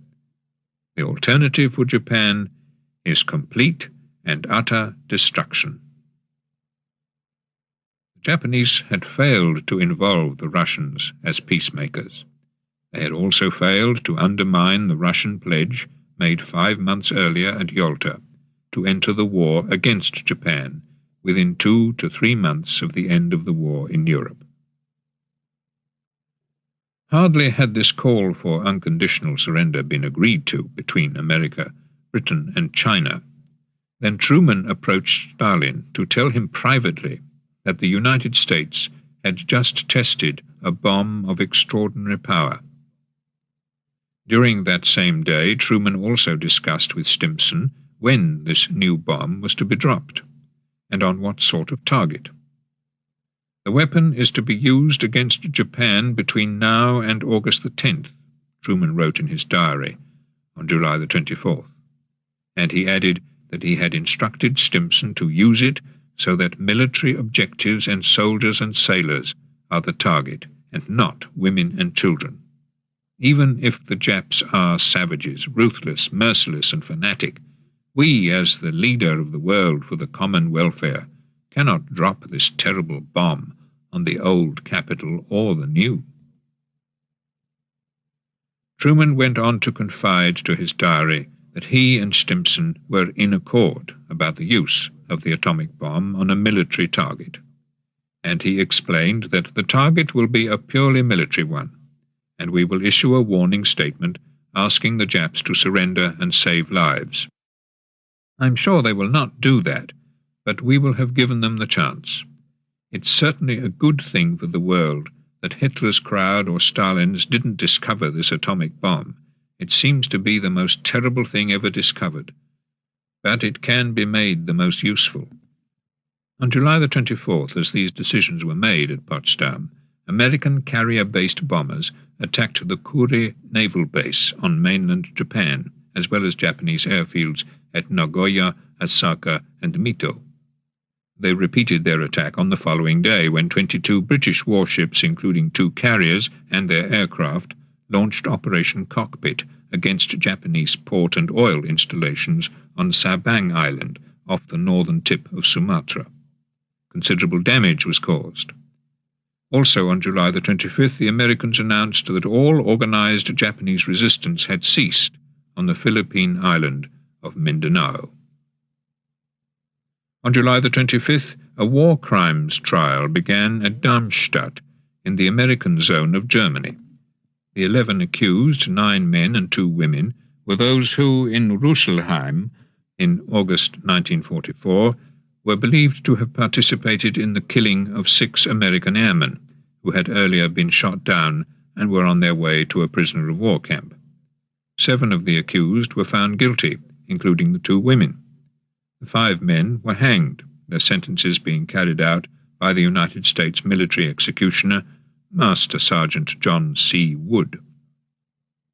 While the Darmstadt trial was in its 2nd day, the British government set up a missing research and inquiry service to try to locate the 42,000 British airmen who had not returned from air missions over wartime Europe, but whose fate was still unknown. On July the 26th, at 7 in the evening, President Truman's staff issued the Potsdam Declaration on Japan to the newspapers. That same day, in the Pacific, the American cruiser Indianapolis arrived at Tinian Island with the atomic bomb on board. Waiting for it were the scientists who would assemble it, and the air crew who would drop it. Even the aircraft, which would carry the bomb to Japan, had been chosen and made ready. She was the Enola Gay. At a specially called press conference on the afternoon of July the 26th, the Japanese Prime Minister, Admiral Kantaro Suzuki, rejected the Potsdam Declaration. As for the government, he said, it doesn't find any important value in it, and there is no other recourse but to ignore it entirely and fight resolutely for the successful conclusion of the war. On July the 28th, American carrier-based aircraft struck again at the Japanese naval base at Kure. 5 Japanese warships were sunk, including the aircraft carrier Amagi and the heavy cruiser Tone. Of the 25 Japanese warships involved in the attack on Pearl Harbor, the Tone was the 24th to be sunk.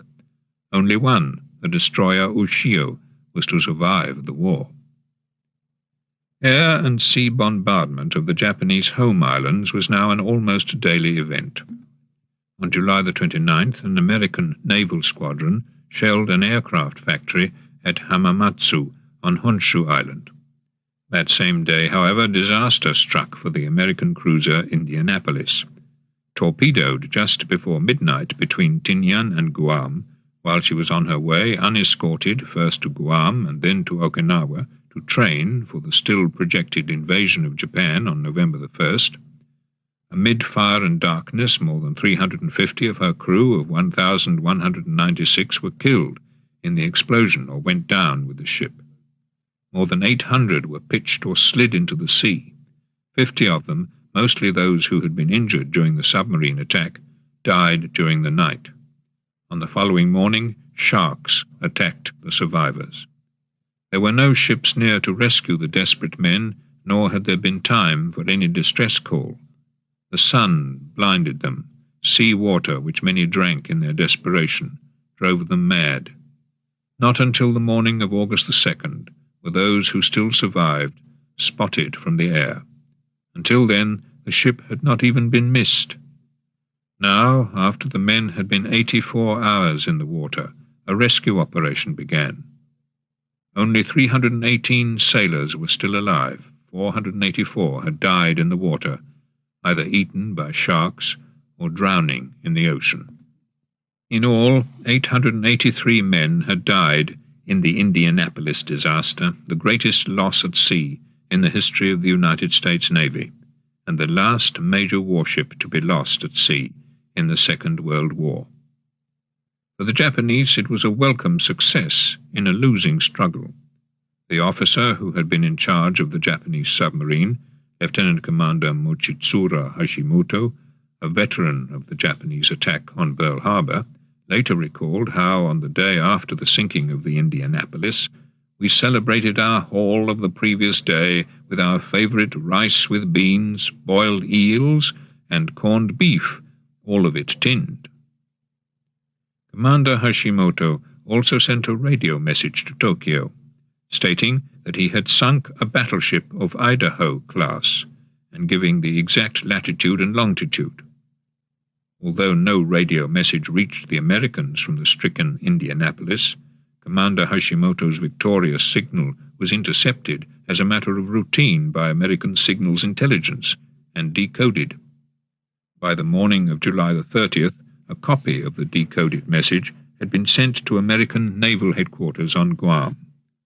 The Seventh Fleet also received a copy, but as Japanese claims of sinkings were almost always absurdly exaggerated, no one thought to ascertain what ship it might be, or to check the area by air search.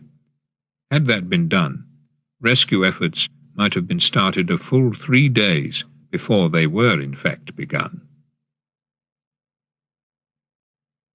On July the 30th, in connection with the plans for the dropping of the atomic bomb on the 4 target cities earlier agreed, General Karl Spaatz telegraphed to Washington that Hiroshima, according to prisoner-of-war reports, was the only one of the 4 that doesn't have Allied prisoner-of-war camps. He was told by return of signal that it was too late now to change the targets. However, if you consider your information reliable, Hiroshima should be given first priority among them. The Japanese had continued to work for Soviet mediation, hoping to circumvent the Anglo-American Chinese call for unconditional surrender by the opening up of negotiations for a compromise peace. On August the 2nd, an American intelligence analysis based on the magic intercepts noted that Japan was still balking at the term unconditional surrender, and also still determined to exploit fully the possible advantage of making peace first with Russia. After reading the magic intercepts on which these conclusions were based, Secretary of the Navy James R. Forrestal commented that the Japanese cabinet seemed to have decided that the war must be fought with all the vigor and bitterness of which the nation is capable, so long as the only alternative is unconditional surrender. In the early hours of July the 31st, 2 British midget submarines, having been towed by submarine from the Philippines, entered Singapore dockyard. Emerging from one of the submarines only with difficulty, and then working underwater for half an hour, amid great risk, leading seaman Mick McGuinness, an Irishman from Belfast, scraped the seaweed and barnacles from the hull of the Japanese cruiser Takao, in order to fix 6 limpet mines to its hull. For his exceptional courage, both he and the midget submarine's captain, Lieutenant Ian Fraser, were awarded the Victoria Cross. A large hole was blown in the hull of the Takao, but being in shallow water she settled on the seabed. No doubt, had she been in deep water, she would have sunk. Somewhat to the chagrin of the British submariners, it was later learned that an American submarine had already damaged the cruiser's stern at sea. On August the 2nd, the Potsdam Conference came to an end. Among the agreements which it reached was the removal of Germans from Poland, Czechoslovakia, and Hungary. Many of these Germans were already on the move. The conference also transferred all of eastern Germany between the 1937 border and the Oder-Neisse line to Poland. Churchill had been uneasy at the Russian insistence upon the western and not the eastern Neisse, but in mid-conference he had returned to London to learn the British general election results, in which his Conservative Party had been defeated. It was the new Labour Prime Minister, Clement Attlee, who had returned to Potsdam to conduct the final negotiations. As well as Poland's gain of Pomerania and Silesia from Germany, she also divided the German province of East Prussia between herself and the Soviet Union. Hitler's Wolf's Lair at Rustenburg was now on Polish soil. Under Soviet sovereignty fell the eastern regions of pre-war Poland, including the once predominantly Polish cities of Vilna and Lvov, just as several million Germans moved westward from the new Poland to Germany, so millions of Poles now moved westward from the new Russia to Poland. Many of these Poles were to be settled on land taken from Germany, and Germany's eastern cities acquired new names. Stettin became Szczecin, Breslau, Wrocław, Kolberg, Kolobrzeg, Ellenstein, Olsztyn, and Rustenburg, Kętrzyn.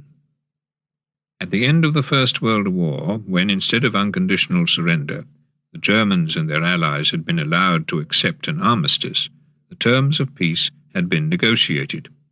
During the course of these negotiations, the victors had nevertheless effectively imposed their wishes on the defeated states. Territory was taken away, reparations were secured, and armies disbanded in the guise of a negotiated peace. This peace had soon been denounced as a dictated one, and political agitators, among them Hitler, had stirred up intense nationalism through these denunciations. The Allies were determined not to allow that situation to recur, hence their insistence on unconditional surrender. The boundaries and the conditions to be created in the post-war world would be subject neither to negotiation nor discussion with those who had been defeated. By this method, the Allies intended that Potsdam would not repeat what had been seen as the errors and weaknesses of Versailles. The Germans would not be able to feel that their leaders had let them down at the negotiating table. The negotiations at Potsdam had been conducted without any German representation. President Truman, returning home to the United States, lunched with King George VI at Plymouth on board the battleship Renown. Much of the conversation revolved around the atomic bomb. One member of Truman's party, Admiral Leahy, was skeptical of the effect of the bomb would have. "It sounds like a professor's dream to me," was his comment, whereupon the king remarked, "Would you like to lay a little bet on that, Admiral?" The Japanese had become concerned lest Russia, unwilling to negotiate with them, were to join in the attack against them. But on August the 4th, the operations section of the 700,000-strong Japanese army in Manchuria concluded that no Soviet attack was possible until September, nor was such an attack probable, the section believed, until the spring of 1946. That August the 4th, at a naval base in Singapore, the Japanese executed 7 captured American airmen. One of the Japanese cooks at the base, Oka Harumitsu, later recalled that previously 14 or 15 other prisoners of war had been similarly executed. In preparation for an American amphibious landing on Kyushu, the Japanese had trained considerable numbers of kamikaze suicide pilots, Kaiten suicide human torpedoes, and Fukuryu suicide divers. By August 1945, as many as 1,200 suicide divers had been trained, with a further 2,800 under training. Their task would be to position themselves offshore in underwater concrete shelters with iron hatches, ready to emerge as the landing craft arrived, and to fix their mines on the hulls. The landing craft, their men and tanks, and the diver would then all be blown up together. On the night of August the 5th, 7 groups of American bombers set off to bomb mainland Japan. 30 of the bombers flew through the night to drop mines on the inland sea. 65 were on their way to bomb Saga. 102 were on an incendiary raid on Maebashi. 261 were to strike at the Nishinomiya Mikage area. 111 were on their way to Ube. 66 were flying against Imabari, and 1 was flying with 2 backup planes to Hiroshima. This 7th mission was Operation Centerboard. It began at 2:45 in the early hours of August the 6th, when the B-29 bomber, the Enola Gay, which had been especially adapted to carry an atomic bomb, took off from Tinian Island in the Marianas. 5.5 hours later, at 8:15 in the morning, Japanese time, it dropped its atomic bomb on the Japanese city of Hiroshima. Among the messages scrawled on the bomb was one which read, "Greetings to the Emperor from the men of the Indianapolis." Captain Robert A. Lewis, the aircraft commander on the Enola Gay, saw the massive, blinding flash of the explosion. His fellow crewmen heard him call out, "My God, look at that son of a bitch go!" In that instant, 80,000 people were killed and more than 35,000 injured. Of the 90,000 buildings in Hiroshima when the bomb fell, 62,000 were destroyed. Of the 200 doctors in the city, 180 were killed or badly injured. Of the city's 55 hospitals and first aid centers, only 3 could still be used. Of the city's 1,780 nurses, less than 150 could attend to the sick. Several American prisoners of war being held in Hiroshima Castle since they had been shot down over the city 8 days earlier were also killed. The city burned. "I'm starting to count the fires," Staff Sergeant Karen recorded as he looked back. 1, 2, 3, 4, 5, 6, 14, 15. It's impossible. There are too many to count. "It's pretty terrific," another of the crewmen, Jacob Bezer, commented, and he added, "What a relief it worked." The scale and nature of the destruction of human life at Hiroshima was eventually to alter the whole nature of how mankind looked at wars, power, diplomacy, and the relationships between states. In the days when its reality was only slowly becoming apparent, it was the terrifying human aspects which each survivor couldn't shake out of his or her nightmares. Mother was completely bedridden, a 9-year-old boy later recalled of the days following the bomb. The hair of her head had almost all fallen out. Her chest was festering, and from the 2-inch hole in her back, a lot of maggots were crawling in and out. The place was full of flies and mosquitoes and fleas, and an awfully bad smell hung over everything. Everywhere I looked, there were many people like this who couldn't move. From the evening when we arrived, Mother's condition got worse, and we seemed to see her weakening before our eyes. Because all night long she was having trouble breathing, we did everything we could to relieve her. The next morning, Grandmother and I fixed some gruel. As we took it to Mother, she breathed her last breath. When we thought she had stopped breathing altogether, she took one deep breath and didn't breathe any more after that. That was 13 days after the bomb had exploded over Hiroshima. By then, the death toll had risen by a further 12,000, reaching 92,233. It was to rise still further in the following years from the illnesses resulting from radiation. In 1986, the number of identified victims was given on the cenotaph in Hiroshima as 138,890. People were still dying from the effects of radiation nearly half a century after the bomb was dropped. Chapter 51.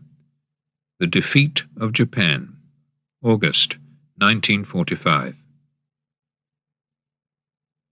On the 7th of August 1945, before the full extent of the destruction of Hiroshima had become known, American officers met on Luzon to prepare for the first stage of the invasion of Japan set for November the 1st.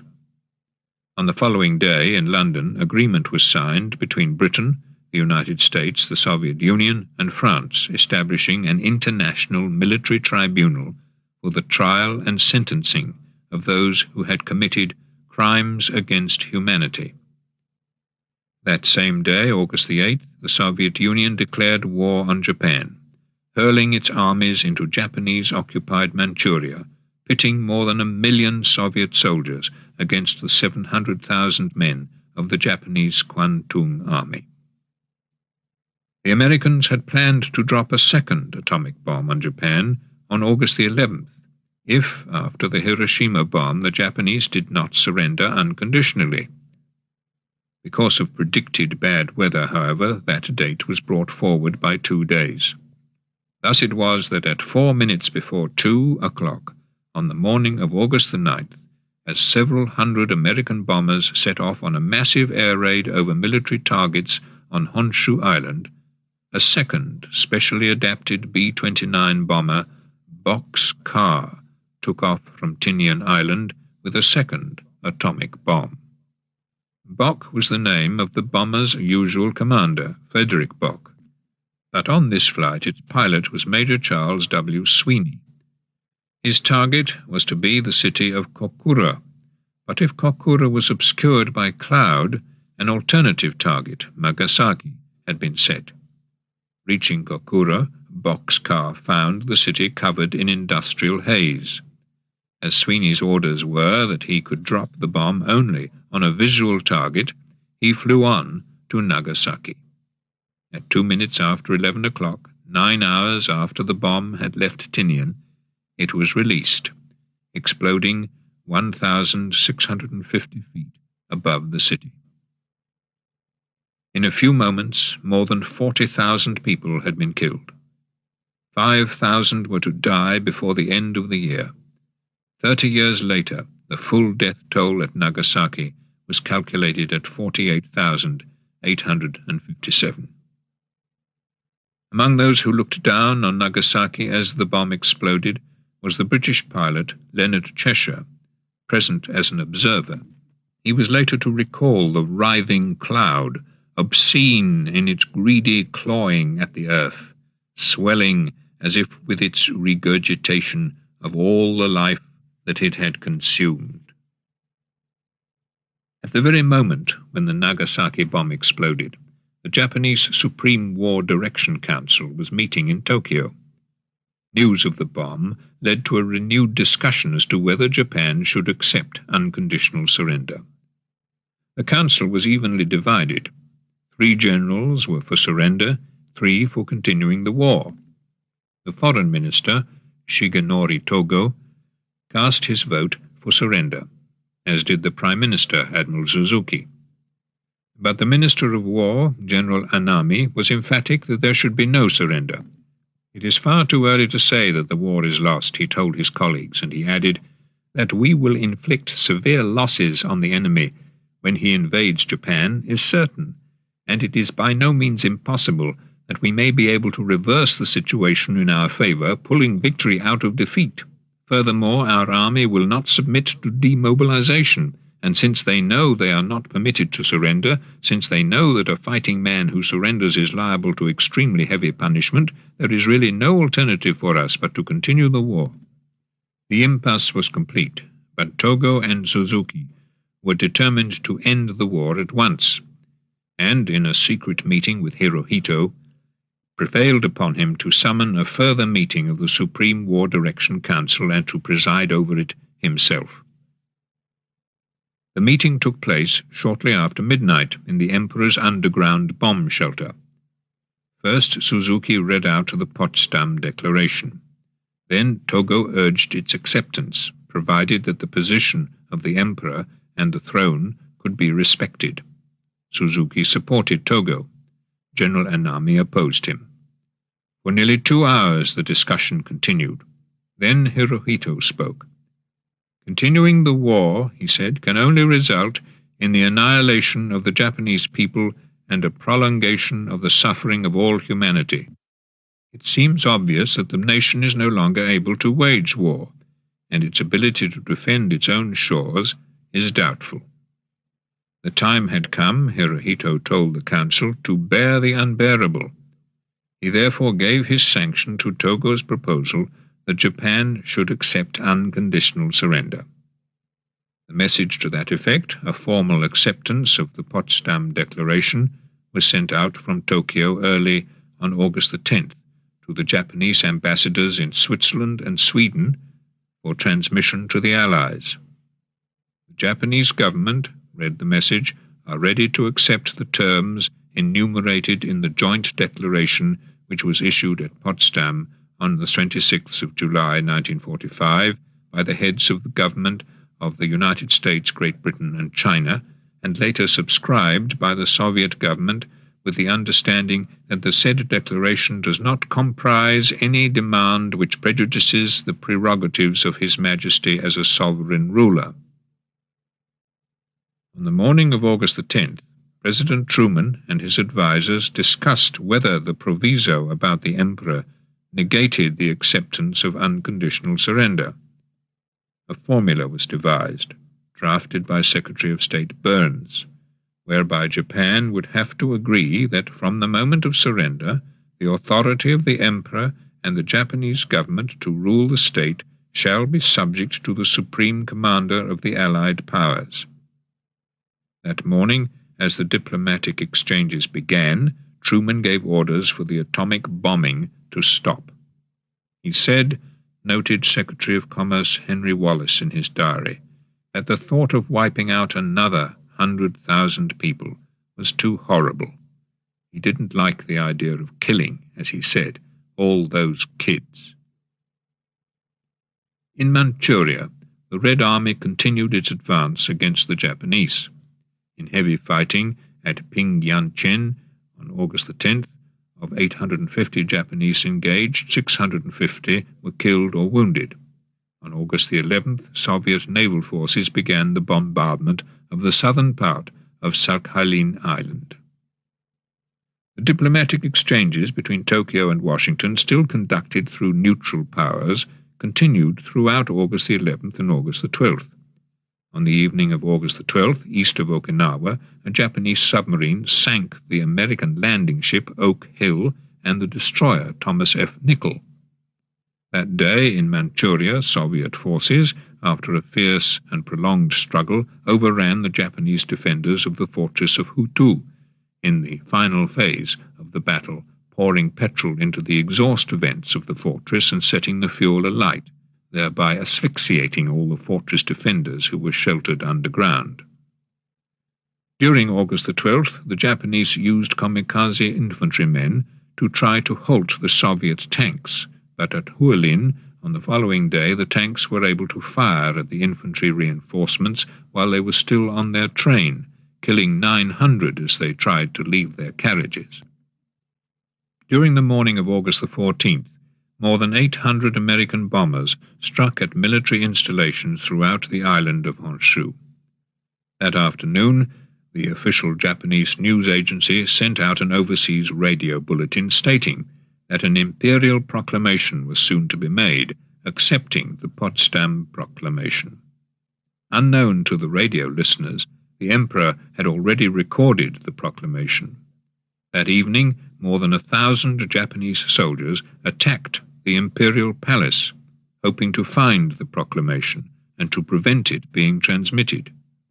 They were successful only in assassinating the commander of the Imperial Guards Division, as troops loyal to the Emperor drove the attackers away. That night, General Anami, who still opposed surrender, but who had nevertheless refused to join the revolt, committed suicide. He was killing himself, he explained, in order to be spared listening to the Emperor's proclamation and to atone for the army's defeats. By midnight on August the 14th, Soviet forces had advanced up to 250 miles into Manchuria, occupying Mukden. At the same time, Soviet troops were already ashore on Sakhalin and the Kuril Islands. At midday on August the 15th, a Japanese radio announcer asked all listeners to stand respectfully in front of their radio sets. There followed the music of the Japanese national anthem, and then heard over the radio for the first time ever the voice of the Emperor. He was reading the message which he had recorded on the previous day. The enemy, he said, has begun to employ a new and most cruel bomb, the power of which to do damage is indeed incalculable, taking the toll of many innocent lives. This was the reason why we have ordered our government to communicate to the governments of the United States, Great Britain, China, and the Soviet Union that our empire accepts the provisions of their joint declaration. In the United States there was, as the historian Samuel Eliot Morison has written, a sour note to the glad news when that same August the 15th, the United States Navy Department made public for the first time news of the torpedoing of the Indianapolis, sunk more than 2 weeks earlier with the loss of 883 men. The Second World War was over, although not everybody engaged in it was to learn the news that day. Lieutenant Commander Hashimoto, who had sunk the Indianapolis just over 2 weeks earlier, reached his naval base on the island sea in a happy mood, expecting to receive an ovation. Instead, he was handed a dispatch containing the imperial order to cease fire. Over Tokyo, American bombers, part of a fast carrier-based force that had not heard the news, struck once more at military targets. That day in Nakhon Pathom, prisoner of war camp near Bangkok, the Australian surgeon, Colonel Dunlop, noted in his diary, "There are now wild and persistent rumours that the war is over." Those rumours were not to be confirmed for a further 48 hours, until just after 6 o'clock on the evening of August the 17th. Dunlop was among several hundred prisoners who were summoned to the Japanese army compound in the camp and told, through an interpreter, "An armistice is now being held between all nations. All fronts are at peace, and we have received instructions that we are to cease to regard you as prisoners of war. Therefore, we cease to guard you. The maintenance of discipline is your own responsibility. Your repatriation will be soon. I advise you to keep your health and to cultivate the papaya trees." Dunlop commented, "So many had suffered and died. Even now, some would never see home. But the momentous day had come." The momentous day had come to hundreds of thousands of Allied prisoners of war scattered and confined throughout the unconquered empire. Kenneth Harrison, an Australian soldier who had been captured at Singapore and had worked on the Death Railway in Thailand, was at the time of the Japanese surrender in a prisoner of war camp in Japan itself. Later he recalled how the tremendous exultation of our first night as free men was followed by a most unsatisfactory and unsettled week that came somewhat as an anticlimax. The Japanese made no official admission that they had surrendered, and they still controlled the camp to keep out angry civilians. For this reason, we were warned not to sing and dance, although this admonition came rather late and was completely ignored. It was a strange twilight period in which we were neither free men nor captives, and the balance of power between us and the Japanese was a delicate thing. Only on August the 22nd, Harrison noted, just as the pessimists were lapsing back into gloom and doubt, we had the first official admission that the mightiest conflict the world had known had indeed ended. A haggard, white-faced Japanese camp commandant addressed the assembled prisoners of war and said that hostilities had ended on the 18th of August. He asked us to stay quietly in the camp until we could be taken home. Alas, we were to shatter these fond hopes, for Camp Nakamura became unique in that its occupants were to flow over half of Japan with all the happy zeal of tourists. Among the cities visited by Harrison and many of his fellow prisoners of war was Hiroshima. The reality, he wrote, was the girl with scarred features who passed with averted face, and the listless people who went by so dully, the scarred people, the burned people, the apathetic people, and the people who even now showed not the slightest sign of hostility or resentment. Saddened and depressed beyond words at the magnitude of the tragedy, and feeling like ghouls, we decided to leave Hiroshima that same day. There was little to keep us there, nothing to see, no place to rest, nothing to eat, nothing to drink. Harrison added, "Fortunately for our peace of mind, we knew nothing of such atomic age refinements as radiation sickness, and although we occasionally picked up a statue or kicked over a strangely fused piece of metal for a closer look, we were never tempted to take a souvenir. One does not rob a tomb."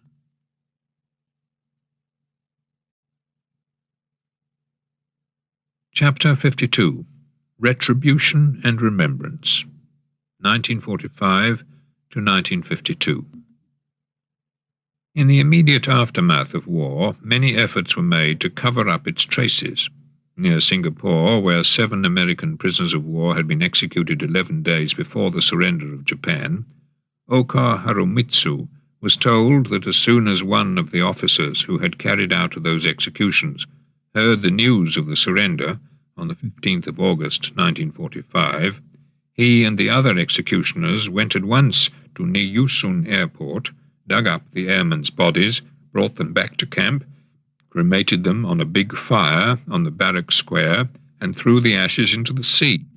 The flames did not attract any undue attention, Harumitsu later recalled, as there were fires lit at all the different naval and military establishments at that time to burn all military documents and records before the Allied forces arrived.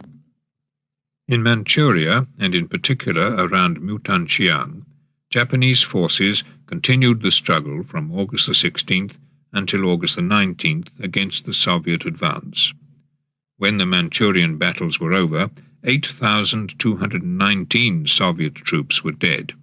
The Japanese had lost more than 40,000 men.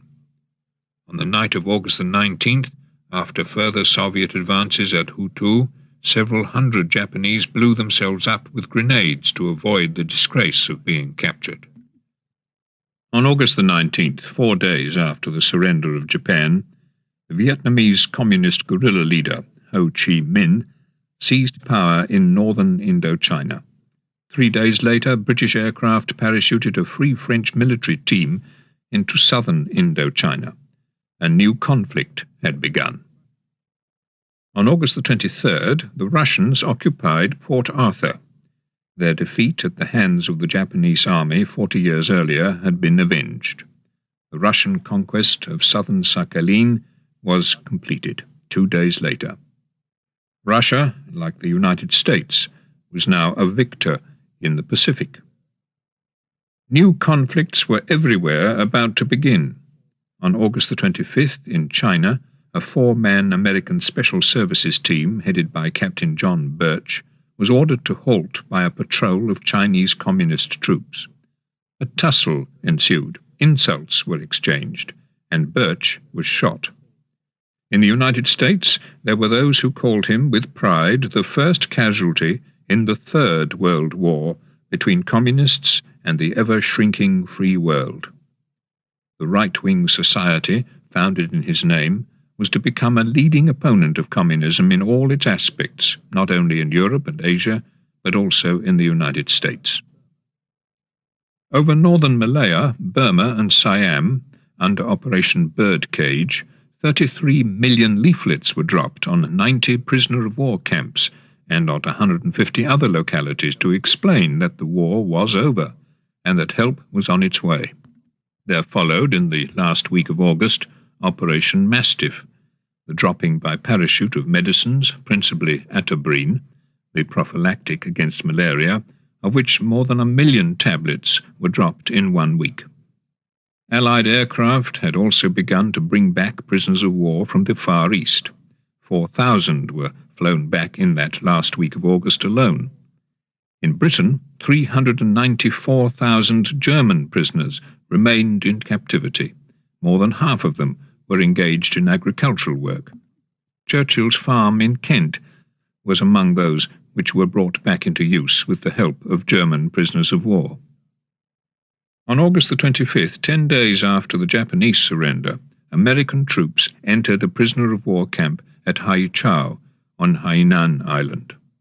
Of the original 273 Australian prisoners of war in the camp when it was set up, only 130 were still alive. Of the survivors, only 8 were strong enough to be able to join the last burial parties. No Allied soldier had yet set foot on the soil of mainland Japan. On August the 28th, the first American soldier did so.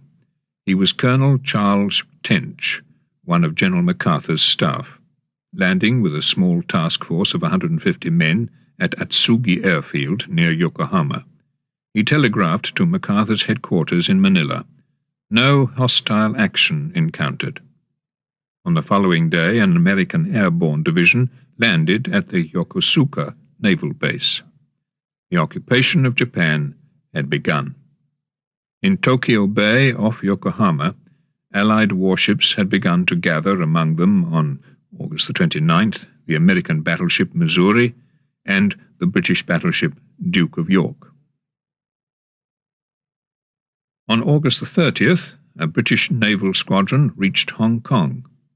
That day, British medical officers were parachuted into Changi prisoner-of-war camp in Singapore.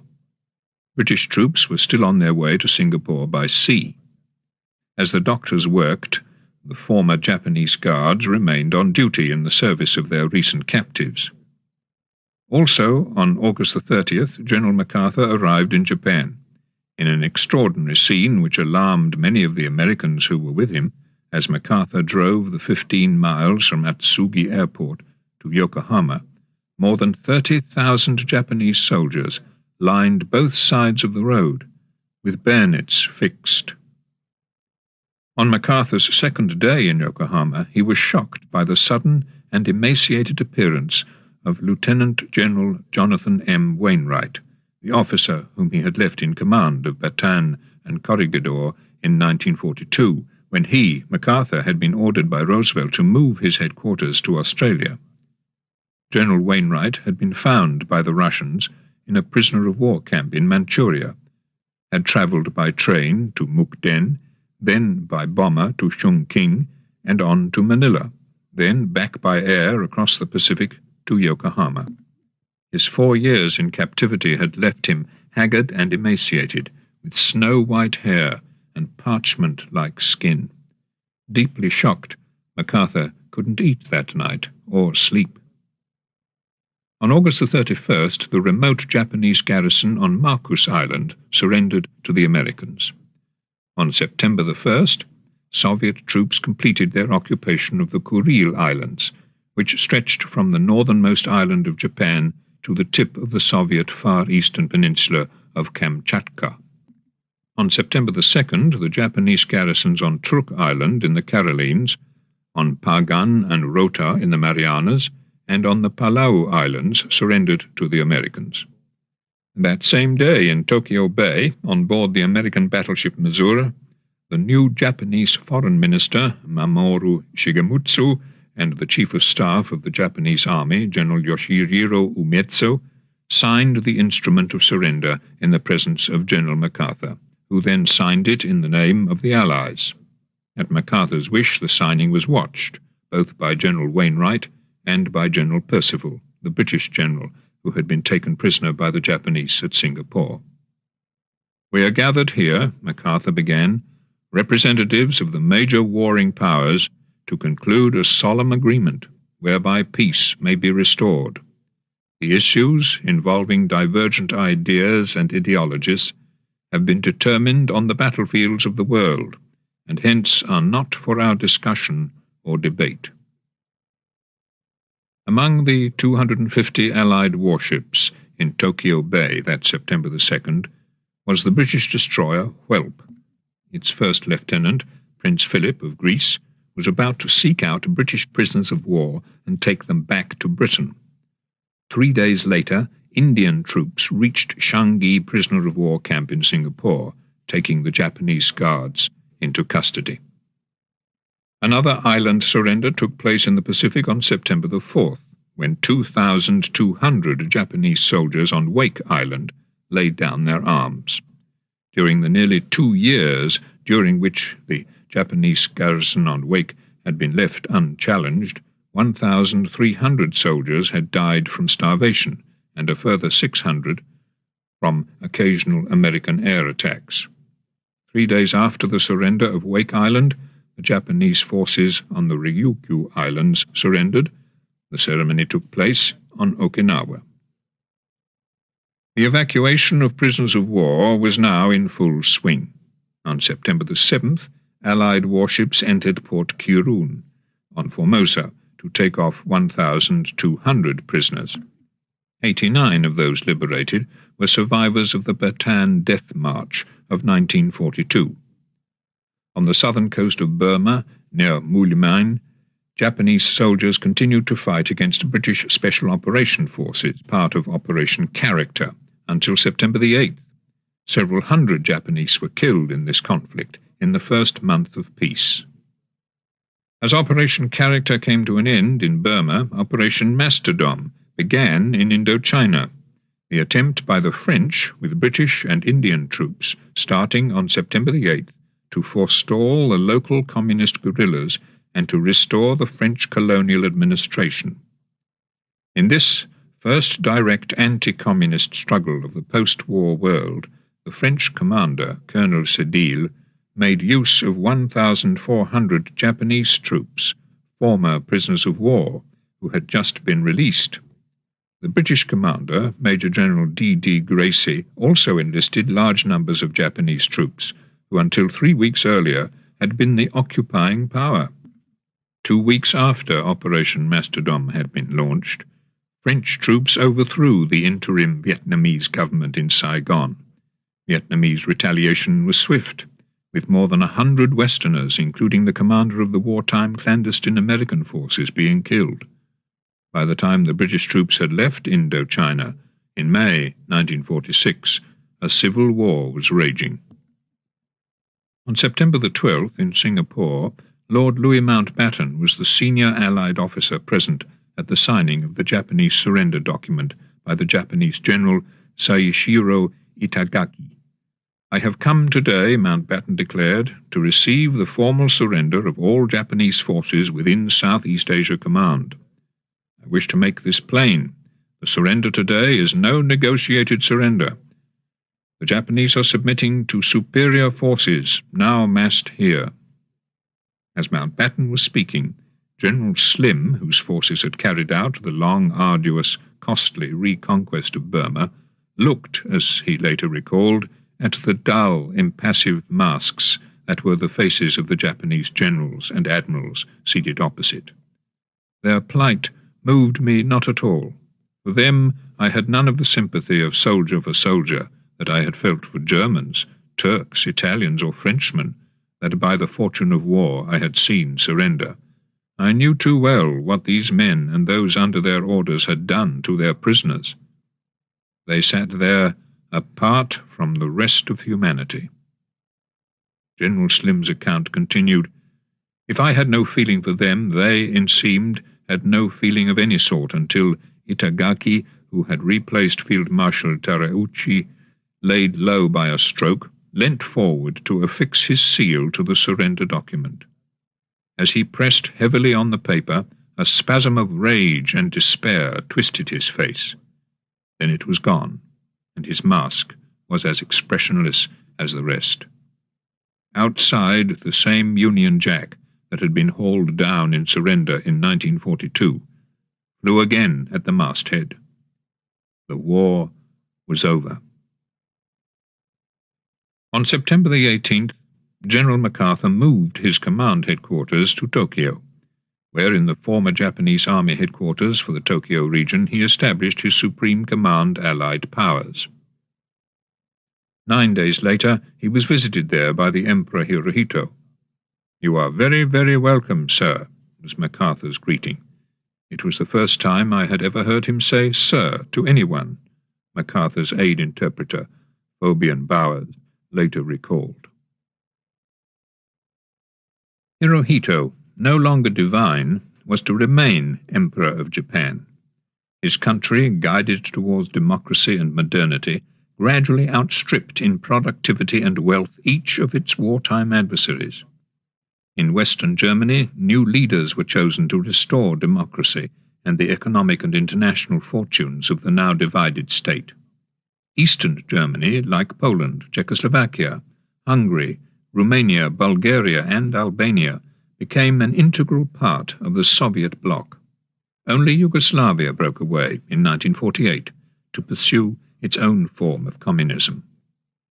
In the aftermath of so destructive a war, there were many claims for reparations and restitutions.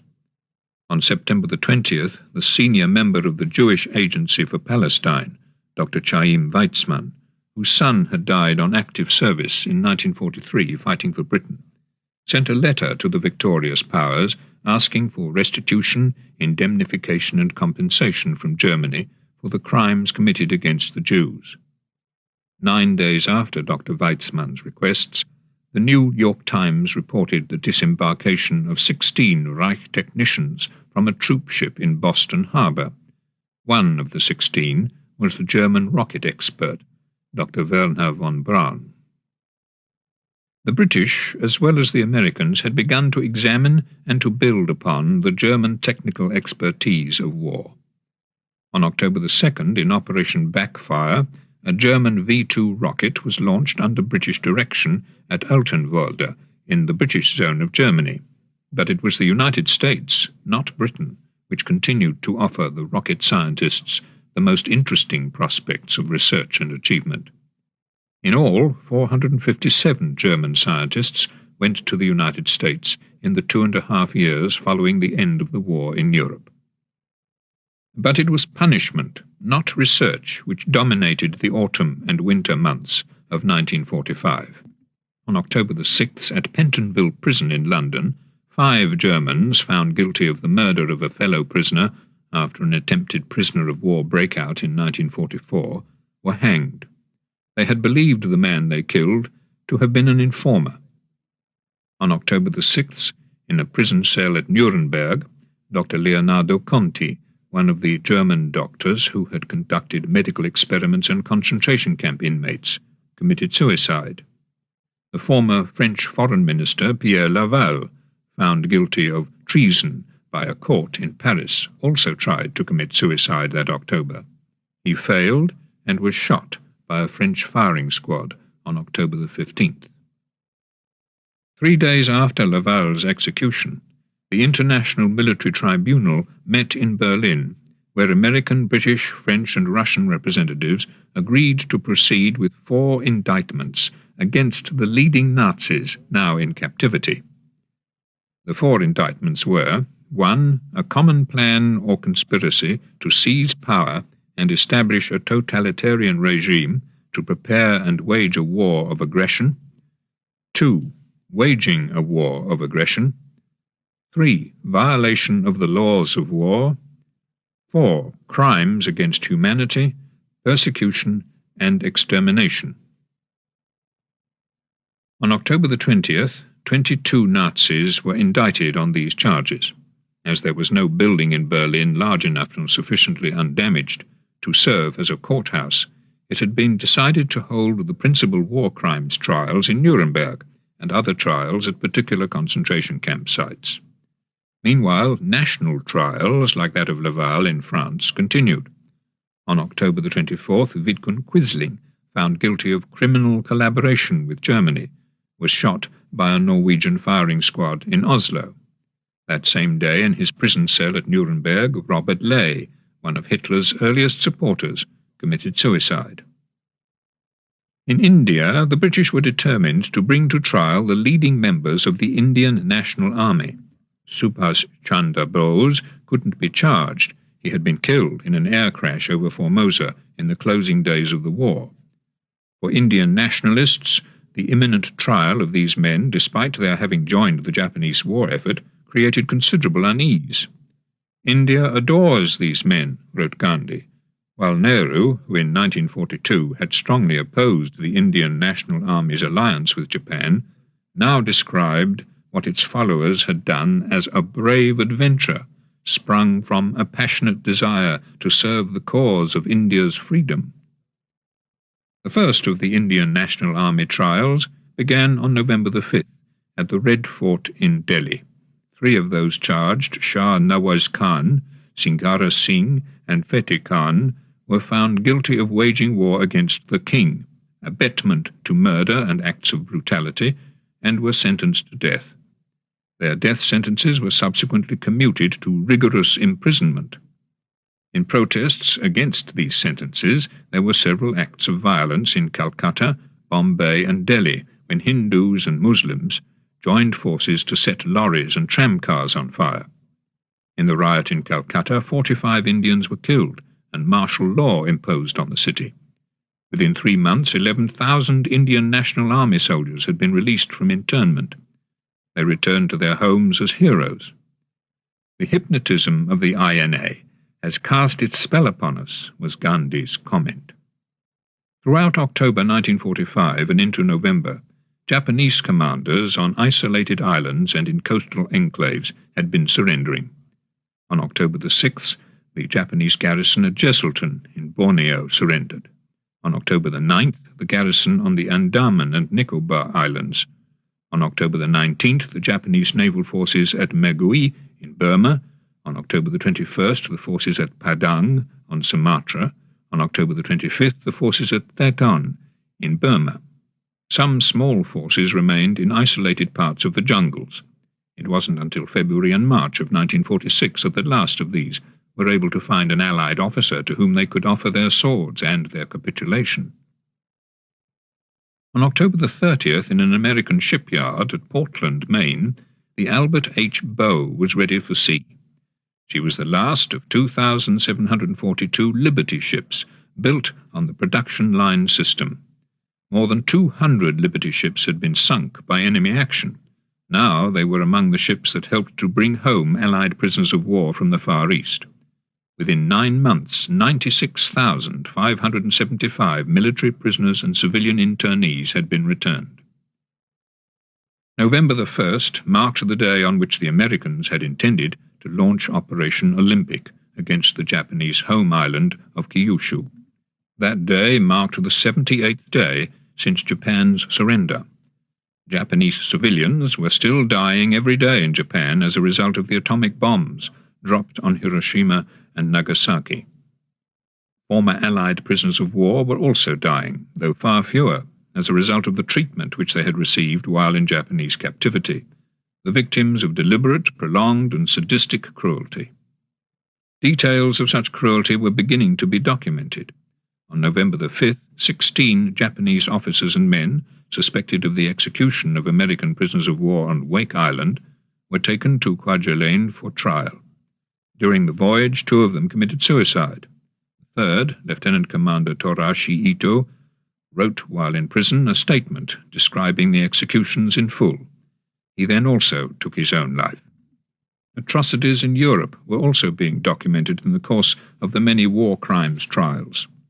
In Germany, on November the 15th, the trial began of the commandant, 40 guards, and 1 civilian doctor from Dachau camp. The trial was held at Dachau. During the course of trial, the doctor, Klaus Karl Schilling, a former professor of parasitology at the University of Berlin, and before the war a member of the Malaria Commission of the League of Nations, pleaded to be allowed to write up the result of his medical experiments in the interests of medical science. Those experiments had been carried out on human beings. Dr. Schilling was sentenced to death. From the liberated concentration camps and from the newly established displaced persons camps throughout Central Europe, Jews were on the move, some returning to towns which had been destroyed or in which they were no longer welcome, others seeking new havens in Western Europe and the United States. But most desired to go to Palestine. On November the 13th, however, the British Foreign Secretary, Ernest Bevin, announced that the pre-war British immigration restrictions would continue. 13,000 Jews would be allowed into Palestine that year, and no more. But at least 100,000 Jewish survivors, determined not to remain in what they considered the cemetery of Europe, were on the march, travelling in groups across the frontiers, rivers and mountain passes of Europe. This exodus, known as Operation Flight, was organized by Jews who had survived inside German-occupied Europe and by Jews from Palestine who were serving in the British Army. "We dressed our people in uniforms," one of them, Abba Geffen, later recalled, with the insignia CAJR on the left sleeve. Neither the Austrians nor the Americans knew much about what it was. We gave them certificates bearing their pictures in uniform with an official seal, and we sent off the transports. At the borders they were sometimes sent back because some stamp or other was missing. We didn't argue. We would ask the border guards to explain things to us precisely, and perhaps even give us a genuine certificate with the required stamp as an example. We would go back, summon our 2 stamp makers, and make sure that the next time we'd have the stamps we needed. And it worked. CAJR meant simply Committee for Assistance to Jewish Refugees. As Jews tried to leave Europe, those of their persecutors who failed to slip through the net continued to face trial. At Lüneburg, a British military court was trying the 38-year-old commandant of Belsen, Josef Kramer, who had earlier served at Auschwitz, Mauthausen, and Dachau. During his trial, Kramer had described how at Auschwitz he had participated in the gassing of a group of 80 women in August 1943. Asked how he had felt about it at the time, he told the court, "I had no feelings in carrying out these things because I had received an order. That, incidentally, is the way I was trained." Kramer was sentenced to death and hanged. Also on trial and later sentenced to death were 13 of the 22 leading Nazis whose trial opened at Nuremberg on November the 20th and was to continue for almost a year, bringing before the court and the world documentary evidence of mass murder and atrocities throughout German-occupied Europe. More than 100,000 captured documents had been examined before the trial began. Of these, 4,000 had been translated from German into English, Russian, and French, and were to be used in evidence. Beginning on November the 25th, the British naval authorities carried out Operation Deadlight, the assembling and sinking of German submarines. 86 U-boats were assembled in western Scotland in Loch Ryan, and 24 off Lisahali in Northern Ireland. They were then sunk by air attack. Throughout Britain and Europe, bomb disposal experts were risking their lives to defuse the thousands of unexploded bombs and shells of the war years. On November the 27th, British experts removed the last bomb from the underground bomb storage chambers at Fold, which had blown up a year earlier. No day passed during the winter of 1945 without the newspapers reporting on a war crimes trial. On December the 10th, at Aurich in Germany, SS General Kurt Meyer was charged by a Canadian court-martial with the massacre of at least 41 Canadian prisoners of war in June 1944. That same day, in an American prisoner camp at Bad Tolz, Theodor Dannecker, one of the Nazi officials responsible for the deportation of Jews from both France and Greece, committed suicide. In London, a young Englishman, John Amory, was being brought to trial. His father, Leo, had been a member of Churchill's wartime administration. His brother, Julian, had parachuted behind German lines in Albania to play an active part in the rallying of guerrilla forces and the disruption of the German lines of communication. John Amory was charged with trying to persuade British prisoners of war in Germany to join the British Free Corps. After he had pleaded guilty, he was hanged on December the 19th. With retribution came reconstruction. On December the 27th, an international bank for reconstruction and development was set up, the aim of which was to provide both government and private financing for the restoration of economies destroyed or disrupted by war, the reconversion of productive facilities to peacetime needs, and the encouragement of the development of productive facilities and resources in less developed countries. The employment of German scientists by both East and West was another aspect of reconstruction. 8 days after the establishment of the International Bank, a group of 8 German submarine experts, headed by Helmut Walter, reached the British Naval Research Station at Barrow-in-Furness. They were preceded by one of Germany's most recent hydrogen peroxide-powered submarines, which had been scuttled on Germany's surrender, but then raised. On the 1st of January 1946, on Corregidor, a soldier in the American Graves Registration Company was surprised to see a file of about 20 Japanese soldiers coming towards him waving white pieces of cloth in a gesture of surrender. Since the end of the war, 4.5 months earlier, they had been living in one of the deep underground tunnels on the island, unaware that the war had ended. It was while coming out one night to look for water that one of the soldiers had found a newspaper, from which it was clear that Japan had surrendered. The pace of retribution didn't slacken with the coming of the first new year of full peace for 6 years. On the 3rd of January 1946 in London, the broadcaster William Joyce, Lord Haw-Haw, was hanged. So too was a former member of the British Union of Fascists, Private Church, who had deserted to the Italians in North Africa and offered his services to Italian intelligence. His claim to be a Swiss citizen having been dismissed, he was hanged on January the 5th. Across the English Channel in Lille, Jacques Dessoubry, who had betrayed his fellow Frenchmen to the Gestapo in the summer of 1943, was also hanged that winter. On January the 9th in Paris, 2 French policemen came to question Harold Cole, the man who had betrayed the wartime PAT escape and evasion line. Cole opened fire, wounding one of the policemen. The other shot him dead. Honours, too, came in the aftermath of war to those whose suffering and courage only became known in detail as eyewitnesses came forward with testimony.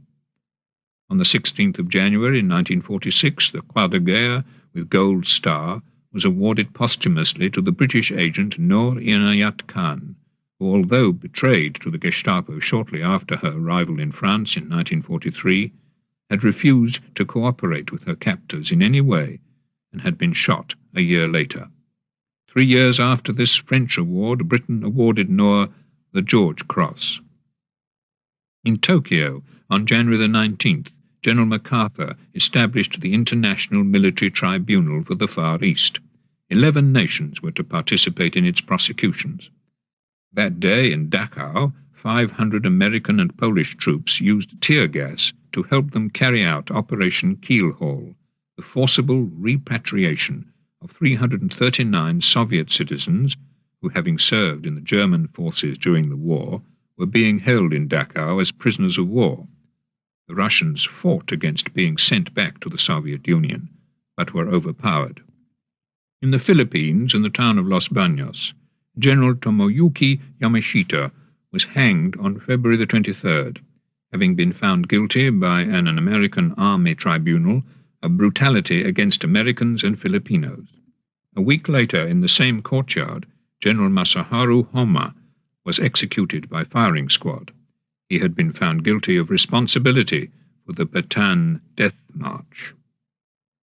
American anxieties had turned from the 4 years-long focus on Germany and Japan to a new focus on the Soviet Union. On February the 28th, the day before the Americans would, but for the atomic bomb, have launched Operation Coronet against the principal Japanese island of Honshu. James F. Burns, United States Secretary of State, in a speech in New York, declared, "If we are to be a great power, we must act as a great power, not only to ensure our own safety, but to preserve the peace of the world." 6 days later, at Westminster College, Fulton, Missouri, Winston Churchill pointed out the danger of Soviet pressures against Turkey and Iran, and warned, "From Stettin in the Baltic to Trieste in the Adriatic, an iron curtain has descended across the continent. Behind that line lie all the capitals of the ancient states of Central and Eastern Europe. Warsaw, Berlin, Prague, Vienna, Budapest, Belgrade, Bucharest, and Sofia. All these famous cities and the populations around them lie in what I must call the Soviet sphere, and all are subject in one form or another, not only to Soviet influence, but to a very high, and in many cases increasing measure of control from Moscow. Athens alone, Greece, with its immortal glories, is free to decide its future at an election under British, American, and French observation." Churchill went on to advocate the need for a new unity in Europe, from which no nation should be permanently outcast. A grand pacification of Europe, he called it, within the structure of the United Nations, and in accordance with its charter. The need for it was, he believed, an urgent one, even in front of the Iron Curtain in Italy and in France, in places far from the Russian frontiers and throughout the world, including the Far East. Communist parties or communist fifth columns constitute a growing challenge and peril to Christian civilization. As for the Soviet aim, I do not believe, he said, that Soviet Russia desires war. What they desire is the fruits of war and the indefinite expansion of their power and doctrines. But what we have to consider here today, while time remains, is the permanent prevention of war and the establishment of conditions of freedom and democracy as rapidly as possible in all countries. New alliances and new groups of confronting states were already emerging, dominated by the Eastern and Western blocs, the West setting up a defense system under a North Atlantic Treaty Organization in 1949, of which the United States was by far the strongest member. The East under the Warsaw Pact, signed 6 years later, in which the Soviet Union was predominant. Meanwhile, the retribution, which had become an integral part of victory and defeat, continued. On April the 27th, in Singapore, Major General Genocide Fukuei, found guilty of the murder of Allied prisoners of war, was taken to the exact location of one of the executions which he had ordered, and shot. His last word, like that of so many hundreds of thousands of Japanese soldiers as they had charged the Allied lines, was Banzai, 10,000 years, a reference to the longevity of the divine emperor. Now the emperor was no longer divine. Like Hitler's 1,000-year Reich, his new order in Asia had been a short-lived but devastating era. The victor nations and the former captive peoples found some small solace in the continuing trials and sentences of the immediate post-war years, although there was no way in which those trials and executions could ever bring back those who had been murdered against all the accepted rules and codes of war. On the 7th of May, 1946, Anton Muser, founder of the Dutch National Socialist movement and a staunch supporter of Nazi rule in Holland, was hanged in The Hague. 2 weeks later, on May the 22nd, Karl Hermann Frank, Hitler's former chief of police in Bohemia and Moravia, found guilty of several hundred murder charges, was hanged in Prague, his execution witnessed by 5,000 spectators. In the Polish city of Poznan, on June the 20th, Artur Greiser, the former Gauleiter of the German province of the Wartegau, was sentenced to death, paraded around Poznan in a cage, and then hanged in the square in front of his former palace. Not only trials but celebrations marked the transformation from war to peace. On June the 8th, in London, a victory parade was held, but Soviet, Polish and Yugoslav representatives had refused to come. The weapon with which Japan had been defeated was not to be buried together with the debris which it had created. On the 1st of July, 1946, the United States exploded its first post-war atomic bomb at Bikini Atoll in the Marshall Islands. Among the warships on whom the impact of the new bomb was being tested was the once feared German warship Prinz Eugen. She survived the blast, unlike 5 other ships in the test. 5 months later, she was scuttled. On the 4th of July, 1946, on American Independence Day, the Republic of the Philippines was inaugurated as an independent state after more than 50 years of American rule. She thus became the first of the Far Eastern victims of Japanese attack in 1941 to obtain their freedom from those who had ruled them before the war and whose forces had subsequently defeated Japan. British ruled Burma, Malaya and Singapore, Dutch ruled Indonesia and Borneo, Australian New Guinea and French Indochina were each to become independent in the following decades. As well as independence, often achieved only after bitter and violent civil war, the events of the immediate post-war years produced many of what Churchill had called after the First World War the ugly creatures of the aftermath. July the 4th was a day of tragedy for 42 Jews in the Polish town of Kielce, all of them survivors of Nazi tyranny and now killed by an anti-Semitic mob. One of those murdered had no identification on him. The only clue to his past was the tattoo number on his arm, B2969. The numbers B2903 to B3449 had been given to those Jews who reached Auschwitz on the 2nd of August 1944 from the Polish town of Radom, 50 miles from Kielce. At least 500 other Jews on that train, mostly women, children and old people, had been gassed that day.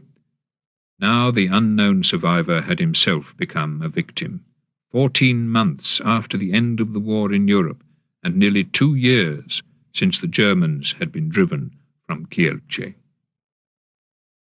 On the 1st of August 1946, in Washington, in an attempt to make constructive use of the vast mass of American war surplus, an amendment was passed to the Surplus Property Act of 1944 to enable American wartime supplies to be sold and their proceeds to be used for a worldwide scholarship program.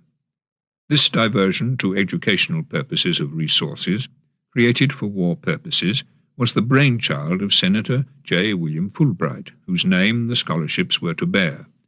Educational exchange agreements were subsequently signed with more than 60 states, of which China, the Philippines, and Greece were the first.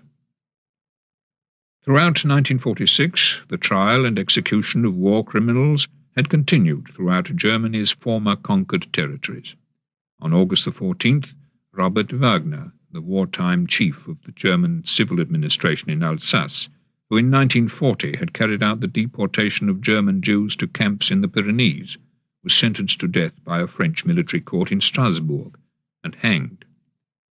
That September, the Allies began the repatriation of German prisoners of war. 394,000 were repatriated from Britain alone. In Cyprus, where more than 5,000 Germans were held, their last task was to build a railway from Nicosia to the Kariolos camp, where thousands of Jewish survivors were being detained behind barbed wire, having been caught by the British authorities while trying to enter Palestine illegally by boat. As the German prisoners of war began to go home, the International Military Tribunal at Nuremberg sentenced 12 German wartime leaders to death. On October the 8th, after a separate trial, 4 of those who had murdered the Jewish children at Mühlenhauser Damm were hanged in Hamelin prison by the British executioner Albert Pierpoint. At Nuremberg, Hermann Göring escaped the hangman by committing suicide on October the 15th. The rest of those sentenced to death were hanged on the following day, among them Ernst Kaltenbrunner, who in 1943 and 1944 had been in charge of the concentration camp system, Field Marshal Keitel, who in 1941 and 1942 had authorized the execution of Soviet commissars and the mass killing of women and children in German-occupied Russia, Hans Frank, the slayer of Poles and murderer of Jews, Julius Streicher, whose virulently anti-Semitic magazine, Der Stürmer, had done so much to stir up race hatred, General Jodl, chief of the operations staff of the High Command of the German Armed Forces from 1939 to 1945, and Joachim von Ribbentrop, German foreign minister from 1938 to 1945. Their hangman was the American Master Sergeant John C. Wood. On the following morning, the bodies of those who had been hanged were taken to Dachau, where the crematorium ovens were ignited and the bodies cremated. That night their ashes were dropped into a river on the outskirts of Munich. On October the 26th, Otto Thierack, Reich Minister of Justice from 1942 to 1945, hanged himself in Neumünster internment camp to avoid being brought to trial. 6 weeks later, on December the 9th, the trial began in Nuremberg of 23 SS physicians and scientists who were accused of carrying out medical experiments on the inmates of concentration camps, including Jews, Gypsies, and Russian prisoners of war. 7 of the 23 were sentenced to death and hanged, among them Victor Brack, chief administrative officer at Hitler's chancellery, and holding the rank of colonel in the SS, Dr. Karl Brandt, Hitler's personal physician and also Minister for Health and Sanitation, and a Major General in the SS, and Dr. Karl Gebhardt, personal physician to Himmler, chief surgeon to the SS, and president of the German Red Cross. "This is nothing but political revenge," Dr. Brandt declared on the scaffold. "I served my fatherland as others before me." As he was speaking these words, the black hood was placed over his head, and he was hanged.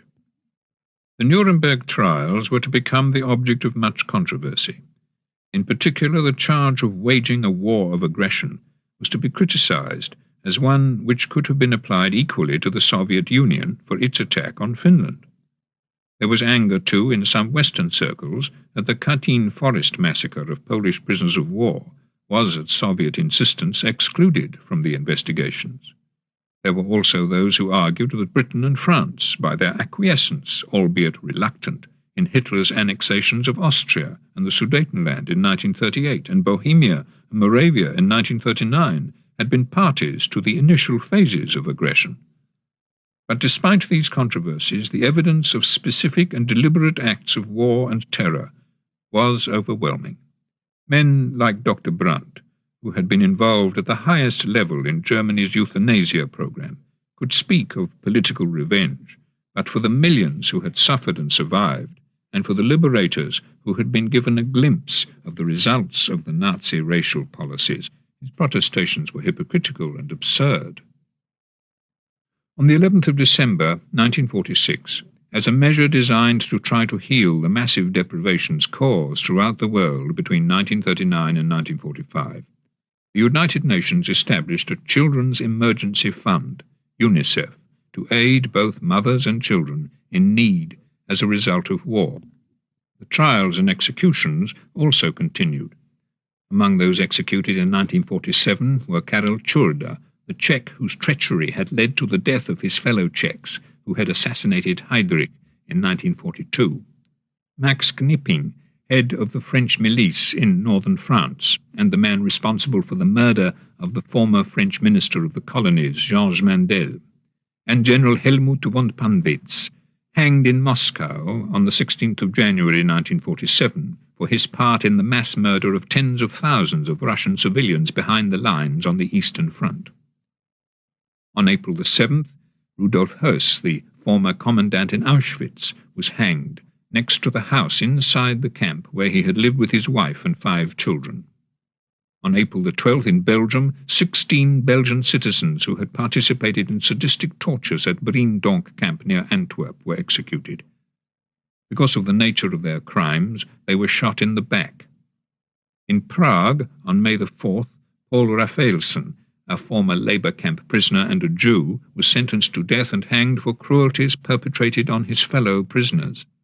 He is the first Jewish criminal, noted a press agency report from Prague, to be hanged for atrocities. Also on May the 4th, the first of 82,000 German prisoners of war were sent back to Germany from camps in Egypt. Those who are still enthusiastic Nazis and fascists, the Palestine Post reported on May the 4th, numbering 5,000, will be the last to be removed. Not all those sentenced to death for war crimes were in fact executed. Field Marshal Kesselring, sentenced to death by a British court-martial on May the 6th for having allowed the shooting of 335 Italian civilians as a reprisal against an Italian partisan action, later had his penalty commuted to life imprisonment, and 5 years after his initial sentence was pardoned and freed. Less fortunate was General Friedrich Wilhelm Müller, recipient of the Knight's Cross with oak leaves and swords, found guilty by a Greek court of brutality towards civilians in Greece, and executed in Athens on May the 20th. That same day also saw the execution in Athens of Bruno Brauer, the former governor of Crete, who had waged a ruthless war against the Cretan partisans. In seeking to rebuild both the ruins and the security of Europe, defence and material help went hand in hand. On the 4th of March 1947, the French and British governments signed a treaty at Dunkirk, binding the two signatories to come to each other's aid if attacked by Germany. At the same time, the former chief of the American Defense Staff, now Secretary of State, General George C. Marshall, launched a comprehensive plan to bring American economic aid to Europe. On June the 5th, this aid was offered to all the former warring nations. Not only did the Soviet Union refuse to accept American help, but it prevailed upon all the communist bloc countries, including Czechoslovakia, which had hitherto enjoyed a degree of independence, to do likewise. The Czechoslovak cabinet had actually voted unanimously on July the 7th to accept Marshall aid, but its leaders, summoned at once to Moscow, then turned it down. This example of the nature of Soviet leadership in the Eastern Bloc was not lost on Western observers. The division of the victors into opposing blocs was complete. In the Far East, there were likewise new and increasingly bloody alignments. On July the 29th, the self-styled Indonesian Republican Air Force carried out its first combat operations against the Dutch, bombing 2 towns in Java, Semarang on the north coast, and Salatiga in the eastern sector. During the Semarang raid, 7 Indonesians were killed. The Dutch, who, except for a brief period during the Napoleonic Wars, had ruled the Netherlands East Indies since the early 17th century, first fought against the Indonesian nationalist movement and then negotiated with it. 3 years after these first bombing raids, a United States of Indonesia were inaugurated, and 1 more of the former European colonial territories conquered by Japan in 1942 achieved its independence. Burma was to do so from the British on the 4th of January 1948, and Malaya on the 31st of May 1957. On the 25th of October 1947, the coffins of the first 6,300 American war dead to leave Europe from their graves in France reached New York aboard ship. 5 days later, a second ship with several thousand more coffins left Antwerp for the United States. But the bodies of many of the dead were never found. Of the 42,000 British airmen reported missing over Europe between 1939 and 1945, nearly 20,000 were still undiscovered 4 years after the end of the war, despite thorough searches by the specially established Missing Research and Inquiry Service, in which 118 searchers were employed. In Europe, 1948 saw more trials and more escapes from justice. On February the 5th, in his prison cell in Nuremberg, the commander of the German forces in Holland at the time of the surrender, General Blaskowitz, who at the end of 1939 had protested to Hitler about Nazi atrocities in Poland, committed suicide shortly before he was to be brought to trial. On the following day, in the Cherche Midi prison in Paris, the first military governor of Paris, Otto von Stülpnagel, committed suicide rather than face trial for his actions while he was effective ruler of the French capital. On the 12th of November 1948, in the former War Ministry building in Tokyo, before the International Military Tribunal for the Far East, 7 Japanese wartime leaders, including General Tojo, were sentenced to death and 16 others to life imprisonment. The sentences, reviewed by General MacArthur 2 weeks later, were upheld in their entirety, and the death sentences carried out by hanging on the 23rd of November 1948. On the 28th of January 1949, after a British military trial in Hamburg, Fritz Nöcklein, who had been responsible for the shooting down in cold blood of British prisoners of war at Paradis in 1940, was hanged in the Hamburg garrison prison. His defence counsel's appeal, "Spare the life of the accused. He has a wife and 4 children who are dependent upon him for support. Consider the fact that he is a soldier, and the court is composed of members of the British Army," had been in vain. Also executed that day was Joseph Kiefer, Nöcklein's deputy at Gestapo headquarters in Paris in 1943 and 1944. Found guilty of the execution of British paratroopers in Normandy in 1944. It was Kiefer who had interrogated Noor Inayat Khan, the British agent captured in France in 1943. Following her interrogation, she had been sent to Dachau and shot. A trial of a different sort took place early in 1950, that of Klaus Fuchs, the German refugee scientist and Soviet spy who during the war had worked on the Anglo-American atomic bomb program. On the 1st of March 1950, he was sentenced to 14 years imprisonment. After serving his sentence, he went to live in East Germany, becoming a member of the Communist Party establishment. In the search for reparations, the German government refused to recognize the Gypsies as meriting compensation. It should be borne in mind, the Interior Ministry of the West German province of Württemberg wrote on the 9th of May 1950, that Gypsies have been persecuted under the Nazis not for any racial reason, but because of an asocial and criminal record. In the 40 and more years following the end of the Second World War, the discovery of documents and the writing of testimonies was continuous. On the 1st of December 1950, Polish building workers discovered part of an eyewitness report of the mass murder at Treblinka. The report had been hidden there by the Polish Jewish historian Dr. Emanuel Ringelblum in 1943. Even as more and more perpetrators of crimes were brought to trial, more and more were able to evade prosecution. On the 19th of December 1950, the principal German organizer of the massacre of Jews in Kovno, Helmut Raucher, left the German port of Bremerhaven for St. John, New Brunswick, becoming a Canadian citizen. Other killers who fled as he did to most of the countries of the Western world were never brought to trial. Raucher himself was extradited to Germany 33 years later. He died in a prison hospital in Frankfurt on Main while awaiting trial. On the 15th of January 1951, Ilse Koch was sentenced to prison in West Germany for the second time. In 1947, she had received a 4-year sentence for her activities at Buchenwald as the sadistic wife of the camp's commandant, Karl Koch, whom the SS had themselves executed for corruption in 1944. In her second trial, Ilse Koch was sentenced to life imprisonment. 16 years later, she committed suicide in prison. 3 weeks after Ilse Koch's second sentence, the American High Commissioner in Germany, John J. McCloy, issued a general amnesty for all convicted industrialists who had used slave labor, and for all generals. Among those released as a result of the amnesty was Alfred Krupp von Bohlen, whose Krupp factories had employed and terribly ill-treated slave labor on a vast scale.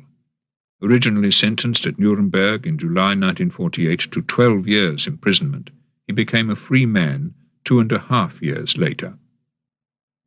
On the 7th of March 1951 in Brussels, General Alexander von Falkenhausen, the former German military governor of Brussels, was found guilty of ordering the execution of several hundred Belgian hostages and the deportation of 25,000 Belgian Jews to Auschwitz. He was sentenced to 12 years imprisonment, then released after 3 weeks as an act of clemency and in recognition of the fact that he had also protected Belgians from the SS. In July 1944, he had been imprisoned by Hitler for alleged leniency as military governor. Indeed, in May 1945, he was liberated by the Americans just as he was about to be executed by the SS in Dachau for having sympathized with those who had organized the July plot. Between his arrest by Hitler in July 1944 and his release by the Belgians in April 1951, he had been confined in 43 different prisons. Oswald Pohl, the man who had been in charge of the goods and chattels of those murdered in concentration camps, and who had supervised the melting down of gold teeth taken from the corpses of the dead at Auschwitz, was tried by a United States military tribunal and hanged at Landsberg prison on the 8th of June 1951. That same day, Otto Ollendorf was also hanged. He had been in charge of several special killing squads in German-occupied Russia, which had murdered 90,000 people, most of them Jews. In his defense, he cited the historical precedents of the killing of gypsies in the 30 Years' War. Also executed by the Americans that June the 8th was another special killing squad commander, Werner Braun. Following his execution, the Bavarian welfare authorities gave him the status of war victim, thus qualifying his widow for an automatic pension. Reconciliation and retribution continued to march hand in hand. On September the 8th in Warsaw, the commander of the SS troops who had suppressed the Warsaw Ghetto uprising, Jürgen Stroop, was executed on the site of the former ghetto. Before being extradited from Germany to Poland, he had already been sentenced to death by an American military tribunal for shooting American pilots and hostages in Greece. On the 28th of August 1951, Japan had become a beneficiary of a bi-national agreement with the United States as a member of the Fulbright Educational Exchange Program. 11 days later, in San Francisco, a peace treaty was signed between Japan and most of the nations which had been at war with her, but not by the Soviet Union.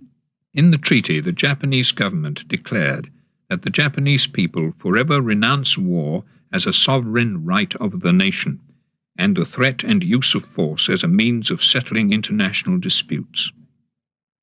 That same day, a security treaty was signed between Japan and the United States, allowing the United States to maintain armed forces in and about Japan.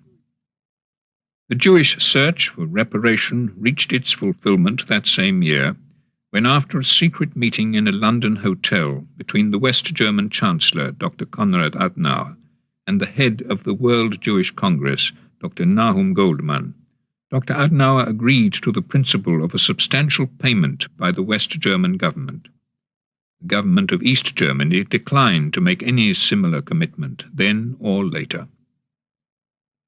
In the spring of 1952, the West German territory occupied by the Western Allies became a separate state. The transition agreement of 26th of May 1952, which established this, included a clause recognizing West Germany's obligation to make amends. Later that year, on the 1st of August 1952, as part of the integration of the new Federal German Republic with Western Europe, Britain and Germany signed the London Debt Agreement, resolving Germany's long-outstanding First World War reparations debts, which had been first agreed in 1930 on the eve of Hitler's coming to power. In 1935, Hitler had declared a moratorium on these debt repayments. Now the West German government agreed to make token repayments, thus clearing the way for future economic loans designed to revive the West German economy. On the 10th of September 1952, in Luxembourg City Hall, at a silent ceremony lasting only 13 minutes, Israel and West Germany signed an agreement known as the Luxembourg Treaty, under which the West German government agreed to pay 3,000 million German marks to the recently established State of Israel, and a further 450 million German marks to Jewish organizations as reparation for material damage suffered by the Jews at the hands of the Nazis. There was much for reparations money to be used for. That summer there were still 1,845 displaced persons, among them 500 children, living in what 7 years earlier had been Dachau concentration camp.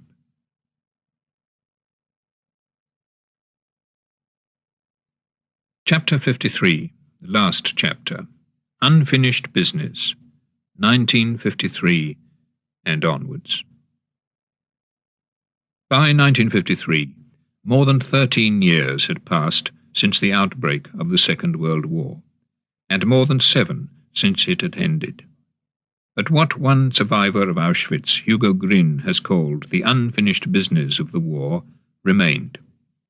It existed in many forms, opening old wounds or aggravating those which had never been fully healed. For some it was a simple bureaucratic act which shocked, such as the extension of the patent on the 5th of January 1953 to J.A. Topf and Son of Wiesbaden for a crematorium furnace in which to burn corpses.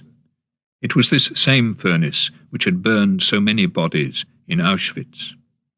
For others, there was the shock of a spate of exonerations for wartime crimes, such as the posthumous pardon granted on the 28th of February 1953 by a German denazification court to General Jodl, hanged as a war criminal at Nuremberg scarcely 6 years earlier. For yet others, the unfinished business related to accusations of military incompetence or failure.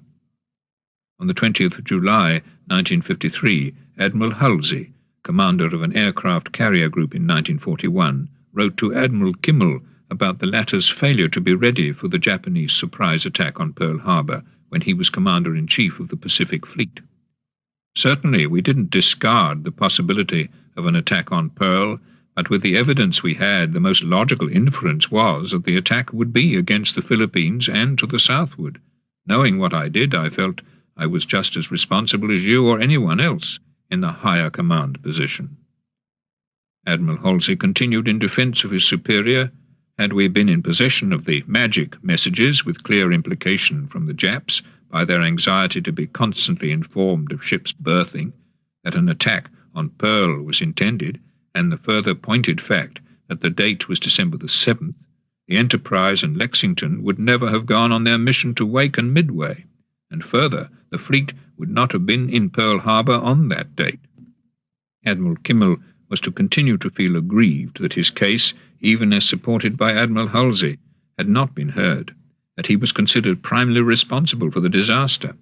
In his memoirs he expressed his feelings with the bitter words, "I cannot excuse those in authority in Washington for what they did, and I do not believe that thousands of mothers and fathers whose sons perished on that tragic 7th day of December 1941 will excuse them.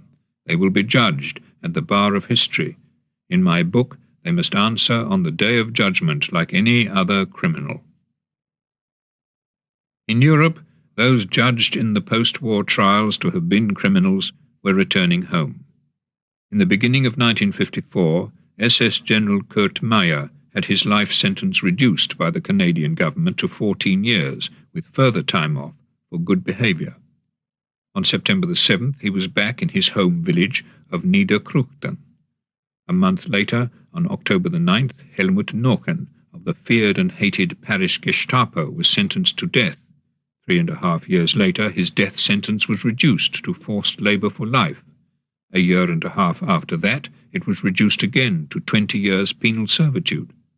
And in 1963, within 9 years of his death sentence, he was released and sent home to Baden-Baden. On the 5th of May, 1955, the Federal German Republic became an independent sovereign state.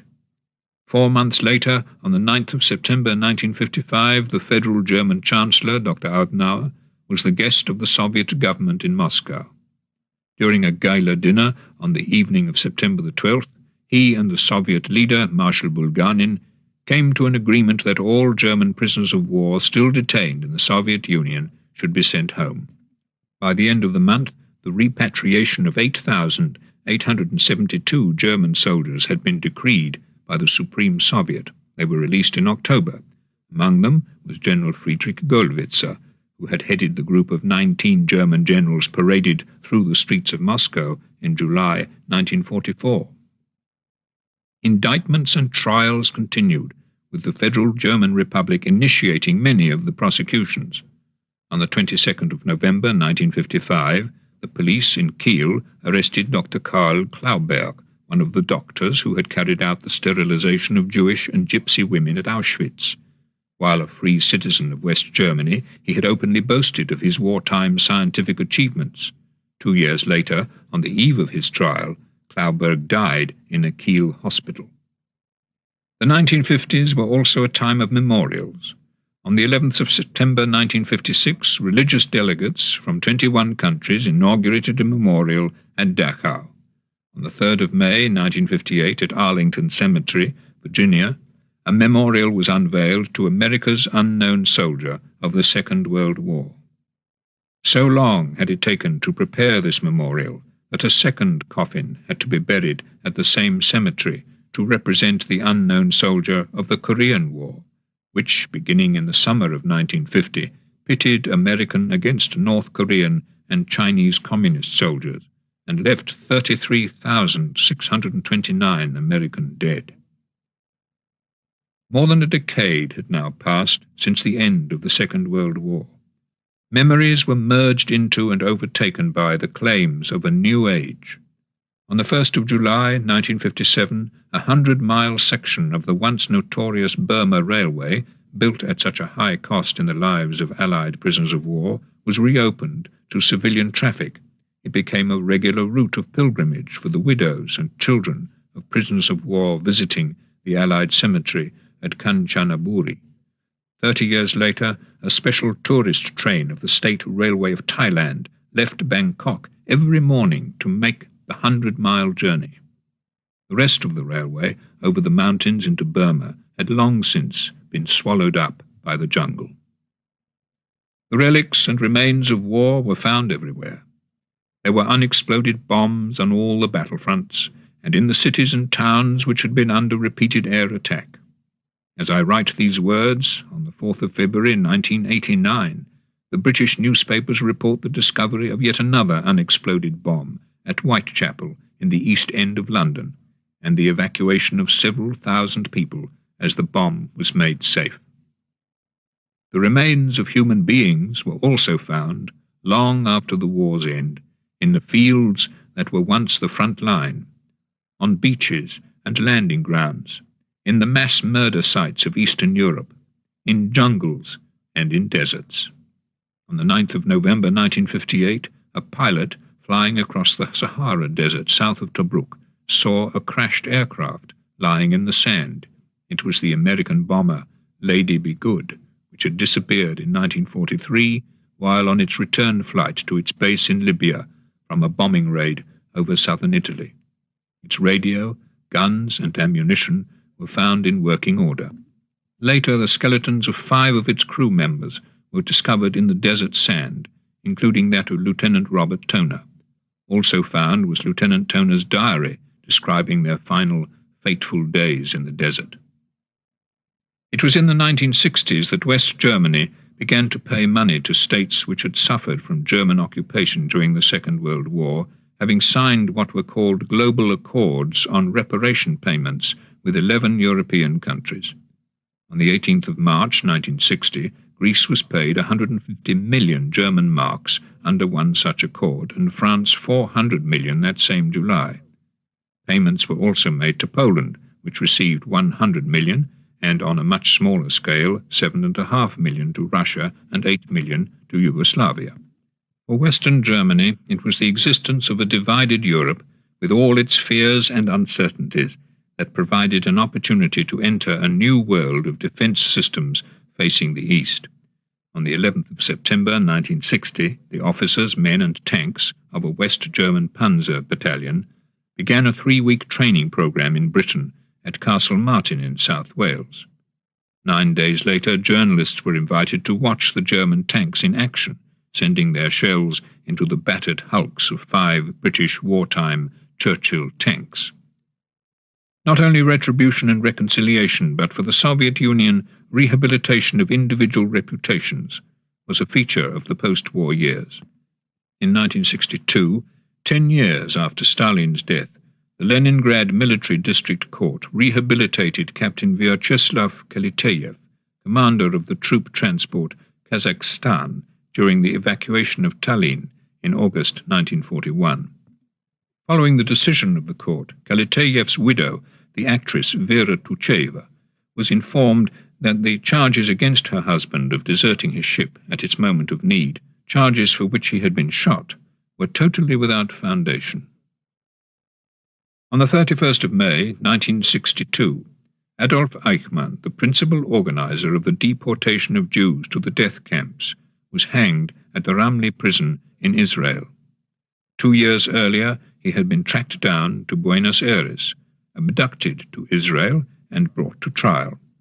During his trial, which lasted for just over 4 months, eyewitnesses gave testimony not only about Eichmann's part in the deportation process, but about every aspect of that process itself, from the initial roundups to the very gates of the gas chamber. Within 5 months of Eichmann's execution, further details about the final moments of Jews sent to the gas chambers at Auschwitz were discovered within a few yards of one of the gas chambers itself. On the 17th of October 1962, a Polish worker at the campsite discovered the notes hidden by a Jew, Salmen Luenthal, who had been forced to take the bodies of those killed out of the gas chamber and into the crematorium.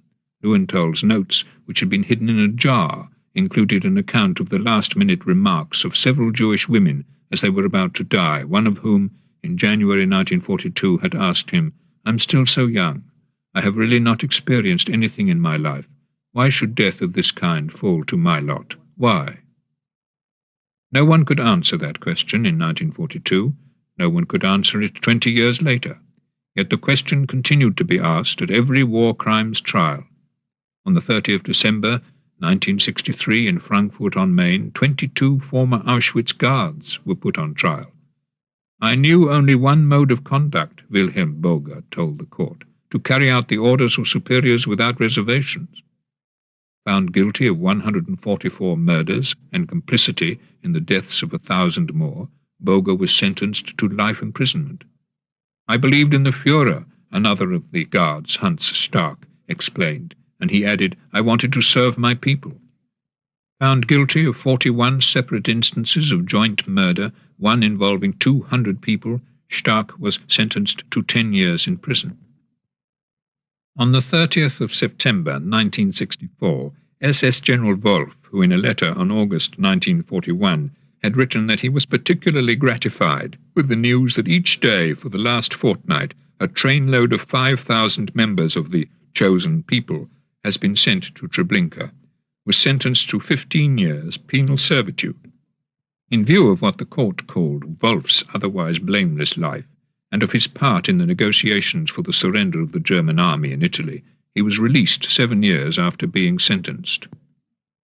Honour, as well as shame, came to those who had been active in the torments and struggles of the Second World War. On the 19th of December 1964, what were believed to be the remains of the French resistance hero Jean Moulin were placed in the Pantheon in Paris as part of the 20th anniversary celebrations of France's liberation. This was but one of tens of thousands of memorials and monuments set up throughout Europe and Asia.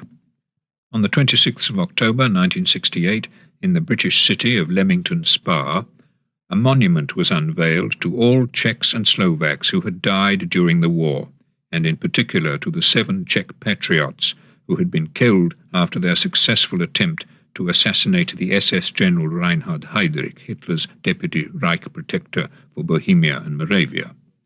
Stories arising from the Second World War became a regular feature long after the war had ended, of newspaper and magazine articles and film and television presentations.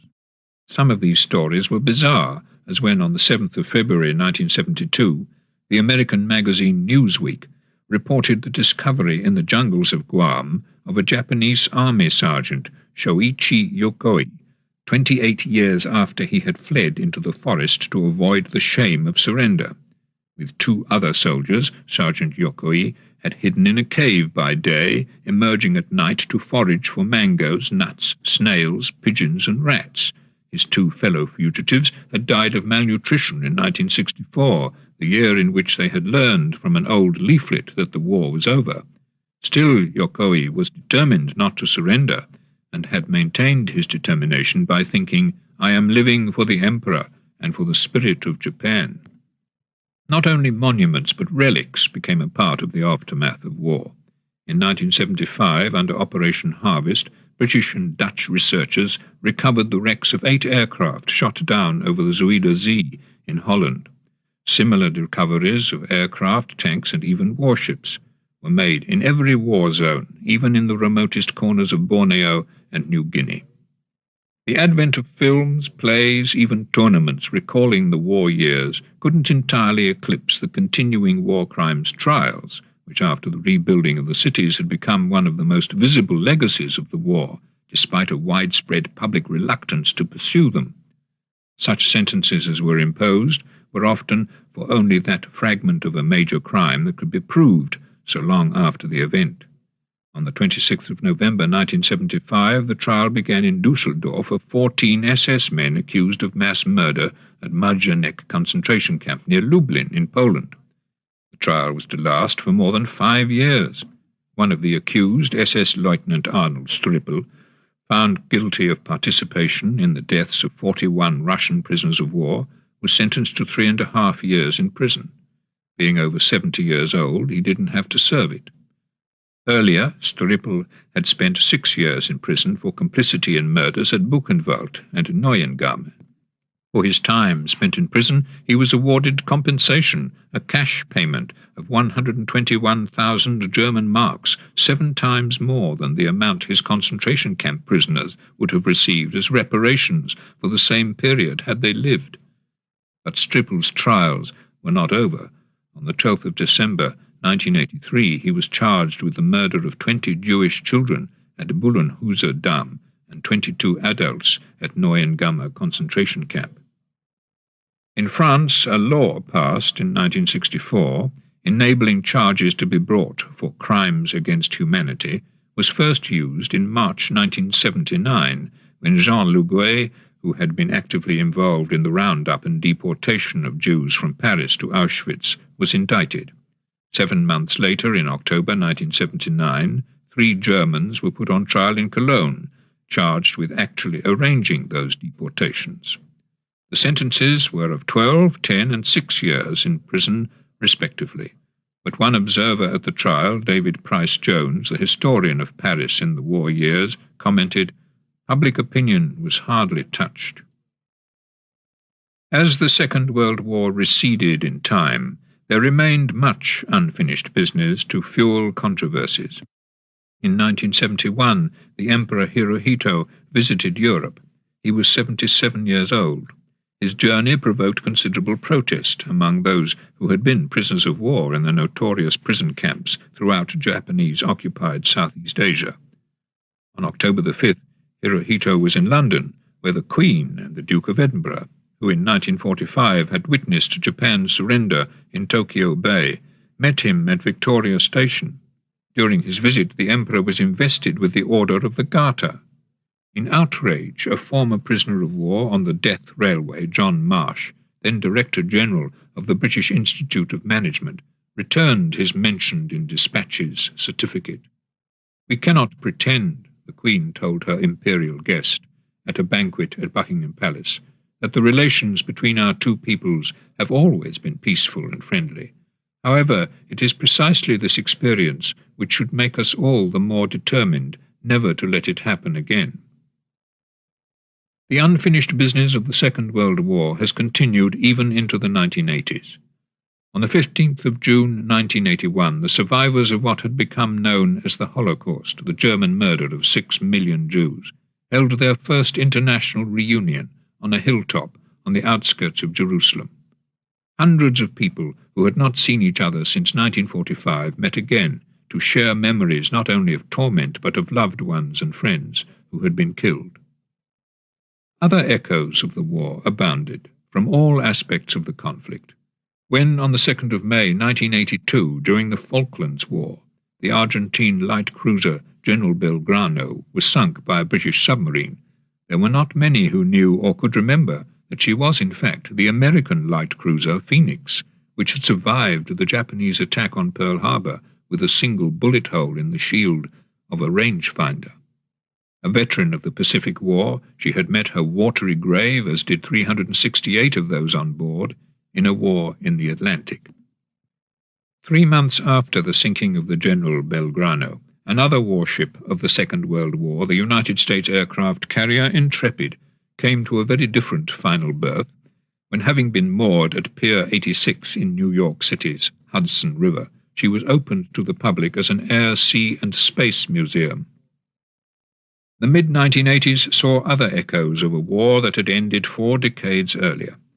In February 1985, the widow of Judge Roland Freisler, who had condemned to death the Germans found guilty of plotting against Hitler in July 1944, was granted a pension from the government of Bavaria on the grounds that had her husband not been killed by the Allied bomb which struck his courthouse, he would have been able to accept a high position in post-war West Germany, with the result that she would have been entitled to a substantial widow's pension. Not a widow, but a former fiancée, Doreen Young, was present on the 5th of November 1985 for the burial near Caen of Reginald Thursby, shot down in Normandy in August 1944, whose remains had been found earlier that year at Sainte Marguerite de Viette. 40 years after the end of the Second World War, there was a sudden upsurge in concern at the number of former Nazi war criminals who, undetected, had found a safe haven in the West. The United States took the lead in deporting those who could be shown to have had a Nazi past. In Britain, Australia, and Canada, official commissions of inquiry examined how such people had been allowed in and asked if trials should be begun again. On the 30th of December 1986, the Canadian Deschênes Commission of Inquiry on War Criminals was outspoken in its assertion that since 1948, Canada devoted not the slightest energy to the search and prosecution of war criminals. Suddenly, with the beginning of the 5th decade since the war had ended, its wounds were again being opened up, as happened on the 24th of April 1988, when a British newspaper, the Sunday Times, reported that Wilhelm Monke, the officer responsible for the massacre of British prisoners of war at Wormhout near Dunkirk in May 1940, was living as a retired businessman near Hamburg. An official British post-war report stating that it was Monke who gave the order the prisoners were to be shot was, however, not to be opened to the public until the year 2011, 71 years after the event. The relics of war had continued to be a source of curiosity and even of looting for more than 4 decades. On the 3rd of September 1988, the 49th anniversary of the outbreak of the war, 3 British deep-sea divers were being held by police in Germany on suspicion of trying to loot the Wilhelm Gustloff in German Baltic waters. More than 6,000 soldiers and refugees had drowned when the ship was sunk during the last months of the war, the greatest loss of life in any sea disaster. The search for a reconciliation of former adversaries continued to exercise the world's leaders. "You and I are about the same age," the federal German Chancellor Helmut Kohl told the Soviet President Mikhail Gorbachev on the 26th of October 1988 at a banquet in the Kremlin. And he added, "In our youth we experienced the horror of war. Your father was seriously wounded, my brother was killed in action. We saw how many women waited for their husbands, how many mothers waited for their sons, often in vain. Now was the time, with the debris of war removed and the towns and villages rebuilt, to bring the people closer together in heart and mind. In this," Kohl declared, "I perceive a profoundly human obligation, in spite of the fact that we live in different political and social systems." Yet, more than 4 decades after the end of the Second World War, such sensitive and sane words were not universally accepted. Within a month, in Chancellor Kohl's own West Germany, when a group of 16 Jews, then living in Holland, Britain and the United States and Israel, revisited their former hometown of Xanten in the second week of November 1988, some local residents were so angered by the visit that they painted slogans on the walls of 2 schools and a museum. One slogan read, "That's the way to the gas chamber," and another, "Auschwitz is too small." That same week in Bonn, in the federal German parliament, the speaker, Philipp Jenninger, recalling the pre-war years and the beginning of Nazi persecution, asked during a memorial meeting to commemorate German anti-Jewish pogrom of November 1938, that as far as the Jews were concerned, hadn't they in the past measured themselves for roles that didn't suit them? Didn't they finally have to accept restrictions? Didn't they perhaps even deserve to be shown their place? And above all, apart from wild exaggerations which were not to be taken seriously, didn't basic points of the propaganda reflect one's own speculation and convictions? Wasn't Hitler, the speaker went on to ask, someone selected by Providence, a leader who would only be given to a people once in 1,000 years? 48 hours after asking these questions, Philipp Jenninger resigned. His questions, which had been intended merely to recall the German mood of the pre-war years, offended many Germans as well as Jews. The emotions of the past had remained vivid in the minds of those who lived through it. Even if physical wounds had healed, other wounds remain. Although the Second World War is now far distant, its shadows are long, its echoes loud. How else could it be with an event lasting for nearly 6 years, in which courage and cruelty, hope and horror, violence and virtue, massacre and survival were so closely intertwined? One example of these shadows and echoes was reflected early in 1988, when the United States government decided to reduce the number of countries whose citizens would need a visa to enter. On the 26th of May 1988, a pilot visa waiver program was launched, in which instead of presenting a visa, visitors had to answer certain questions on entry. These questions listed among the grounds for exclusion to the United States, one of which applied to those individuals who were in any way connected with the persecution of others in association with the Nazi government. Thus the unfinished business of war remained on the legal agenda of the victor states 50 years after the war had begun. For the leaders of West Germany, there was a continual and courageous effort to face up to the past. On the 12th of October 1988, in opening a Congress of German historians at Bamberg, the Federal German President, Richard von Weizsäcker, whose father had been a senior diplomat in the Nazi era, declared that the German nation cannot make others responsible for what it and its neighbours endured under National Socialism. It was led by criminals and allowed itself to be led by them. It knows this to be true. The unfinished business of war concerned all the warring nations and all the war zones, even areas beyond those zones. On the 25th of January 1989, the Governor-General of Australia gave the royal assent to an Australian Act of Parliament, the War Crimes Amendment Act, which in its preamble stated that concern has arisen that a significant number of persons who committed serious crimes in Europe during World War II may since have entered Australia and become Australian citizens or residents. It was appropriate, the Act continued, that persons accused of such war crimes be brought to trial in the ordinary criminal courts of Australia. Under the Act, a procedure was set up to find these people as quickly as possible and to prepare a legal case against them. 2 days later, on the 27th of January 1989, the Dutch Parliament discussed the proposed release earlier that week of 2 German war criminals, Ferdinand aus der Fuenten and Franz Fischer, from prison in the Dutch town of Breda. Both men had been sentenced to death, later commuted to life imprisonment. In 1945, for their part in the deportation of Jews from Holland to Auschwitz. Fischer was now 87 years old and aus der Fuenten 76. Amid considerable protests and worldwide publicity, it was agreed by a vote of 85 to 55 that they should both be allowed to return to Germany. The controversy about the release of the 2 men came at a time when the Dutch, as well as the British public, were much exercised over the question of who should represent them at the funeral of the Emperor Hirohito, who had died earlier that same month. The British government were under much criticism for deciding to send Prince Philip, who as a young naval officer had been present at the formal surrender of Japan in Tokyo Bay.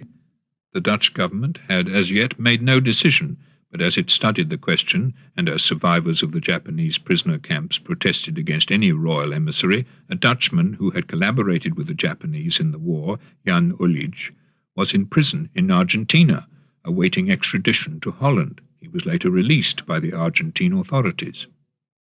The unfinished business of the Second World War was seen again on the 29th of January 1989, the year of the 50th anniversary of the outbreak of the war, when in parliamentary elections in West Berlin, a new extreme right-wing party, the Republicans, won 11 of the 138 seats. The leader of the Republicans, Franz Schönhuber, then aged 65, had joined the Waffen-SS in 1942 at the age of 19, and had fought both on the Eastern Front and, in 1944, in Normandy. In reaction to Schönhuber's success, 10,000 Berliners marched through the streets of their city carrying placards which read, "No more fascists," and chanting the slogan, "Nazis out." It was controversy over Hirohito's funeral, which was proved the most pronounced of those which were heard in the early months of the year which marked the 50th anniversary of the Second World War. I have before me John Hart, a former prisoner of war of the Japanese, wrote to the Times on the 4th of February 1989, a list of 300 names of those POWs who died on the tiny island of Harawikoi in far western Indonesia. Ragged and emaciated, they stumbled daily to build an airstrip until abandonment of hope or disease brought them release. They died under unspeakable, degrading conditions. John Hart added, pleas for help from the Red Cross, its patronage claimed by the imperial family, were ignored, and the very mention of the Geneva Convention brought hysterical reaction. But we had surrendered, and thus, in accordance with Japanese military custom, we had forfeited all rights. We buried our dead without ceremony, save for a hurried prayer under the bayonets of impatient guards. Now kings and princes will assemble, trumpets will sound, and troops march in memory of a man who must carry the ultimate responsibility for so much inhumanity. The bitterness evoked by reflections such as these brought back to public prominence the scale of the slaughter of the Second World War, both in the Pacific and in Europe. As many as 250,000 slave labourers, Javanese, Burmese, Malays, Chinese and Indians, had died while working for the Japanese on the Thailand-Burma Death Railway, forced amid constant brutality and near starvation to move earth and rock along the route. A further 50,000 Allied prisoners of war, Australian, Dutch, English and American, had also died on this railway of disease, starvation and deliberate killing. In Japanese prisoner camps, 10,500 Dutch civilian internees and 8,500 Dutch prisoners of war had perished. The number of those who died in the Second World War will never be known with precision. Tens of millions of men, women and children were killed without any record being made of their names, or of when or how they died. Millions of soldiers were killed in action without anyone recording their names or marking the place where they fell. Many calculations have been made of the number of war dead. In the war between China and Japan, which began 2 years before the war in Europe, it has been estimated that 6 million Chinese civilians were killed. The Soviet Union suffered 10 million deaths in action, on land, in the air, and at sea. A further 3,300,000 Soviet soldiers were killed after they had become prisoners of war. 7 million Soviet civilians also died, a death toll in excess of 20 million Soviet citizens. The Germans calculate 3,600,000 civilians dead and 3,250,000 soldiers. The Japanese calculate 2 million civilians and 1 million military deaths, the largest single toll being the 138,890 deaths recorded at Hiroshima as a result of the dropping of the first atomic bomb. 6 million Polish citizens were killed while Poland was under German occupation, 3 million of them Polish Jews. A further 3 million Jews from other parts of Europe were killed, bringing the Jewish death toll to 6 million. More than 1.5 million Yugoslavs were also killed after the German conquest. In this listing only of those groups that suffered 1 million dead or more, a total is reached in excess of 46 million. In every war zone and behind every front line, loss of life was enormous. The British, who had entered the war in September 1939, suffered 264,433 Army, Navy and Air Force deaths, as well as 60,595 civilian deaths from bombing and 30,248 merchant navy deaths. The total number of British Commonwealth deaths in action was 129,196, making a total British and Commonwealth death toll of 484,482. In Greece, which was first attacked by Italy in October 1940 and then in April 1941 by Germany, 260,000 civilians died from privation and hunger between 1940 and 1945. 70,600 were executed by the occupying forces in reprisals, and 50,000 were killed in the resistance, a total civilian death toll, not counting the 60,000 Jews deported to their deaths, of 280,600. A further 79,743 Greek soldiers were killed in action in 1940 and 1941. In all, 420,343 Greeks lost their lives. The United States, which entered the war in December 1941, suffered 362,561 Army, Navy and Air Force and Marine Corps deaths. In Holland, 240,000 civilians perished as a result of war and occupation, more than 15,000 of them from hunger and disease during the famine in the northern part of the Netherlands, when still under German rule it was cut off from the war zone at the end of 1944. The number of Indian war dead was 36,092 killed in action in the Far East, North Africa and Italy. The number of Australians killed on the same battlefields and in New Guinea was 27,073. Every warring country suffered losses. Even small countries on the periphery and far from the war zone couldn't avoid losses which were heavy for them. Finland, for example, lost 27,000 soldiers in the Winter War of 1940. The Spanish Legion lost 4,500 dead during its action alongside the Germans during the siege of Leningrad. The South African Air Force lost 2,227 pilots killed in action over Europe. There were also deaths from among the soldiers brought back from Black Africa, including 1,105 Basutos who volunteered to fight for Britain in Syria, Sicily, and Italy, and 498 Askaris from southern Rhodesia who fought in the Mediterranean, Europe, and Burma. With the return of the soldiers, sailors, and airmen from the war zones and from the prisoner-of-war camps, it became clear that the legacy of the battlefield was far more than its heroism, statistics, and victories.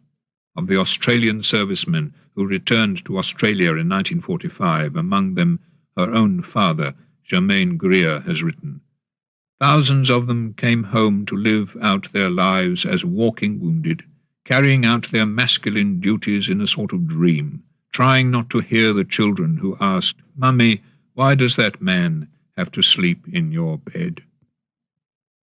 No one has been able to calculate the number of wounded, certainly amounting to several millions, whose lives were permanently scarred as a result of the war. Physical scars, from the severest disability to disfiguring wounds, and mental scars accompanied these millions for the rest of their lives. Many died as a direct result of them. Others lived in pain, discomfort, fear, or remorse. For those civilians who were fortunate to survive privation, deportation, and massacre, similar scars, physical, mental, and spiritual, remained, and still remain, to torment them. The greatest unfinished business of the Second World War is human pain.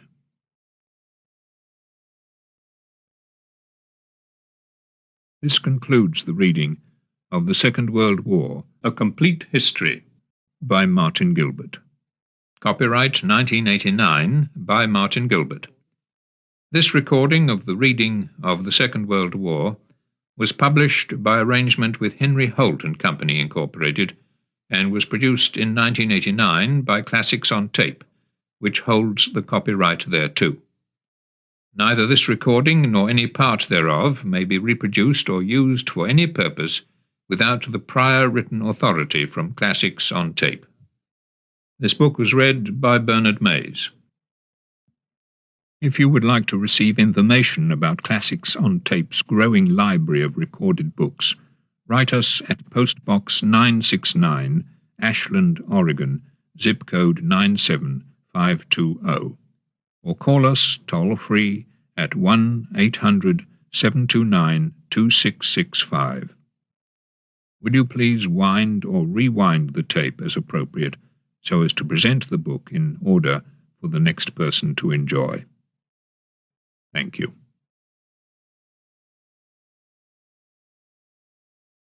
Audible hopes you have enjoyed this program.